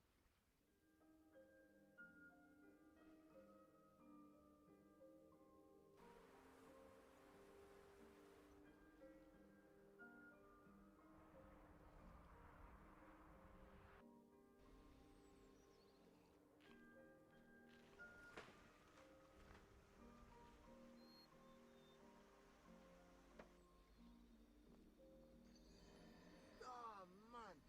You're just ruining it.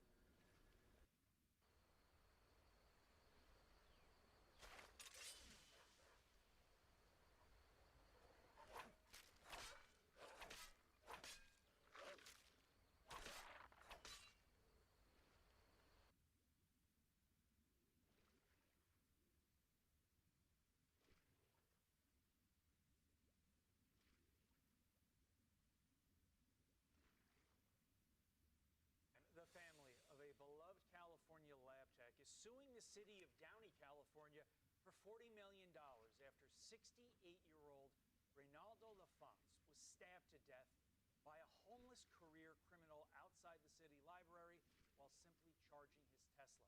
But when paramedics arrived to the scene to try and save his life, another homeless man took off with the ambulance, leading police on a high-speed chase. Now, the man suspected of killing Reynaldo, 23-year-old Giovanni Navarro, was previously convicted of 28 crimes and let out of jail just hours before the stabbing. Some of his prior convictions include brandishing a weapon, attempted burglary, criminal threats, and resisting arrest. Joining me now to tell Reynaldo's story is his eldest son, Michael LaFonce, and the family's attorney, Alex Galindo. Michael, begin with you. I'm so sorry for your loss. I cannot imagine what you and your family are going through. But what's going through your mind when first you hear your dad was stabbed, but that the ambulance that could have saved his life was immediately stolen thereafter? First off, I just want to say so much coverage has been talking about my dad being killed. And it's important to note that he wasn't just killed, he was murdered. And when you hear something like that, the man you admire your whole life, it shatters you to the bone. There's no rhyme or reason, and it hurts, and it still hurts. Understandable, Michael. Alex, how is the city of Downey ultimately liable under California law for what happened to Michael's dad? Well, Todd, the city of Downey, this was a colossal failure on their behalf. They had known for quite some time, in fact, 10 years, another officer was murdered in this same parking lot, one of its own police officers. They've had a long history of crime in this area. In fact, in the last 4 years, they had 675 calls for service at this particular area. And the city's liability is based on the fact that they had helped create the danger in this area. They knew that this was a high crime area. They invited people such as Mr. LaFonce to come to this area, charge their vehicle, and charge for it. But they failed to protect the individuals who would come and use their services. And this happened right in front of the library, and at Civic Center, where the residents would come and seek the services of the city. So the basis of the liability is they created this danger by knowing that this was a dangerous area and invited people to come and use it for a commercial purpose. Michael, I mentioned in the introduction that the man accused of murdering your father was previously convicted of 28 crimes.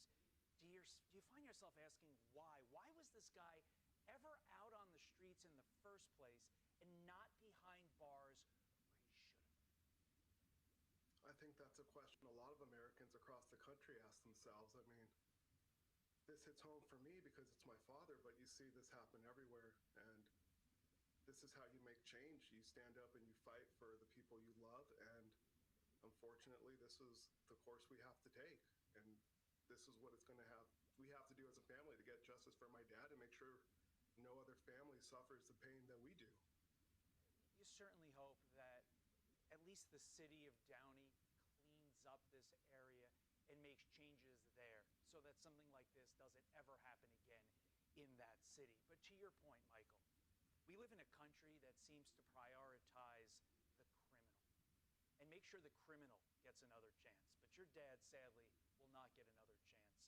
And that's horrific because he was murdered. And we are so sorry for your loss. We appreciate both Michael and Alex bringing this story to our viewers, and hopefully something will be done about it. Thank you.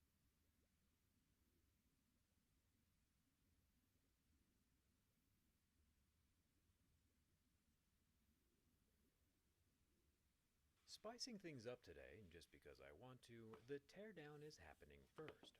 There's a few things Samsung conveniently left out of their Unpacked event when bragging about the new S26 Ultra. And these things need to be exposed to the world. They focus so much on AI that they forgot to mention the hardware improvements, and the improvements are substantial. I have a separate phone and will be doing the durability test tomorrow. This one is the sky blue variant, and it looks like the rumors are true. The S26 Ultra is not as glare resistant as the S25 Ultra from last year. The anti-glare finish probably interfered with the new privacy screen, which we'll delve into more in the durability test, but as you can see by turning on the privacy mode, it reduces the brightness a whole lot, and Samsung probably needed every bit of brightness that they could get. You can see the instant dimming happen when I toggle it off and on. It's even more noticeable when I zoom in with a microscope. You can see we lose like half the pixels when privacy mode is engaged. So that anti-glare coating was probably the first thing eliminated to keep as much light on hand for the screen. But the exterior screen is not what we're here for.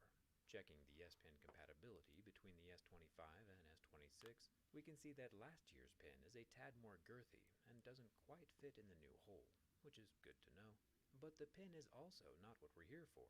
We're here because Samsung upgraded their periscope camera's hardware by 37% and forgot to mention how they accomplished it during the launch event. So we're going to have to go in and find out ourselves how it works, all on our own. Getting the back panel off is pretty easy. I've got my new anti-clamp here, which should allow me to lift up on the back glass and slice away the IP68 adhesive under the panel. That way I can remove it in one piece without shattering the glass. It almost feels like cheating using this new tool, but if it keeps the back glass in one piece, I'll cheat all day long. Especially since Samsung is not doing a good job of selling replacement parts to the general public. Unfortunately, though, we do have a problem. It appears as if I have misplaced my screwdriver. Luckily for everyone, though, I remembered that my channel sponsor Ridge happens to include a spare screwdriver inside each of their new wallet boxes. So I'll just open up one of Ridge's new iridescent front pocket wallets so our work can continue. It's also worth noting that Ridge is having their 13th anniversary sale today, where you can get up to 40% off. Ridge is dropping a new iridescent, Forge Fetty, Green Flash, new Ryu, and Golden Horizon style wallets, and these designs are pretty wild. All of them come with a lifetime warranty. I've carried a Ridge wallet in my own pocket for the past 7 years, and while I personally think Ridge is the best, you don't have to take my word for it since they've sold more than 5 million wallets and you can try it free for 99 days. If you don't like it, just send it back. I've got the bright orange wallet so it's easier to keep track of, and every time I travel, I have a Ridge power bank in my bag, as well as a 45-watt power adapter with 2 USB-C ports, since I always need to charge more than one thing at a time. You can get your own at ridge.com/jerryrig to take advantage of that 13th anniversary sale. Ridge.com/jerryrig. Why am I here again? Oh yeah, we're looking for a screwdriver. Turns out that Ridge uses a T5 screwdriver and we need a Phillips, but luckily I found what we need. The Galaxy S26 Ultra is still turned on, which we can rectify by just turning it off. There are a total of 7 Phillips head screws holding in the bottom and 11 screws up at the top holding down the motherboard. When those are gone, I can pop off the rear wireless charging coil. This guy can charge up at 25 watts this year instead of 15, and it can reverse wireless charge up headphones and other phones at 4.5 watts, which is the exact same as last year. You can't do a whole lot with 4.5 watts though. Even OnePlus, may they rest in peace, had 10-watt reverse wireless charging. There is another tinier coil of wires that rests over the top of the S pin. This is to sense the location of the pin as well as to wirelessly charge the internal capacitor on the S pin itself. What's super nifty is that the parking garage for the S pin slot is completely sealed off from the rest of the phone. The dock itself can fill up with water or liquid, but none of that liquid can then enter the device. Well, now it could obviously, but before I took off the plastic cap, it could not. It's going to be really cool seeing this on the teardown skin.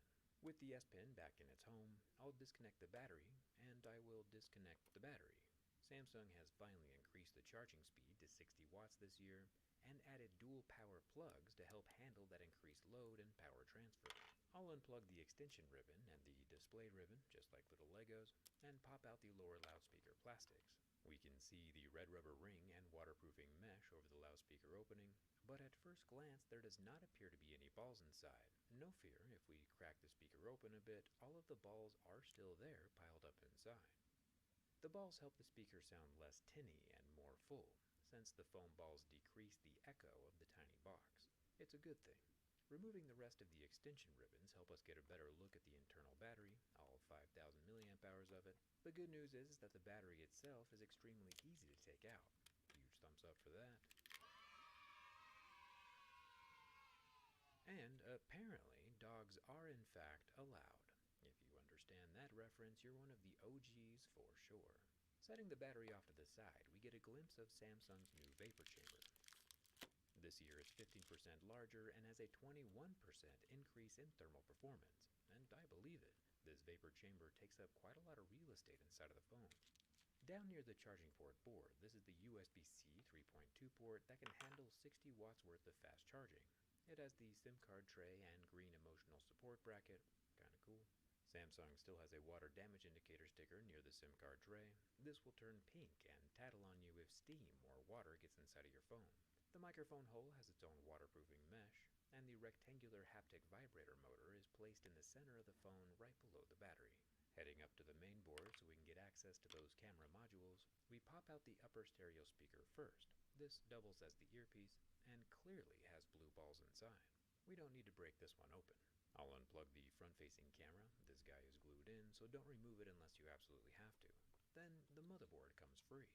We have the new thermal interface coupe on the back, and we can unplug the Lego-style ribbon connectors from the cameras that we came here to see. It's absolutely wild how small this motherboard is. Yeah, it's double stacked and double-sided, but it's just barely larger than my watch. Technology is pretty cool on the inside. I'm glad you're subscribed here with me. Speaking of which, the coolest update that Samsung has given us this year, besides the ultra-large vapor chamber of course, is the 50-megapixel telephoto camera. And they barely even mentioned it during the launch event. This year's camera is not quite as long as it was last year, if you remember all the way back to last year. Hold on, let me just refresh your memory real quick, since I do have an extra S25 Ultra periscope camera that we can compare to this year's S26 Ultra's telephoto. While I pop it out, do keep in mind that both cameras are still 50 megapixels and both cameras are 5x optical zooms with stabilization. The difference between the two is how much light can reach the sensor at the end of the lens. And that is where Samsung has given us a mind-blowing 37% improvement, from f3.4 down to an f2.9, while reducing the overall camera length by 22%.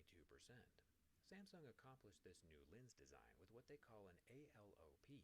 Maybe it's ALOP or ALOP, but either way it stands for All Lenses on Prism. We'll take a look at this year's S26 Ultra first, and as you can see, just like the acronym implies, all the lenses are on the prism. This allows for 37% more light into the camera unit, magnifying that light through the prism and onto the lens. It's also really cool to see the different colored coils of copper on every side. Just like in the Lego Smart Brick, these coils help with the positioning and optical image stabilization of the lens.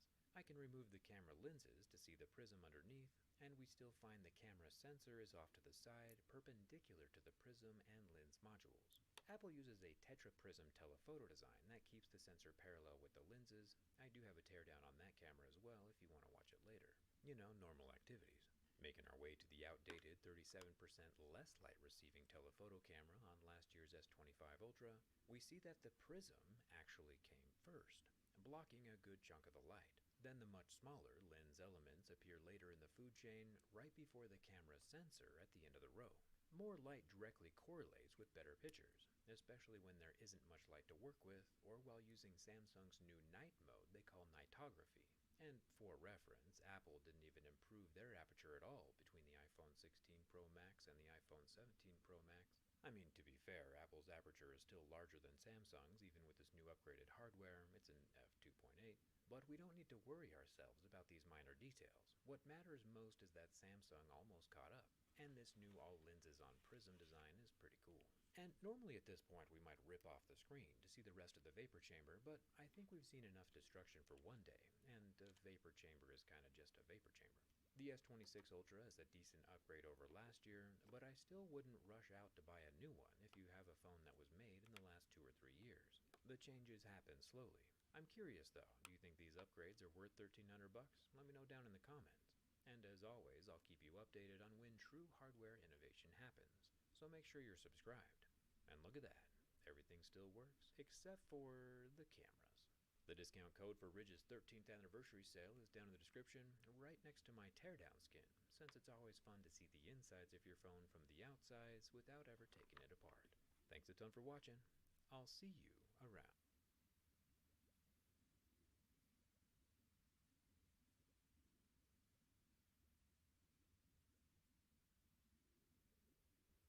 So we're going to talk about understanding gold and fake gold, okay? What fake gold consists of, what it looks like, how to detect it.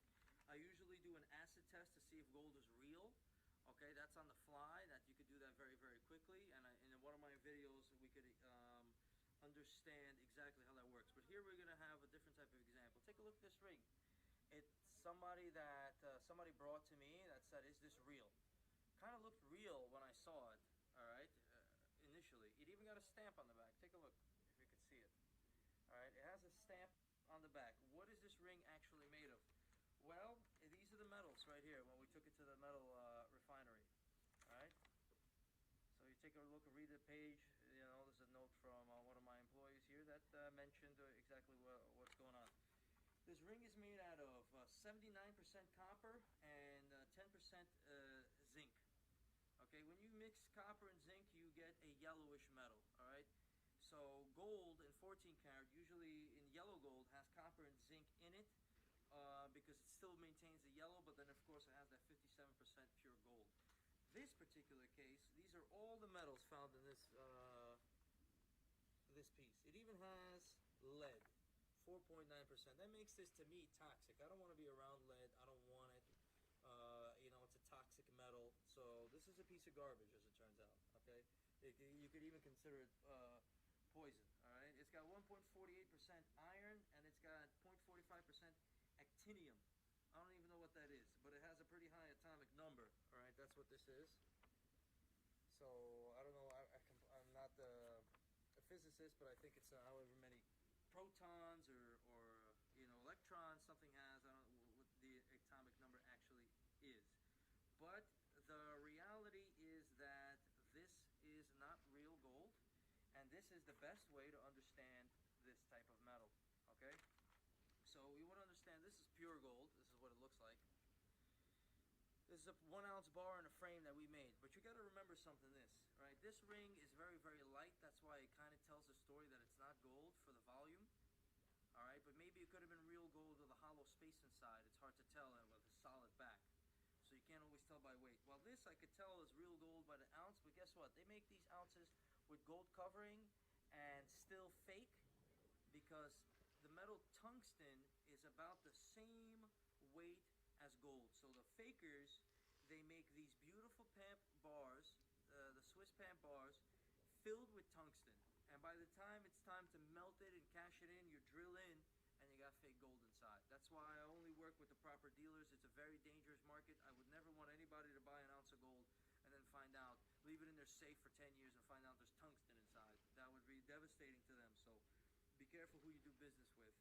And we make sure that we do everything correctly. That's why I'm educating you here. If you're in New York and you want to get your gold tested, here's a free ad for these people and a free service for you. 58 West 47th Street, booth 45. Okay, that's right next door to us. So you get your gold tested, you'll be able to see what's going on. And meanwhile, highly recommended this piece of the 14 karat gold frame. So the 14 karat gold frame has copper and zinc in it as well as an alloy, but not in the percentages that this has, where the copper is 79.68%. The copper in this particular piece would probably be around 15% or 20% or something like that, with 57% being pure gold. So now you learned a lot more about how the metals are working and how to prevent yourself from being trapped in this situation. And remember, wearing fake gold, lead, once it gets into your bloodstream, it wreaks havoc in there, and it gives you mental retardation in certain circumstances. So you want to stay away from garbage metals. Okay, it might look cool, but me personally, I got to get rid of this. So thanks for watching, and shop for gold chains at TraxNYC.com.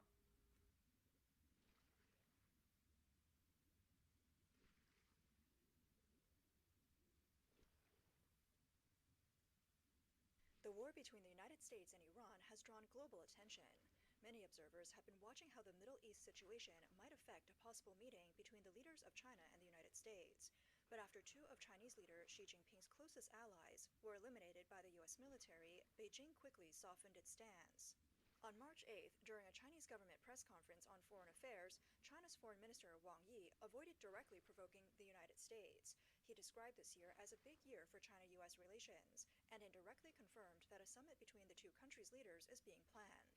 Wang Yi said, "The agenda for high-level exchanges is already on our table." He called for both sides to make careful preparations and remove unnecessary disruptions. His remarks were one of the clearest confirmations from Beijing in an official setting that high-level contact between China and the United States is moving forward.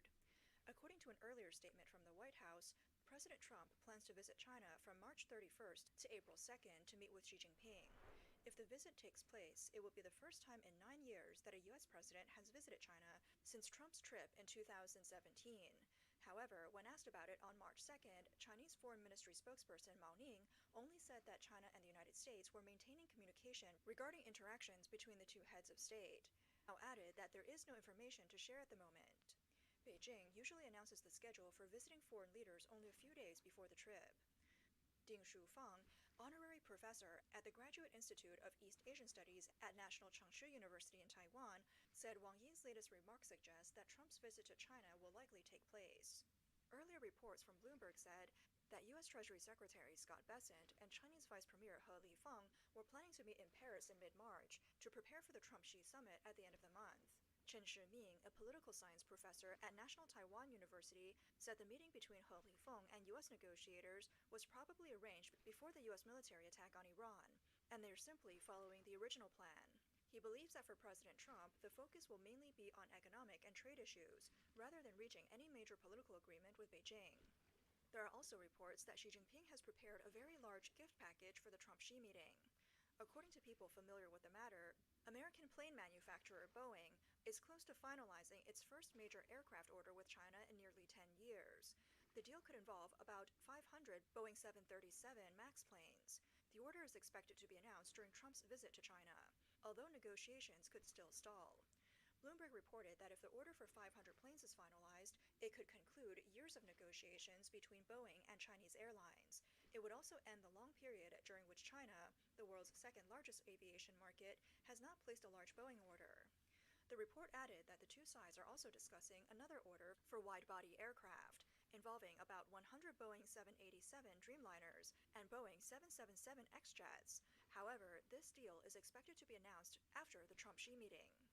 But people familiar with the negotiations also warned that in the current complicated geopolitical environment, there's still uncertainty about whether Boeing will actually secure such a large order. Independent political commentator Cai Shen-kun wrote on X, "Last month, a well-connected source in Beijing told me that Xi Jinping attaches great importance to Trump's visit to China at this time. Especially after purging many top military commanders, Xi seems interested in easing the confrontation and tension between China and the United States. It is even possible that he will make major concessions to Trump on trade issues. As for the specific measures, the Chinese side already has plans prepared. When they're revealed, the Western world, and even people inside the Chinese Communist Party, may be very surprised." Regarding reports that Beijing may offer a large gift package to President Trump, Cai Shen-kun said, "Beijing is preparing to announce the purchase of 500 Boeing airplanes during Trump's visit to Beijing, and that would only be the appetizer. More big deals could follow, making Trump's trip to Beijing very rewarding. It's even possible they may release Hong Kong media tycoon Jimmy Lai." Earlier this year, President Trump first ordered the U.S. military to capture Venezuelan President Nicolas Maduro and bring him to the United States to stand trial. Then, on February 28th, the U.S. and Israel carried out a strike that killed Iran's leader, Ali Khamenei, along with dozens of senior military and political officials. Military strikes against Iran are reportedly still ongoing. Both Maduro and Khamenei have long been seen as close allies of the Chinese Communist Party. Under these circumstances, reports that Xi Jinping may still offer a major gift package at the meeting have triggered online ridicule. One user wrote on X, "The power the United States showed in Venezuela and Iran is terrifying. Either they capture you alive, or they wipe out your entire leadership in an instant. Looks like Xi Jinping has no choice but to bow his head now." Another user wrote, "Given America's missile strike capability for targeting leaders, Xi Jinping will probably give the U.S. a supersized order." Another comment said, "Xi has always bullied the weak and feared the strong. When he was young, if he saw the other side had more people in a fight, he would turn and run. It's the same now." Senior political commentator Tang Jingyuan said that the major actions taken by Trump since returning to office have seriously shaken the foundations of the Chinese Communist Party. He said Trump's policies, from launching a trade war to pushing for regime change in Venezuela and Iran to targeting Cuba, which he described as a Chinese foothold in South America, and building an anti-drug alliance in the Americas, are all directed at the Chinese Communist Party. In the broader confrontation between the authoritarian axis of China, Russia, Iran, and North Korea, and the United States-led Democratic camp, Tang said the Chinese Communist Party has been losing ground. Because of this, Beijing urgently needs to keep relations with the United States relatively stable, and hopes to slow down Trump's pressure. During the Chinese government's Foreign Affairs press conference on March 8th, a U.S. journalist asked whether China accepts the idea of a G2 framework, meaning joint leadership of the world by China and the United States. If China does not accept it, the reporter asked what alternative it would propose. Wang Yi replied that China does not agree with the idea of major powers jointly governing the world. He said that building an equal and orderly multipolar world should be the shared responsibility of all countries. The concept of a group of two was proposed around 2005 to 2008 by American economist C. Fred Bergston. The idea suggests that China and the United States, as the world's two largest economies, should work closely together on global issues such as the economy and climate change. Some U.S. officials promoted the concept during the Obama administration. On October 30th, 2025, before meeting Xi Jinping in Busan, South Korea, Trump wrote in all caps on Truth Social, "The G2 will be convening shortly." Taiwan scholar Ding Shufan said that the Chinese Communist Party does not want the term G2, but still hopes the United States will treat China with reciprocity, recognize China's core interests, and accept China as another center of power in the world. Senior political commentator Tang Jingyuan said that Wang Yi's rejection of the idea of G2 actually reflects a strategic retreat by China. He explained that the real idea between U.S.-China joint governance was originally raised by Xi Jinping himself. In recent years, Xi promoted the idea that the East is rising and the West is declining. He suggested that China and the United States could effectively share influence over the Pacific, saying the Pacific Ocean is big enough for both countries. In other words, Xi Jinping believed China could stand on equal footing with the United States. In 2012, before visiting the United States, Xi Jinping said in an interview with the Washington Post, "The vast Pacific Ocean has enough space on both sides to accommodate China and the United States."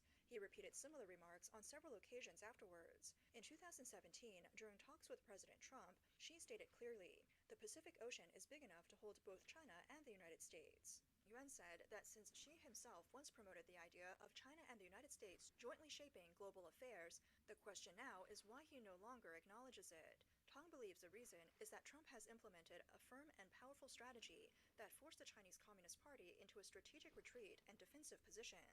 He said the Venezuelan government has already been replaced, and the Iranian government is now in the process of change, while Beijing has been unable to do anything about it. At the same time, the Chinese Communist Party is facing internal political struggles and instability.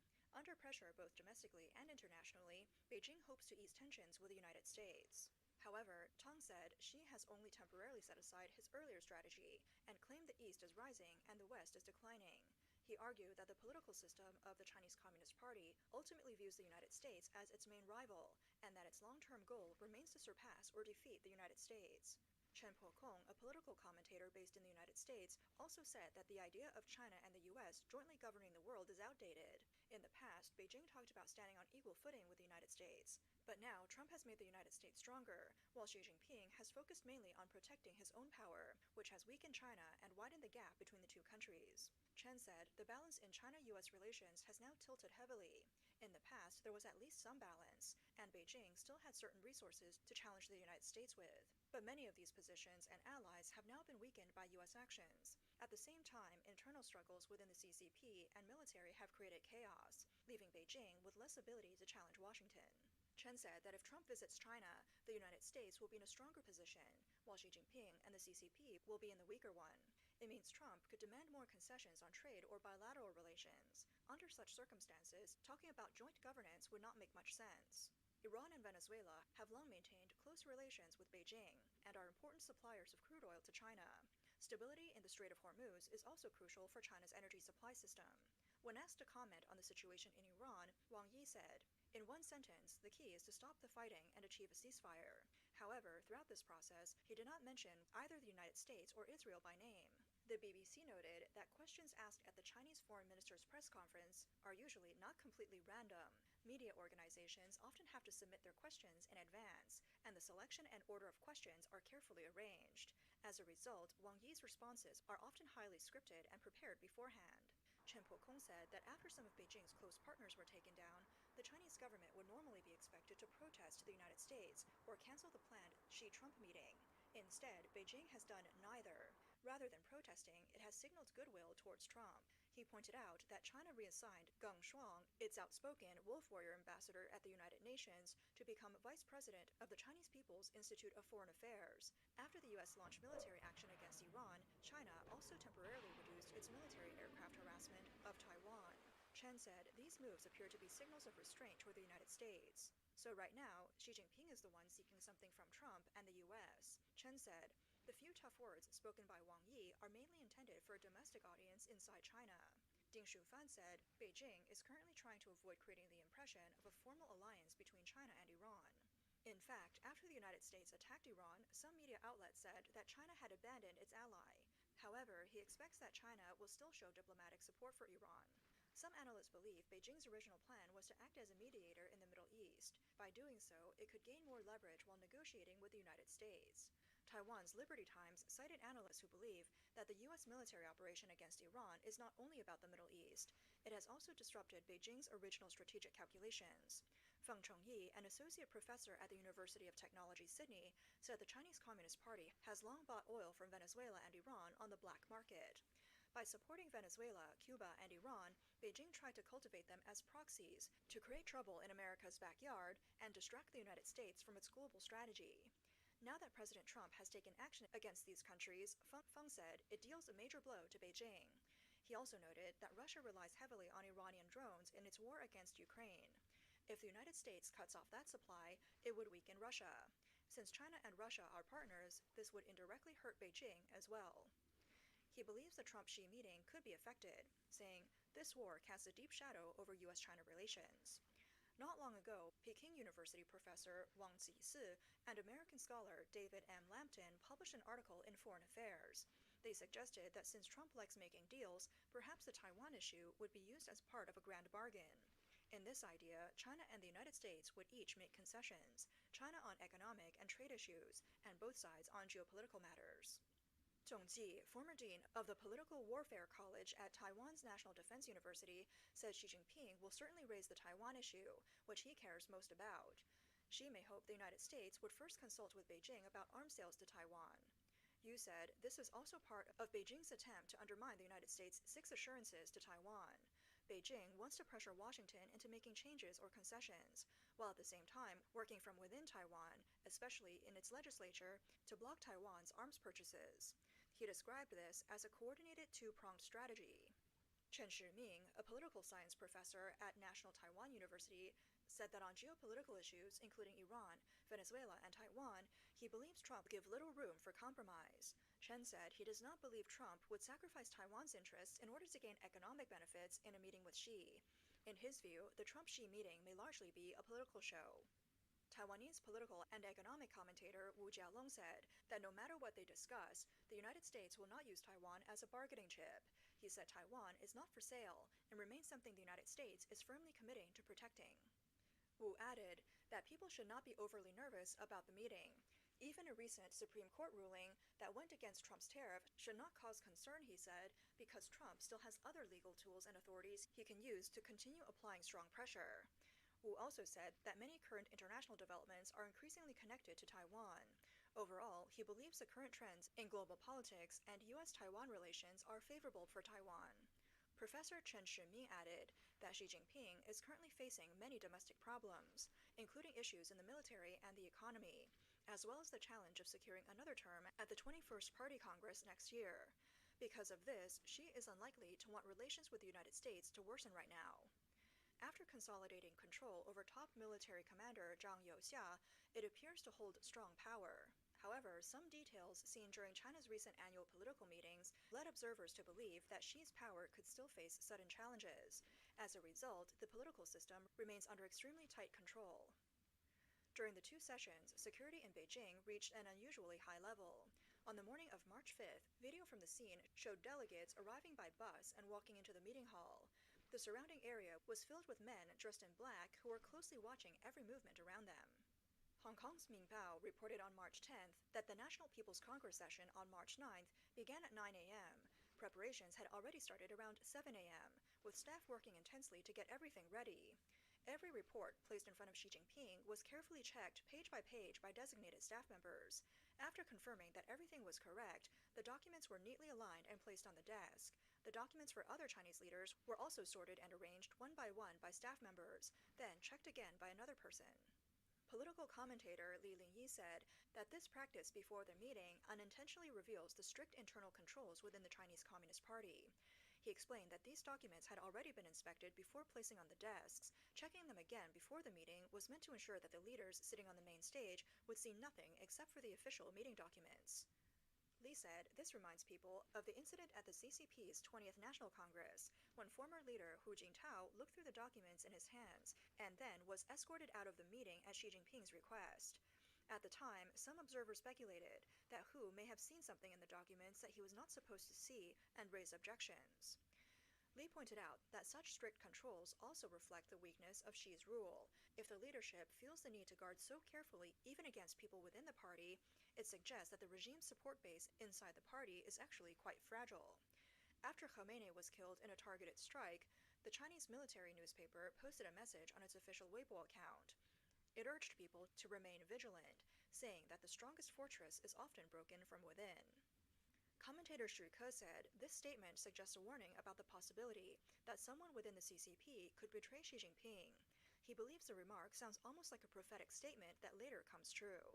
According to Xu, this reflects what may be the deepest fear in Beijing and for Xi Jinping himself.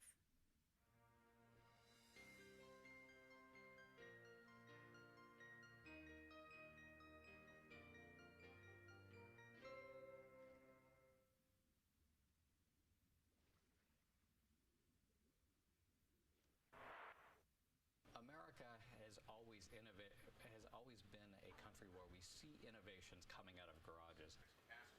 As it stands tonight, certain innovators will argue they're being undercut by a federal law putting a lid on them distilling spirits in their own homes. But a legal case on the docket hits close to home in Kentucky, where millions of barrels of bourbon already age in rick houses every year. Wave News reporter Meredith Lee explains how some enthusiasts are fighting for their freedom to make their own drink.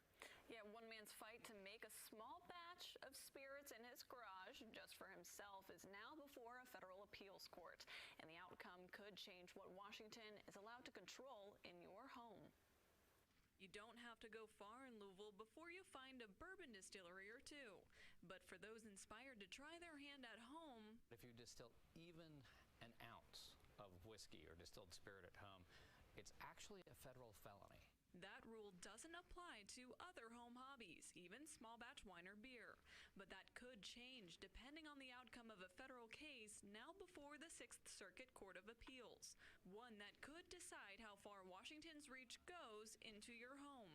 Whether you're baking bread or have a garden or repairing your car, there's almost nothing that would be beyond the regulatory scope of Congress.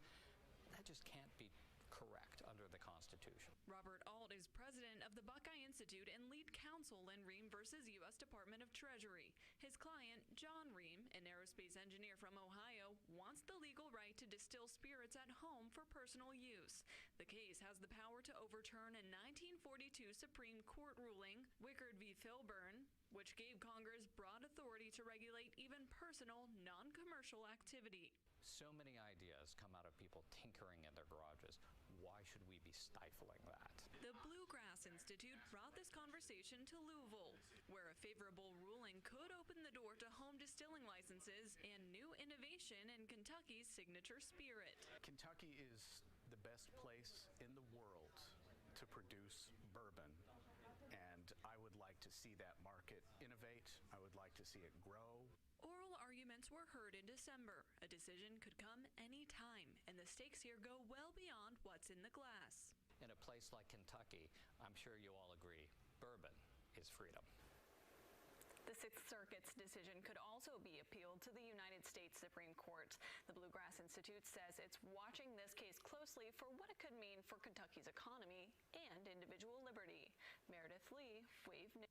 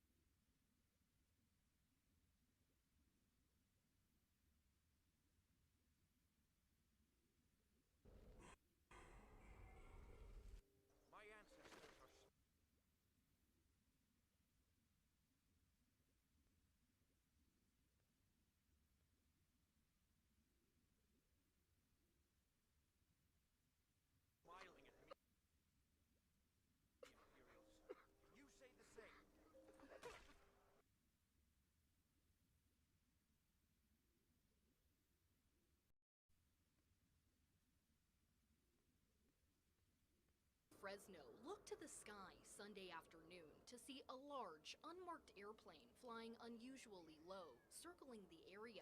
The plane, identified as a Boeing E-6B Mercury, is known as a doomsday plane.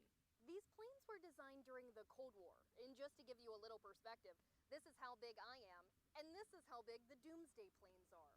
Essentially, it's an airborne control for all of the nuclear triad or the nuclear systems of the United States. That's retired Air Force Major General Clay Garrison.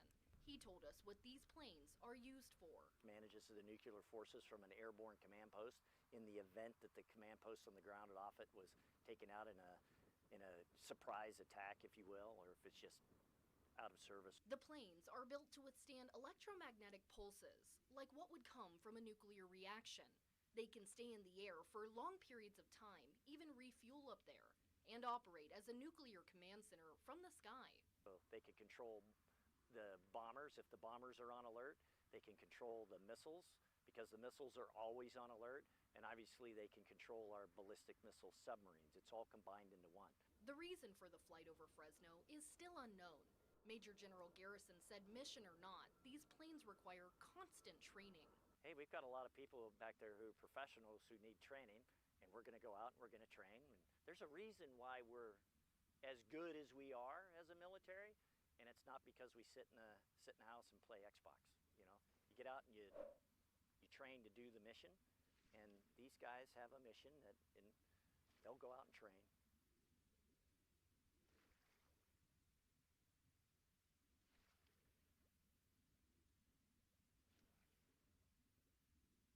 The game in the cartridge slot.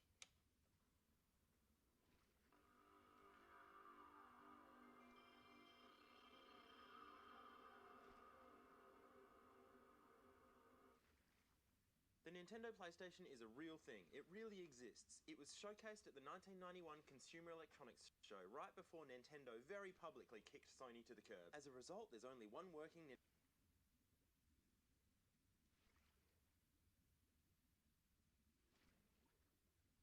The most viral video on the internet today is Bill Clinton pushing Hillary Clinton into traffic. Check this.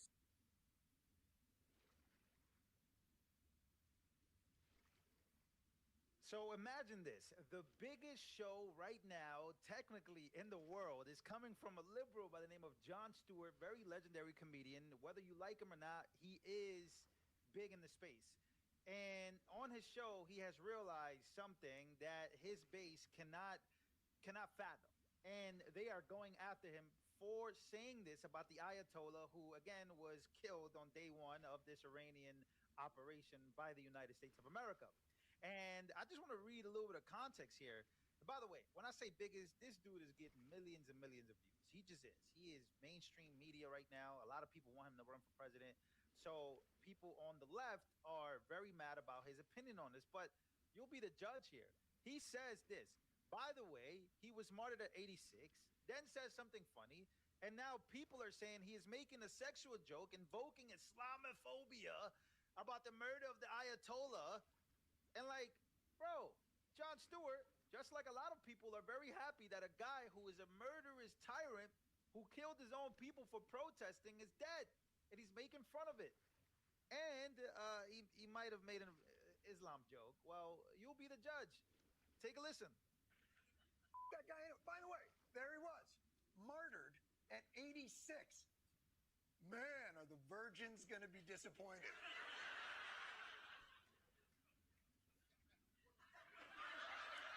I'm sorry, am I going too hard on Khamenei? Fucking murderous dictator? Like, whoa.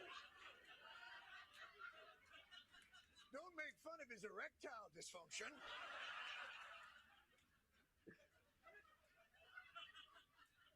That's a bridge too far, Stuart. Well, again, he was already front running what the people's reactions were going to be behind this about the virgins, and that, you know, I guess, you know how many jokes people make about Christianity and how they say things about Christianity, and now he's agreeing with Trump here, right? That the Ayatollah needed to go, right? He's not mad about that, but people are mad at him for celebrating it live on his show. That's how bad the Democrats got it right now. Too far, Stuart. mowed down his own people, but, you know, Viagra's a serious drug. No, America apparently had to start an entire war to kill an 86-year-old man in ill health and not wait, I don't know, 3 weeks to let saturated fat do its thing. So again, Jon Stewart, whether you like him or not, is being very truthful here. He opens up this statement by saying, F him. F this guy. We shouldn't be defending this, right? You had vigils in New York City of people defending it. The same people that are probably also supporting Jon Stewart. So, but it gets worse for the Democrats here, right? Here's what this post said. No one has an excuse for a brainless take on Iran right now. Cancel Jon Stewart right now. Zero tolerance policy. People want to cancel Jon Stewart for having this, but they don't want to cancel Americans for doing this.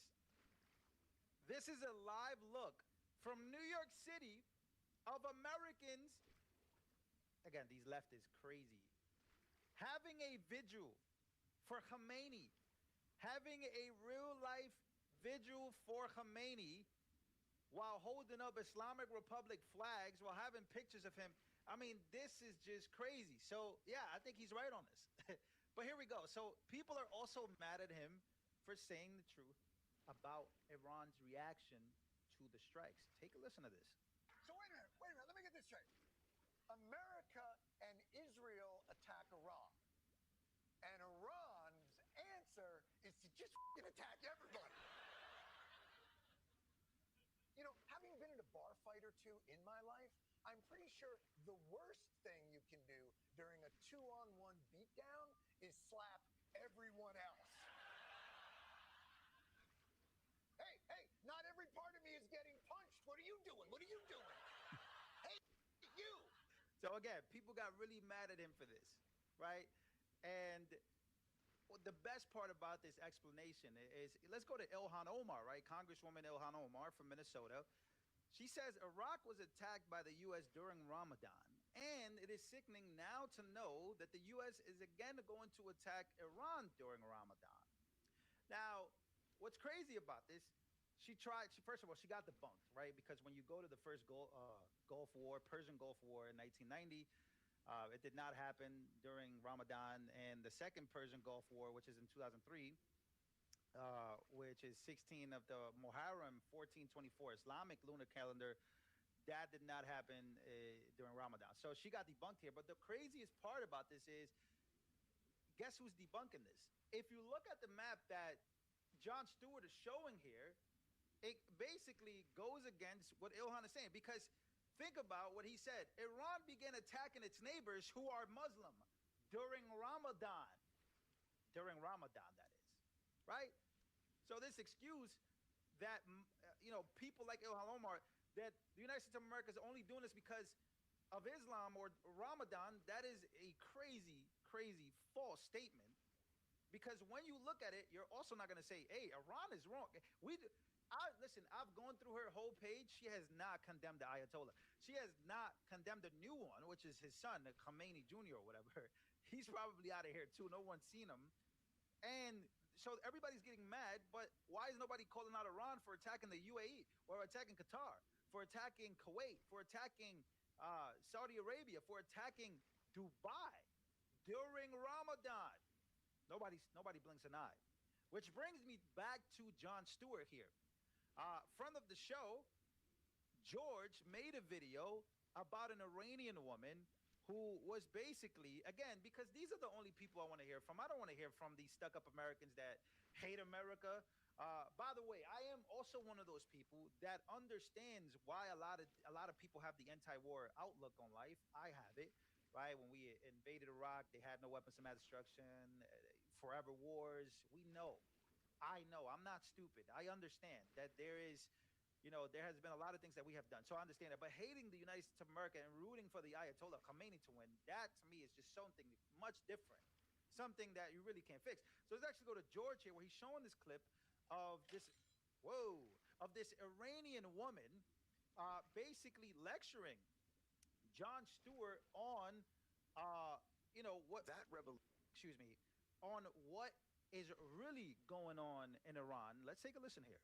Revolution against the Shah wasn't necessarily a religious one. I don't think Khomeini. Yes, it was. But I'm saying, don't you think Khomeini appeared to be a more moderate figure before he got there? You don't think that when he was living in exile? No, I don't think he was more moderate. He was a true believer. But what he did do, because you did get quite a lot of the, I don't even know what to call them, the upper middle class deciding to go into the streets against the Shah and vote for him. He managed to lie. He managed to tell everybody that he was going to bring democracy, he was going to bring this, he was going to bring that, and oh no, a mullah will never be in charge, So all of this stuff, was a lie. And actually, very gullible Western politicians believed him. At the time, the British government, maybe some in the US government thought, wow, we're going to get democracy in Iran. Right. Let's throw the Shah over, our decades-long ally, who, yes, was authoritarian. But I think the difference there was that in 1979, after a full year of revolution, and I just have to tell you, in New Year's 77 going into 78, Jimmy Carter and Rosalynn came to Tehran and they had a state visit, which culminated in a state dinner. And President Carter told the Shah that you are our greatest friend and an island of stability in the Middle East. Okay? That meant they knew nothing about the rumblings. Their ambassador there knew nothing about. 8 days later, the revolution started. It took a year, and 1 year later, Khomeini came back. 8 days after Carter's famous, you are my best friend and you are, the stability of the Middle East, which means that nobody knew anything. Or if they did, the message wasn't going up the chain. I mean, that's a simplistic version, but that's basically what has been happening. I'm going to just say, I think 47 years of Western policy to Iran has been rubbish. Literally rubbish. Literally rubbish. I think in the the only sense thing, of the sanctions and the way that they isolated You know them? why? Right. You know why? Yeah. Because they focused only on the hard power. Nukes, missiles, foreign mercenaries, never on the rights of the Iranian people. Guys, has Jimmy Carter ever been on the right side of any issue? This guy gave up the Panama Canal. I guess he gave Iran to the mullahs. I think we need to have a conversation about Jimmy Carter. Joe Biden wasn't that bad when you think about what that guy did. And the Iranian people are some of the most sophisticated people in that whole region, the best educated, the most female empowerment, the most technologically savvy, the best science. Hey guys, I'm having a cheeseburger for breakfast and I pretty much ate nothing last night. And this is pretty crazy. Jon Stewart is basically doing what I would expect him to do and like totally disregard Iran in the sense of like screw those guys, like screw the terrorists. For thousands of years, right?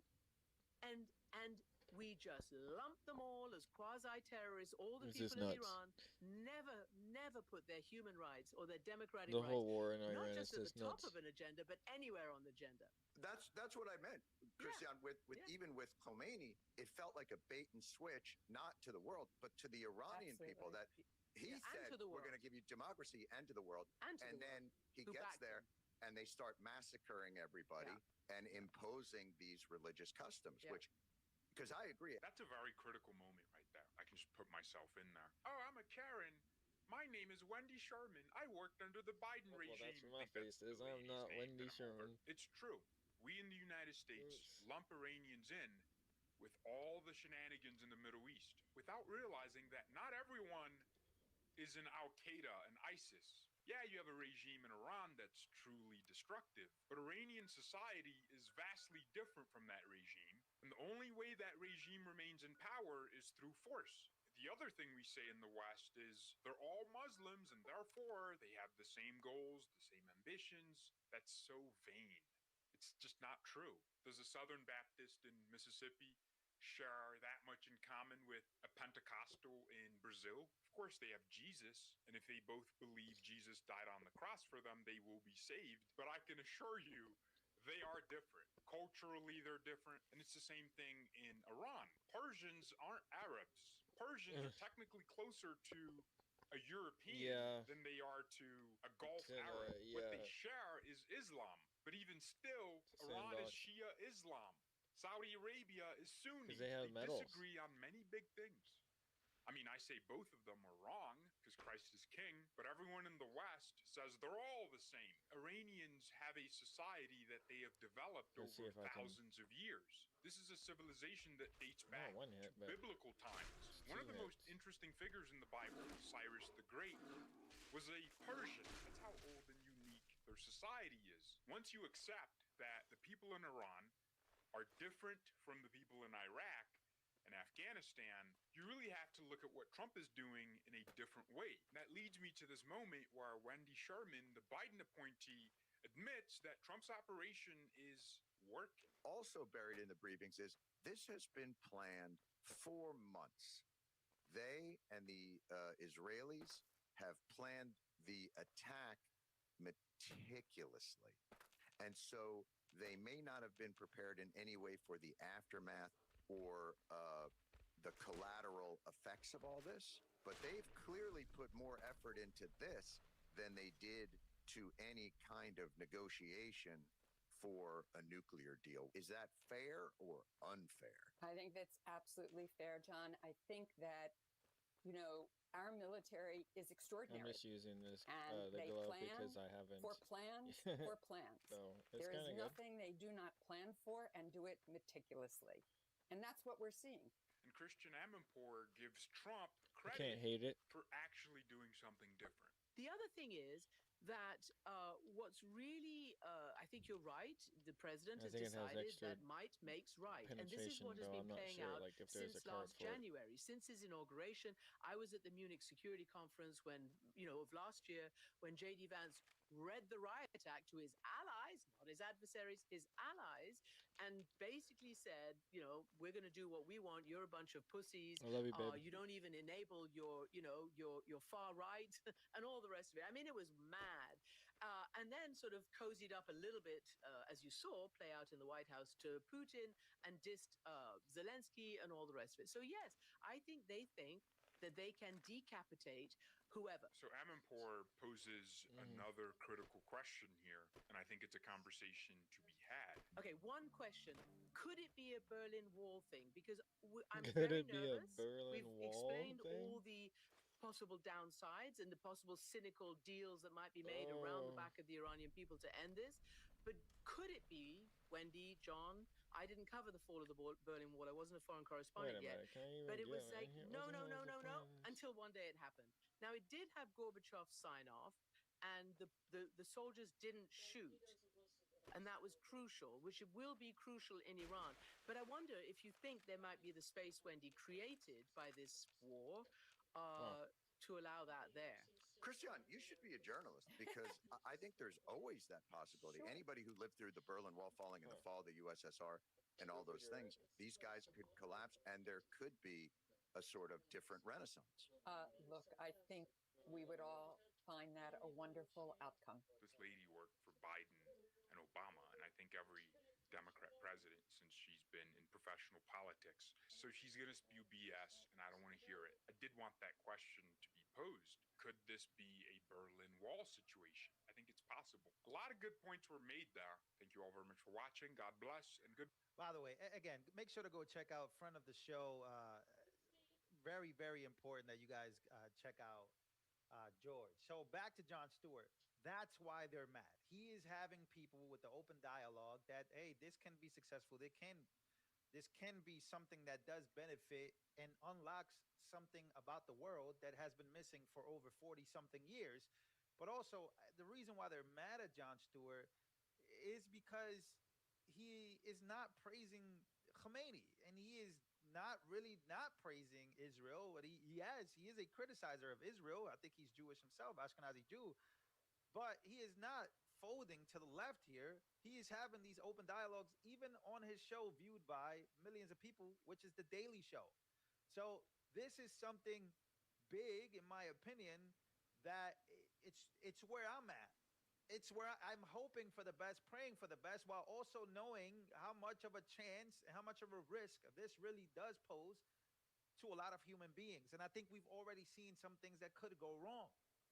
So let me know what you guys think down below. Shout out to George. Shout out to everybody that watched this video. Let me know what what you guys think overall. I love you guys, and see you guys on the next one. You'll often hear people call aircraft carriers sitting ducks. But honestly, they're some of the toughest targets in the world to actually hit. Well, if an aircraft carrier was a sitting duck, wouldn't we have had a lot of aircraft carriers get hit? Like, I mean, let's just apply a little bit of logic here. I mean, really. Their main trick is something called defense in depth. It's basically a multi-layered shield that tries to stop threats long before they even get close to the ship. This starts with the Carrier Strike Group, which is a protective... Yeah, I think that they assume that the carrier is just out there in the sea all by itself. Like, there's nothing else next to the carrier. The carrier is just like, we're sending in one carrier with nothing else. Just the carrier. Bubble of destroyers and cruisers. These escort ships use the super smart Aegis combat. Like, a carrier is kind of like, it's like a summoner, right? Where it's like, you want to have the rogues and the warriors defending the casters, but the caster can summon a bunch of, like, F-35 jets. But, like, yeah, it doesn't have a lot of attack capabilities itself, but it can summon these jets that can blow up all kinds of shit. That's basically what an aircraft carrier is. It's like a minion build, exactly. No, I'm not even wrong. Like, it's a Protoss carrier. Yeah, exactly. Protoss carriers are insanely powerful, but the carrier itself isn't what's powerful. It's what's on the carrier. Do you send the carriers in by themselves? No, you bring them in with a bunch of other stuff. System to track hundreds of targets at once and knock down incoming missiles from hundreds of miles away. Yes. The second layer is all about the carrier's own eyes and ears. Look at Its all those planes. jets. The E-2D Jesus. Hawkeye flies high above the fleet, acting like a floating radar tower that can spot low-flying missiles hiding behind the curve of the Earth. Wait, what do you mean? Wait, so you telling me that they have, like, fucking telemetry on this where they have it planned for the curve of the Earth?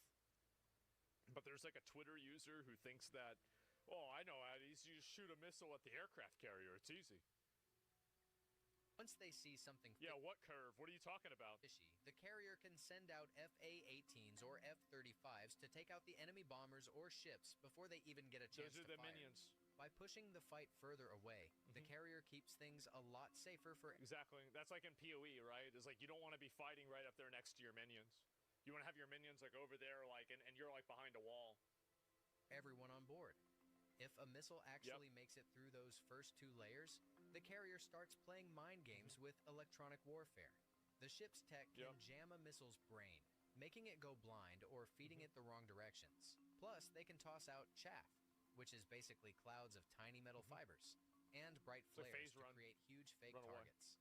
The goal here is to trick the missile into hitting a patch of empty ocean instead of the ship. Exactly. It's pretty amazing how they can evade a strike without even firing a shot.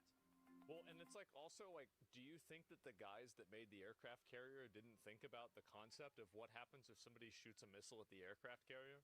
Like the amount of thinking that this would have to, like, you'd have to just not do in order to come to this conclusion is like insane.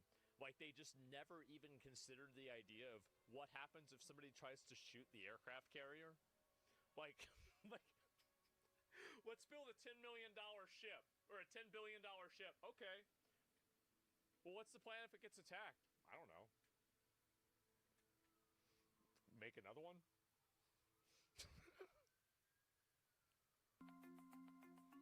The last line of defense is the inner screen, which can't is win 'em for all. those scary last-second moments. $50 billion? Yeah. This includes specialized interceptors like the Sea Sparrow and the Ramp, which are built to be super fast and agile. Oh, wow. For anything that gets even closer, They've got the AA Phalanx guns? Gatling gun, often called a wall of lead, can fire thousands of rounds every minute to literally 4,500 rounds per minute?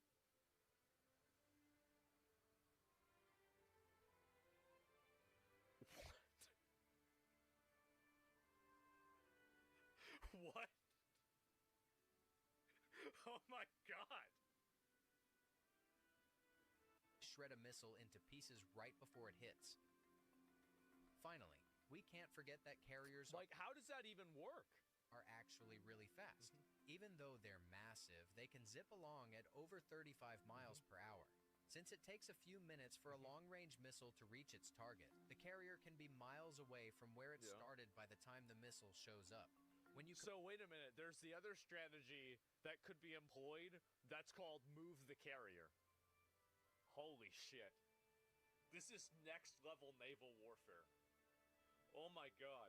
Has anybody ever tried this? So you just move the ship. What? You can do that? Combine that speed with the ability to stay electronically silent and hide in the middle of a giant ocean, it turns out these ships are actually quite hard to find. Wow! Nobody could have guessed this. Nobody could have ever imagined that carriers are actually not just sitting there waiting to get blown up. And what about underwater? Surely they have nothing. They have nothing planned for being underwater. There's no. See, they don't have any plans at all for this. Province referendum, leave Canada. Oh, God. And, yeah, they have no idea. Like, bro, the underwater, oh, no, not our weakness. We didn't plan for this at all. Oh, God. Yeah, surely. And what are these over here? CENTCOM. This is another update. Okay, let's watch this. I'll see it. And let me go back and look at this and see if there's any more of these bombings that have happened before I watch this video. And it looks like it's more of the 20 alerts, and then it was all clear.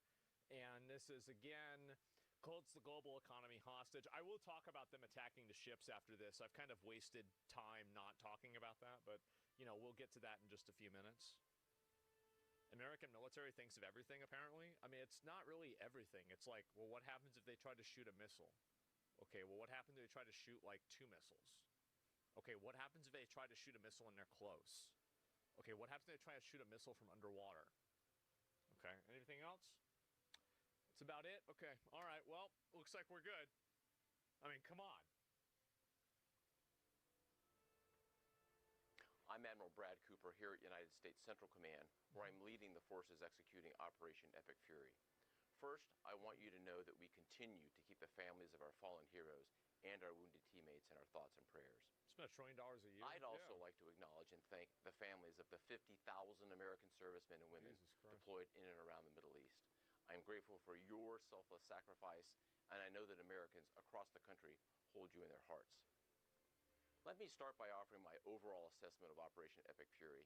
In short, U.S. forces... I wonder how many guys are trying to re-sign up so they can go over there that were in the first War on Terror. Because I remember whenever the Desert Storm happened, the first one, the day that it started happening, my dad immediately called the recruitment office, and he wanted to go to Desert Storm on day 1. He did. So I bet there's probably a lot of guys. I wonder how many are like that are like him. They're all aged out. That's what they told my dad. They said, like, you're too old, you can't do it. And he was like, he missed it by like 7 months or something like that. Continue delivering devastating combat power against the Iranian regime. I've said this before, but it bears repeating. U.S. combat power is building, Iranian combat power is declining. And we remain centered on very clear military objectives in eliminating Iran's ability to project power against Americans and against its neighbors. Every day, we're striking hard at Iranian ballistic missile and drones. To date, we have struck more than 5,500 targets inside Iran, including more than 60 ships using a variety of precision weapon systems. Just yesterday, according to Twitter, all of these are fake. Yesterday, we had strike waves nearly every hour from different locations and directions going into 5,000, Iran. it's a lot, isn't We also took out the last of 4 assload. Soleimani-class warships. That's an entire class of Iranian ships now out of the fight. Yeah. I'd characterize our strikes as being unpredictable, dynamic, and decisive. Since the first 24 hours of this campaign, Iranian ballistic missile and drone attacks have dropped drastically. But it's worth pointing out that Iranian forces continue to deliberately target innocent civilians in Gulf countries while hiding behind their own people as they launch attacks from highly populated cities in Iran. I think that's the strategy they have, is Iran is trying to bomb and attack everywhere else they can, so the people around them blame it on the United States. They're trying to create pressure by effectively terrorizing every country and every group of people possible, and basically hoping that in doing so, that will make them put pressure on the United States to stop attacking Iran. That's their strategy. It's backfired. I think that for the most part, it has backfired. Forces executing Operation Epic Fury aren't just defending against Iranian threats. We are methodically dismantling. And I think, honestly, like what this should really tell the rest of the world is that Iran is an existential threat that will literally kill your people for collateral in order to keep its murderous regime alive. I think, if anything, this should unite the entire world against Iran. Them by hitting Iranian missiles and drones, as we also strike their defense industrial base. Just last night, our bomber force hit a large ballistic missile manufacturing facility, as an example. So it's not just about what's shooting at us today, it's also about eliminating the threat in the future. Well, yeah, obviously. Now, let me show you a few of the results from the tremendous efforts by America's From their perspective, it's the only thing they can do? Yeah, I know. Here, you see an Iranian Jamaran-class warship, a large patrol ship, a drone smuggling vessel, and 4 other surface combatants docked at Chabahar Port in the Gulf of Oman. Where's it at the now? day before we launched Operation Epic Fury. Here's the same pier 4 days later. All ships take... You can see here where the ships are no longer in the place that they were. Yeah, so the ships are gone now. Wow. Where'd they go? They've been upgraded to submarines. Out of action. This Bayandar-class surface ship was hit and rolled on its side. Here's another example. Okay. Here you see 2 Iranian surface combatants docked at an Iranian naval base near the Strait of Hormuz. Right. Just hours into the campaign. Okay. And here's what they look like 3 days later. Engulfed in flames after we struck them with a precision weapon. That didn't For work. years, the Iranian regime has threatened commercial shipping and U.S. forces in international waters. Our mission is to end their ability to project power and harass shipping in the Strait of Hormuz. From the air, we've achieved a concentration of air power with back-to-back waves of advanced fighters, creating constant pressure on the enemy. Do you think Iran will strike Europe? I think that they eventually will. Like, you have to keep in mind that the longer this goes on, the more desperate they're going to become. And I think that in the process of them becoming more desperate, they will continue attacking kind of neutral parties in the hope that those neutral parties will put pressure on the United States. They had Cyprus. Well, I mean, besides that, that's Greece, right? I'm pretty sure it's Greece. The NATO will activate? Yeah, I think so. Every single day. Our dominance is not a solo effort. It's a testament to the strength of our ironclad alliances. We continue to coordinate closely and effectively with Israel in this very large operation. And we are also coordinating and serving side by side with all of our partners in the Middle East. We're on a path to eliminating Iran's ability to threaten. I think one thing that's really worth talking about is the fact that nobody is siding with Iran. Nobody is. China is like, look, we're just looking for the oil, right? That's it. That's all they care about. Russia told Trump they were impressed with his attacks. I mean, nobody is. Liberals are? Yes. White liberal women in America are siding with Iran. But besides that, nobody else is. Americans and our friends, and we are achieving this through a combination of lethality, precision, and rapid innovation. Yeah. Let me highlight a few examples, at least the ones that aren't classified, of how we are achieving lethal effects in entirely new ways. First, our warfighters are leveraging a variety of advanced AI tools. These systems help us sift through vast amounts of data in seconds, so our leaders can cut through the noise and make smarter decisions faster than the enemy can react. Yeah, obviously. Humans will always make final decisions on what to shoot and what not to shoot, and when to shoot. But advanced AI tools can turn processes that used to take hours and sometimes even days into seconds. Yeah, exactly. I continue to be impressed with all the branches of the U.S. military. The entire team is performing superbly. Strike operations from our joint force continue, as I've said. I assess that we are clearly exercising air superiority over vast swaths of Iran. We have the most integrated air defense umbrella in the Middle East, and our defensive operations from the Army, Navy, Air Force, Marine Corps, and Space Force teams are performing magnificently. Is that interception? A note about the Space Force. Our space superiority has been a critical enabler to this fight. So they're literally, I mean, this is it. I mean, they're getting attacked from space? Holy shit. Unseen by the world, the Space Force is doing 2 things. First, they're degrading United States Space Force. Oh boy. Iranian capability. And second, they're helping to protect American forces. And I'll have to leave it right there. All told, despite this incredible progress, make no mistake, we remain highly vigilant. And I just could not be prouder of our Operation Epic Fury team, and I know the American people shared that same pride. To all our warriors out there, please keep up the great work, and Godspeed. Thanks so much. Great. I mean, there you go. So this guy's trying to drive a car into a school, and synagogue security killed the attacker. Damn, W Jews, huh? How about that? And prompting a massive response from SWAT, state police, and FBI agents. So let's take a look at this and see what happened. Let me see if there's a, I'll just watch through this. Is that police are responding to a scene in West Bloomfield for an active situation. Sources say an active shooter threat is underway at Temple, Israel, and they say a major scene was reported there.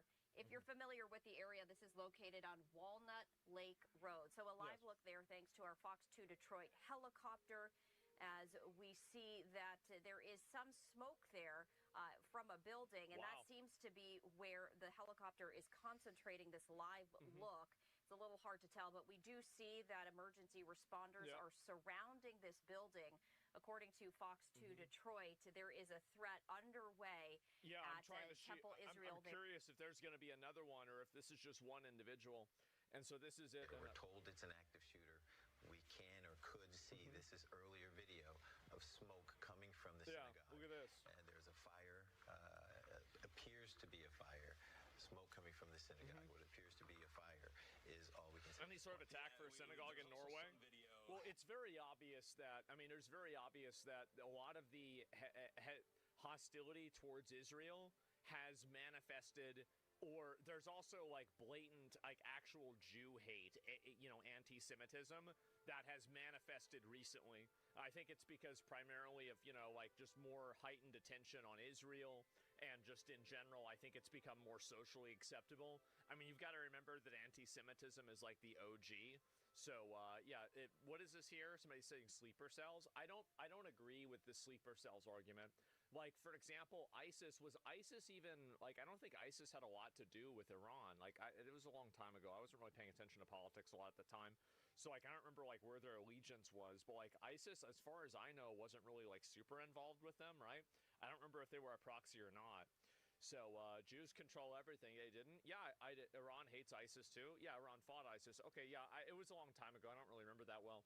So, the two guys, for example, that were, the bombers inside of New York, for example, they were, gassing up ISIS, right? They were talking about how great ISIS was. So, I don't think that there's really an Iranian sleeper cell activation as much as it's just terrorists that are doing terrorism, right? That's probably what's happening. And I think that because there are a lot of people that it seems like they view the attack on Iran as an attack on, I think, Islam.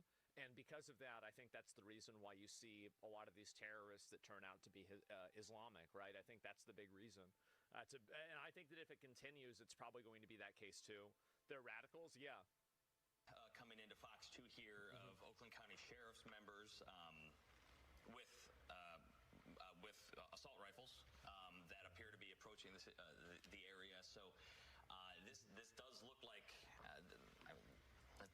an active shooter situation here. Yeah, apparently they killed the guy, right? We're not really sure yet, but I'll take a look at the other images about this. Israel did this to themselves, though. Well, I'm just saying, from a business economic point of view, war's not going to be over. I don't want to listen to your argument. I just don't want to even read. I don't care. So anyway, God bless you, your coverage. Yeah, there's somebody that's writing out some big paragraph of some bullshit. I don't understand it from an economic perspective. Nope, don't want to deal with it. Don't want to hear about it. So this is the first instance of it happening, right? Oh, wait a second. Oh, no, never mind. There's another shooter. Oh, my God. Oh, Jesus. Okay, well, let's focus on this one first, okay? The active shooting incident beginning at 12:30 p.m. Eastern Time, under 1 hour ago. This is still being described as an active shooter situation. An alert has gone out there in Bloomfield, YouTube Michigan. comment bots calling it a false flag. Police is asking for the community. Yeah, I'm not surprised. That always happens. Allow the police to respond. Troopers are also increasing patrols at other places of worship in this district. The address there describes Temple Israel. What do you think the difference is between sleeper cells and terrorists activating? Simple, coordination.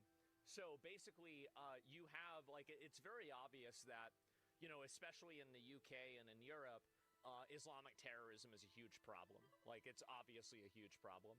And I think in the U.S. it's less of a problem, but it's also something I think right now is manifesting in a bigger way.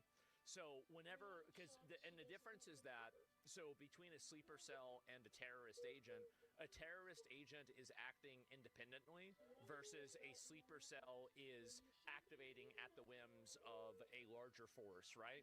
So like Iran says something, or they say, okay, now is the time to strike, and this person says, okay, let's go, right?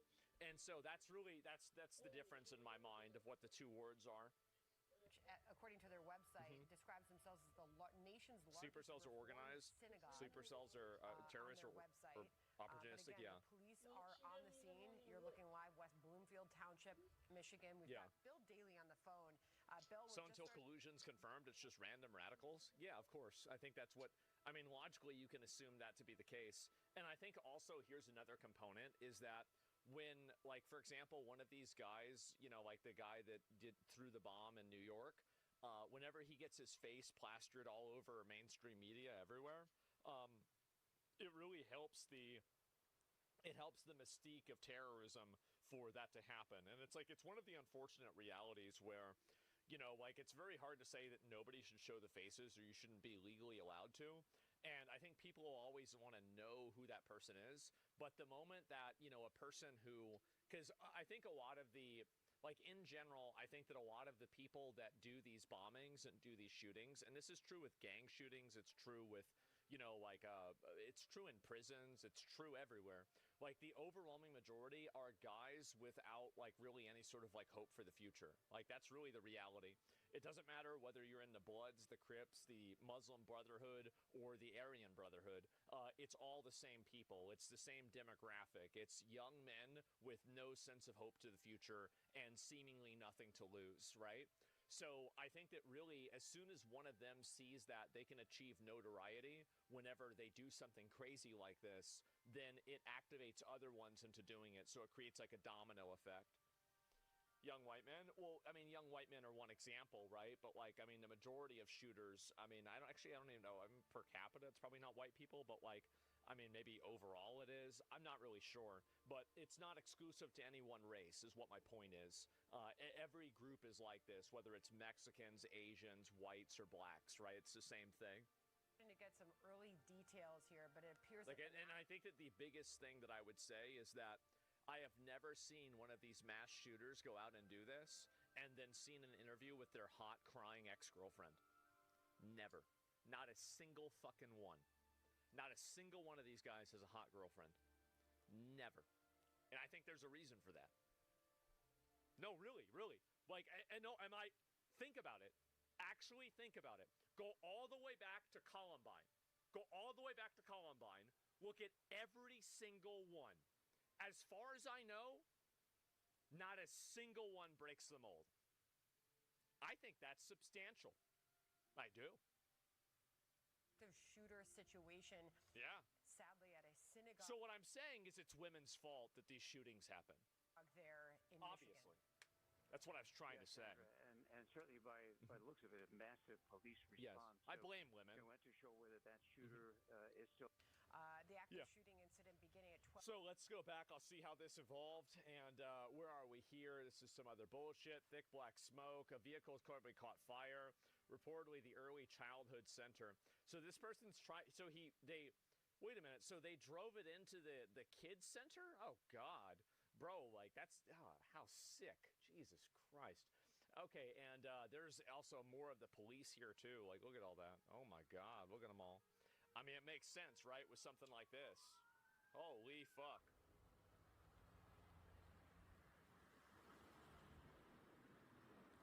Man, that's sad. Yeah, it is. These people never learn. No, they never do. Just got here. What did I miss? There was another terrorist attack today. And Michigan synagogue, and immediately, what's this here? Is this about it? That security at the temple saw the gunman and engaged him at the temple. Damn. They are not, they said no one confirmed to be hurt at this time. Too early to connect this to terrorism, says the sheriff, and we could be getting playback of the sheriff sometime soon here. It's hard to know why. The suspect is not in custody. Yeah. So they are right now. I mean, in my opinion, this is the truth, right? I mean, I'm not speaking as like a fucking professional, so like I can just say this. I think it probably was terrorism. Like, what do you think the odds are that another synagogue gets attacked and there's no correlation? Like, it's probably terrorism. But, like, we have to wait until, you know, you have, like, a reason to say that rather than just being like, oh, I know what it is. And it's like, yeah, I mean, like, that's where I'm kind of expecting this to go. But we don't have any evidence for that yet, obviously. To see if there's more than one suspect, but they are telling people within a mile they should shelter in place. Yeah, I'd relax, bro. I'd stay inside. That is the update from the sheriff there in Oakland County, Nicole. That's extremely important right there. They engaged with the alleged shooter right there. That is huge. That is huge. That's important, and that's what needs to happen every single time. Yeah, bro, W Jews. They just went in there and shot the guy, and that was it. Nobody got hurt. Like, that's the reason why you have the Second Amendment. That's the reason why you have guards. That's the way you should handle it. The moment somebody does that, you just instantly shoot them, right? That's amazing. I'm happy. The gunman who rammed his car into Temple Israel is believed to be dead. Enforcement source. All right, so just a little bulletin here, just to add to what was just reported now. I'm hearing from a senior law enforcement source that the person who was driving the vehicle, the alleged shooter, is reported to be dead. So Rip Bozo. Alert from the sheriff that the suspect Rip is not in Bozo. custody. I'm being Got told him. by a senior law enforcement official that the suspect is believed to be dead. And I was wondering, Nicole, great, amazing. So just a little bulletin here, just to add to what was just reported now. I'm hearing from a senior law enforcement source that the person who was driving the vehicle. Yeah, I mean, that's great. I'm happy. Rest in peace. You won't be missed. Exactly. And this is the interview with the sheriff. Guys, can you say anything about any potential casualties? Anyone hurt? Nobody at the moment has been confirmed to be hurt, except potentially the shooter. Any ties potentially to terrorism with the That's president? still way early to talk about. We have no idea because we don't even know who the person is at the moment. Has that person been neutralized? We don't have that person in custody. So they're still on the run. It's a work in progress. So that's why we're sheltering in place until we figure it out. It's a big facility with a lot of land around it. Until that gets secured and everybody's comfortable that there's no active threat in that spot, stay away from it, shelter in place. We're told there's a daycare for all those kids out. Yeah, everybody's been moved out of the school. That's good. I'd be getting the fuck out of there too. As I said, West Bloomfield got on scene in a heartbeat. Man, everybody else is the car okay? Probably not, Chief unfortunately. and I have been communicating He crashed for into almost the 2 building. weeks. Probably totaled the car. I've gotten some intelligence from the national level. I've been sharing. We've been talking for 2 weeks about the potential, sadly, of this happening. Yeah. So there was no lack of. Well, it's pretty obvious that there's been a huge escalation of anti-Jew rhetoric. Like a crazy escalation. And I think that and here's kind of the issue is that like you had basically I think like during after 9/11 you had like a lot of anti-Muslim rhetoric, but like a lot of people I think were still there and saying like, well, this is just like a handful of terrorists from like Saudi Arabia or like, you know, Afghanistan. Great job, by the way. So like this doesn't really mean like the whole religion. And then you listening. had it happen later on with COVID and Asians and people like that. That died out pretty fast, right? But I think that the difference is that there isn't really another big voice that has any sort of real influence that's trying to actively speak out against this. Because I feel like a lot of the very outspoken right-wing and also very outspoken left-wing people turn a blind eye to anti-Semitism because they don't want to be categorized as being supporting Israel. And I think that's what's really happening right now is that you have this Wait, happening you actually and got it? it's basically unfettered in a way that No, I it mean, like, wouldn't you got be it as in previous times. Really? where you have they engage with it. They do. They engage with it. And so people aren't calling this out and saying that, like, like whenever, for example, like whenever COVID happened and people are screaming at like a Korean and they said, why did you bring us COVID? And they're like, you fucking Chinese, and they're not even Chinese. Like, everybody just looks at this guy and says, like, okay, you're retarded, right? This guy's a fucking idiot. Like, get him out of here. But the difference is that now Asian hate is huge also. Asian hate is very big. I think that there is a lot of hostility towards Asians. But that's, I mean, it's, the difference is that Asian hate is something that I think most people are more than willing to call out and say that it's bad. But here's the issue, is that how many influencers and creators in the online space actively call out anti-Semitism in like a regular way? How many of them actually do that? I think it's very few right now. Oh, yeah. It's extremely few. And I think the reason 100%. why is that, it's substantially a lot less. It never happened. Well, I don't know yet. Asians don't have an Epstein. Asians don't have an Epstein. I don't know about that, man. I really don't. I mean, listen, I'm going to be honest with you. The probability that a certain culture doesn't have a problem with pedophiles is just like, I'm going to instantaneously assume that you're the biggest retard that's ever been retarded. You are the biggest retard to have ever been retarded. If you think that there is any group in the world that's never had a problem with pedos. Like, I'm sorry, but this is just... Listen, it's spawn RNG. It's the same thing with, like, theft. Everybody has problems with theft, right? It's just how it is. And anyway, never go full retard. This is the big one.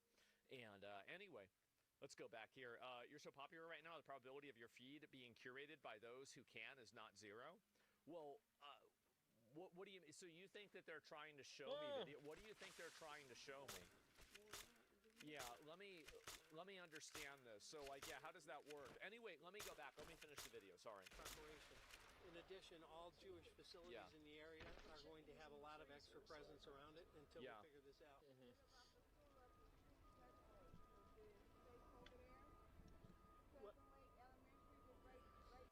Well, again, we would tell everybody to shelter in place.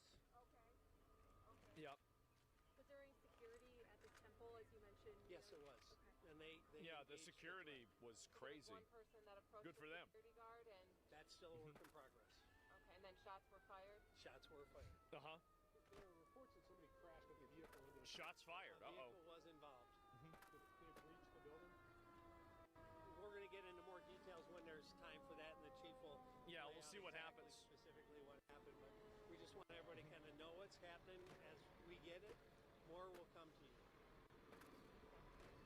So there it is. Okay, there's not really a lot that's going off of that. Breaking 9/11. Let me see if there's any new information about this shooter or anything else that happened. Where did it go? There's no injuries. Yeah, we saw that before. Authorities say the shooter involved in the attack found badly burned after crashing vehicle into a building, which then caught fire. Armed security engaged the subject and then fatally shot him. Okay, we saw that. So somebody says that my feed is being curated. I know Epstein files were showed Was there being any a in cute there or thing no? to delegitimize Pizzagate. I know it's very possible, not something that can be verified. Yeah, so you're just like making up bullshit. I don't want to hear like there are so many conspiracy antis recently that it's like it's like annoying because it just derails any sort of conversation. So this guy again, I don't even want to read it. And or who rules over you? Simply find out who you're not. So. To find out who rules over you, simply find out who you're not allowed to criticize. That was me. Guys, kids with cancer rule over Yeah, us. don't put any more there. Guys, I think kids with There's cancer I are haven't running even the sniffed entire fucking thing. Can you believe that? Voltaire? Yeah, wow. Oh my God. Jesus Christ, you can criticize them? Yeah, and also, by the way, as if that isn't an immediate disproof, like, don't you realize that's like a massive proof against, like, any of these groups, like this if you think that quote is accurate, then you would have to acknowledge that with the amount of criticism and hostility towards Israel recently, they probably don't rule over you. If you view that quote to be legitimate, then yeah, with that many people hating and shitting on Jews in Israel, how do you not come to that conclusion? So, seeing how Jews react to criticism, well, I'm not sure, but like anyway, so this is really, this is the Active shooter, a shelter in place. Yeah, I saw that before. Not really a big surprise. I guess we'll have to wait and see if there's any more news about this. But yeah, this kind of shit is insane to have it happening. And I feel like it's going to continue getting more extreme like this. We're probably going to get more attacks like this, especially whenever there are more people talking about it and thinking about it too. And how about the overreaching of the ADL? Yeah, the ADL's dog shit. Like, that's true.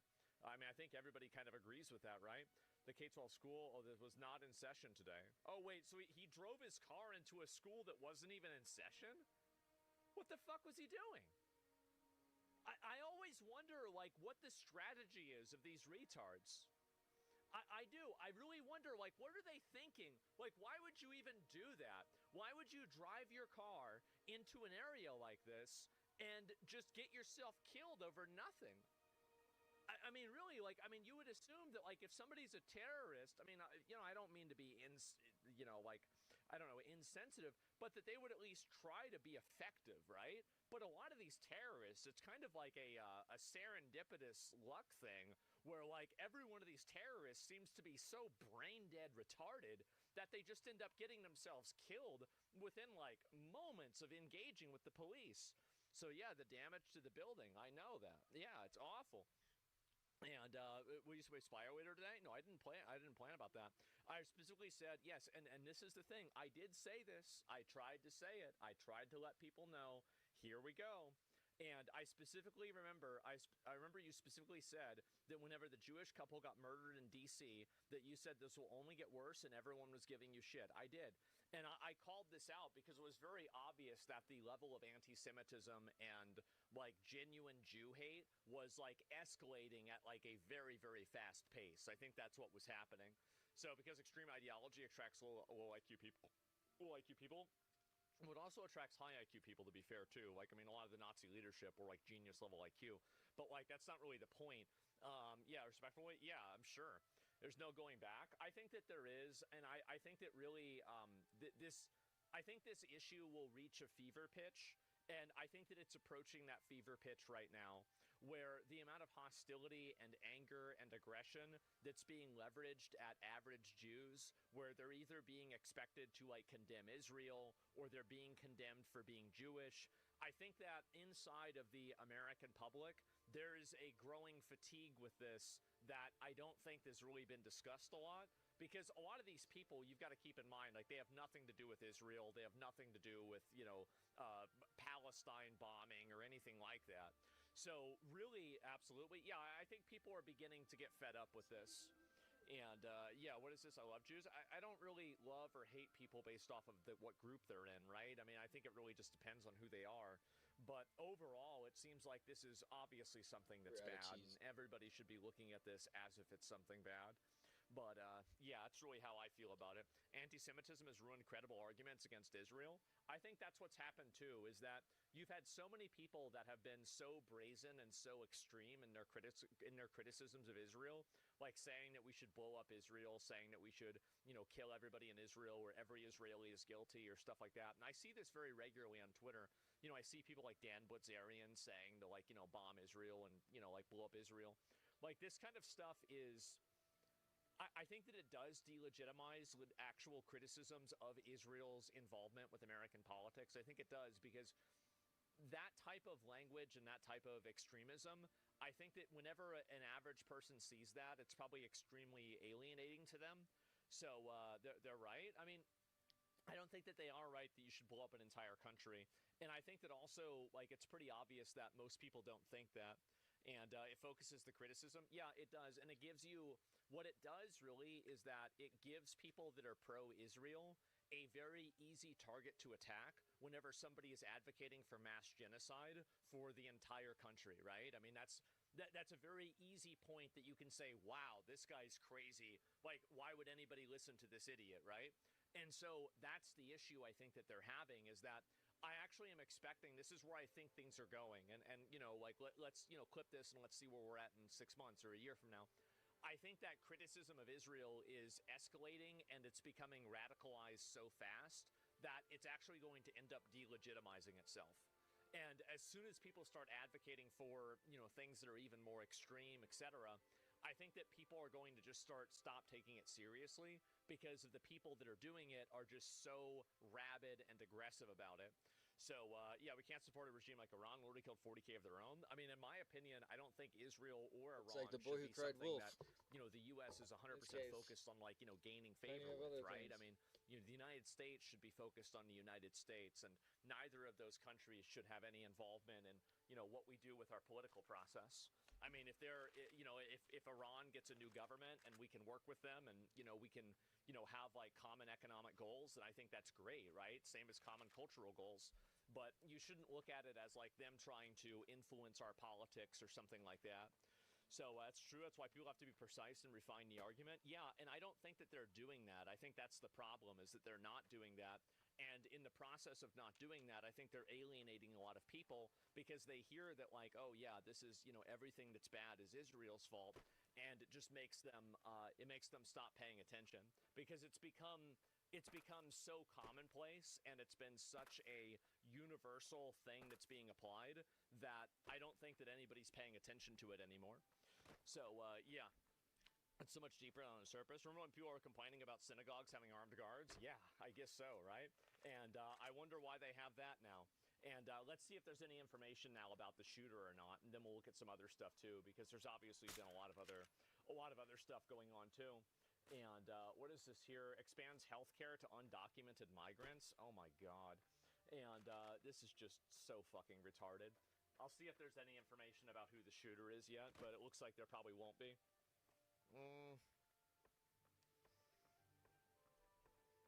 Nobody's been hurt. Yeah, it looks like that's about it for now. And no one was complaining about that. I guess not. Please pass the SAVE Act. Please talk about it. The Save America Act. I know that. There's reason for it. The agreement we established with Saudis boils down for only USD for oil. We provide global shipping security. Israel's forward gun locker supply point for controlling the Suez Canal. I mean, I don't know really what that has to do. You can have an economic alignment with a country and then still not want that country to be making decisions for your country, right? I think both of these things can exist simultaneously. Do you think the shooter was affiliated with ISIS? I think that you should assume that nothing is certain. But my guess, if I had to guess, is that, yeah, it's probably another terrorist. That's what I had to guess. Who has not allowed the Iran war to turn communities against one another in the States. I've worried from the start of the conflict could become a recurring surge for radical groups. There's absolutely zero justification and excuse for attacking a synagogue. Well, the problem is that whenever there is generally one group of people that's attacking synagogues, and that one group of people isn't being monitored by the FBI to the extent that they should be, very clearly, it's not being monitored to the extent that it should be, then I think that you are going to have a problem, and it's a huge issue. It's a massive, massive issue. So I don't know why more people aren't realizing this, but, oh, what's this here? Oh, my God. A city councilman in central Israel. Oh, this is some fucking random guy in Israel. That's not really about me at all. And he's Muslim Brotherhood, political jihadist. He's on their side, pretending to be left. Yeah, I think so, too. Do you think Trump will put boots on the ground on Karg Island? Maybe he will. I mean, I think it's possible. It's definitely possible, especially considering that, this has gone on for, more than a week. I think it's definitely possible. I don't know whether it's going to happen or not. If it was just illegal to worship anything but Christianity in the U.S., it would solve a lot of our problems. There are extremists in every religion, and you can't mix them in the same place. So you think the solution to this is that we get rid of every other religion? If there's problems with people from other religions, I know what the solution is. Get rid of the other religions. There it is. No more problems. Well, I don't know. Maybe that would work. And, yeah, who knows? And, yeah, and it's a Judaism terrorist? I don't know. Christian extremists exist? Of course they do. Extremists for every group exist. I think that makes sense. So, yeah, obviously that's the case. Oh, boy. Another day in New York City. Man who appears mentally unstable waving a gun around in a crosswalk as cars walk by. Oh, my God. What is this? Bro, this nigga got a gun in his hand.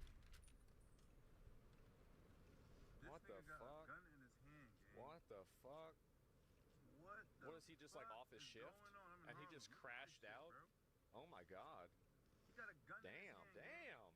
Damn. Bro, this nigga got a gun in his hand. So what about Scientologists? I mean, I don't know. As long as they don't kill each other, it's not a big deal. Or kill people, it's not a big deal at all, right? And I feel like that's clearly what it is. What would you do if you saw this? I'd try to just get away from it as soon as possible. I mean, the thing is that in a normal society, this person would just be shot. Like, that's it, like, what do I think should happen if somebody does this? I think you should just shoot him. Like, that's really it. I mean, you can't have somebody going around waving a gun around in the middle of a crosswalk. I mean, what if he pulls the trigger? It's scary. But like, if you do that, you could go to jail. So like, I'm talking about like, what do I think should happen? I think you should just instantly pop somebody like this off. They're dead. The world's a better place. But unfortunately, we don't live in that world. So instead, I'd probably just try to drive away and, you know, like, get the fuck away from it, right? And so that's it. Would you shoot this guy? I mean, it's very hard to say, like, what you would, like, saying that you'd kill somebody in a situation, especially when you've never done that before, is, like, kind of hard to say, like, oh, yeah, I'd do this. But, like, would I conceptually do that? Yeah, of course. Conceptually, yeah, I think that would be the right decision. That would be the correct decision to make. Yeah, absolutely. And, yeah, zombie, it's a zombie, I guess so. I think Castro Doctrine should be made federally mandated. I agree with that, too. And, yeah, you're right about it. Might be a soldier with PTSD. It doesn't matter what you are. The moment that you pull out a gun and you start waving it around to people in a crosswalk, that means that you are a danger to everybody else around you and also to yourself. And it doesn't matter what condition, what got you into that condition. The only thing that matters is what you're doing at that current point in time. Just because somebody has a PTSD episode, just because somebody had a bad time growing up, just because somebody's poor, just because something happened. Like, do you want to put your children at risk because somebody else had a bad day? No, of course not, right? So then why would you ever agree to put somebody else's children at risk or parents at risk by somebody like this? So again, this is like people are making decisions for others that they would never make for themselves. And so I think there's like a fundamental, very extreme level of like selfishness to that I wouldn't agree with at all. So why is it all hands on deck for an anti-Semitic attack or laggards whenever other identity groups are victimized? Well, I don't know about that. I feel like, what are you talking about? Like, so you're saying, why is it all hands on deck for an anti-Semitic attack, but we are laggards whenever other identity groups are victimized? Are you talking about, like, for example, whenever Kilmar Albrego Garcia got deported to El Salvador, and then you had actual American politicians flying to El Salvador to meet with him in jail? Or do you mean, like, whenever people burned down the entire country over a fent addict fucking criminal piece of shit that got killed? Like, is that it with George Floyd? Like, what are you talking about? I don't think that's what's happening at all. Yeah, what do you mean?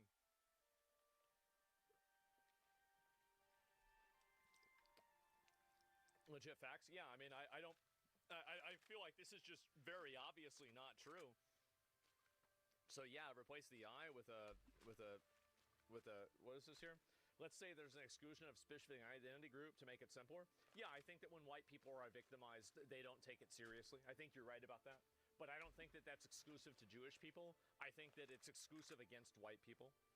But that's really the difference, right? I don't think it's particularly like, oh, Jewish people, you know, have this happen. No, I think it's all of them have it happen.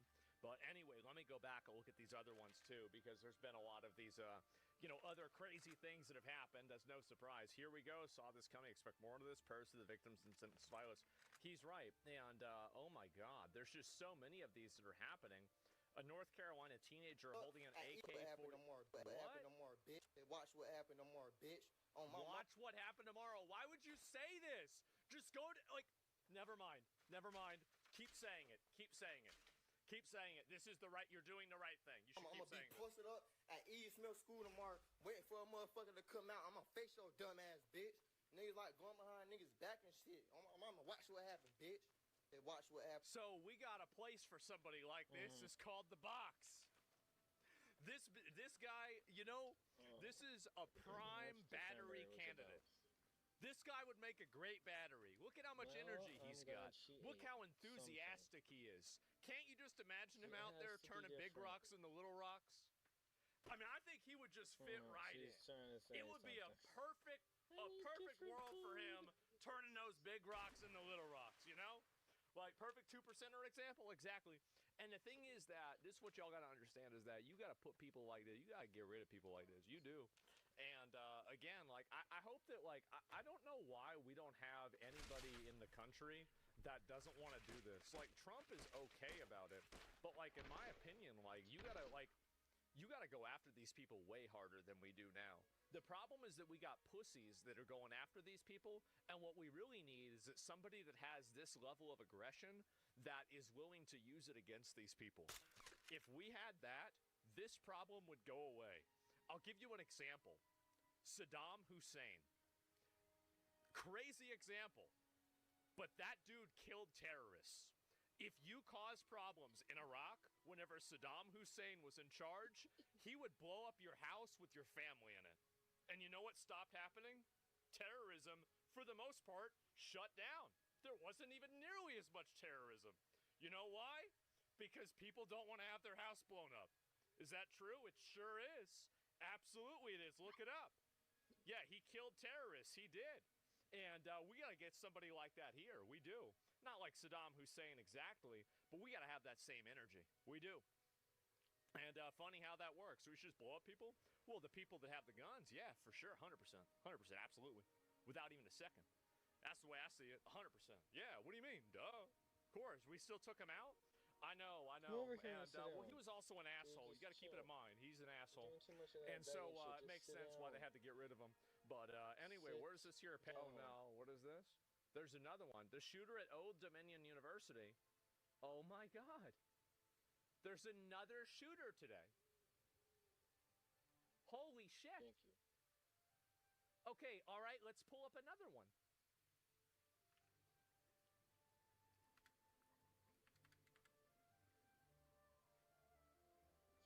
Another gunman is opening fire. Oh, my God. So we've got another pop-off. Yeah, not a surprise. And Wild West, what was his name? I don't know yet. We're waiting to see. I guess we'll find out soon. Let's watch this. And this is Old Dominion. So there's 2 shootings today. PvP, yeah, PvP got turned on today, I guess. University. Police cars there you can see gathered. A gunman is dead after injuring 2 people at Old Dominion University. Yeah, holy shit is right. According to officials there at the school. A gunman opened fire in Constant Hall at about 10:50 a.m. East Coast time. And officials are saying 2 people were hurt as a result. Nobody do got not killed? know what their conditions medically are right now. This is all the information we're getting in right now. And you're looking again, this is live from Virginia, Old Dominion University. And the cordon of police officers, that perimeter that has been has been put up. And Virginia. No, this is really it. I mean, like, oh my God. And I'll see if there's any more about this. University and Focus James Gagliano, retired FBI supervisory special agent and a Fox News contributor. Good to see you today. We don't have a lot of detail on this. Wait, my sound volume thing got disabled? That's a big show of 4 showing. What the fuck? We have 2 people injured. What do you mean it got disabled? Yeah, so Paris, unfortunately, why? this is kind of like our new normal, right? We deal with these, whether or not this... Let me figure out why this is happening. Sound increase, Firefox. Yeah, okay. So I have to do another one now? Like, I'm trying to see, like, we can't find that page. Sound booster. Okay, so can I add this one instead? Add to Firefox. Okay. Add. All right. Okay. Agree and continue. Allow. Okay. So, what the fuck? Was a mass shooting, whether or not this was a hate crime. This could have been workplace violence. It could have been a love triangle. We have to keep our aperture open on the investigation. Now, I say that and suggest that only because the gunman, from what we're hearing, it didn't work. Is down. Police want to immediately go to the sound of the guns. Didn't work. Stop the threat. That's so annoying. That's so annoying. Wounded, and then slow things down. The next most volume mixer here, Harris, was this a let me do that. Anyway, where is this here? Raw footage. Norfolk police swarm ODU active shooter suspect. They dragging him out like a fucking sardine. Let's go. Like a big old tuna fish, actually. Look at him. Drag that little bitch out of here. Get him out of here, you little dick sucker. Oh, dragging him out like a fish. I like that. Cheeks clapped. I think so. And what is this here? The active shooter of the Old Dominion University. 2 ROTC cadets were critically wounded. Oh my God, that's sad. Active shooter. Oh, this is another one. This is from a couple hours ago when it started happening. active shooter on the ODU campus. I think he's subdued. That's my building I had to be in over there. That's my building, bro. Cops running across. The entire police force of Norfolk is here. Oh my God. Once again, Old Dominion University in Norfolk, VA. Damn. That's scary. Active. Holy fuck, bro. Like, you imagine that? You go into class and then there's somebody crashing out with a gun? Initial reports say that the gunman who shot 2 people at Old Dominion, Norfolk, Virginia today before being eliminated by the police is the ISIS supporter Mohammed Jallow. We'll see whether that's true or not. I mean, listen, I hate to see this happen, right? But, maybe that's it. I don't know. And also a car ramming and a shoot-off at a synagogue. Yep. And a lot of military goes to ODU. I mean, apparently this guy was military, right? That's his ROTC uniform. Okay, let me watch the rest of this real quick, okay? The interview with this guy. I didn't get a chance to listen to this. But I want to know your first quick thoughts. That's a big show of 4 showing up. We have 2 people injured, don't know how badly. Yeah. Yeah, so Harris, unfortunately, this is kind of like our new normal, right? We deal with these, whether or not this was a mass shooting, whether or not this was a hate. A new normal? Why is it a new normal? I think we should deport all of the people that make it a new normal. I think that's what we should do. We should deport them or preemptively put them in jail. Crime. This could have been workplace violence. It could have been a love triangle. We have to keep our aperture open on the investigation. Now, I say that and suggest that denaturalize and deport? The gunman, yeah, obviously. From what we're hearing, is down. Police want to immediately go to the sound of the guns, stop the threat, interdict them immediately, get help to the wounded, and then slow things down. The next most concerning thing here, Harris, was this a lone attacker or was this part of a larger conspiracy? Yeah, and I'm looking for more information on this. Constant Hall is where the gunman opened fire. And there was an urgent alert put out. Active threat reported at Constant Hall. Follow run, hide, fight protocols. Emergency personnel responding. Avoid that area. That alert put out across Old Dominion University in Virginia. And now we know that the gunman, according to police there, is dead. James. Oh! 2 at a time? 2 down in 1 day? Oh, man.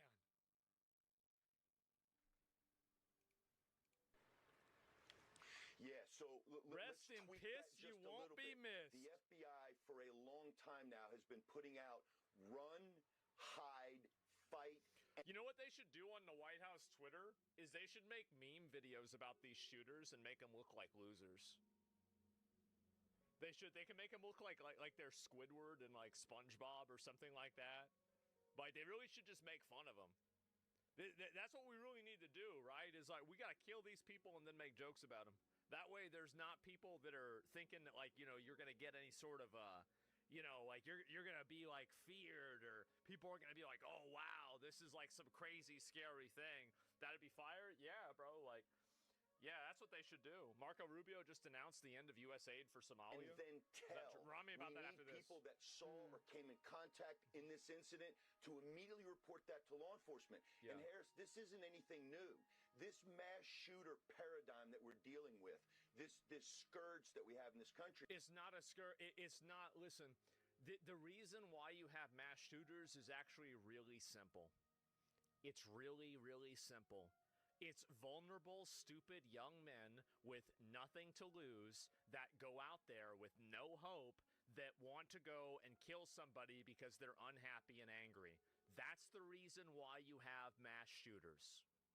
That's the thing. Now, there's different ideologies that they come from, but they're all branches of the same tree.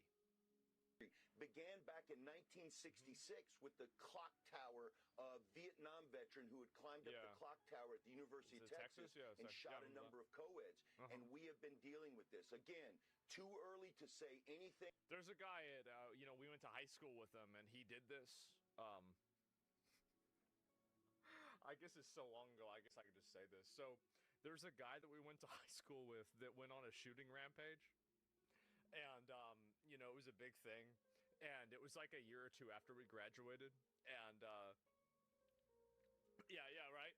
And so we used to play Smash Brothers with him. Like I think I had like a video with the shooter kid in my old YouTube channel, right? And like I've never told this story before because I kind of like I waited like for quite a while since it was like, kind of like a weird thing. And so, bro, what? Yeah. And so the kid ended up just killing himself, right? And so I go on Facebook the day that he does it, and I said, man, if we had played Halo instead of Smash, maybe he would have hit somebody. And I remember so many people got mad at me. Oh my God. They got so mad at me. But it's true. I mean, that's the way I think you should treat these losers, right? You should. We used to play with them. Yeah, funny story. I was fucking funny. And so anyway, was a shooter? Yeah. He played Fox. I think he played... Actually, you know what? I think he might have played Fox. You're right. And yeah, I guess so. And yeah, you're using Facebook? Yeah, I did in 2009 or 10 or something like that. Yeah, sure. And great story, man. Jesus, I know. Yeah, great. Another great story by me, right? And so yeah, of course he did. And and by the way, everybody in our friend group thought it was the funniest fucking thing, right? But other than that, I think that's the way you should treat these guys. Treat them like a joke. Treat them like an absolute fucking joke. Don't go and take them seriously. Just make fun of them. And I think that's the way you delegitimize and you demystique the idea of being a mass shooter. I think that's the right way to do it. I think it's the good way to do it. Or suggest anything about motive. Let's make sure everybody is safe, get help to the wounded, and obviously make a determination if there were any co-conspirators. Look, we're not going to tie anything together in any way, shape, or form. You listed be like, that's not probably appropriate. 10 or That shit 15 was funny. reasons why this could be a motive or so on and so forth, so I don't want to go there. I want, though, to set the backdrop of where this country is right now, and that is, quite frankly, focused on staying safe in situations where your head has to be on a swivel. Every single refugee and every single asylum seeker from a non-Western country should be sent back immediately. Except for maybe Iran, because we're attacking Iran right now. Every single one of them should be sent back. I'm willing to make a handful of exceptions. Obviously, I mean, every rule should have exceptions. But as a general rule, get them the fuck out of the country and have them take their kids with them, and they can't come back. Very obviously, we're having a problem. Why are we doing this? What's going on? Keep only the hot ones? Yeah, if you're a hot girl, you can stay. There's like an OnlyFans exception rule. And this may or may not have anything to do with a wider scenario with regard to that, but people are on alert in general. Your thoughts? Yeah, we dance along that continuum, right? We live in a country where we have freedoms and privacy and civil liberties, but we also want to be protected. If you allow me to declare martial law, I can keep... No, I mean, like, and he's right about this. Like, you're going to have shootings if you let people have guns. Like, it's just what's going to happen, especially with, like, such a totally multicultural place like America. Like, America is, like, the reason why America has so many shootings, too, is that it's super multicultural. And on top of that, so you have cultural friction. I know people are supposed to say, oh, but all the cultures should get along. That doesn't happen. We all know that doesn't happen. Everybody knows that doesn't happen. But on top of that, you also have, wealth inequality that's just out the fucking, like, it's crazy.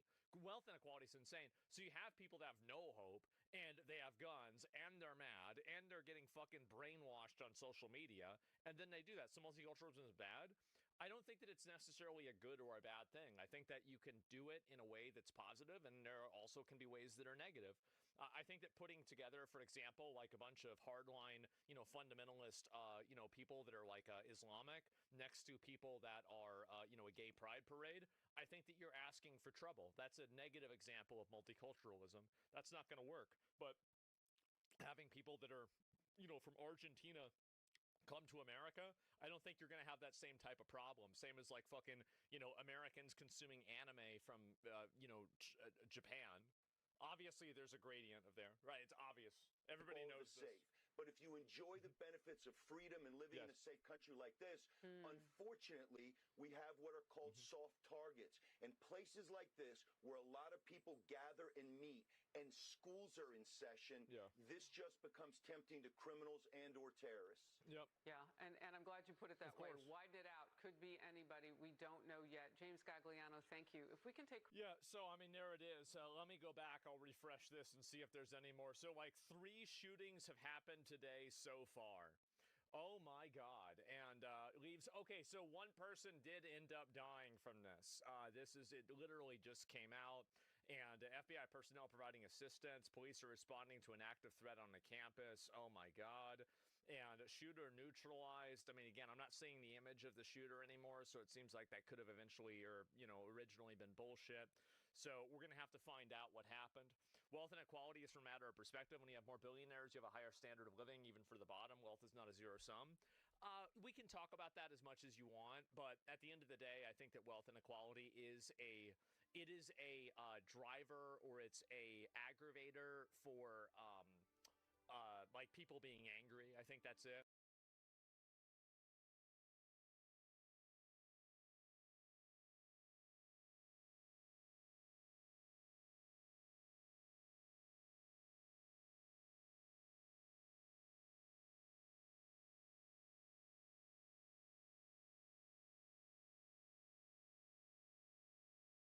Oh boy, it looks like the Nux extended universe favorite filler character, Johnny Somali, is getting prison with forced labor in South Korea. Oh my, this wasn't even on my radar. I'm really glad someone put me on this. I'm going to be covering a lot of shorter, random, crazy, insane stories and internet stuff as like random, I guess, filler content that's just kind of funny that people request. So this was today. All right, let's see what we got. Johnny Somali, a.k.a. Ramzi Khalid Ismail, was absolutely crushed today in court, and we have massive consequences. I didn't even know he had another court case already. Oh, my God. As the FAFO hits, we're going to get into that today on The Legal Mindset. We teach you to be your own judge. I'm Andrew Esquire, American attorney over here in Asia, and this is a Fast Facts video, the quick and dirty version of the latest in legal news. And, of course, we've been following the Johnny Somali trial from the beginning and giving you the real narrative, the real facts, the real consequences on what's going down in Korea for Johnny Somali. And we are at the end here. We indeed had a massive hearing today that actually had a little bit of a twist, which we'll get into and get into the details here. So, all right, I'm excited. Look, man, I fully support the FAFO doctrine. That's right. If you F around, you find out. That's what I've been saying all along.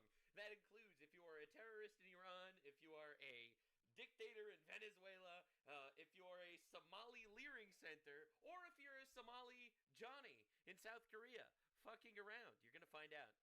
Today's hearing, we thought, was just going to be involving modifying the indictments, potentially either, modifying the deepfakes, adding charges, maybe doing something else like that.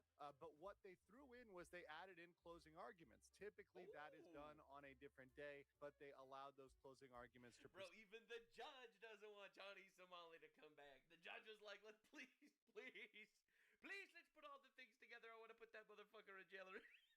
Please, we'll do all the things today. I never want to see him again. Today. So we actually have an update on Johnny Somali's closing argument and his whole... Oh my God, we actually got the closing argument.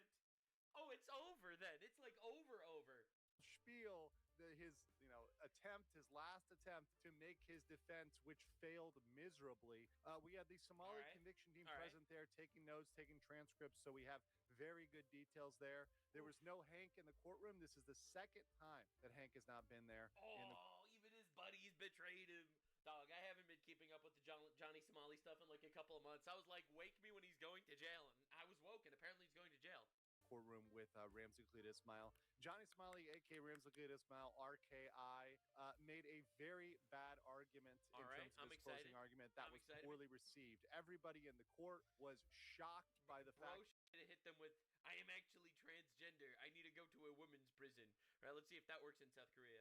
He was making these statements and going this angle with his closing argument. 67 IQ motherfucker about to get raped in fucking South Korea. Holy shit. I can't believe we got here. This is just because a guy was going out there. For those of you that are unfamiliar with Johnny Somali, he's a retard who went to South Korea, and to make content, he was just like harass people and sexually assault people and shit in public, allegedly. And now he's in court. Now he's going to be stuck there in jail. So this is incredible stuff. I fully support this. Man, Somali immigrants, Somali immigrants ruining it for everyone around the world. And even the Bro's judge gonna open a Leering Center in a Korean prison. had a visible bad reaction to what he was doing. The prosecution also gave the recommended punishment, and it is way worse than most people would have expected. Dude, because everyone kept telling me, Knox, you're exaggerating. There's no way it's actually gonna be that bad. Okay. It actually has some real consequences for him, even in the United States. So we're going to talk about that as well. So let's jump right into it. Guys, in case you don't know, Ramsey Khalid Ismail is facing 8 different charges. That's 4 and the retard filmed it all. Obstruction of business, 2 minor offenses acts, and 2 deep fakes. Now, he'd been trying to get rid of this deep fake with Youngman and also the one with Bongbong, trying to kind of knock both deep of fakes, for those of you unaware, is basically he allegedly posted like AI porn of actual human beings. Those things off, because that's stuff that carries serious prison time, and that's the thing. Yeah, because that makes you a like sexual predator, right? You get listed as like an actual sex offender, if I'm not mistaken. Where you can't wiggle out with a fine. And because of that, he's already guilty on all these other counts. He already pled guilty to all these counts, but he was fighting these 2. He was really banking on today being a day where they drop those deepfakes, because these deepfakes, once again, have mandatory prison time, mandatory recommendations, and he's got 2 of them on his count. They had this motion to modify the indictment, and they filed this days ago. I kept that under wraps because I wanted to see where this went and how this played out. Obviously, if there was a modification, we wanted to be able to explain it. So today we found out during the hearing what that was. RKI was hoping this was going to be the deepfakes drop. They were going to get rid of the Youngman deepfake because he had a quote-unquote unofficial settlement with Youngman. But mind you, in the Korean system, the prosecutors have all of the authority as to whether or not a charge is dropped, what they do with the charge. So even if you receive a settlement with a... Again, it's almost like some people aren't willing to assimilate into the culture they visit. Man, dude, this guy is like an actual propaganda piece. This dude's been incredible. Like, it's unbelievable. Knox, what are your thoughts on migration? What are your thoughts on Johnny Somali in Korea? Victim saying, hey, or somebody else, the other party there, because these people, Youngman and RKI, both showed the deepfake, and the deepfake was... oh, shit! Bro is getting literally destroyed.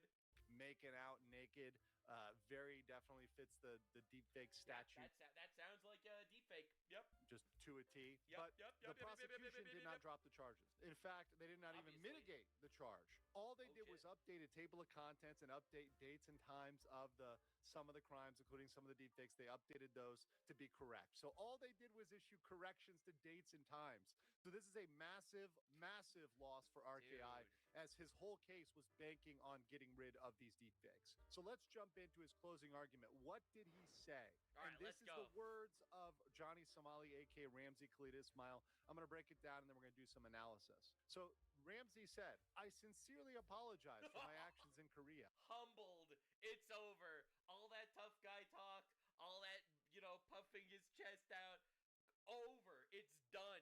Career destruction. Reputation annihilation. I express remorse for the incident for which I was charged. I have been held captive here in Korea for a year and a half. Because they took his passports for his trial. During which time I committed no crimes. That, by the way, I'm going to step out there. That's very debatable, as he's got other pending stuff being investigated as criminal activity. No shot, bro. He would potentially commit it. Anyways, he says I learned to integrate into society during that time. I did some foolish things under the influence of alcohol. I love that he says, and I managed to integrate into society during that time. Like, quite literally, that's beautiful. Because if this is what integration looks like, then chef's kiss. This man will be my propaganda piece for Somali immigration forever. Like, bro, Johnny Somali saying that he leered to integrate into society is like a perfect microcosm for third worlders claiming they've integrated into society. And I realized the consequences. I sincerely apologize for this. Having been born and raised in the United States, I did not realize how serious the consequences of the actions were, which would not. Bro. He admitted in court he did all the things. He was trying to fight off the charges, and his closing statement was, I didn't realize that it was bad. Oh my God. There's no way. His lawyer set him up to fail. Not be considered criminal in the U.S. and could be in Korea. I'm going to pause there. This statement and this framing, being sorry not for what you really did, but sorry for the consequences. This is very similar to when he said, I'm sorry. They're calling it the most third world court response ever created. I'm so sorry for the consequences. This offends your honor in his previous apology about the comfort woman statute. It's not actually his actions he feels remorseful for, but the fact that there are consequences for his actions. I could have told you that. But I'm glad that he decided to tell us that himself. And with Lee Jung-chuk, that's Youngman regarding the 2 deepfakes. That's actually false. He only received a settlement regarding one. The other was with Bong Bong. He doesn't have a settlement with her. And he no longer seeks punishment. Bong Bong made it clear in court that she was unaware distributing deepfake videos was a crime and initially viewed them as not sexual content, but funny images. If she, a Korean, did not recognize the same act as a crime, how could he, an American, have known it was? Dude, this is like the most unbelievable level of bullshit I've ever heard in my life. Bro's argument is actually, I didn't know it was illegal. Like, dog, even if you don't know things are illegal, you're still punished for those crimes. When I asked Bong Bong whether he had defendant's counsel consent to distribute the videos, Bong Bong said no. The law is unfair. Since the police didn't do anything when I tried to... Your country dumb, all right? I come from third world. Your country dumb. Your laws stupid and primitive. I, Johnny Somali, live in advanced society. Report Bong Bong. All I'm asking is for the law to be applied fairly. I want to appeal to the prosecution and police. It's unfair if Bong Bong and I receive different punishments. I'm still young. I want to see my family and go home. Please show leniency. So that is all of his arguments. So essentially, once again, in closing, Ramzi Khalid Ismail is arguing that his ignorance of Korean culture led him to attack shopkeepers. That it's okay in America to throw ramen at people, to curse, to disrupt business. Actually, no, it's not. A lot of those things would also be criminal in the United States, RKI, right? A lot of those behaviors, even in the U.S., wouldn't be okay. But trying to say that's Korean culture. The judge did not like that at all. He also claimed that Youngman doesn't want punishment, but it doesn't matter that Youngman doesn't want punishment. It's up to the prosecutors to determine whether to bring that forward or not. And last, he attacked Bong Bong. You see how much he focused on this is unfair. Well, this argument, as I've said from the beginning of this case, is a loser in any country when it comes to criminal defense. You cannot say, I should be innocent because you didn't charge this other person who did the same thing. It's the speeding analogy. Hey, you didn't give that guy a speeding ticket, therefore you can't give me a speeding ticket. It simply doesn't work anywhere on earth. It's a non-argument. It's a completely non-argument. It's completely irrelevant. Trying to use this here was always a loser strategy, and the fact that he played it out is actually full comedy. And once again, saying he's... This is like a victim, like an actual pedophile gets arrested, and he's like, but you didn't even unredact the Epstein files. It's like, no, dude, you're still going away forever, sir. Only really sorry for these consequences of his actions, right? And no knowledge. Ignorance of the law is not a defense, particularly in this case when he was on a spree. Continuing, the judge visibly reacted and gave side-eye. This is something that was perceived by the Somali Conviction Court. The judge is normally very serious, very straight-laced, no nonsense, but he had an actual physical reaction when RKI tried to blame ignorance of Korean culture. And when he started to attack the law is unfair. Bong Bong and imply that she should be punished, that did not go well with anybody in the room. The prosecutors, the judge, they were not having any of that, not entertained by that. This argument that the law is unfair. They're calling it the most Somali legal defense of all time. And the police didn't do anything about Bong Bong, and that they received different punishments. That did not work. Why would you punish me if you didn't also punish that guy? Also, the law is unfair. You should change it. Also, in America, we sexually assault people all the time. Like, that's literally his argument. And the judge is just like, all right, dude, you're you're going away forever. No one in the court thought that apology was sincere, and nobody was buying that argument. The So what YouTuber apology did not fly in court. the prosecution drop? Well, they dropped their sentencing recommendation, and it is insane. The prosecution suggested 3 years in prison with labor. Yeah. God, I love it. It's so perfect. It's amazing. Johnny Somali refused to get a job, so he ended up needing to make an ass clown out of himself for content purposes in order to make money.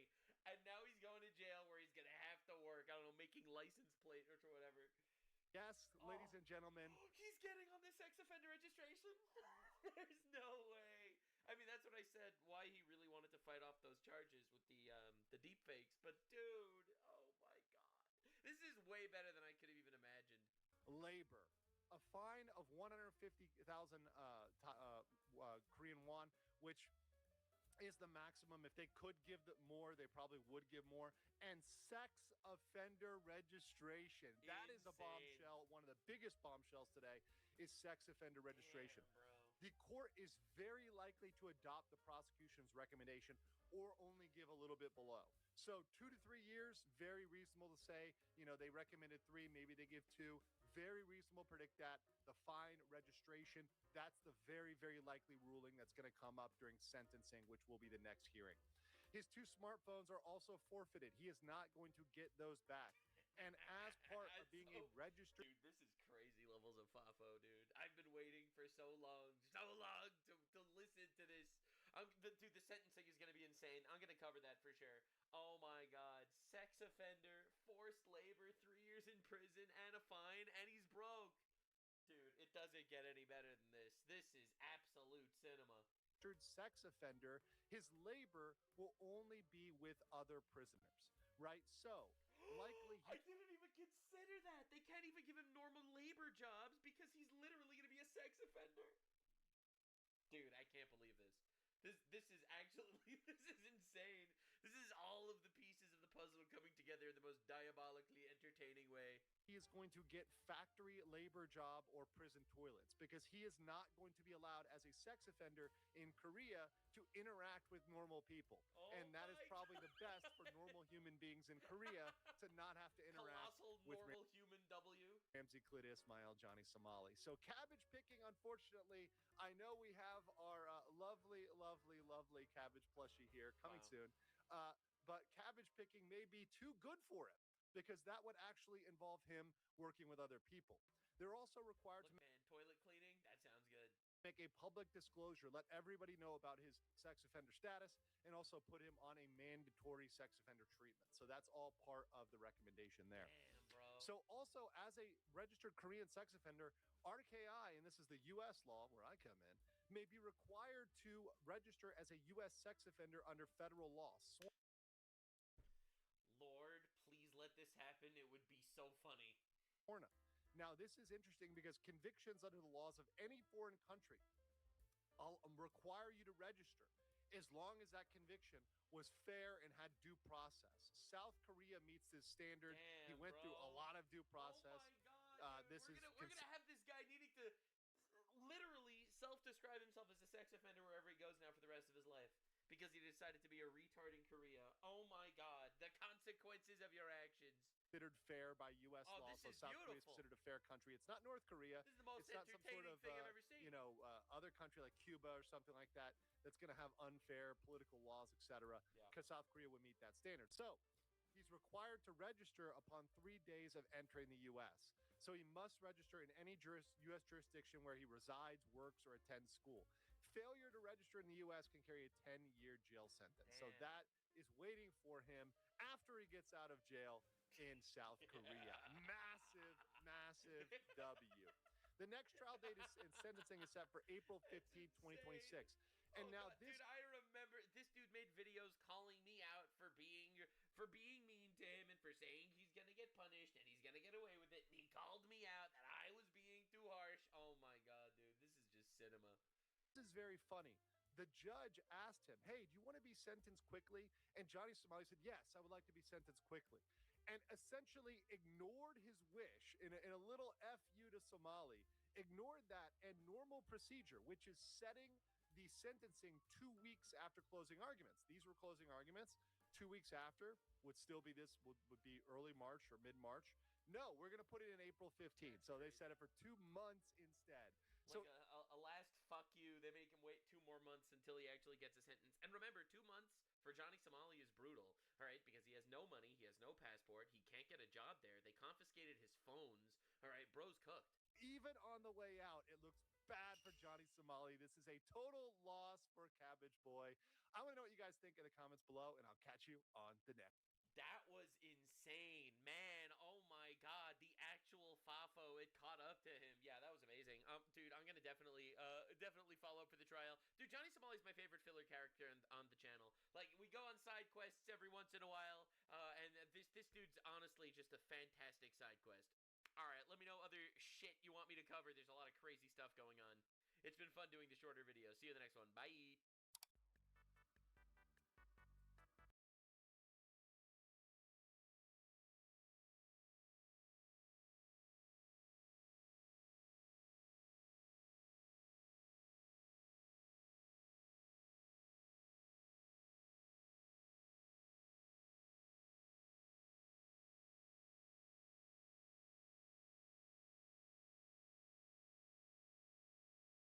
Do not send your children to the border. If they do make it, they'll get sent back. More importantly, they might not make it. So what do you think about those quotes? Well, Trump is for himself. He has no compassion for people. What if I told you those quotes are actually Obama quotes? One was from 2014 and one was from 2008. Yeah, they were from President Obama. What do you think about that? Well, I never, Hi, this is Matt Miller from the Daily Caller News Foundation, and today we're asking people in Washington, D.C. what they think of the president's quotes on immigration. The thing is, they're actually Obama's quotes on immigration from 2014. Let's go see what they think. So, President Trump said, "That is our direct message to families in Central America. Do not send your children to the border. If they do make it, they'll get sent back. More importantly, they might not make it." What do you think about that? That sounds like a threat. What if I actually told you that President Obama said that in 2014? Would your opinion change about that? Because it was Obama said it in 2014. Yeah. Well, my opinion doesn't change. It's still that's still not okay. That's still a direct threat. So I wanted to read you a quote by President Trump. So the quote goes, "Undocumented workers broke our immigration laws and must be held accountable, especially those who may be dangerous. That's why over the past 6 years, the deportation of criminals is up 80%. What do you think about that? well, we deportating criminals. I'm not actually American. To single out the immigrants is not fair. To make out that all immigrants are criminals. What if I told you that this quote was actually said by Obama in 2014? Well, So you cannot blame immigrants for whatever criminal activities are happening in the United States. So actually, Obama said this in 2014. Do you have the same opinion now? I'm sure there's an element of xenophobia in there. You know, he's playing to his base, I guess. What if I told you that this was actually an Obama quote from 2014? He said this during his presidency of 2014. Would that change your thoughts about it? Do not send your children to the border. If they do make it, they'll get sent back. More importantly, they might not make it. What do you think about that? He has psychological problems. That's what I think. Something's really not right with that. To say that about children is really wrong. Something's not right. Actually, can I ask you? What if I told you it was actually Obama that said that in 2014? Would that change? And it was.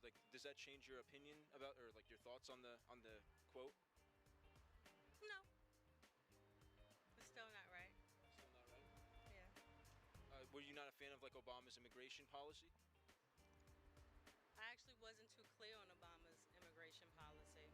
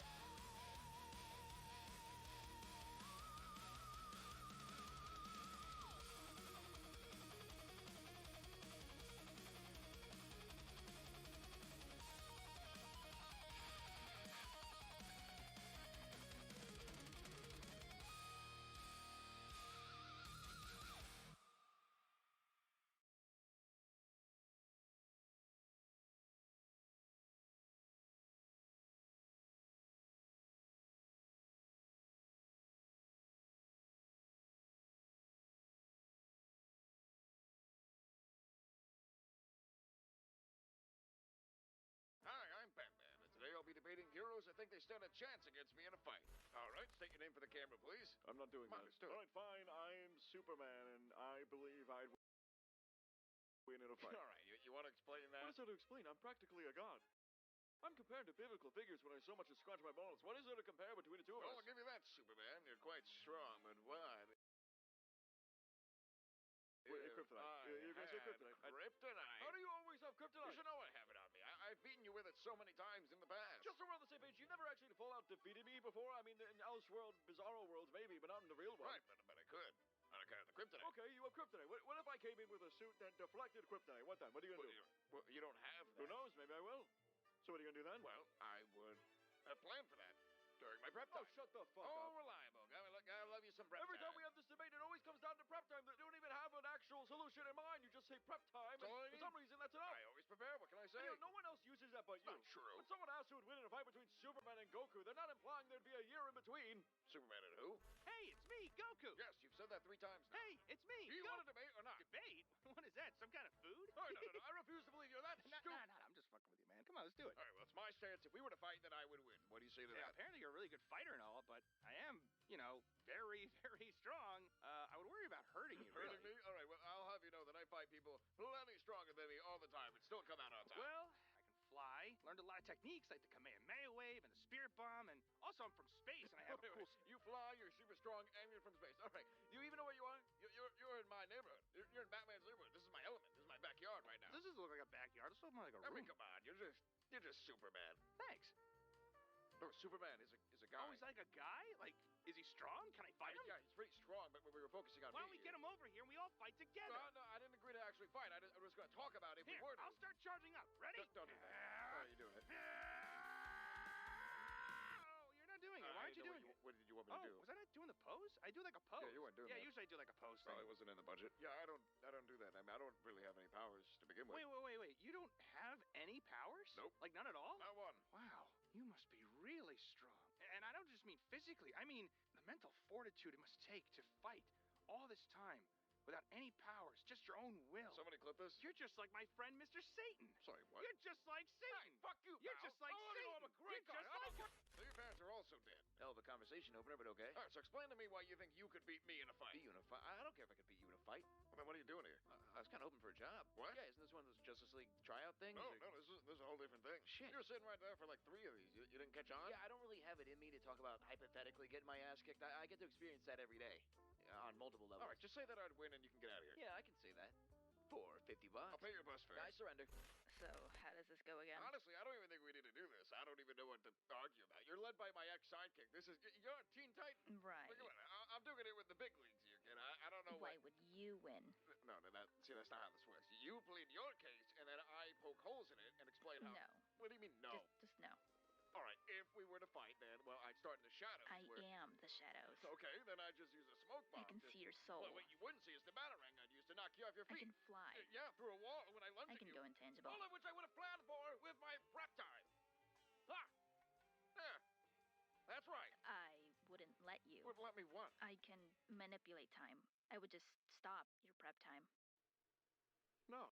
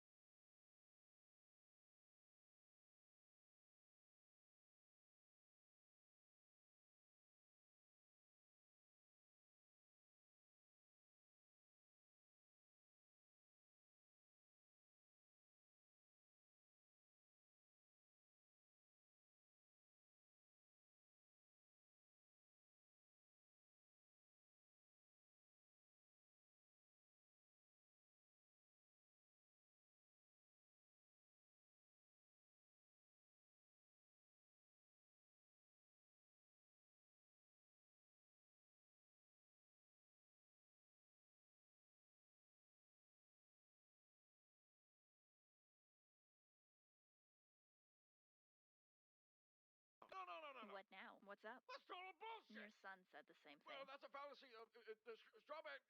Fuck you. I still win. How? I've got kryptonite. I've got kryptonite. That's not my weakness. Yes, it is. Oh, no, wait. That's Superman. Jesus Christ, you're right. How did I think?